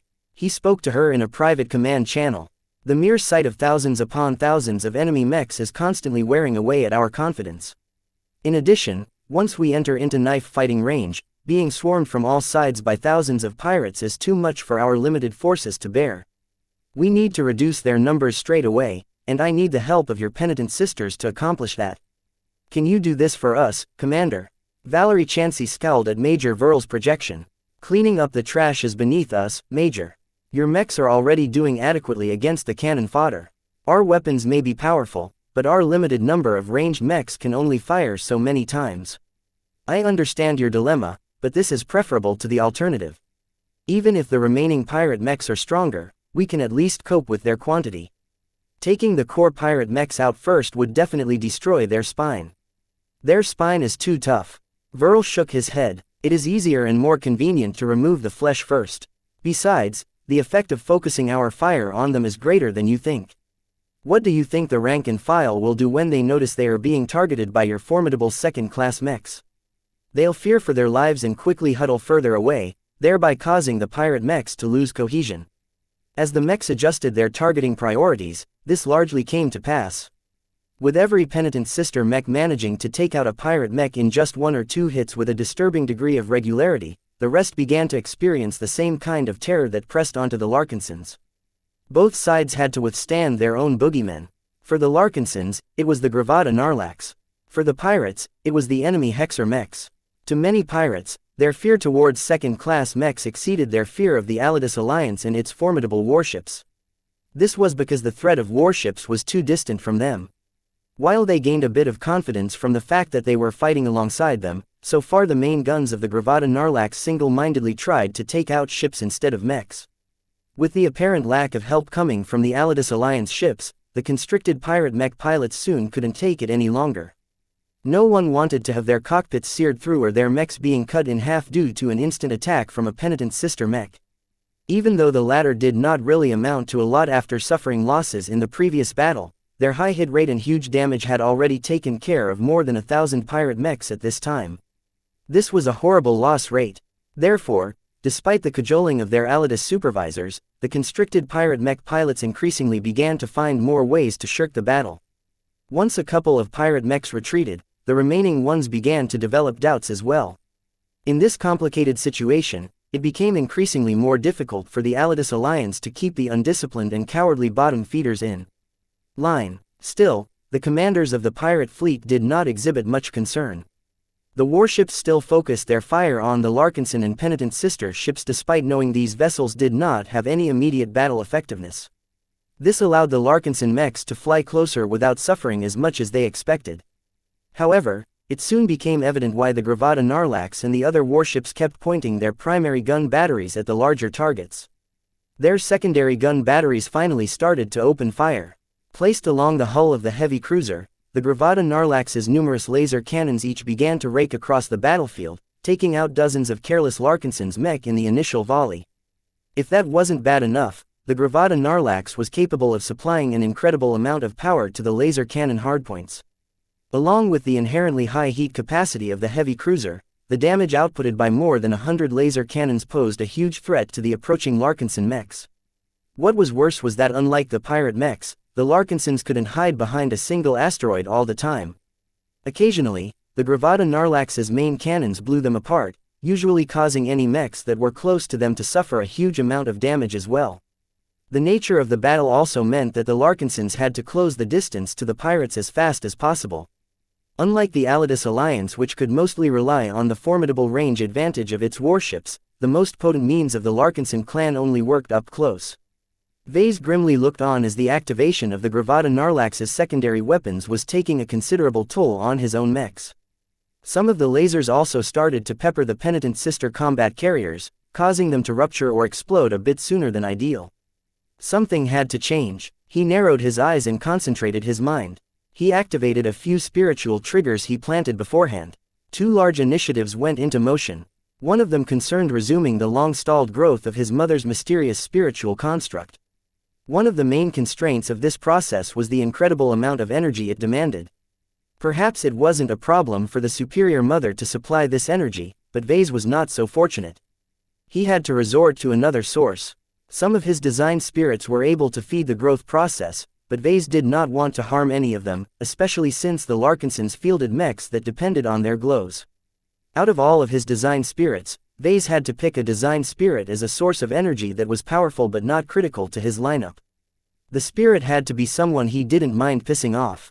It was best if he already shared a hostile relationship with it. This way, he wouldn't be making any new enemies. Of all the choices, he eventually settled for a particularly suitable choice. In the vault of the Scarlet Rose, AP Stone rested close to the ancient sarcophagus. Upon receiving a spiritual command from Vase, a small construct began to form a spiritual connection between the two objects. Soon enough, an odd connection came into existence. Chapter 2392, Expending Assets. A section of Maynard Fields became host to an incredible destructive spectacle. 2 powerful forces confronted each other in a clash that had reached the intensity of a full-blown war. The Alidus alliance wanted nothing less than to crush the civilized interlopers who thought they could run roughshod over the pirates of the Nixian Gap. Scum they may be, but the natives of the Nixian Gap possessed their own pride. Of course, that was not enough for the pirates to commit to a battle that was already wiping out the equivalent of billions of hex credits in value. Many pirate commanders already started to bleed in their hearts as they saw their accumulation crumbling apart before their eyes. Hundreds of valuable pirate mech pilots had already lost their lives as the incredibly lethal weapons wielded by the Penitent Sister mechs pierced their cockpits with relative ease. Though the Alidus alliance offered plenty of compensation for the pirate outfits that volunteered to fight on its behalf, some advantages simply couldn't be bought with money. Even pirates had friends and comrades. With each death, a pirate gang lost another brother or sister that brought life and even joy to the band. The Larkinsons and Penitent Sister mech pilots who harvested their lives didn't care. They were suffering even worse. Though it sounded incredibly intimidating to square off against 8,000, now 7,000, mechs, at this distance quality mattered more than quantity. It was the Gravada Narlax that made all the difference. Her formidable rows of laser gun batteries constantly peppered the Larkinson mechs with accurate, sustained attacks. The heavy cruiser provided numerous advantages over mechs when it came to operating a large number of weapon hardpoints. First, a large ship always possessed a huge amount of processors. The space its data processing systems occupied already exceeded the size of a mech. While the gravid Narlax had to split up her processing power to run many different systems and advanced components, there was plenty left to spare to calculate highly accurate targeting instructions. Second, the vast number of sensor arrays on the pirate flagship was capable of observing enemy elements with much greater fidelity and detail. Even the second-class ECM and jamming systems of the penitent sister mechs failed to obfuscate the eyes of the Gravada Narlax. The gap in power was simply too big. Therefore, the crews assigned to each laser mount didn't have to lift a single finger. The ship's formidable automation capabilities already took care of everything. Only when the ice and algorithms glitched for some reason or another would the operators have a reason to take over manual control. With all of these advantages, the Larkinson mechs initially lost quite a bit of their numbers. The lightly armored mechs of the Sentinels, Battle Criers and Vandals suffered considerably more than the other mechs, as their light and agile mechs were unable to rely on their superior mobility to dodge every accurate shot. Ag, how the hell can we even get close to that monster? We can't do anything but hide behind the asteroids and ships. After being caught off guard, the suppressed Larkinson mechs were forced to huddle behind nearby asteroids or moving ships. With fewer mechs to target, the pirate mechs and ships simply directed their aim to the ships of the Larkinson clan instead. This was bad, as at this range it became easier to target the more fragile vessels of the Larkinson fleet. Even the Redfeather began to incur some deep scars after getting hit by dozens of errant pirate mech attacks. Damn it, our light carriers aren't built to take part in this kind of battle. Our ships are only suited for small-scale mercenary skirmishes. The rain of lasers pouring from the stupendously large and massive ship was dealing more damage to the Larkinson clan's morale than getting attacked by thousands of pirates' mechs. Vase gritted his teeth as he quickly left the bridge and moved to the vault. Though his departure caused the bridge crew to feel some doubt, his next move was simply too crucial for him to stay away. With Nita's armored bulk following his smaller armored form, they quickly reached the entrance vault. Lucky, who Vase had draped on his shoulder, suddenly grew nervous. Meow, I know it feels bad, but we have to go inside. After going through an expedited security check, they entered the vault compartment. Prior to the battle, Vase had already removed the ancient sarcophagus from one of the locked compartments.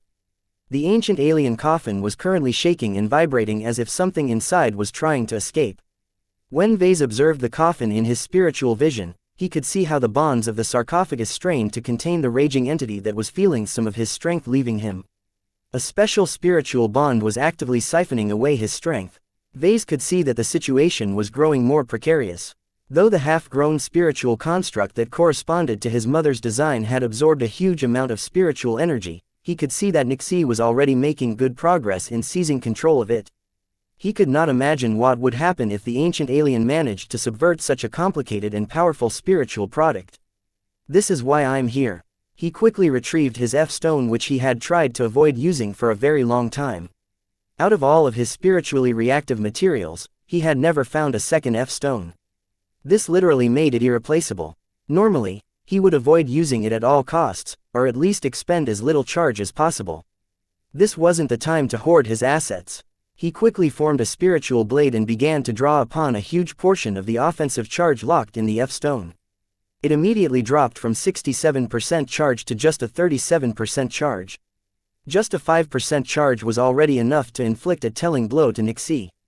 Now that Vase absorbed 30%, he felt his entire spirituality becoming unprecedentedly excited and sharp. He knew that the charge bestowed temporary offensive attributes to his spiritual energy, thereby causing him to gain untold destructive power. His sharp and sparking eyes turned to the red coffin. For a long time, he had continually taken advantage of Nixie. He harvested numerous spiritual fragments from the hostile entity. He even used it as a co-designed spirit for his Doomguard design. Though there were many latent dangers involved with exploiting an immensely powerful alien who was likely a contemporary of the Unending One, Vase had always dismissed the threat as a long-term concern. It seems I can't keep taking advantage of you anymore. Sorry, buddy, but I need your energy. He attacked Nixie with a succession of piercing blows. Due to the spiritual restraints of the ancient sarcophagus restricting the alien tyrant, Vase was easily able to attack and inflict severe harm onto the entity. A considerable outburst of rage and pain emanated from the red crystalline coffin, but Vase persisted in his attacks.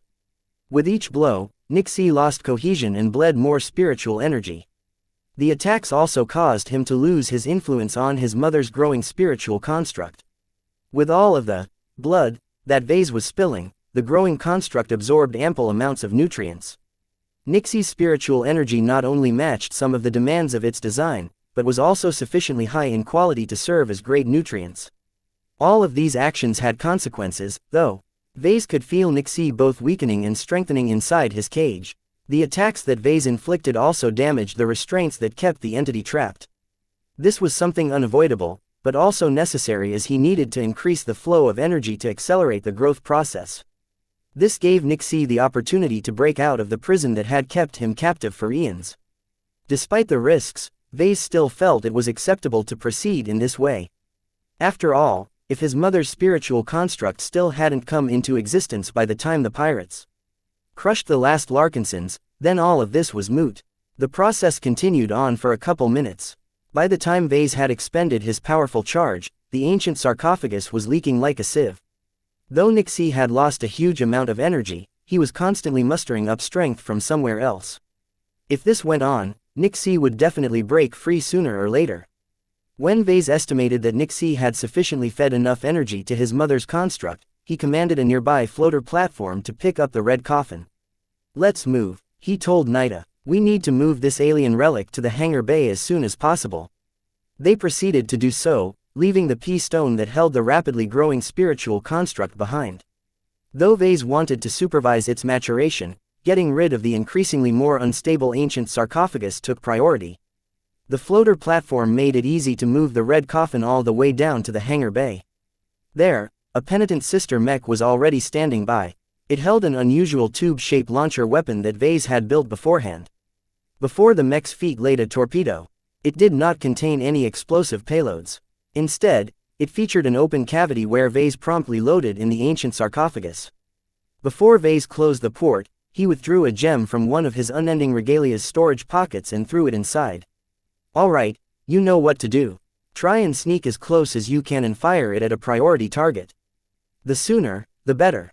I will deliver this torpedo to the enemy or die trying."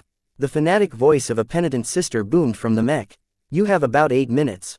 Any longer and the payload is liable to explode prematurely, so don't hang on to it for too long." In truth, Vase had no idea how long the ancient sarcophagus would hold its prisoner back, but Vase did not want it to be anywhere near himself or his assets when Nixie finally regained freedom. As the penitent sister Mech carefully loaded the torpedo in its purpose-built launcher and deployed into space, Vase briefly grinned. "Hey, you cultists aren't the only ones who can unleash a so-called dark god." This was a desperate plan, but one that Vase was willing to gamble upon. As long as he succeeded, he not only got rid of a latent danger, but also forced the pirates to incur the consequences of enraging Nixie. Ha ha ha ha ha. Vase loved letting other people pay the price of his actions. As he quickly strode back to the bridge, he concentrated a bit and looked out into space. He looked past the increasingly unstable spiritual fluctuations of the ancient sarcophagus and moved his vision far ahead. In the far distance, he observed a hint of malice, darkness and power. Vase had always known that he and his clan pissed off multiple Nixian factions.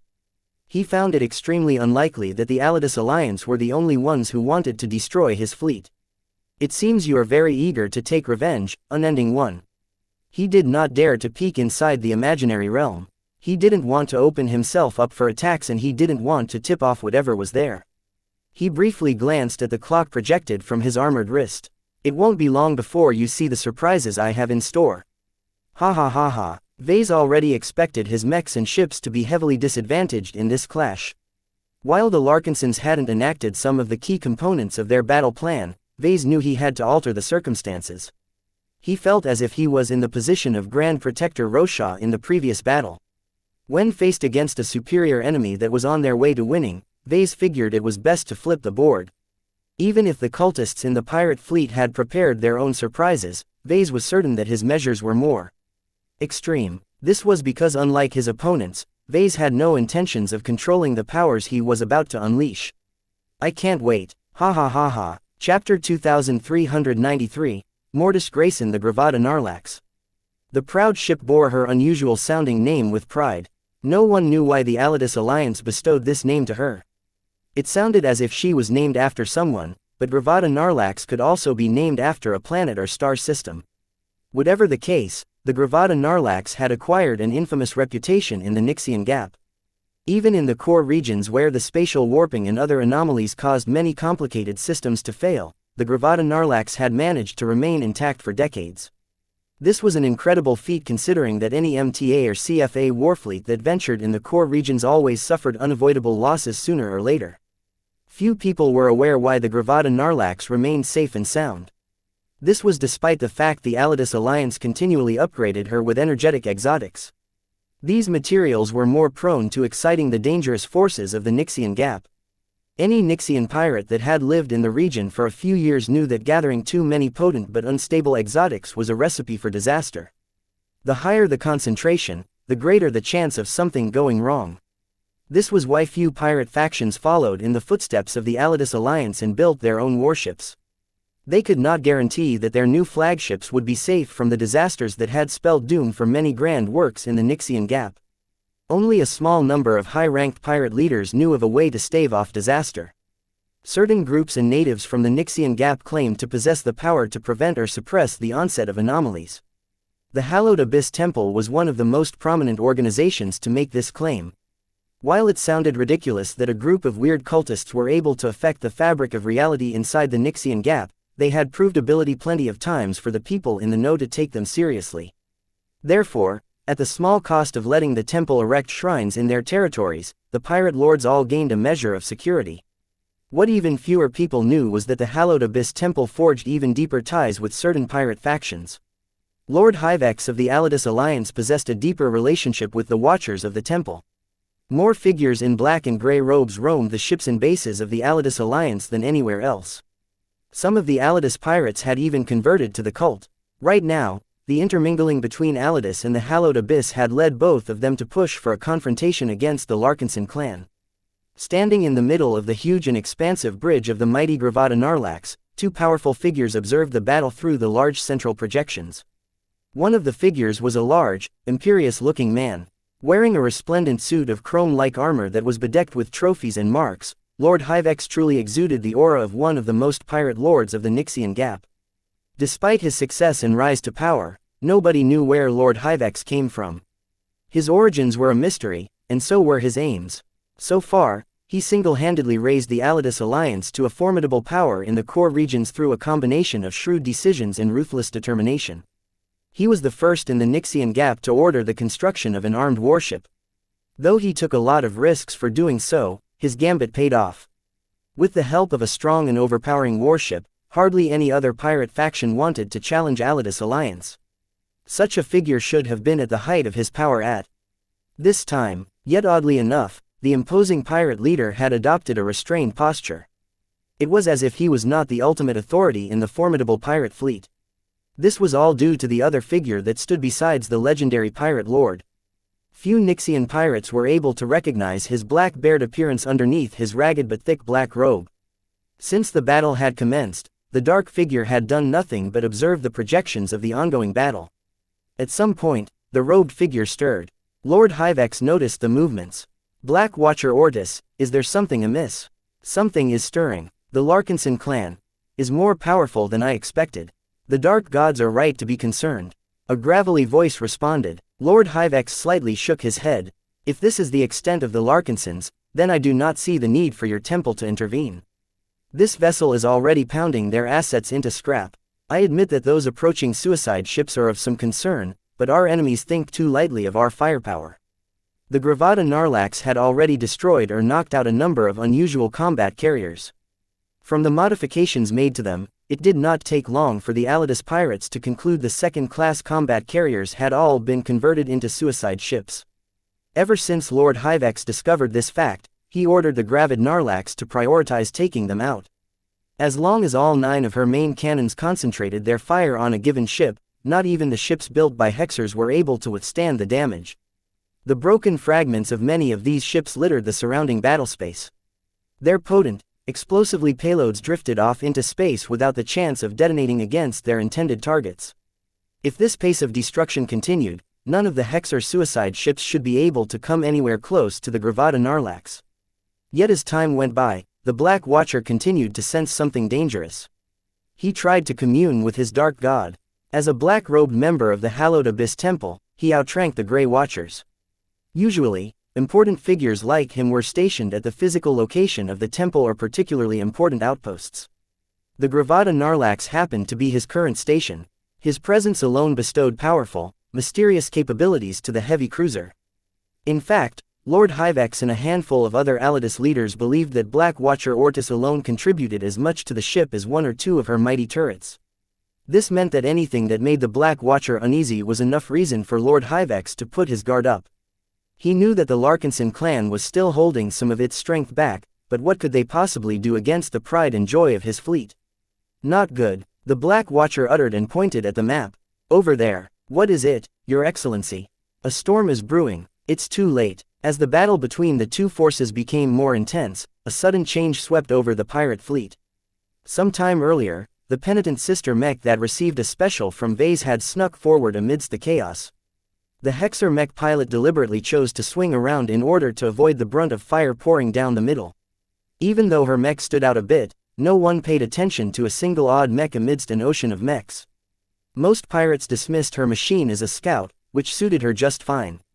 It wasn't until she crossed a certain line that a number of pirate mechs received orders to block her from approaching further.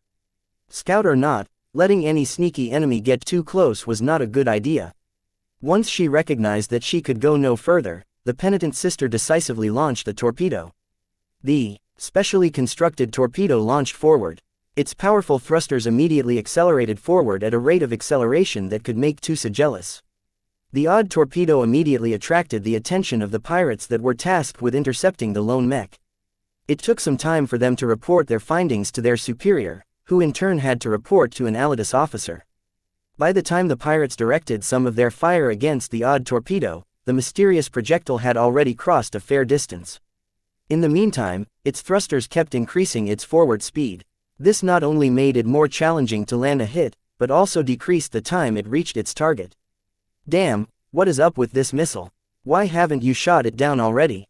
It's practically racing forward in a straight line. But boss, we did hit a bunch of times.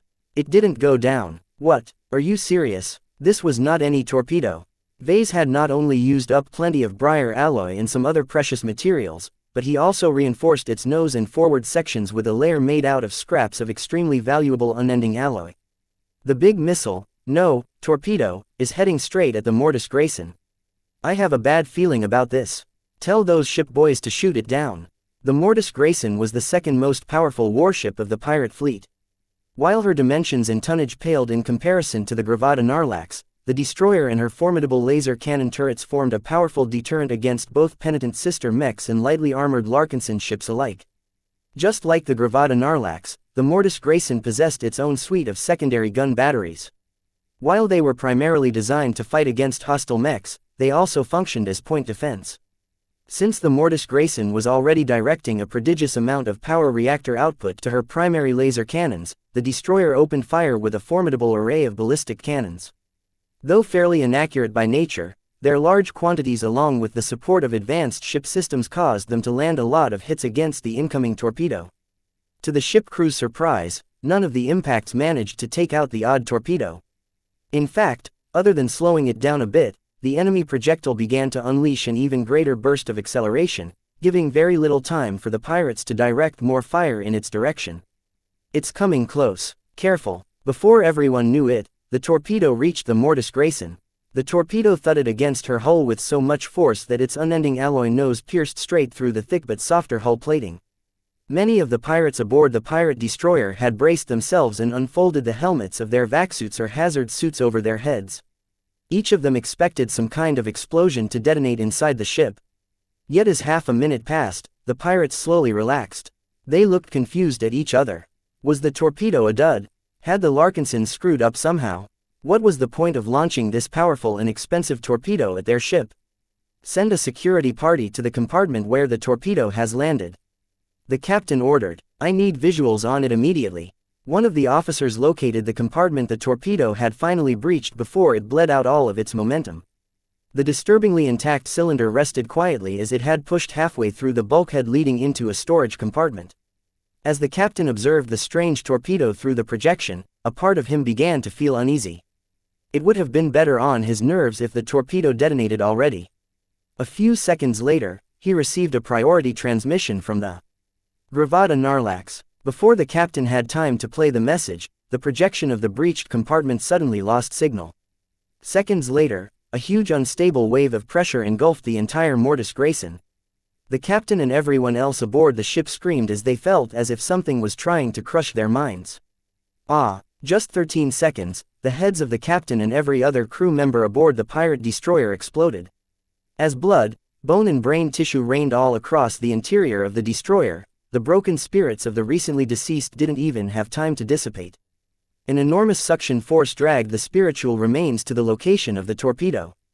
As soon as every scrap of remnant spiritual energy disappeared, a silent roar erupted from the Mortis Grayson. The surrounding ships and mechs all paused for a moment as the roar affected both man and machine. An instant later, an unimaginably powerful force cracked the Mortis Grayson. The pirate destroyer deformed as if a huge monster was trying to escape from within. Chapter 2394. Explosive results. An ominous presence roused from the bowels of the Mortis Grayson. The proud pirate destroyer not only lost all of her crew in an instant, but had also bulged far beyond what she could handle, causing her to look as if she had tried to bear a child that was too monstrous for her to carry. The Mortis Grayson literally lost her life after being forced to bear this child. Now, an ancient horror was rousing. Not only had he succeeded in breaking through the prison that held him captive for how many long years, but his rage at what Vase had done to him caused the entity to have nothing but revenge on his mind. The increasingly more powerful spiritual fluctuations emerging from the ancient sarcophagus destabilized the entire ship even further. If that wasn't enough, a single gem that Vase placed next to the ancient sarcophagus became subject to a considerable amount of abuse. Though Nixie only possessed the barest of rationality after suffering eons of crushing isolation, the alien tyrant had developed an undying hatred against Vase. As far as this monstrous spiritual entity was concerned, he needed to pay the little human back for all the suffering he endured. He would not rest until he took revenge against the weakling who sought to exploit someone who had once ruled over an entire space empire. The rage flowing out of Nixie was so violent that the so-called highly unstable Chaos Essence gem couldn't withstand the pressure any longer. Just like the heads of the pirate crew of the Mortis Grayson, the gem broke apart, unleashing the potent chaos energy locked inside. A large amount of energy quickly spread inside the chamber of the torpedo, only for the entity that had breached the restrictions of the ancient sarcophagus to automatically absorb it by instinct. By the time that Nixie had just started to recognize that it was a very bad idea to take in highly volatile energy with very chaotic properties, his entire spiritual makeup abruptly transformed. The pressure emanating from the Mortis Grayson doubled. The warping had grown so bad that the physical force acting on the entire hull of the crippled destroyer increased as well. Every nearby pirate mech or ship quickly started to distance themselves from the broken warship. A powerful wave of malice and chaos spread across kilometers. This caused the pirates aboard the Gravada Narlax to feel a bit uneasy. While the Black Watcher was quietly communing with someone, Lord Hivex issued a series of orders. According to the Black Watcher, whatever or whoever crippled the Mortis Grayson was just waking up. Was this the trump card of the Larkinson clan? Was this why Ulimo Citadel fell? "Milord, we have received an incoming hail from the Larkinson fleet," one of the pirate bridge officers announced. "Mr. Vase Larkinson wishes to speak. Please like and follow the Cultivation Audiobooks channel to you in person." The pirate lord's eyes grew grave. What did this young mech designer want to do? Intimidate him? That was silly. Lord Hivex had fought and beaten far more enemies than this kid from the Komodo Star sector. There was no way he would shy away from a clean-shaven brat. He accepted the hail. Due to all of the attacks and energy unleashed on the battlefield, the projection that appeared before the pirate lord was marred by noise and static. "Mr. Larkinson," Lord Hivex greeted with a ferocious grin while he summoned his full bearing as one of the power players of the Nixian Gap. "Do you wish to offer your terms of surrender, or shall I have to pry it out of you in person once you lie before me after my men have amputated all of your limbs?" The projection of Vase grinned back.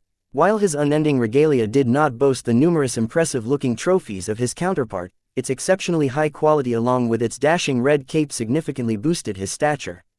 "Before you fantasize about bringing me before your feet, you should make sure you even get to keep them by the end of this battle." Vase confidently hit back, He spread out his armored hand. I know you've got a bunch of cultists on your ship. I came prepared this time. Do you like the little surprise I've sent to your little destroyer? Sorry about the crew, but my alien god is very hungry and very angry.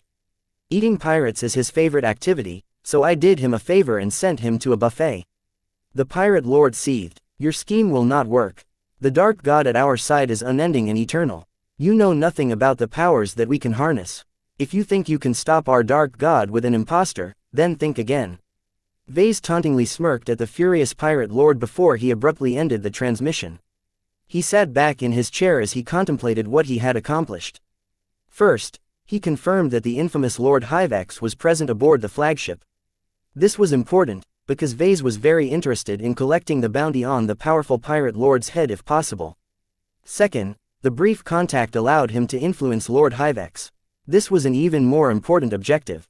Vase knew that unleashing xianxia after he had just knifed the formerly trapped entity a bunch of times was a very dangerous course of action. Anyone who suffered so much abuse would have thoughts of taking revenge. Therefore, his plan of freeing xianxia in the middle of the pirate fleet was actually very precarious. xianxia could easily ignore the inconsequential pirates and head straight back to the Scarlet Rose to torture Vase in endless ways. As Vase did not wish to be the first to suffer the brunt of xianxia's fury, he needed to find some way to drag xianxia into a conflict with the pirates. First, he tried to affect xianxia's rationality by attempting to infect him with a bit of chaos. While Vase had no clue what the highly unstable chaos essence gem contained, its description suggested that it was nothing good. He could see the result of this act with his spiritual senses. xianxia's fury and rage had skyrocketed after he absorbed a sudden burst of chaotic energy. However, this was not enough. Vase had to make sure that xianxia only thought about directing his ire towards the pirates rather than the Larkinsons. This was why he employed his devil tongue against Lord Hivex. Through the few words he said, Vase implicitly conveyed the impression that xianxia was actually on his side. He acted and spoke as if xianxia was his ally or patron. None of the signals that Vase released carried any hint that xianxia was actually eager to crush him into paste. Now, Vase could only wait to see how the pirates intended to respond. Would they act in accordance with the strings he had pulled? Alert! We are detecting unusual anomalous activity from the Gravada Narlax. It's an anomaly, sir. The pirates are doing it again. A bit of panic spread among the crew. Everyone remembered the horrors they faced when the dark sphere had engulfed the entire area around Ulimo Citadel. Now that darkness began to flow out of the Gravada Narlax, the latent trauma that many Larkinsons had incurred suddenly emerged into the forefront of their minds. Vase activated a command that allowed to speak please like and follow the Cultivation Audiobooks channel to every Larkinson in the fleet. Do not be alarmed. We are prepared for their tricks this time. We have readied plenty of countermeasures to defeat their measures. Focus on your own fight. Don't let anything make you forget what is at stake. The fight between the mechs was intensifying. As the two sides closed in on each other, the Gravada Narlax continued to fire her main cannons against the dwindling number of Hexer suicide ships. Meanwhile, the dark fog that spewed out of the Gravada Narlax began to form a vague, monstrous shape. The shadowy apparition vaguely resembled the Unending One. Instead of facing the Larkinson assets, the monstrous fog creature warily faced the crippled Mortis Grayson. The power unleashed by xianxia had abruptly increased, causing the dark monster summoned by the hallowed Abyss Temple to feel incredibly threatened. Acting on the suggestion of Black Watcher Ortis, the dark monster did not wait for the powerful interloper to regain control over his power. The fog monster proactively decided to launch an attack. The whale-like monster flew out of the Gravada Narlax and began to fire a dark beam of destruction from his maw. The strike drilled a hole through the broken Mortis Grayson and hit the chaotic entity buried deep inside. Another silent roar emanated from the broken destroyer. For the first time in many ages, xianxia fully emerged from his coffin. Vase observed the incredible sight with both his physical and spiritual vision. xianxia's chaos-infused form looked angry and unstable. Different attributes and colors ran through his alien form. Unlike the Unending One, xianxia appeared to be based on a humanoid alien. This must be how he looked like when he was alive. Due to his fluctuating shape, it was very difficult for Vase to pin down xianxia's actual appearance. One thing was for sure, though. xianxia was pissed, and all of his ire was currently pointed at the dark monster. The two terrible entities immediately began to fight each other. The two exchanged powerful spiritual attacks at a scale that visibly shook the material dimensions. Ha ha ha, that's the spirit, Vase exulted. He finally felt relieved. The dark monster might not be the only measure the cultists had in reserve, but at least Vase had preemptively neutralized this move before it could do any damage to his assets. The rest of the battle did not go very well, though. Despite the darkness that continually poured out the Gravada Narlax, the ship was still keeping up its punishingly brutal barrage of fire against the Larkinsons. The other 5 escort ships were also keeping up their attacks. The Larkinson clan was losing ships at a rapid rate. Not only the penitent sister combat carriers, but also the ships of the avatars and sentinels were getting wrecked at a worryingly high rate. The fight between the mechs were also taking their toll.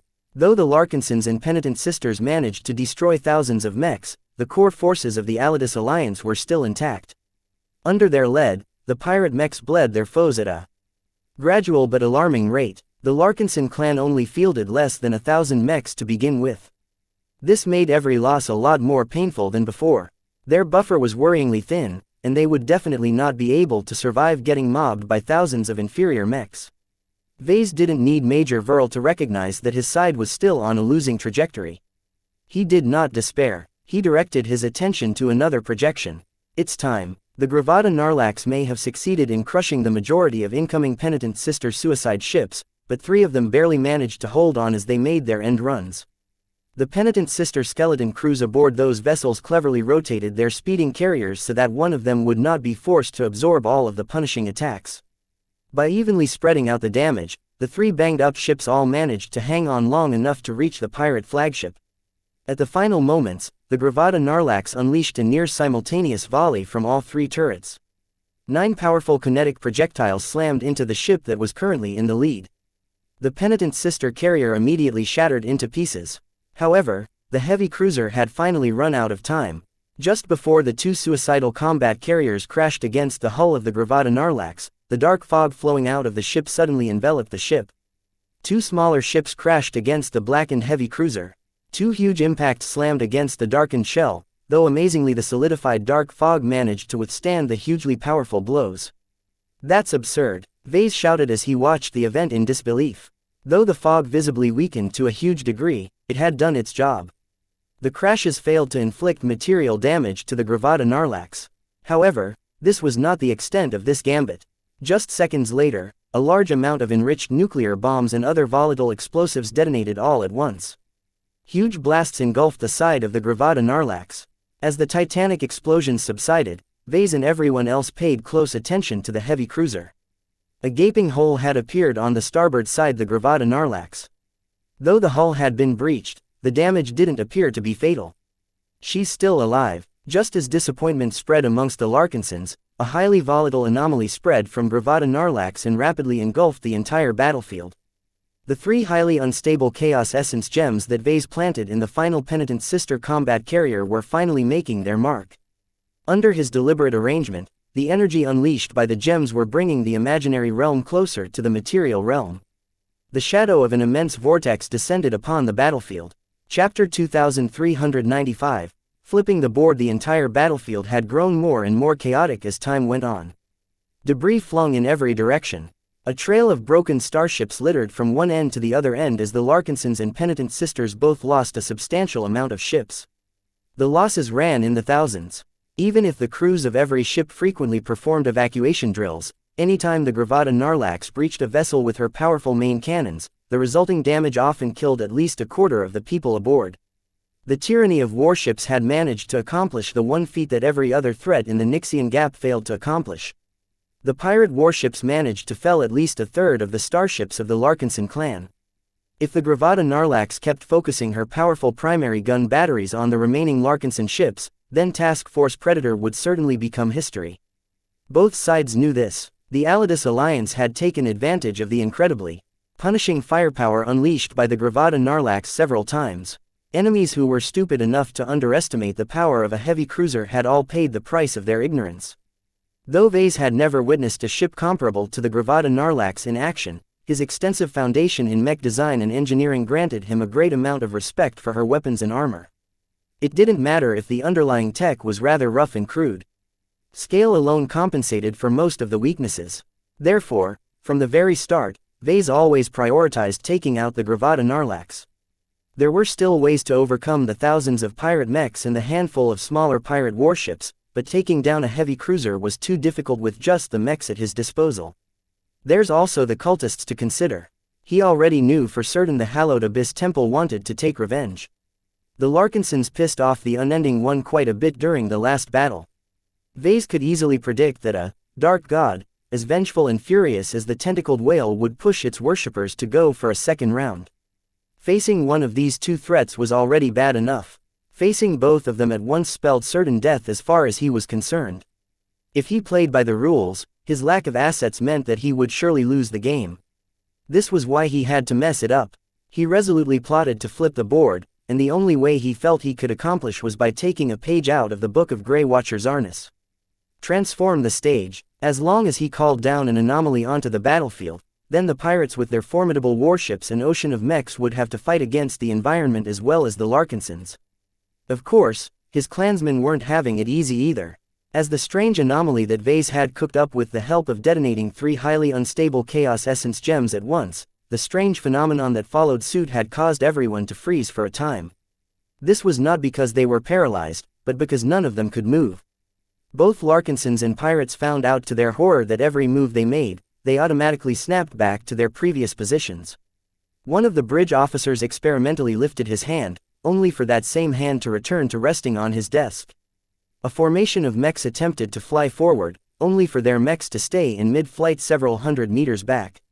One of the pirate destroyers called the Ailing Frey attempted to fire her potent primary laser cannons at a Larkinson light carrier, only for her turret to rotate back to its original orientation. Though every human remained aware of the passage of time, their bodies and their machines remained frozen for some odd reason. If this wasn't enough, the opaque shadow of a huge vortex overlapped the surrounding space. Almost everyone taking part in the battle was horribly confused at this vague but frightening illusion. There were only a couple of exceptions to the rule. The two titanic spiritual entities continued battling each other without any sign that they were affected by the anomaly. Both the Unending One and xianxia exchanged powerful blows in the middle of the pirate fleet. The collateral damage of their enormous attacks sometimes felled a dozen or so pirate mechs that found themselves in the wrong place at the wrong time. Vase also found himself to remain in control. With the help of the bee-stone layer of his unending regalia, he had gained a moderate amount of resistance from the anomaly's effects. This was exactly what he wanted. After getting caught flat-footed in the temporal anomaly a few months ago, Vase had always yearned to build this suit of combat armor in order to protect him against spiritual shenanigans. Ha ha ha ha. Vase couldn't help but laugh uncontrollably. Looks like my little surprise worked. The anomaly that he called into being was nothing more than an attempt to bring the imaginary realm closer to the material realm. He basically copied some of the principles of the temporal anomaly and tried to trigger it artificially through some means, though it had been difficult for him to develop confidence in his solution until recently. The highly unstable Chaos Essence gems were packed with energy. With their help, Vase gained an ample source of energy to enable this momentous feat. However, chaos energy was highly volatile to begin with, and soon their effects began to shape the temporal anomaly that had dawned on the battlefield. Certain pockets of space became engulfed by strange rainbow warping. Time suddenly resumed in other pockets of space. Some mechs even sped up an instant, causing them to crash against friendly mechs. Projectiles in mid-flight were frozen in time and space in one moment, only to fling forward at 10 times their original velocity, causing them to devastate a formation of hapless avatars' mechs. The chaos was spreading before everyone's eyes. Some effects happened to be beneficial to the mech or ship in question, but more often than not the unstable hazards were wreaking havoc. What is going on? Why can't I see straight? My mech is cleaved in half. Ah, I'm freezing. The suffering spread to both sides, but it was especially bad for the pirates due to their larger numbers. With more mechs and ships, the environmental changes affected them to a significantly greater degree. The unprepared pirate mechs had become especially panicked about the fact that they were caught up in an anomaly. The onset of random hazards slowly offset the time-freezing effect. Mechs and ships slowly started moving again, but that did not make life easier for everyone. They would rather be frozen in time than be assaulted by violent environmental changes. Vase couldn't let this situation go to waste. He studied the projection of the Gravada Narlax. The earlier attacks had caused her starboard side to lose a considerable amount of structure. It was as if a giant monster had taken a jagged bite out of the heavy cruiser. Right now, She barely looked functional. The destructive attacks disabled her center gun turret, knocked out at least a third of her secondary laser cannon batteries and shut down numerous other systems. Despite this, the warship slowly regained her functionality. Her toughness and degree of compartmentalization was on a whole other level than a mech. Even if 3/4 of her compartments were destroyed or voided into space, the ship would still be capable of putting up a fight. What was worse was something more concerning stirred within her bowels. Gray fog and white fog began to leak out of the damaged heavy cruiser. Slowly but surely, they began to solidify in massive apparitions similar to the one that was dueling against the maddened Nixie.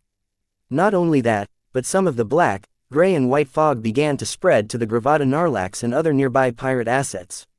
Once they became enveloped by the fog, the mechs and ships partially gained protection against the random hazards that struck them from time to time. The affected pirates managed to regain some battle effectiveness. Vase widened his eyes as he saw what was taking place. The spiritual signatures from those growing apparitions were different from that of the unending one. The cultists were bringing in at least 2 more dark gods. He couldn't wait any longer. He had to deploy all of his trump cards before those new terrible beings tilted the battle in the favor of the pirates again. He activated the command channel. Sword Maidens, Battle Criers, Penitent Sisters, engage your battle formations. They will shield your mechs against the anomalous hazards. Yes, Patriarch, Venerable Janzi, Joshua, Orphan and Dice, your time has come. Deploy your mechs and show these pirates the might of the Larkinson clan. Yes, finally, Joshua exultingly cried, it's about time. Commander Orphan grinned, I cannot do much, but I will shield our fleet as best I can. Venerable Janzi modestly stated, what about me? Tusa indignantly asked, oh yeah, you too. Go out and make everyone acknowledge your existence. Venerable Janzi and the expert candidates finally launched from the carriers that had deliberately hung back in the rear of the fleet. Vase had intended for each of them to play a key role in the battle, but he knew that their spiritually enhanced mechs would certainly cause them to undergo apotheosis right away. This made it important for him to choose the right timing for their introduction. Well, the formation of 2 more entities like the unending one certainly qualifies. Throughout all of the chaos, a hint of order reasserted itself. The first change came from the mechs that were slowly adopting some unusual formations. The Penitent Sisters moved first. They had been waiting for the fateful order since the beginning of the battle. As soon as Vase said the right words, the exiled hexers each opened themselves up to the Superior Mother. Bless us, Supreme, give us the strength to wipe out these degenerate boys. Only half of the Penitent Sister mechs entered into a formation. It consisted entirely of melee mechs. So far, they only contributed to the battle by taking potshots with pistols or other light-ranged weapons. Now that the distance between the two sides had shrunk considerably, Commander Chansey finally let them loose. The melee mechs each formed into a wedge formation that corresponded to the death phase of existence. Like an arrow released from a bow, this narrow wedge formation flew towards the swarm of enemy pirate mechs with rising momentum. Soon enough, the vague silhouette of the Superior Mother with her arms stretched forward appeared above the formation. The projectors embedded in the mechs of the Penitent Sisters automatically activated according to their new programming and began to fill the silhouette with lifelike details. Every Penitent Sister taking part in the battle immediately felt buoyed at the appearance of the Great Hexer Supreme. Her presence was proof that she was blessing their cause. For the Superior Mother, the Penitent Sister arrow crashed into the swarm of pirate mechs just as they were in the process of reorganizing their ranks. Due to the incredible quality disparity between second-class and third-class mechs, the charging Hexer mechs did not even bother to take defensive measures as they collided against the weaker pirate mechs. Over 100 collisions took place as the pirates instantly lost a chunk of their mechs. Panic spread anew as the Superior Mother clawed her fingers through the mechs of several dozen pirate mechs. Though her insubstantial limbs inflicted little material damage to the mechs, her attacks still caused their mech pilots to feel sapped of energy. With the imaginary realm overlapping with the material realm, the Penitent Sister battle formation somehow gained more strength. However, it wasn't just the battle formations that benefited from their proximity to the imaginary realm.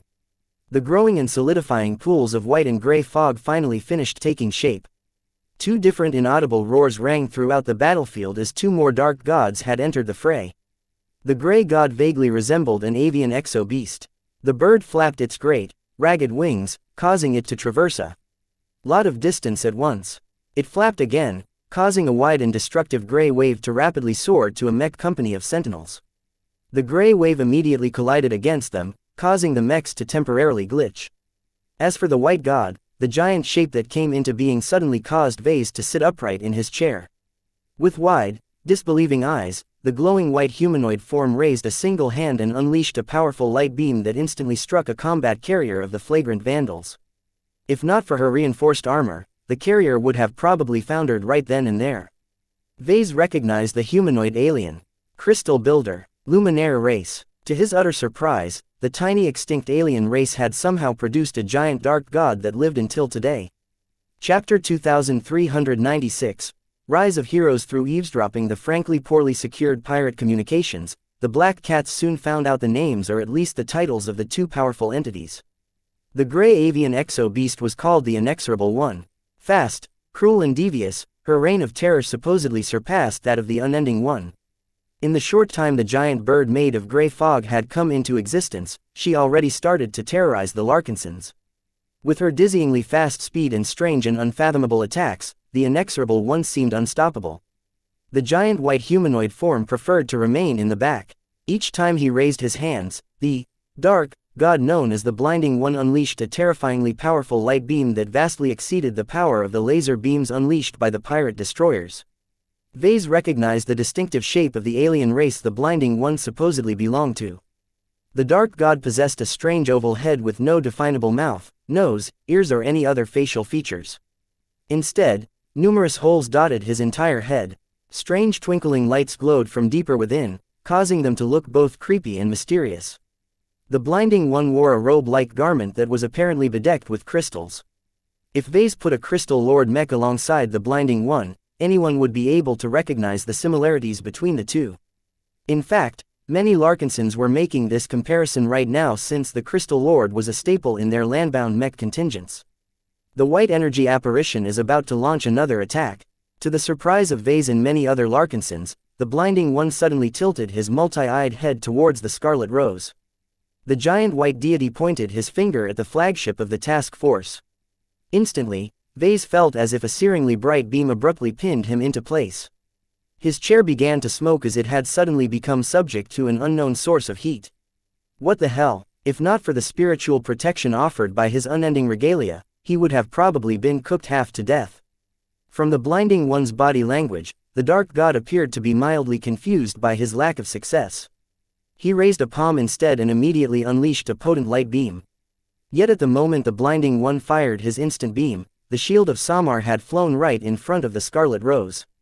A faint glow surrounded the mech as it raised its new unending tower shield. A bright flash spread from the impact site as the light beam tried but failed to pierce through the extraordinarily valuable shield. You shall not harm my family. Vase immediately noticed a strange shimmer covering the shield. Spiritual energy began to fill the shield as the unending alloy it was made out of eagerly absorbed the input. The more spiritual energy it absorbed, the more the shield started to resonate with xianxia. Vase discovered to his amazement that the insertion of spiritual energy into a component enabled it resonate with an expert pilot. This was a huge revelation to Vase. He wasn't sure if every resonating material was made this way, but at the very least he wasn't as dependent on the mech industry's existing paradigms on expert mechs anymore. What was even more amazing was that the convergence of the imaginary realm and the material realm actually allowed one of his design spirits to converge directly onto the battlefield yet again. With a triumphant roar, a vague insubstantial silhouette of a giant lizard appeared behind the shield of Samar. Whenever the Blinding One's light beam attempted to hit a vulnerable ship beyond the reach of the shield of Samar, xianxia briefly conjured a space barrier that completely caused the attack to disappear. We're saved. xianxia. He did not have time to appreciate this insightful discovery. While Venerable xianxia, the shield of Samar and xianxia shielded a portion of the Larkinson fleet, a single mech could not cover everything. The Blinding One appeared to be a bit more rational than his more beast-like peers. He raised his hand in the direction of a company of vulnerable avatar mechs. No. Yet before the Luminaire Dark God could proceed with his clever attack, a small form struck the Blinding One from the side. The Dark God roared with indignation as he attempted to swat the small but surprisingly elusive form from his side. You big white bastard, let off my men. Commander Orphan succeeded in breaking through to expert pilot. After witnessing her fellow flagrant vandals fighting and dying against the powerful pirate armada, her urge to protect her war buddies had reached a peak. This was why she immediately experienced apotheosis before her new custom mech fully launched out of the princely jackal. A large, radiant blue glow similar to the glow surrounding the shield of Samar enveloped the Banthar. While Commander Orphan unsurprisingly hadn't managed to achieve true resonance, her violently swelling force of will empowered the Banthar far beyond its original parameters. The spearman mech evoked the air of a champion as it valiantly assaulted the humanoid dark god.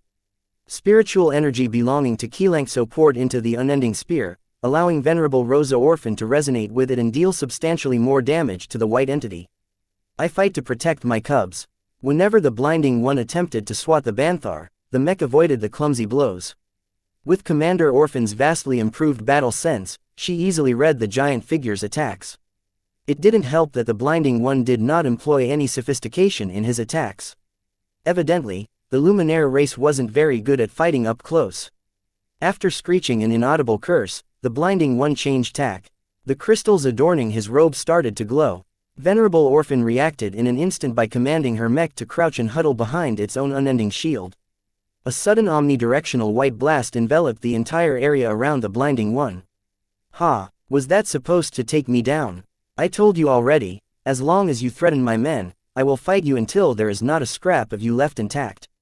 Though the Banthar lacked the power to inflict a fatal blow on the blinding one, Venerable Orphan nonetheless posed enough of a threat with it to occupy the Luminaire dark god as long as her outbreak lasted. In another corner of the battlefield, another duel between expert pilot and dark god took place.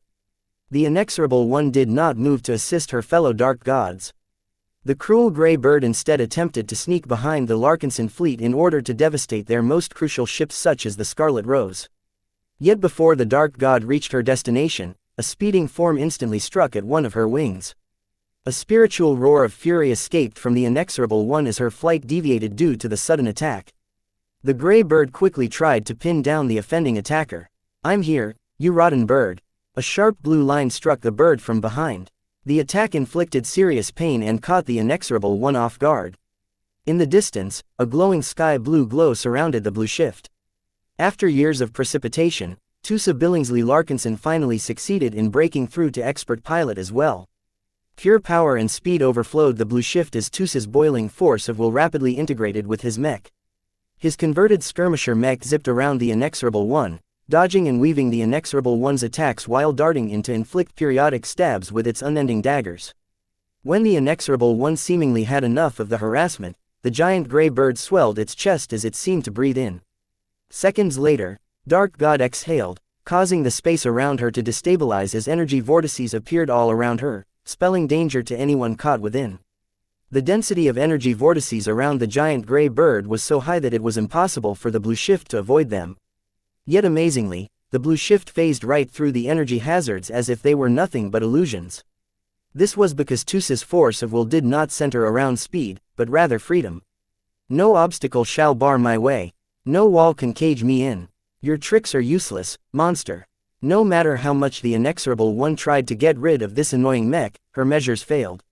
No matter how much she tried to fly away, the blue shift exceeded her speed.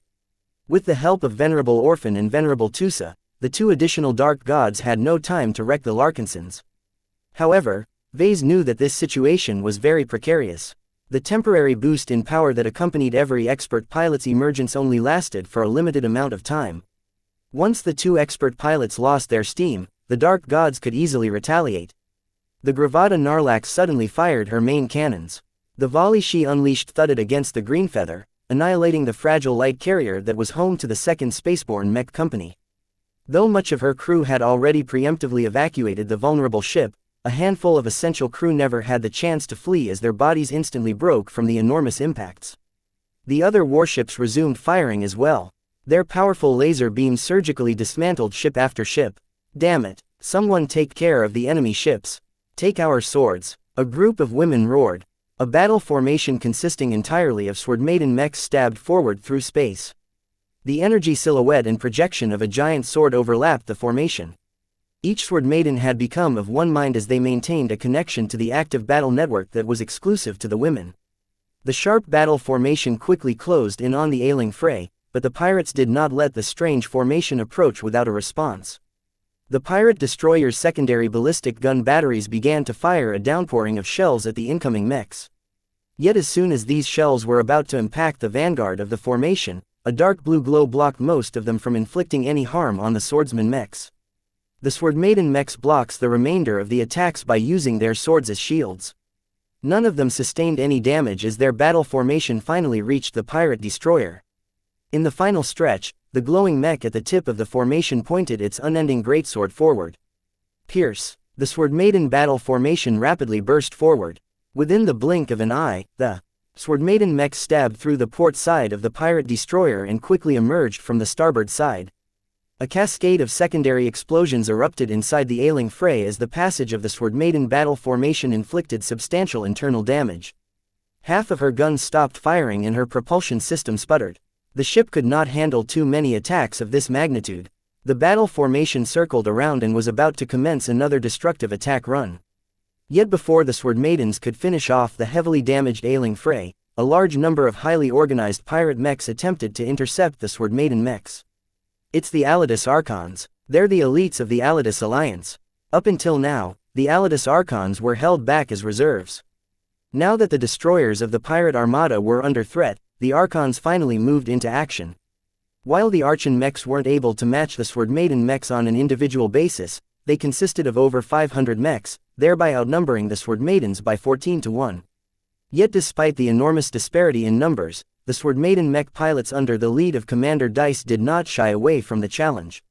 Sisters, sweep these rabble away. Yes, Commander. The sword maiden battle formation shifted. Instead of pointing its tip straight forward, it began to orient so that its blade faced the enemy mechs. Once the formation closed in, the giant sword rapidly slashed across the formation of Alidus Archon mechs. Just a moment later, over 100 Alidus Archon mechs exploded or simply split apart as an enormous cut seemed to have cut most of them in half.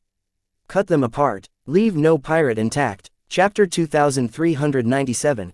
The Power of Life. The titanic battle between the Larkinson clan and the Alidus Alliance unfolded completely outside everyone's expectations. Many mech pilots felt increasingly small as the manifestations of several dark gods fought openly against each other or the heroes that had risen up from the ranks of the Larkinsons. The simultaneous breakthroughs of Venerable Tusa, Orphan and Dice challenged the supremacy of the pirates. It sounded impossible, but two of the new expert pilots of the Larkinson clan successfully entangled two of the dark gods. The pirates and the Larkinsons both viewed this sudden turn of events with different levels of astonishment. To the pirates, the power of the dark gods was something that was unquestionably great. The highest leaders such as Lord Hyvex knew that the terrible deities of the Nixian Gap possessed powers beyond anyone's imagination.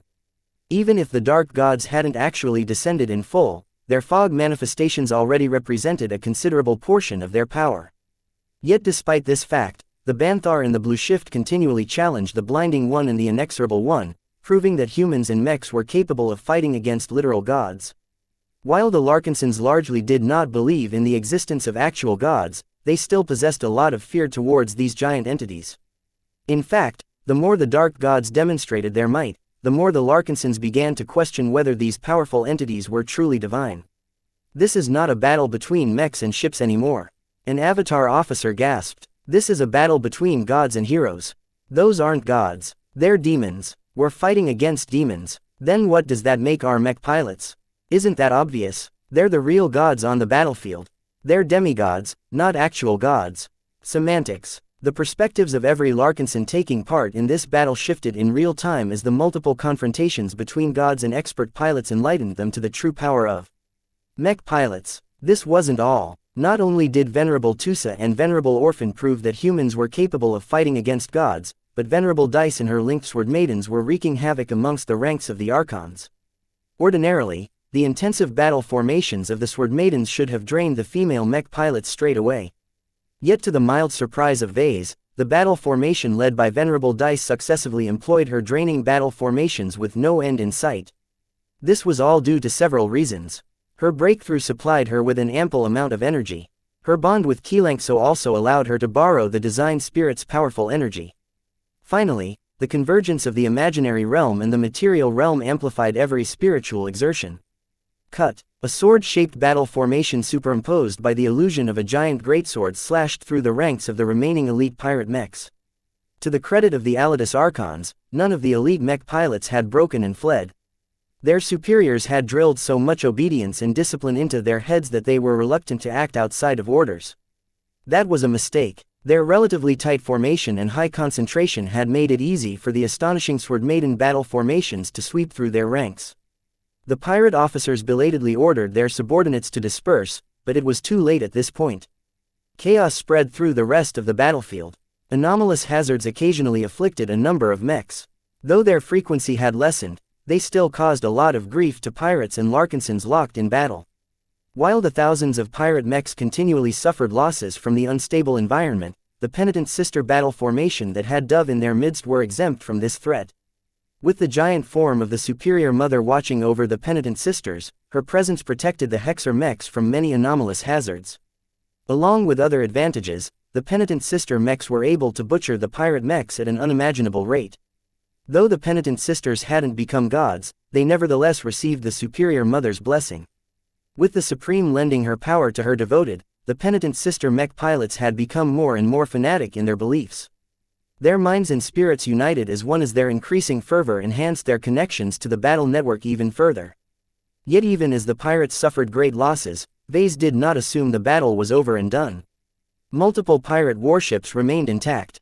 Their turrets and gun batteries had already inflicted significant material damage to the Larkinson fleet and were in the process of inflicting even more damage. The Gravata Narlax was slowly recovering. She had already restored a portion of her propulsion systems and her huge turrets were slowly swiveling towards the remaining Larkinson ships. The Larkinsons needed a way to break the spirit of the Alidus alliance. The trump cards that Vase had deployed up until now were not enough to win the battle. It was at this time that his body slightly shook. Some sort of echo had struck his spirit, causing him to interrupt all of his thoughts. What is? His heart beat faster. It began to catch up to the pace of the foreign impulses that affected his body. Soon, he discovered that his heart was not beating faster without a reason. It was resonating and matching its beat with another heart. Just outside the Red Feather, a single resplendent golden mech had been hovering in space for several minutes. Inside the cockpit, Joshua Larkinson sat motionless with his eyes closed and his mouth curled in a blissful smile. "I have waited so long for this moment," the Quint responded. Through his unprecedentedly close connection to his mech, Joshua felt as if he truly understood the full profundity of the life within the masterwork mech. "You are so wonderful, so magnificent. Is this who you truly are? Let us join forces and open ourselves up to each other." The man-machine connection between Joshua and the Quint took a life of its own. Its parameters instantly shot up, so much so that it forcibly exceeded the safety limits imposed by the neural interface. The extraordinarily deep connection allowed Joshua and the Quint to exchange with each other to a degree that would have ordinarily fried the young expert candidate's brain. Yet at this time, Joshua felt no strain at all. No matter how much data and other input poured into his head, it did not come close to exploding. Instead, Joshua felt as if his will and mind were expanding at a stupendous rate. His awareness of his surroundings extended far beyond the cockpit and swept a wide area around the motionless Quint. Like a seed sprouting from the ground after a shower of rain, Joshua felt his consciousness rising to a level that was far beyond what he could have imagined as an expert candidate. As this pure moment of bliss overtook his mind, his consciousness ran through his memories, his experiences, his ideals and his desires. Different mech pilots possessed different reasons for fighting. Some fought for family, others fought for honor. Many mech pilots never truly discovered their reasons to fight. Expert candidates were different because they were in the right direction. However, to take the final, crucial steps, an expert candidate had to clear all of their doubts and commit wholeheartedly to a single conviction. Joshua needed no thinking to dial in his principles. At this time, he interfaced with one of the most impressive and liveliest mechs he had ever had the pleasure of piloting. After Vase upgraded the Quint and enhanced its spiritual foundation, the life contained within the masterwork mech had evolved to a higher state. Now, the Quint provided Joshua with the clearest vision of the benefit of piloting a mech designed and made by Vase. Pure love and respect flooded through Joshua's mind as he became more and more integrated with the masterwork mech. Of all the possible machines that expert candidates could break through in, a masterwork mech offered some of the most sublime experiences for these lucky individuals. As Joshua finally obtained his long-awaited chance of apotheosis, his force of will bloomed and resonated with the Quint. In turn, the Quint benefited considerably from Joshua's breakthrough. The mech seemingly gained a bit of will of its own. Though minuscule, this was something completely unheard of. It was impossible for a mech to gain its own will.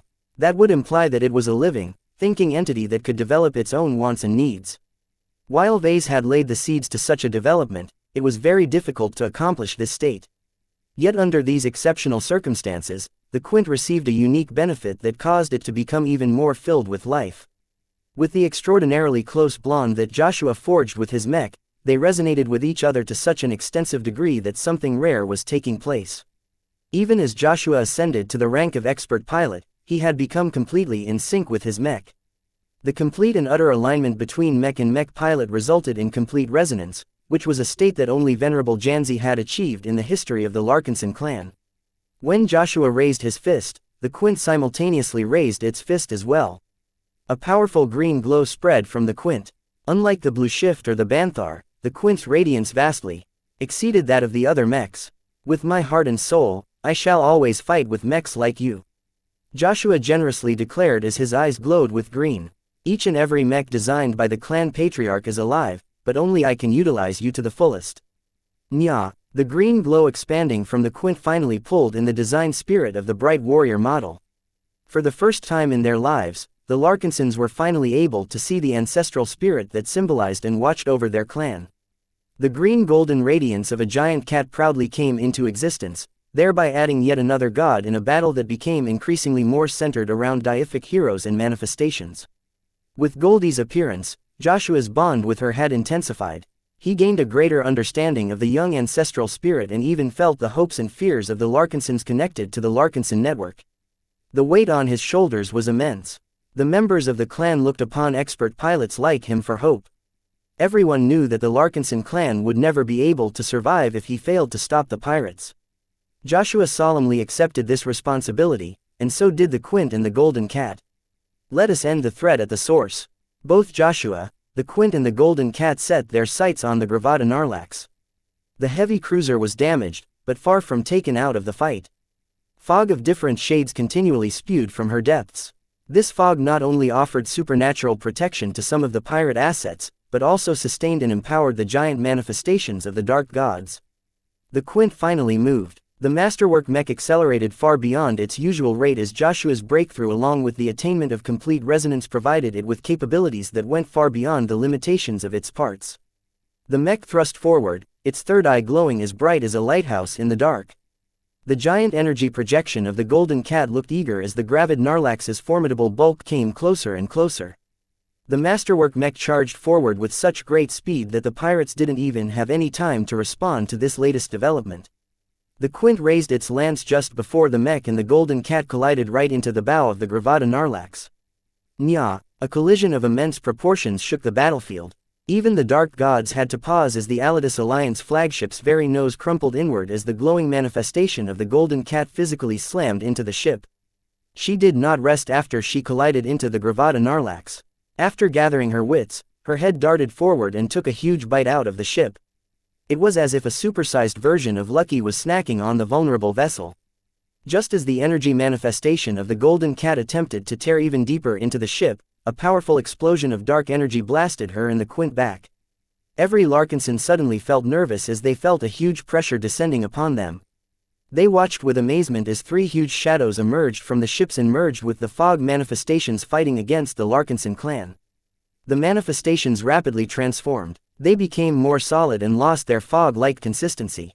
The pressure emanating from them had grown so powerful that everyone aside from the expert pilots were suppressed. Vase instantly shot up from his chair. Not good. The dark gods have arrived in person. The unending one, the blinding one and inexorable one had grown so angry that they decided to descend upon the battlefield with their main bodies. The dark gods were ready to unleash their full power. Chapter 2398. Devouring Abyss. The battle between the Alidus Alliance and the Larkinson clan began as a struggle between humans. Through the use of great and powerful mechs and starships, they clashed against each other with the weapons familiar to any human. Yet from the moment that Vase flipped the board, the battle quickly morphed into a battle that no longer had any place for mortals. Through several means, the Larkinson clan called down powerful, titanic energy projections that were so powerful and unfathomable that they appeared to be no different from gods. The design spirit of the Aurora Titans roared with rage as her space barrier shielded the intact remnants of the Larkinson fleet from the pressure emanated by her enemy counterparts. The Larkinsons and Penitent Sisters had lost almost 50 ships from the massive guns of the Gravada Narlax and escorts. Though this had led to an enormous loss of materials, prompt evacuation had allowed much of their crews to escape alive. Now, these vulnerable people crammed into the ships that remained intact and huddled behind the shield of the lizard-like god that hovered behind the valiant shield of Samar. With venerable Janzi doing her utmost to protect her family, no one gave in to despair. Further ahead, 3 more extraordinary entities appeared to be fighting on behalf of the Larkinson clan. The Sword Maiden mechs numbered less than 40, but the one-sided destruction the women inflicted on the Alidus Archons was completely out of proportion. Commander Dice's breakthrough to expert pilot certainly helped, but she could have never destroyed over 500 elite pirate mechs by herself if not for the favorable circumstances empowering her will. First, the convergence of the imaginary and the material powered her up beyond what was usual. Second, her bond with xianxia had provided her with a powerful boost, especially since she finally found a reason to fight that was compatible with the sacred god's ideals. Third, her living sword intent actively concentrated her will, thereby putting her ahead of other newly advanced expert pilots. Fourth, her living sword intent also functioned as a battle network. After the connections became active, her strong will flowed into her subordinates. The sword projection that superimposed itself onto the battle formation of the Sword Maidens seemed unimaginably real. I was a sword that completely surpassed anything that could have existed for real. Though it was for all intents and purposes an illusion, when the imaginary and the material became intertwined, even illusions could cut mechs in half. Our sword is unbreakable. Our sword is the sharpest. Our sword is eternal. While the Sword Maidens were backed by a giant greatsword manifested from Commander Dice's force of will, the Penitent Sisters enjoyed the support of an even greater entity. The Superior Mother had seemingly come to life and descended over the mechs piloted by the former cultist Hexers. Though they had left the hegemony in disgrace, not a single shred of shame or defeat graced the excited faces of the Hexer mech pilots. Despite grossly outnumbering the Penitent Sisters, the mechs piloted by the pirates all flew away in terror. Being besieged by incredibly powerful second-class mechs was a frightening prospect to any Nixian scum. While it should have been possible for the pirates to organize themselves and mob the Penitent Sister mechs with overwhelming numbers, the energy projection of the Superior Mother put that plan to rest. Each time the pirate mechs attempted to group up, the Superior Mother stretched out with her arms and clawed her fingers through the mechs. Each time she did so, the mech pilots inside felt drained as they lost sort of energy. The appearance of this Hexer, god, completely broke the pirate conscripts. Even the rank and file of the Alidus Alliance quaked in their boots when faced with this supreme come to life. How could mere humans like them ever stand a chance against gods? Each time their mechs attacked the Superior Mother, their blows just went right through her projected body. We messed with the wrong people. These Larkinsons are crazier than some of the cults back home. Only gods can fight against gods. Though the Superior Mother made a very big impression on both sides, she had only come into existence due to the activation of a battle network. The most real entity that fought on behalf of the Larkinson clan was no one else than the Golden Cat. While every Larkinson knew of her, they initially thought that she was just a symbol. Though every clansman were constantly in touch with her, they mistakenly thought that the cat that adorned their clan emblem was just a cute mascot. Never did they think that the Golden Cat was truly real and able to manifest into reality in such a dramatic fashion. Conjured onto the battlefield through Joshua's exceptionally powerful breakthrough, the complete resonance he achieved with the Quint allowed the Golden Cat act on her desire to fight against the pirates that threatened the lives of her precious Larkinsons. After wreaking havoc on the forward sections of the heavily damaged Gravada Narlax, the Quint and the giant cat looked ready to destroy the most central asset of the Alidus Alliance by themselves. Yet one single event changed everything. Deep inside the Gravada Narlax, a single hidden compartment shook from the damage inflicted on the warship. The compartment was home to a shrine that was more elaborate than at Ulimo Citadel. Inside, 3 central statues loomed over a crowd of robes figures. Dozens of white watchers, half a dozen of gray watchers and a single black watcher presided over an elaborate ceremony. On the deck, an elaborate ritual circle drawn from blood glowed with an ominous red glow. The strange inhuman markings and lines stretched all across the deck and even crept onto the bulkheads and ceiling. The watchers whispered strange alien words as they prostrated over the 3 obsidian statues. Each of them depicted a different dark god. Each of them released a mysterious fog that was rich with dark energy. Amplified by the spiritually chaotic environment, the statues released more fog than ever. Yet despite the intervention of 3 avatars of the dark gods at once, the Larkinson clan somehow managed to push them back. With the flagship of the Alidus alliance being preyed upon by a giant cat, Black Watcher Ortis looked unprecedentedly solemn as he received a silent instruction from the dark. He drew one of his wrinkled hands into the pocket of his robe and drew out an alien ritual dagger. The blade was green and sinuous as it absorbed some of the dark energy flowing out of the compartment. After reciting an unintelligible invocation, the Black Watcher rose the dagger and stabbed it downwards. Despite hitting nothing but air, the hearts of every White Watcher and Grey Watcher tending the ritual froze. Shortly afterwards, violent spouts of blood poured out of their chests. Hole had formed over every cultist's heart. Through some unknown force, all of the lifeblood that circulated through their bodies forcibly exited their bodies and entered the elaborate ritual circle. The blood of the Watchers was far more precious than that of random pirate scum. Even though the quantity of blood that entered the ritual circle was not that much, the activity emanating from it had risen substantially. Awaken, and show these infidels the might of the abyss. The Black Watcher cried as he raised his ritual dagger again. With a dramatic stab, he buried the blade deep within his own chest. After brutally pulling his weapon out, thick black blood that was seeped with foulness joined the ritual circle.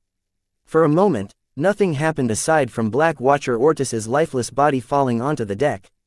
Then, the statues pulsed and glowed as more fog than ever poured out of them. Soon enough, 3 immense existences squeezed out of the statues and rapidly moved out of the Gravada Narlax. Upon arriving at their respective fog projections, the existences merged with them, causing them to manifest in their entirety. The simultaneous descent of 3 dark gods exerted more pressure over humans than anyone could withstand. Many pirates lost consciousness as they were unable to cope with the raw power radiating from the 3 immensely powerful entities. Some Larkinsons fell unconscious as well, but the protection offered by Venerable Janzi, xianxia, Goldie and the battle networks prevented the rest from following suit. Even so, the pressure from the dark gods was so great that hardly any normal mech pilot could even think about fighting against gods that had practically showed up in the flesh. A dark fog emanated from the near-physical body of the Unending One. Nixie, the enraged alien tyrant, kept attacking the tentacled whale with savage punches and brutal energy attacks as if all thought of restraint had disappeared. Yet the Unending One that Nixie beat up before was not the same anymore. The tentacles on the Unending One not only blocked his opponent's attacks with ease, but also entangled the limbs, thereby immobilizing the maddened entity. With one huge bite, the Unending One opened his enormous maw and bit off half of Nixie's energy body. A pained, inaudible roar escaped Nixie's form as the remnant of his existence quickly cut itself off from the trapped limbs and shifted several kilometers backwards before reforming into a considerably smaller and weaker energy body. All of his rage and fury had drained from his unstable consciousness. A chillingly cold fear had descended upon Nixie. The strength of a dark god in his prime and a long-imprisoned alien entity was not comparable at all. This was especially after Vase continually cut off chunks of spirits and inflicted a lot of wounds earlier. Now that the Unending One had engulfed half of his spirit, Nixie was in no shape to fight any further. Without a hint of shame, the wounded entity desperately attempted to flee, only for the Unending One's tentacles to stretch out once again to catch the cowardly spirit. Roars of unwillingness escaped from Nixie as the tentacles slowly but steadily dragged him to a waiting maw. With one decisive bite, an eon's old spiritual entity disappeared into the Unending One's stomach. Across the Komodo star sector and beyond, millions of Doom Guards abruptly lost much of their fearsome potency as their glows had suddenly become a lot more stable. The mutual interaction between Zygra and Nixie ceased to exist because the latter was no longer alive. Complaints abruptly flooded the offices of the living Mech Corporation. The sudden and unexpected failure of the Doom Guard model produced an unprecedented huge scandal for the LMC. If any of its products failed like this again, then why should mech pilots entrust their lives to the apparently unreliable mechs? Vase, who helplessly witnessed the ignoble death of one of the LMC's most important design spirits. He knew exactly how bad the consequences would be if Nixie's death robbed one of the LMC's best-selling mech models of its pillars.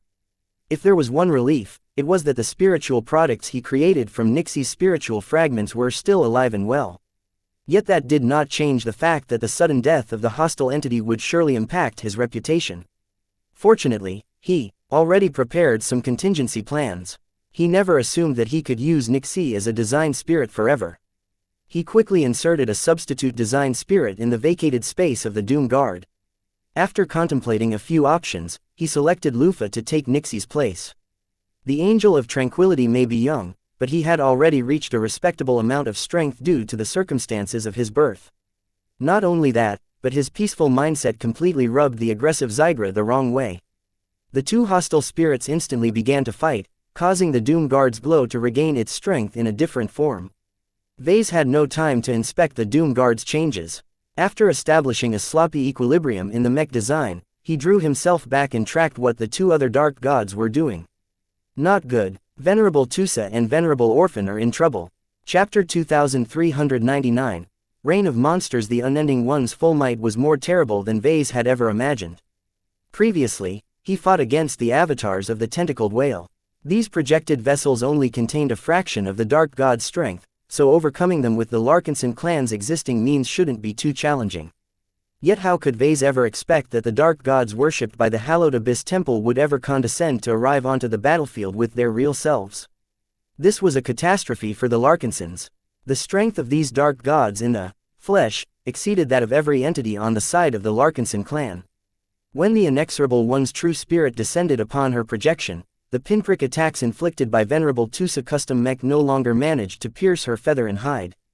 Though fast and untouchable, the Blue Shift's offensive capabilities were too weak. Light skirmishers were some of the worst mechs to employ against huge god-like creatures. Not even the exceptional nature of the Blue Shift's unending daggers changed the fact that they resembled pinpricks when compared to the enormous gray bird's bulk. It didn't help that of the 4 expert candidates who underwent apotheosis, Venerable Tusa's breakthrough was weaker than the others. No spirit boosted his advance. Only his Blue Shift supported him in his transformation, thereby leaving with precious little help in his attempts to hinder the hostile gray bird. Why are you so strong? Why can't I hurt you anymore? After adjusting to her new circumstances, the Inexorable One no longer bothered with the annoying fly that previously hindered her from displaying her might. Even as Venerable Tusa desperately directed his mech to stab the big gray bird in the eyes, his daggers barely sank into the spiritual body before stopping. As a spiritual existence, the Inexorable One did not suffer any vision loss. To the Dark God, such attacks were incredibly trivial, so much so that the gray bird already set her sights towards a worthier foe. With a single powerful flap of her wings, the Inexorable One dashed forth with unimaginable speed. The Blue Shift, which kept stabbing its unending daggers through the flesh and feathers of the gray bird in futility, tumbled away in an uncontrolled spin. Venerable Tusa almost lost consciousness from the physical and spiritual forces assaulting his body and spirit. His force of will no longer empowered his mech as his debilitated state left him in no shape to fight any further. He vomited inside helmet, forcing his piloting suit to work overtime to remove the foul-smelling substances. Nobody paid attention to the unfortunate expert pilot's plight as the Inexorable One rapidly reached her destination. With her sharp talons stretching out, the Inexorable One attempted to slice and crush the princely jackal. She would have succeeded if not for the timely reaction of xianxia. The giant lizard energy projection roared a warning at the Inexorable One as her talons tore through the space barrier hastily put up in her path. Vase widened at the sight.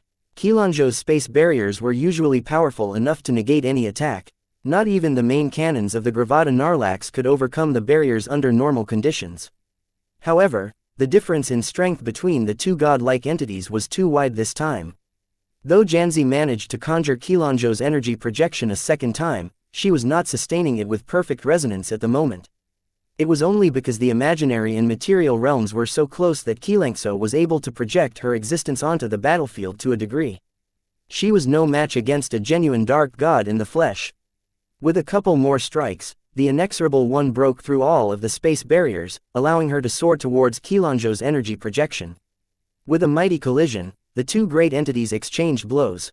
Xianxia roared in pain and jerked backwards, taking the shield of Samar with her. Deep claw marks marred her reptilian head and shoulders as she gazed at the Inexorable One with deep respect and fear. Despite the disparity in strength, xianxia had not thought about fleeing at all. Her intent resonated with Venerable Janzi and the shield of Samar. All three of them wanted to protect the Larkinsons in the fleet, and the only way to do so was to entangle this horrible bird as long as possible. We are the shield of the Larkinson clan. Venerable Janzi stated her convictions. No brother or sister of mine shall suffer at the hands of this beast.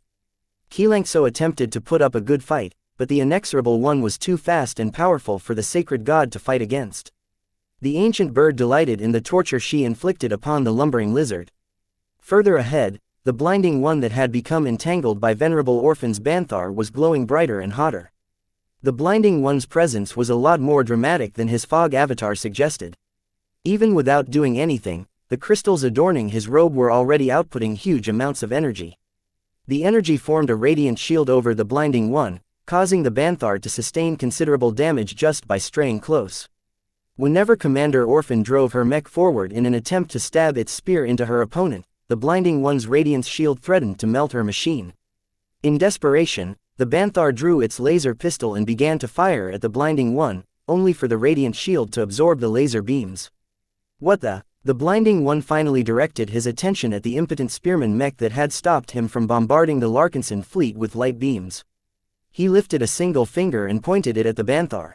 Just as he was about to launch a soul-searing piercing attack that venerable orphan instinctively felt would be fatal, a golden paw slapped the blinding one's arm aside. Nya! Shortly afterwards, the quint charged forth and pierced its lance through the blinding one's radiance shield before penetrating his head.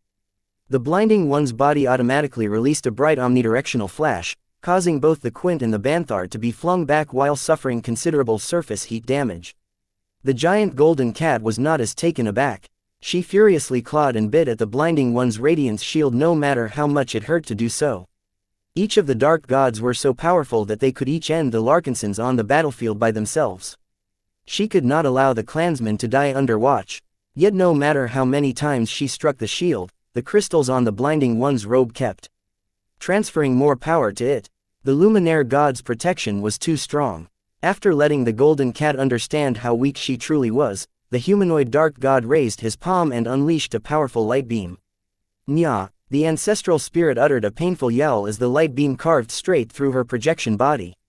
At the same time, many Larkinsons paused and screamed at the same time as some of Goldie's suffering spread across the Larkinson network.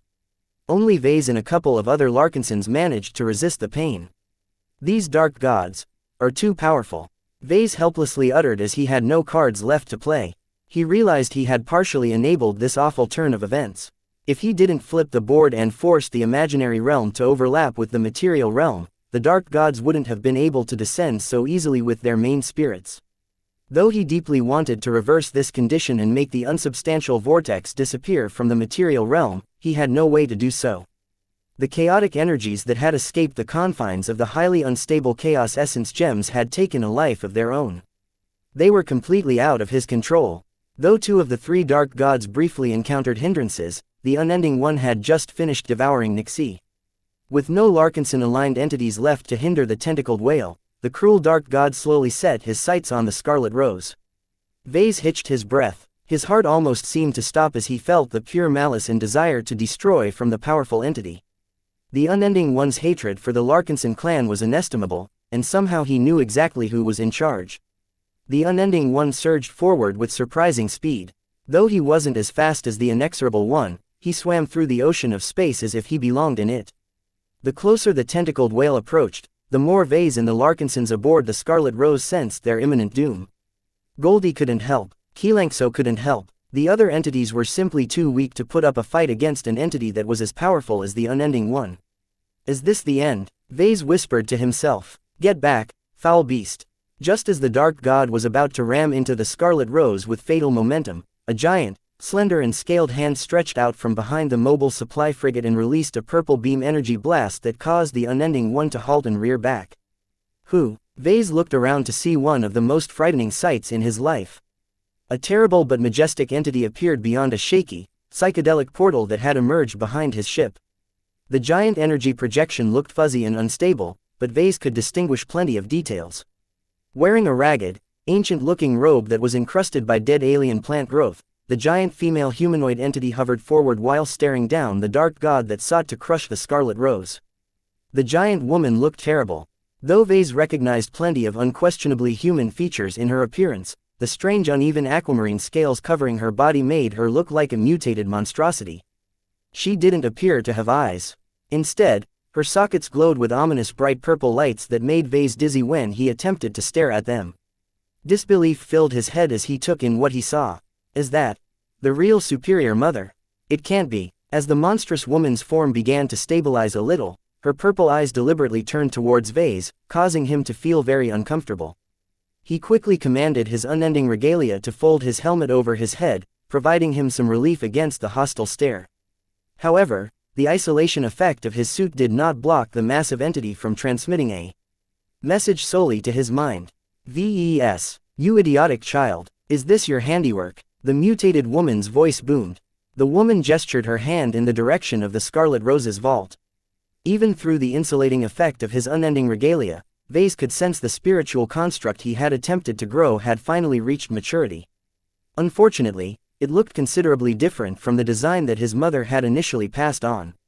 Not only did Vase employ an unconventional growth-based production method, much of the energy of the construct came from Nixie, whose spiritual attributes were filled with all sorts of strange and alien attributes.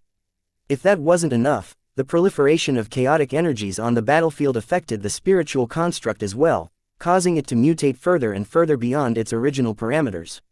Whether all of these changes were responsible for summoning a giant version of his mother as an eldritch horror, Vase wasn't sure. All he knew was that he had screwed up yet again. Could you please help me out? My clan and I are under attack right now and we won't be able to hang on for long without your help." The mutated woman scowled, causing her to inadvertently reveal her pointed, carnivorous teeth. "You brat, if you aren't my son, I would have turned away already." She looked away from Vase and turned to the Unending One. The Dark God had grown incredibly furious as yet another enemy had appeared to stop him from taking revenge. The giant whale opened his maw, unleashed a challenging roar that rattled the spirits of everyone on the ship. Everyone aboard the Scarlet Rose aside from Vase lost consciousness. For her part, his monstrous mother scowled deeper. She opened her frightening mouth and released a soul-rending shriek that made Vase feel as if his spirit was about to detach from his body. Chapter 2400. Assaulting the Gods. After unleashing a powerful shriek, Cynthia Larkinson's mutated energy projection dove forward and began to do battle against the Unending One. To his surprise, his mother was doing far better than Nixie.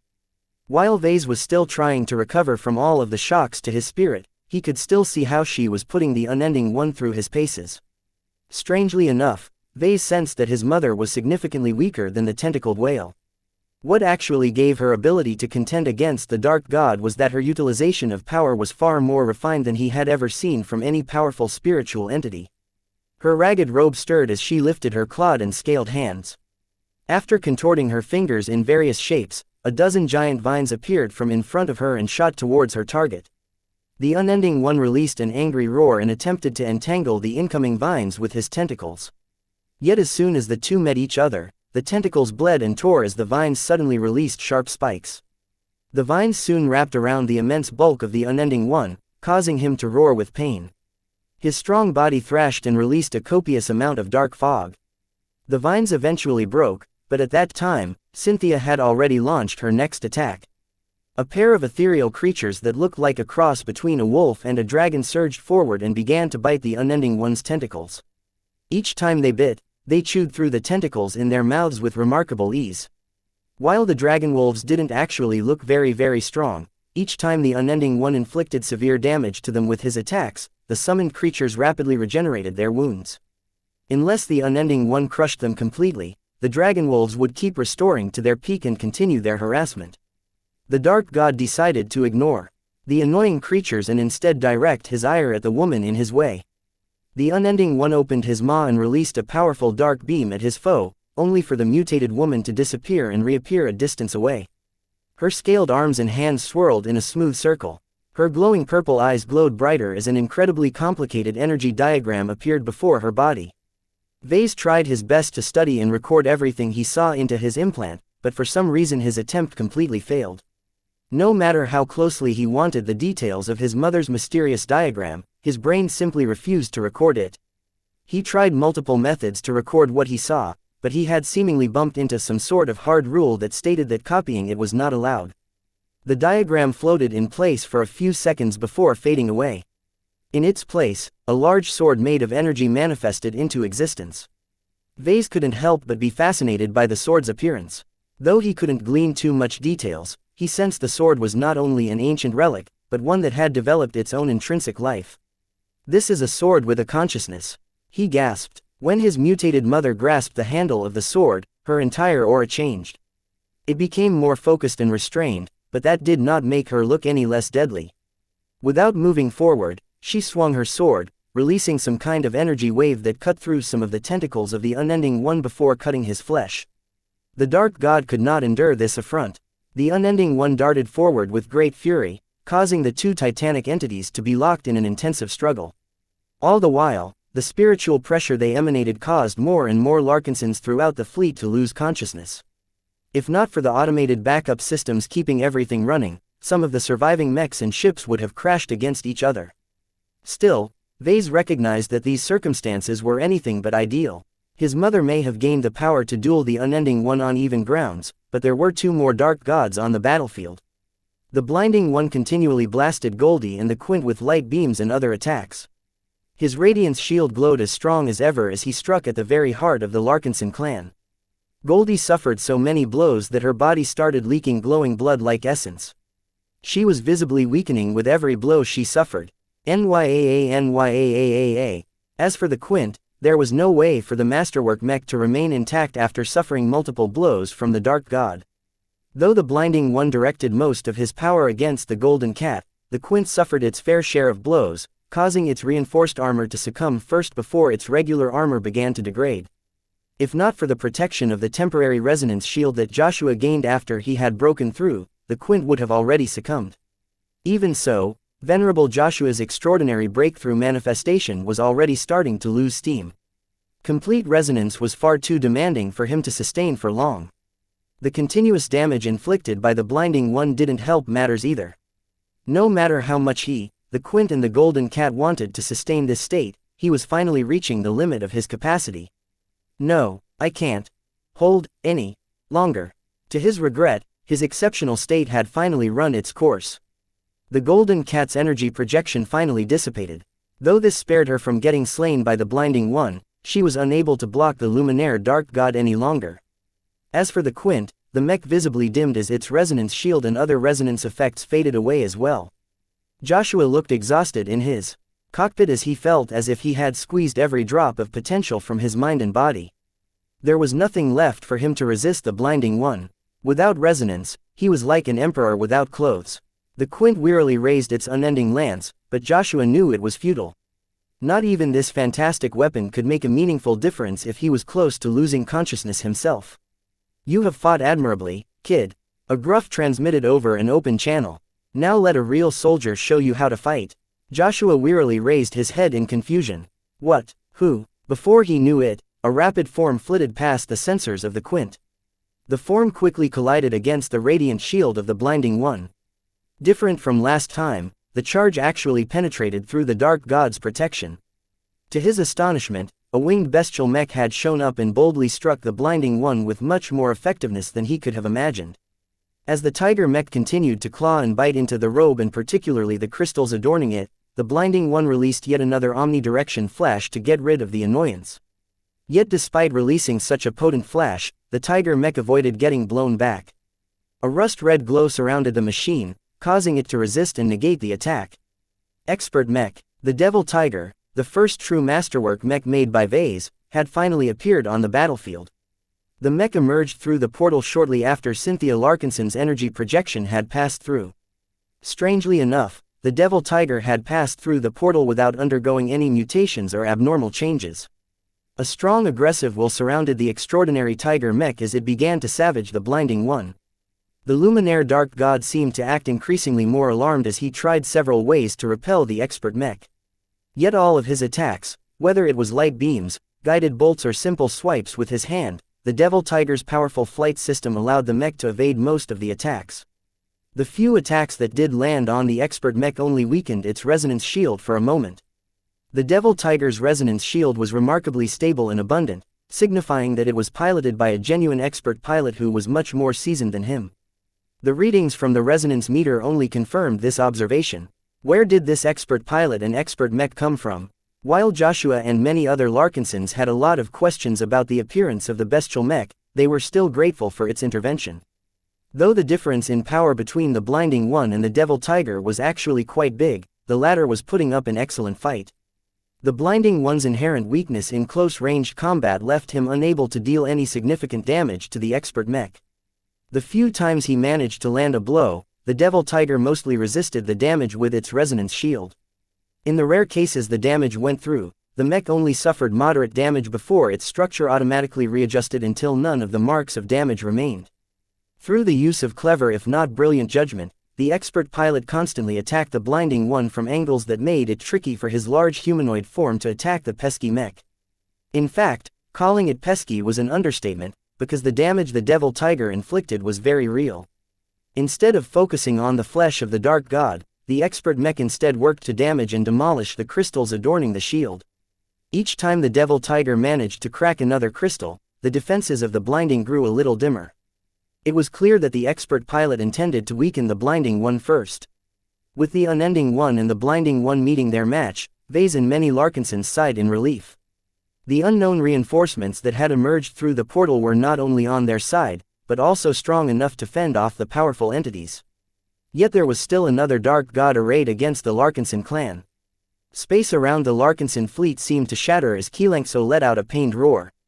Her energy projection collapsed as the Inexorable One's talons slashed against the shield of Samar with incredible force.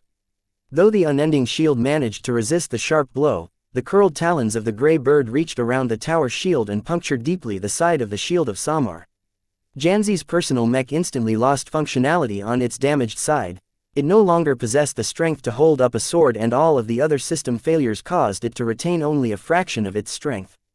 "Hold on, shield. Our family still needs us. We can't fall." Yet no matter how much she wanted to continue the fight, her failing mech was unable to do what she wanted. If she piloted a real expert mech, then she wouldn't have ended up in this sorry state too soon. It was unfortunate that the mech she decided to partner with was ultimately not a genuine expert mech. Just as the cruel-looking gray bird attempted to swoop in and cut the helpless shield of Samar in half, a large volley of nuclear missiles impacted the Inexorable One's form.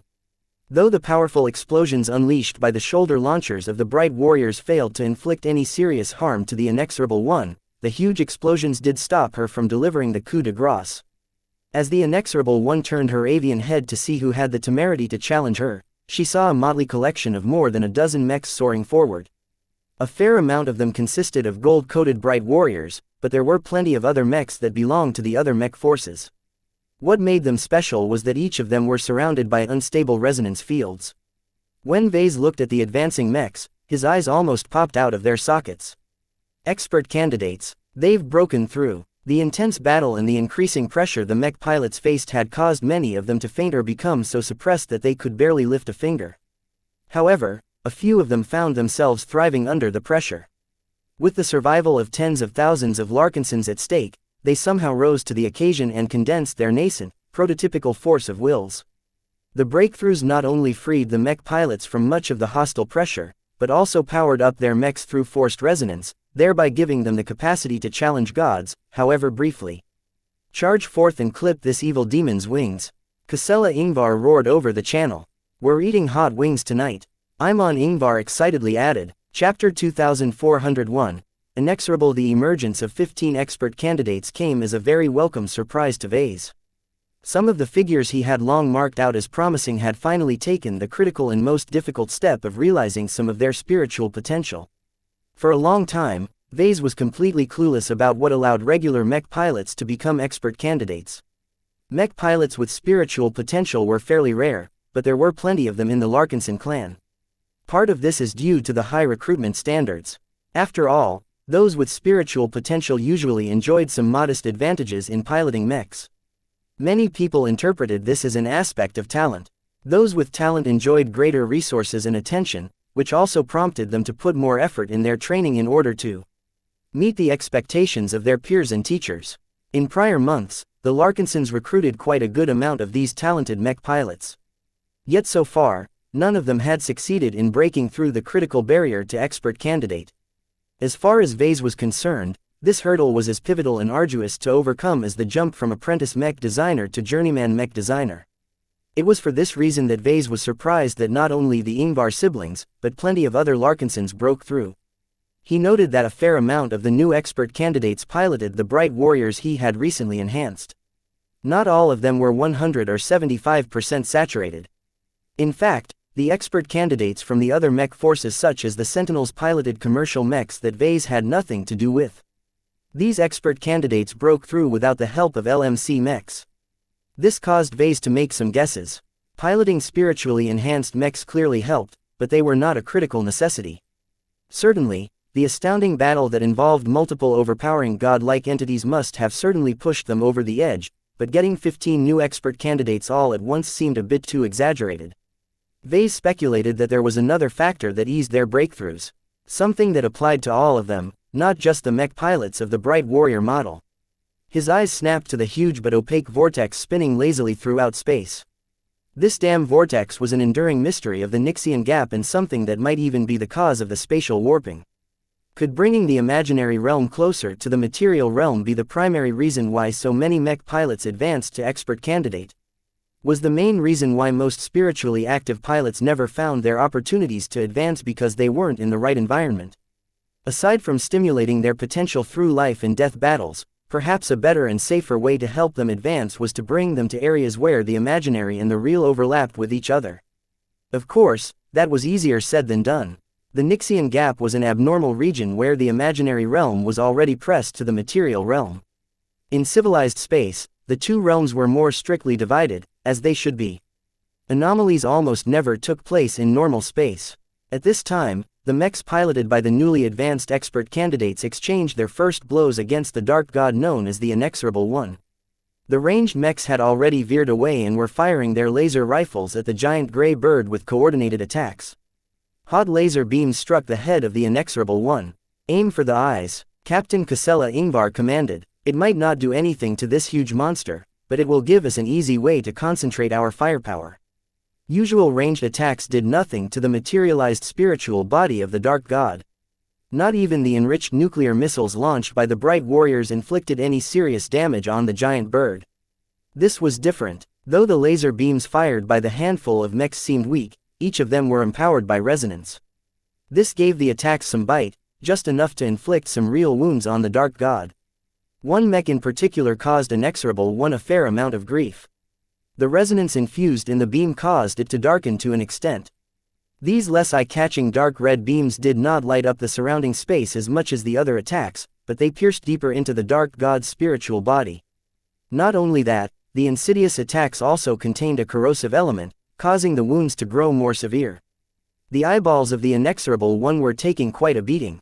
The Inexorable One intimidatingly spread her wings and released a sharp cry.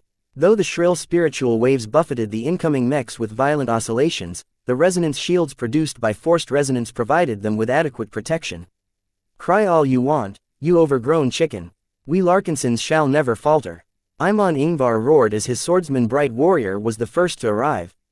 With a sweep of his mech's bright, glowing sword, his mech struck the left wing of the Inexorable One. His blade had barely cut into a giant feather before a small but intense explosion rocked the wound. Though Imon briefly wondered where the explosion came from, he was too caught up in the struggle to pause. His Bright Warrior agilely moved back as the huge wing attempted to slap his machine aside. Though the Inexorable One tried to distance herself from the annoying mechs, the melee mechs constantly assaulted her wings. Empowered by forced resonance, the damage output of these mechs had reached a level where the wings were steadily taking more and more damage. The Inexorable One released another angry shriek. She flapped her wings regardless of the mechs assaulting them. At the cost of incurring some damage, she managed to free her wings long enough to flap them in a peculiar way. A large amount of vortices emerged around her. The temporarily empowered mechs all got caught in them. The resonance shields did their best to shield the mechs from these traps, but none of them possessed Venerable Tus's ability to ignore them outright. Only Imon Ingvar managed to free his mech. His bright golden resonance shield burned like a star. The spiritual vortex that trapped his Bright Warrior steadily weakened until the mech finally came free. "Ha, your tricks don't, URK. His mech got caught in yet another vortex. While his shield slowly caused it to burn, it took too long for his mech to regain its freedom. In the meantime, the Inexorable One managed to slip away. After she finally managed to gain some distance, a rain of empowered laser beams kept hitting her eyes. Her mounting rage caused her to direct her ire at the ranged mechs. Perhaps sensing the challenge in the inexorable one's stare, Kusela Ingvar abruptly stopped her fire. "Careful, the big bird is targeting us. Spread out and don't get hit." The ranged mechs hastily split up from each other, but that did not stop the inexorable one from flapping her wings and darting forward. With a vengeful shriek, the inexorable one raised her talons forward and caught an unlikely vandal ranged mech in her grasp. "No, eject, I can't." After catching her prey, the inexorable one increased the force applied by her feet. Her sharp talons pierced through the weakening resonance shield of the trapped mech. As soon as the resonance shield finally popped, the talons cruelly sliced through the mech, instantly slicing it into pieces. Kusela and every other expert candidate momentarily hitched their breaths. A new expert candidate of the Larkinson clan had died just a short time after breaking through. The ranged mech the Vandal expert candidate piloted was just an outdated military mech. Its defensive parameters were not much different from regular third-class mechs. Such low defense was completely useless against an overwhelmingly powerful opponent. Buoyed by her success, the inexorable one repeated her attack. She swooped in on another ranged mech and caught it with her talons. The living sentinel's resonance shield lasted even shorter than the last one. With a powerful thrust of her beak, the Dark impaled the cockpit of the fragile mech and instantly crushed the body of yet another valuable expert candidate. "Damn it, we need the help of our melee mechs. Help them get rid of the vortices." The ranged mechs no longer focused their fire on the inexorable one and shot at the traps, keeping the melee specialists in place. The melee mechs for their part actively attacked the vortices as well, allowing them to get free a bit faster. Imon Ingvar was the first of the batch to get free. His mech bravely flew forward like a bright golden comet. "Your opponent is me, you damn bird." "Imon, wait," Kusela called out. Her brother did not listen to her words. To her, he was acting foolhardy again. Normally, that wasn't much of a problem if the only enemies he faced were pirates, but this time they were fighting against something greater. The violent approach of Imon Ingvar's mech quickly attracted the big bird's attention. The inexorable one gave up chasing after another ranged mech and instead swooped in the direction of her latest challenger. "Help him, shoot the bird's legs." Powerful laser beams raked the bird's legs, but the attacks didn't cause enough damage to dissuade the inexorable one from going through with her attack. As the dark god and glowing mech clashed, Imon managed to chop into one of his opponent's feet. A bright explosion exacerbated the damage and crippled the limb for a moment. Unfortunately for him, the other talon managed to grasp and lock his mech into place.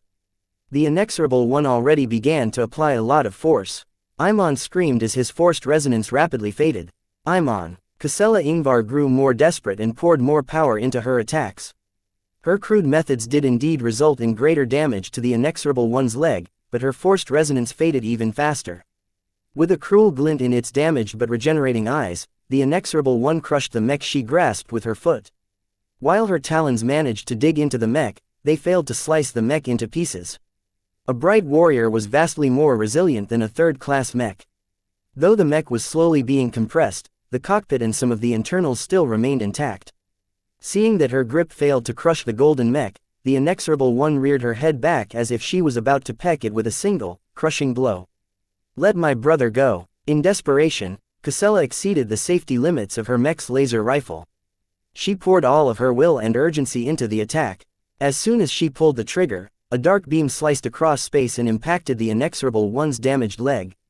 The powerful attack not only inflicted more damage upon impact, but also corroded and froze a modest portion of the spiritual flesh around the wound. The damage quickly grew severe enough for the limb to snap. Even though Kusela felt more tired than ever, she smiled as she saw a fellow bright warrior mech picking up the damaged wreck of her brother mech. The fight wasn't over yet, though. Angry at the loss of her leg, the inexorable one attempted to regenerate the limb, only to be stopped by the dark corrosive energy exacerbating her wound. Seeing that these annoying mechs had dealt more damage than they ought to, the gray bird furiously flapped her wings and attacked another glowing bright warrior mech with her beak. The first peck dimmed its resonance shield. The second peck popped the resonance shield entirely. The next pecks after that rapidly caused the chest of the mech to cave in. Just a few seconds later, the inexorable one's pointed beak rose with a smidgen of blood marring its tip. It had not taken long for the dark god to fell another promising expert candidate. She was truly inexorable.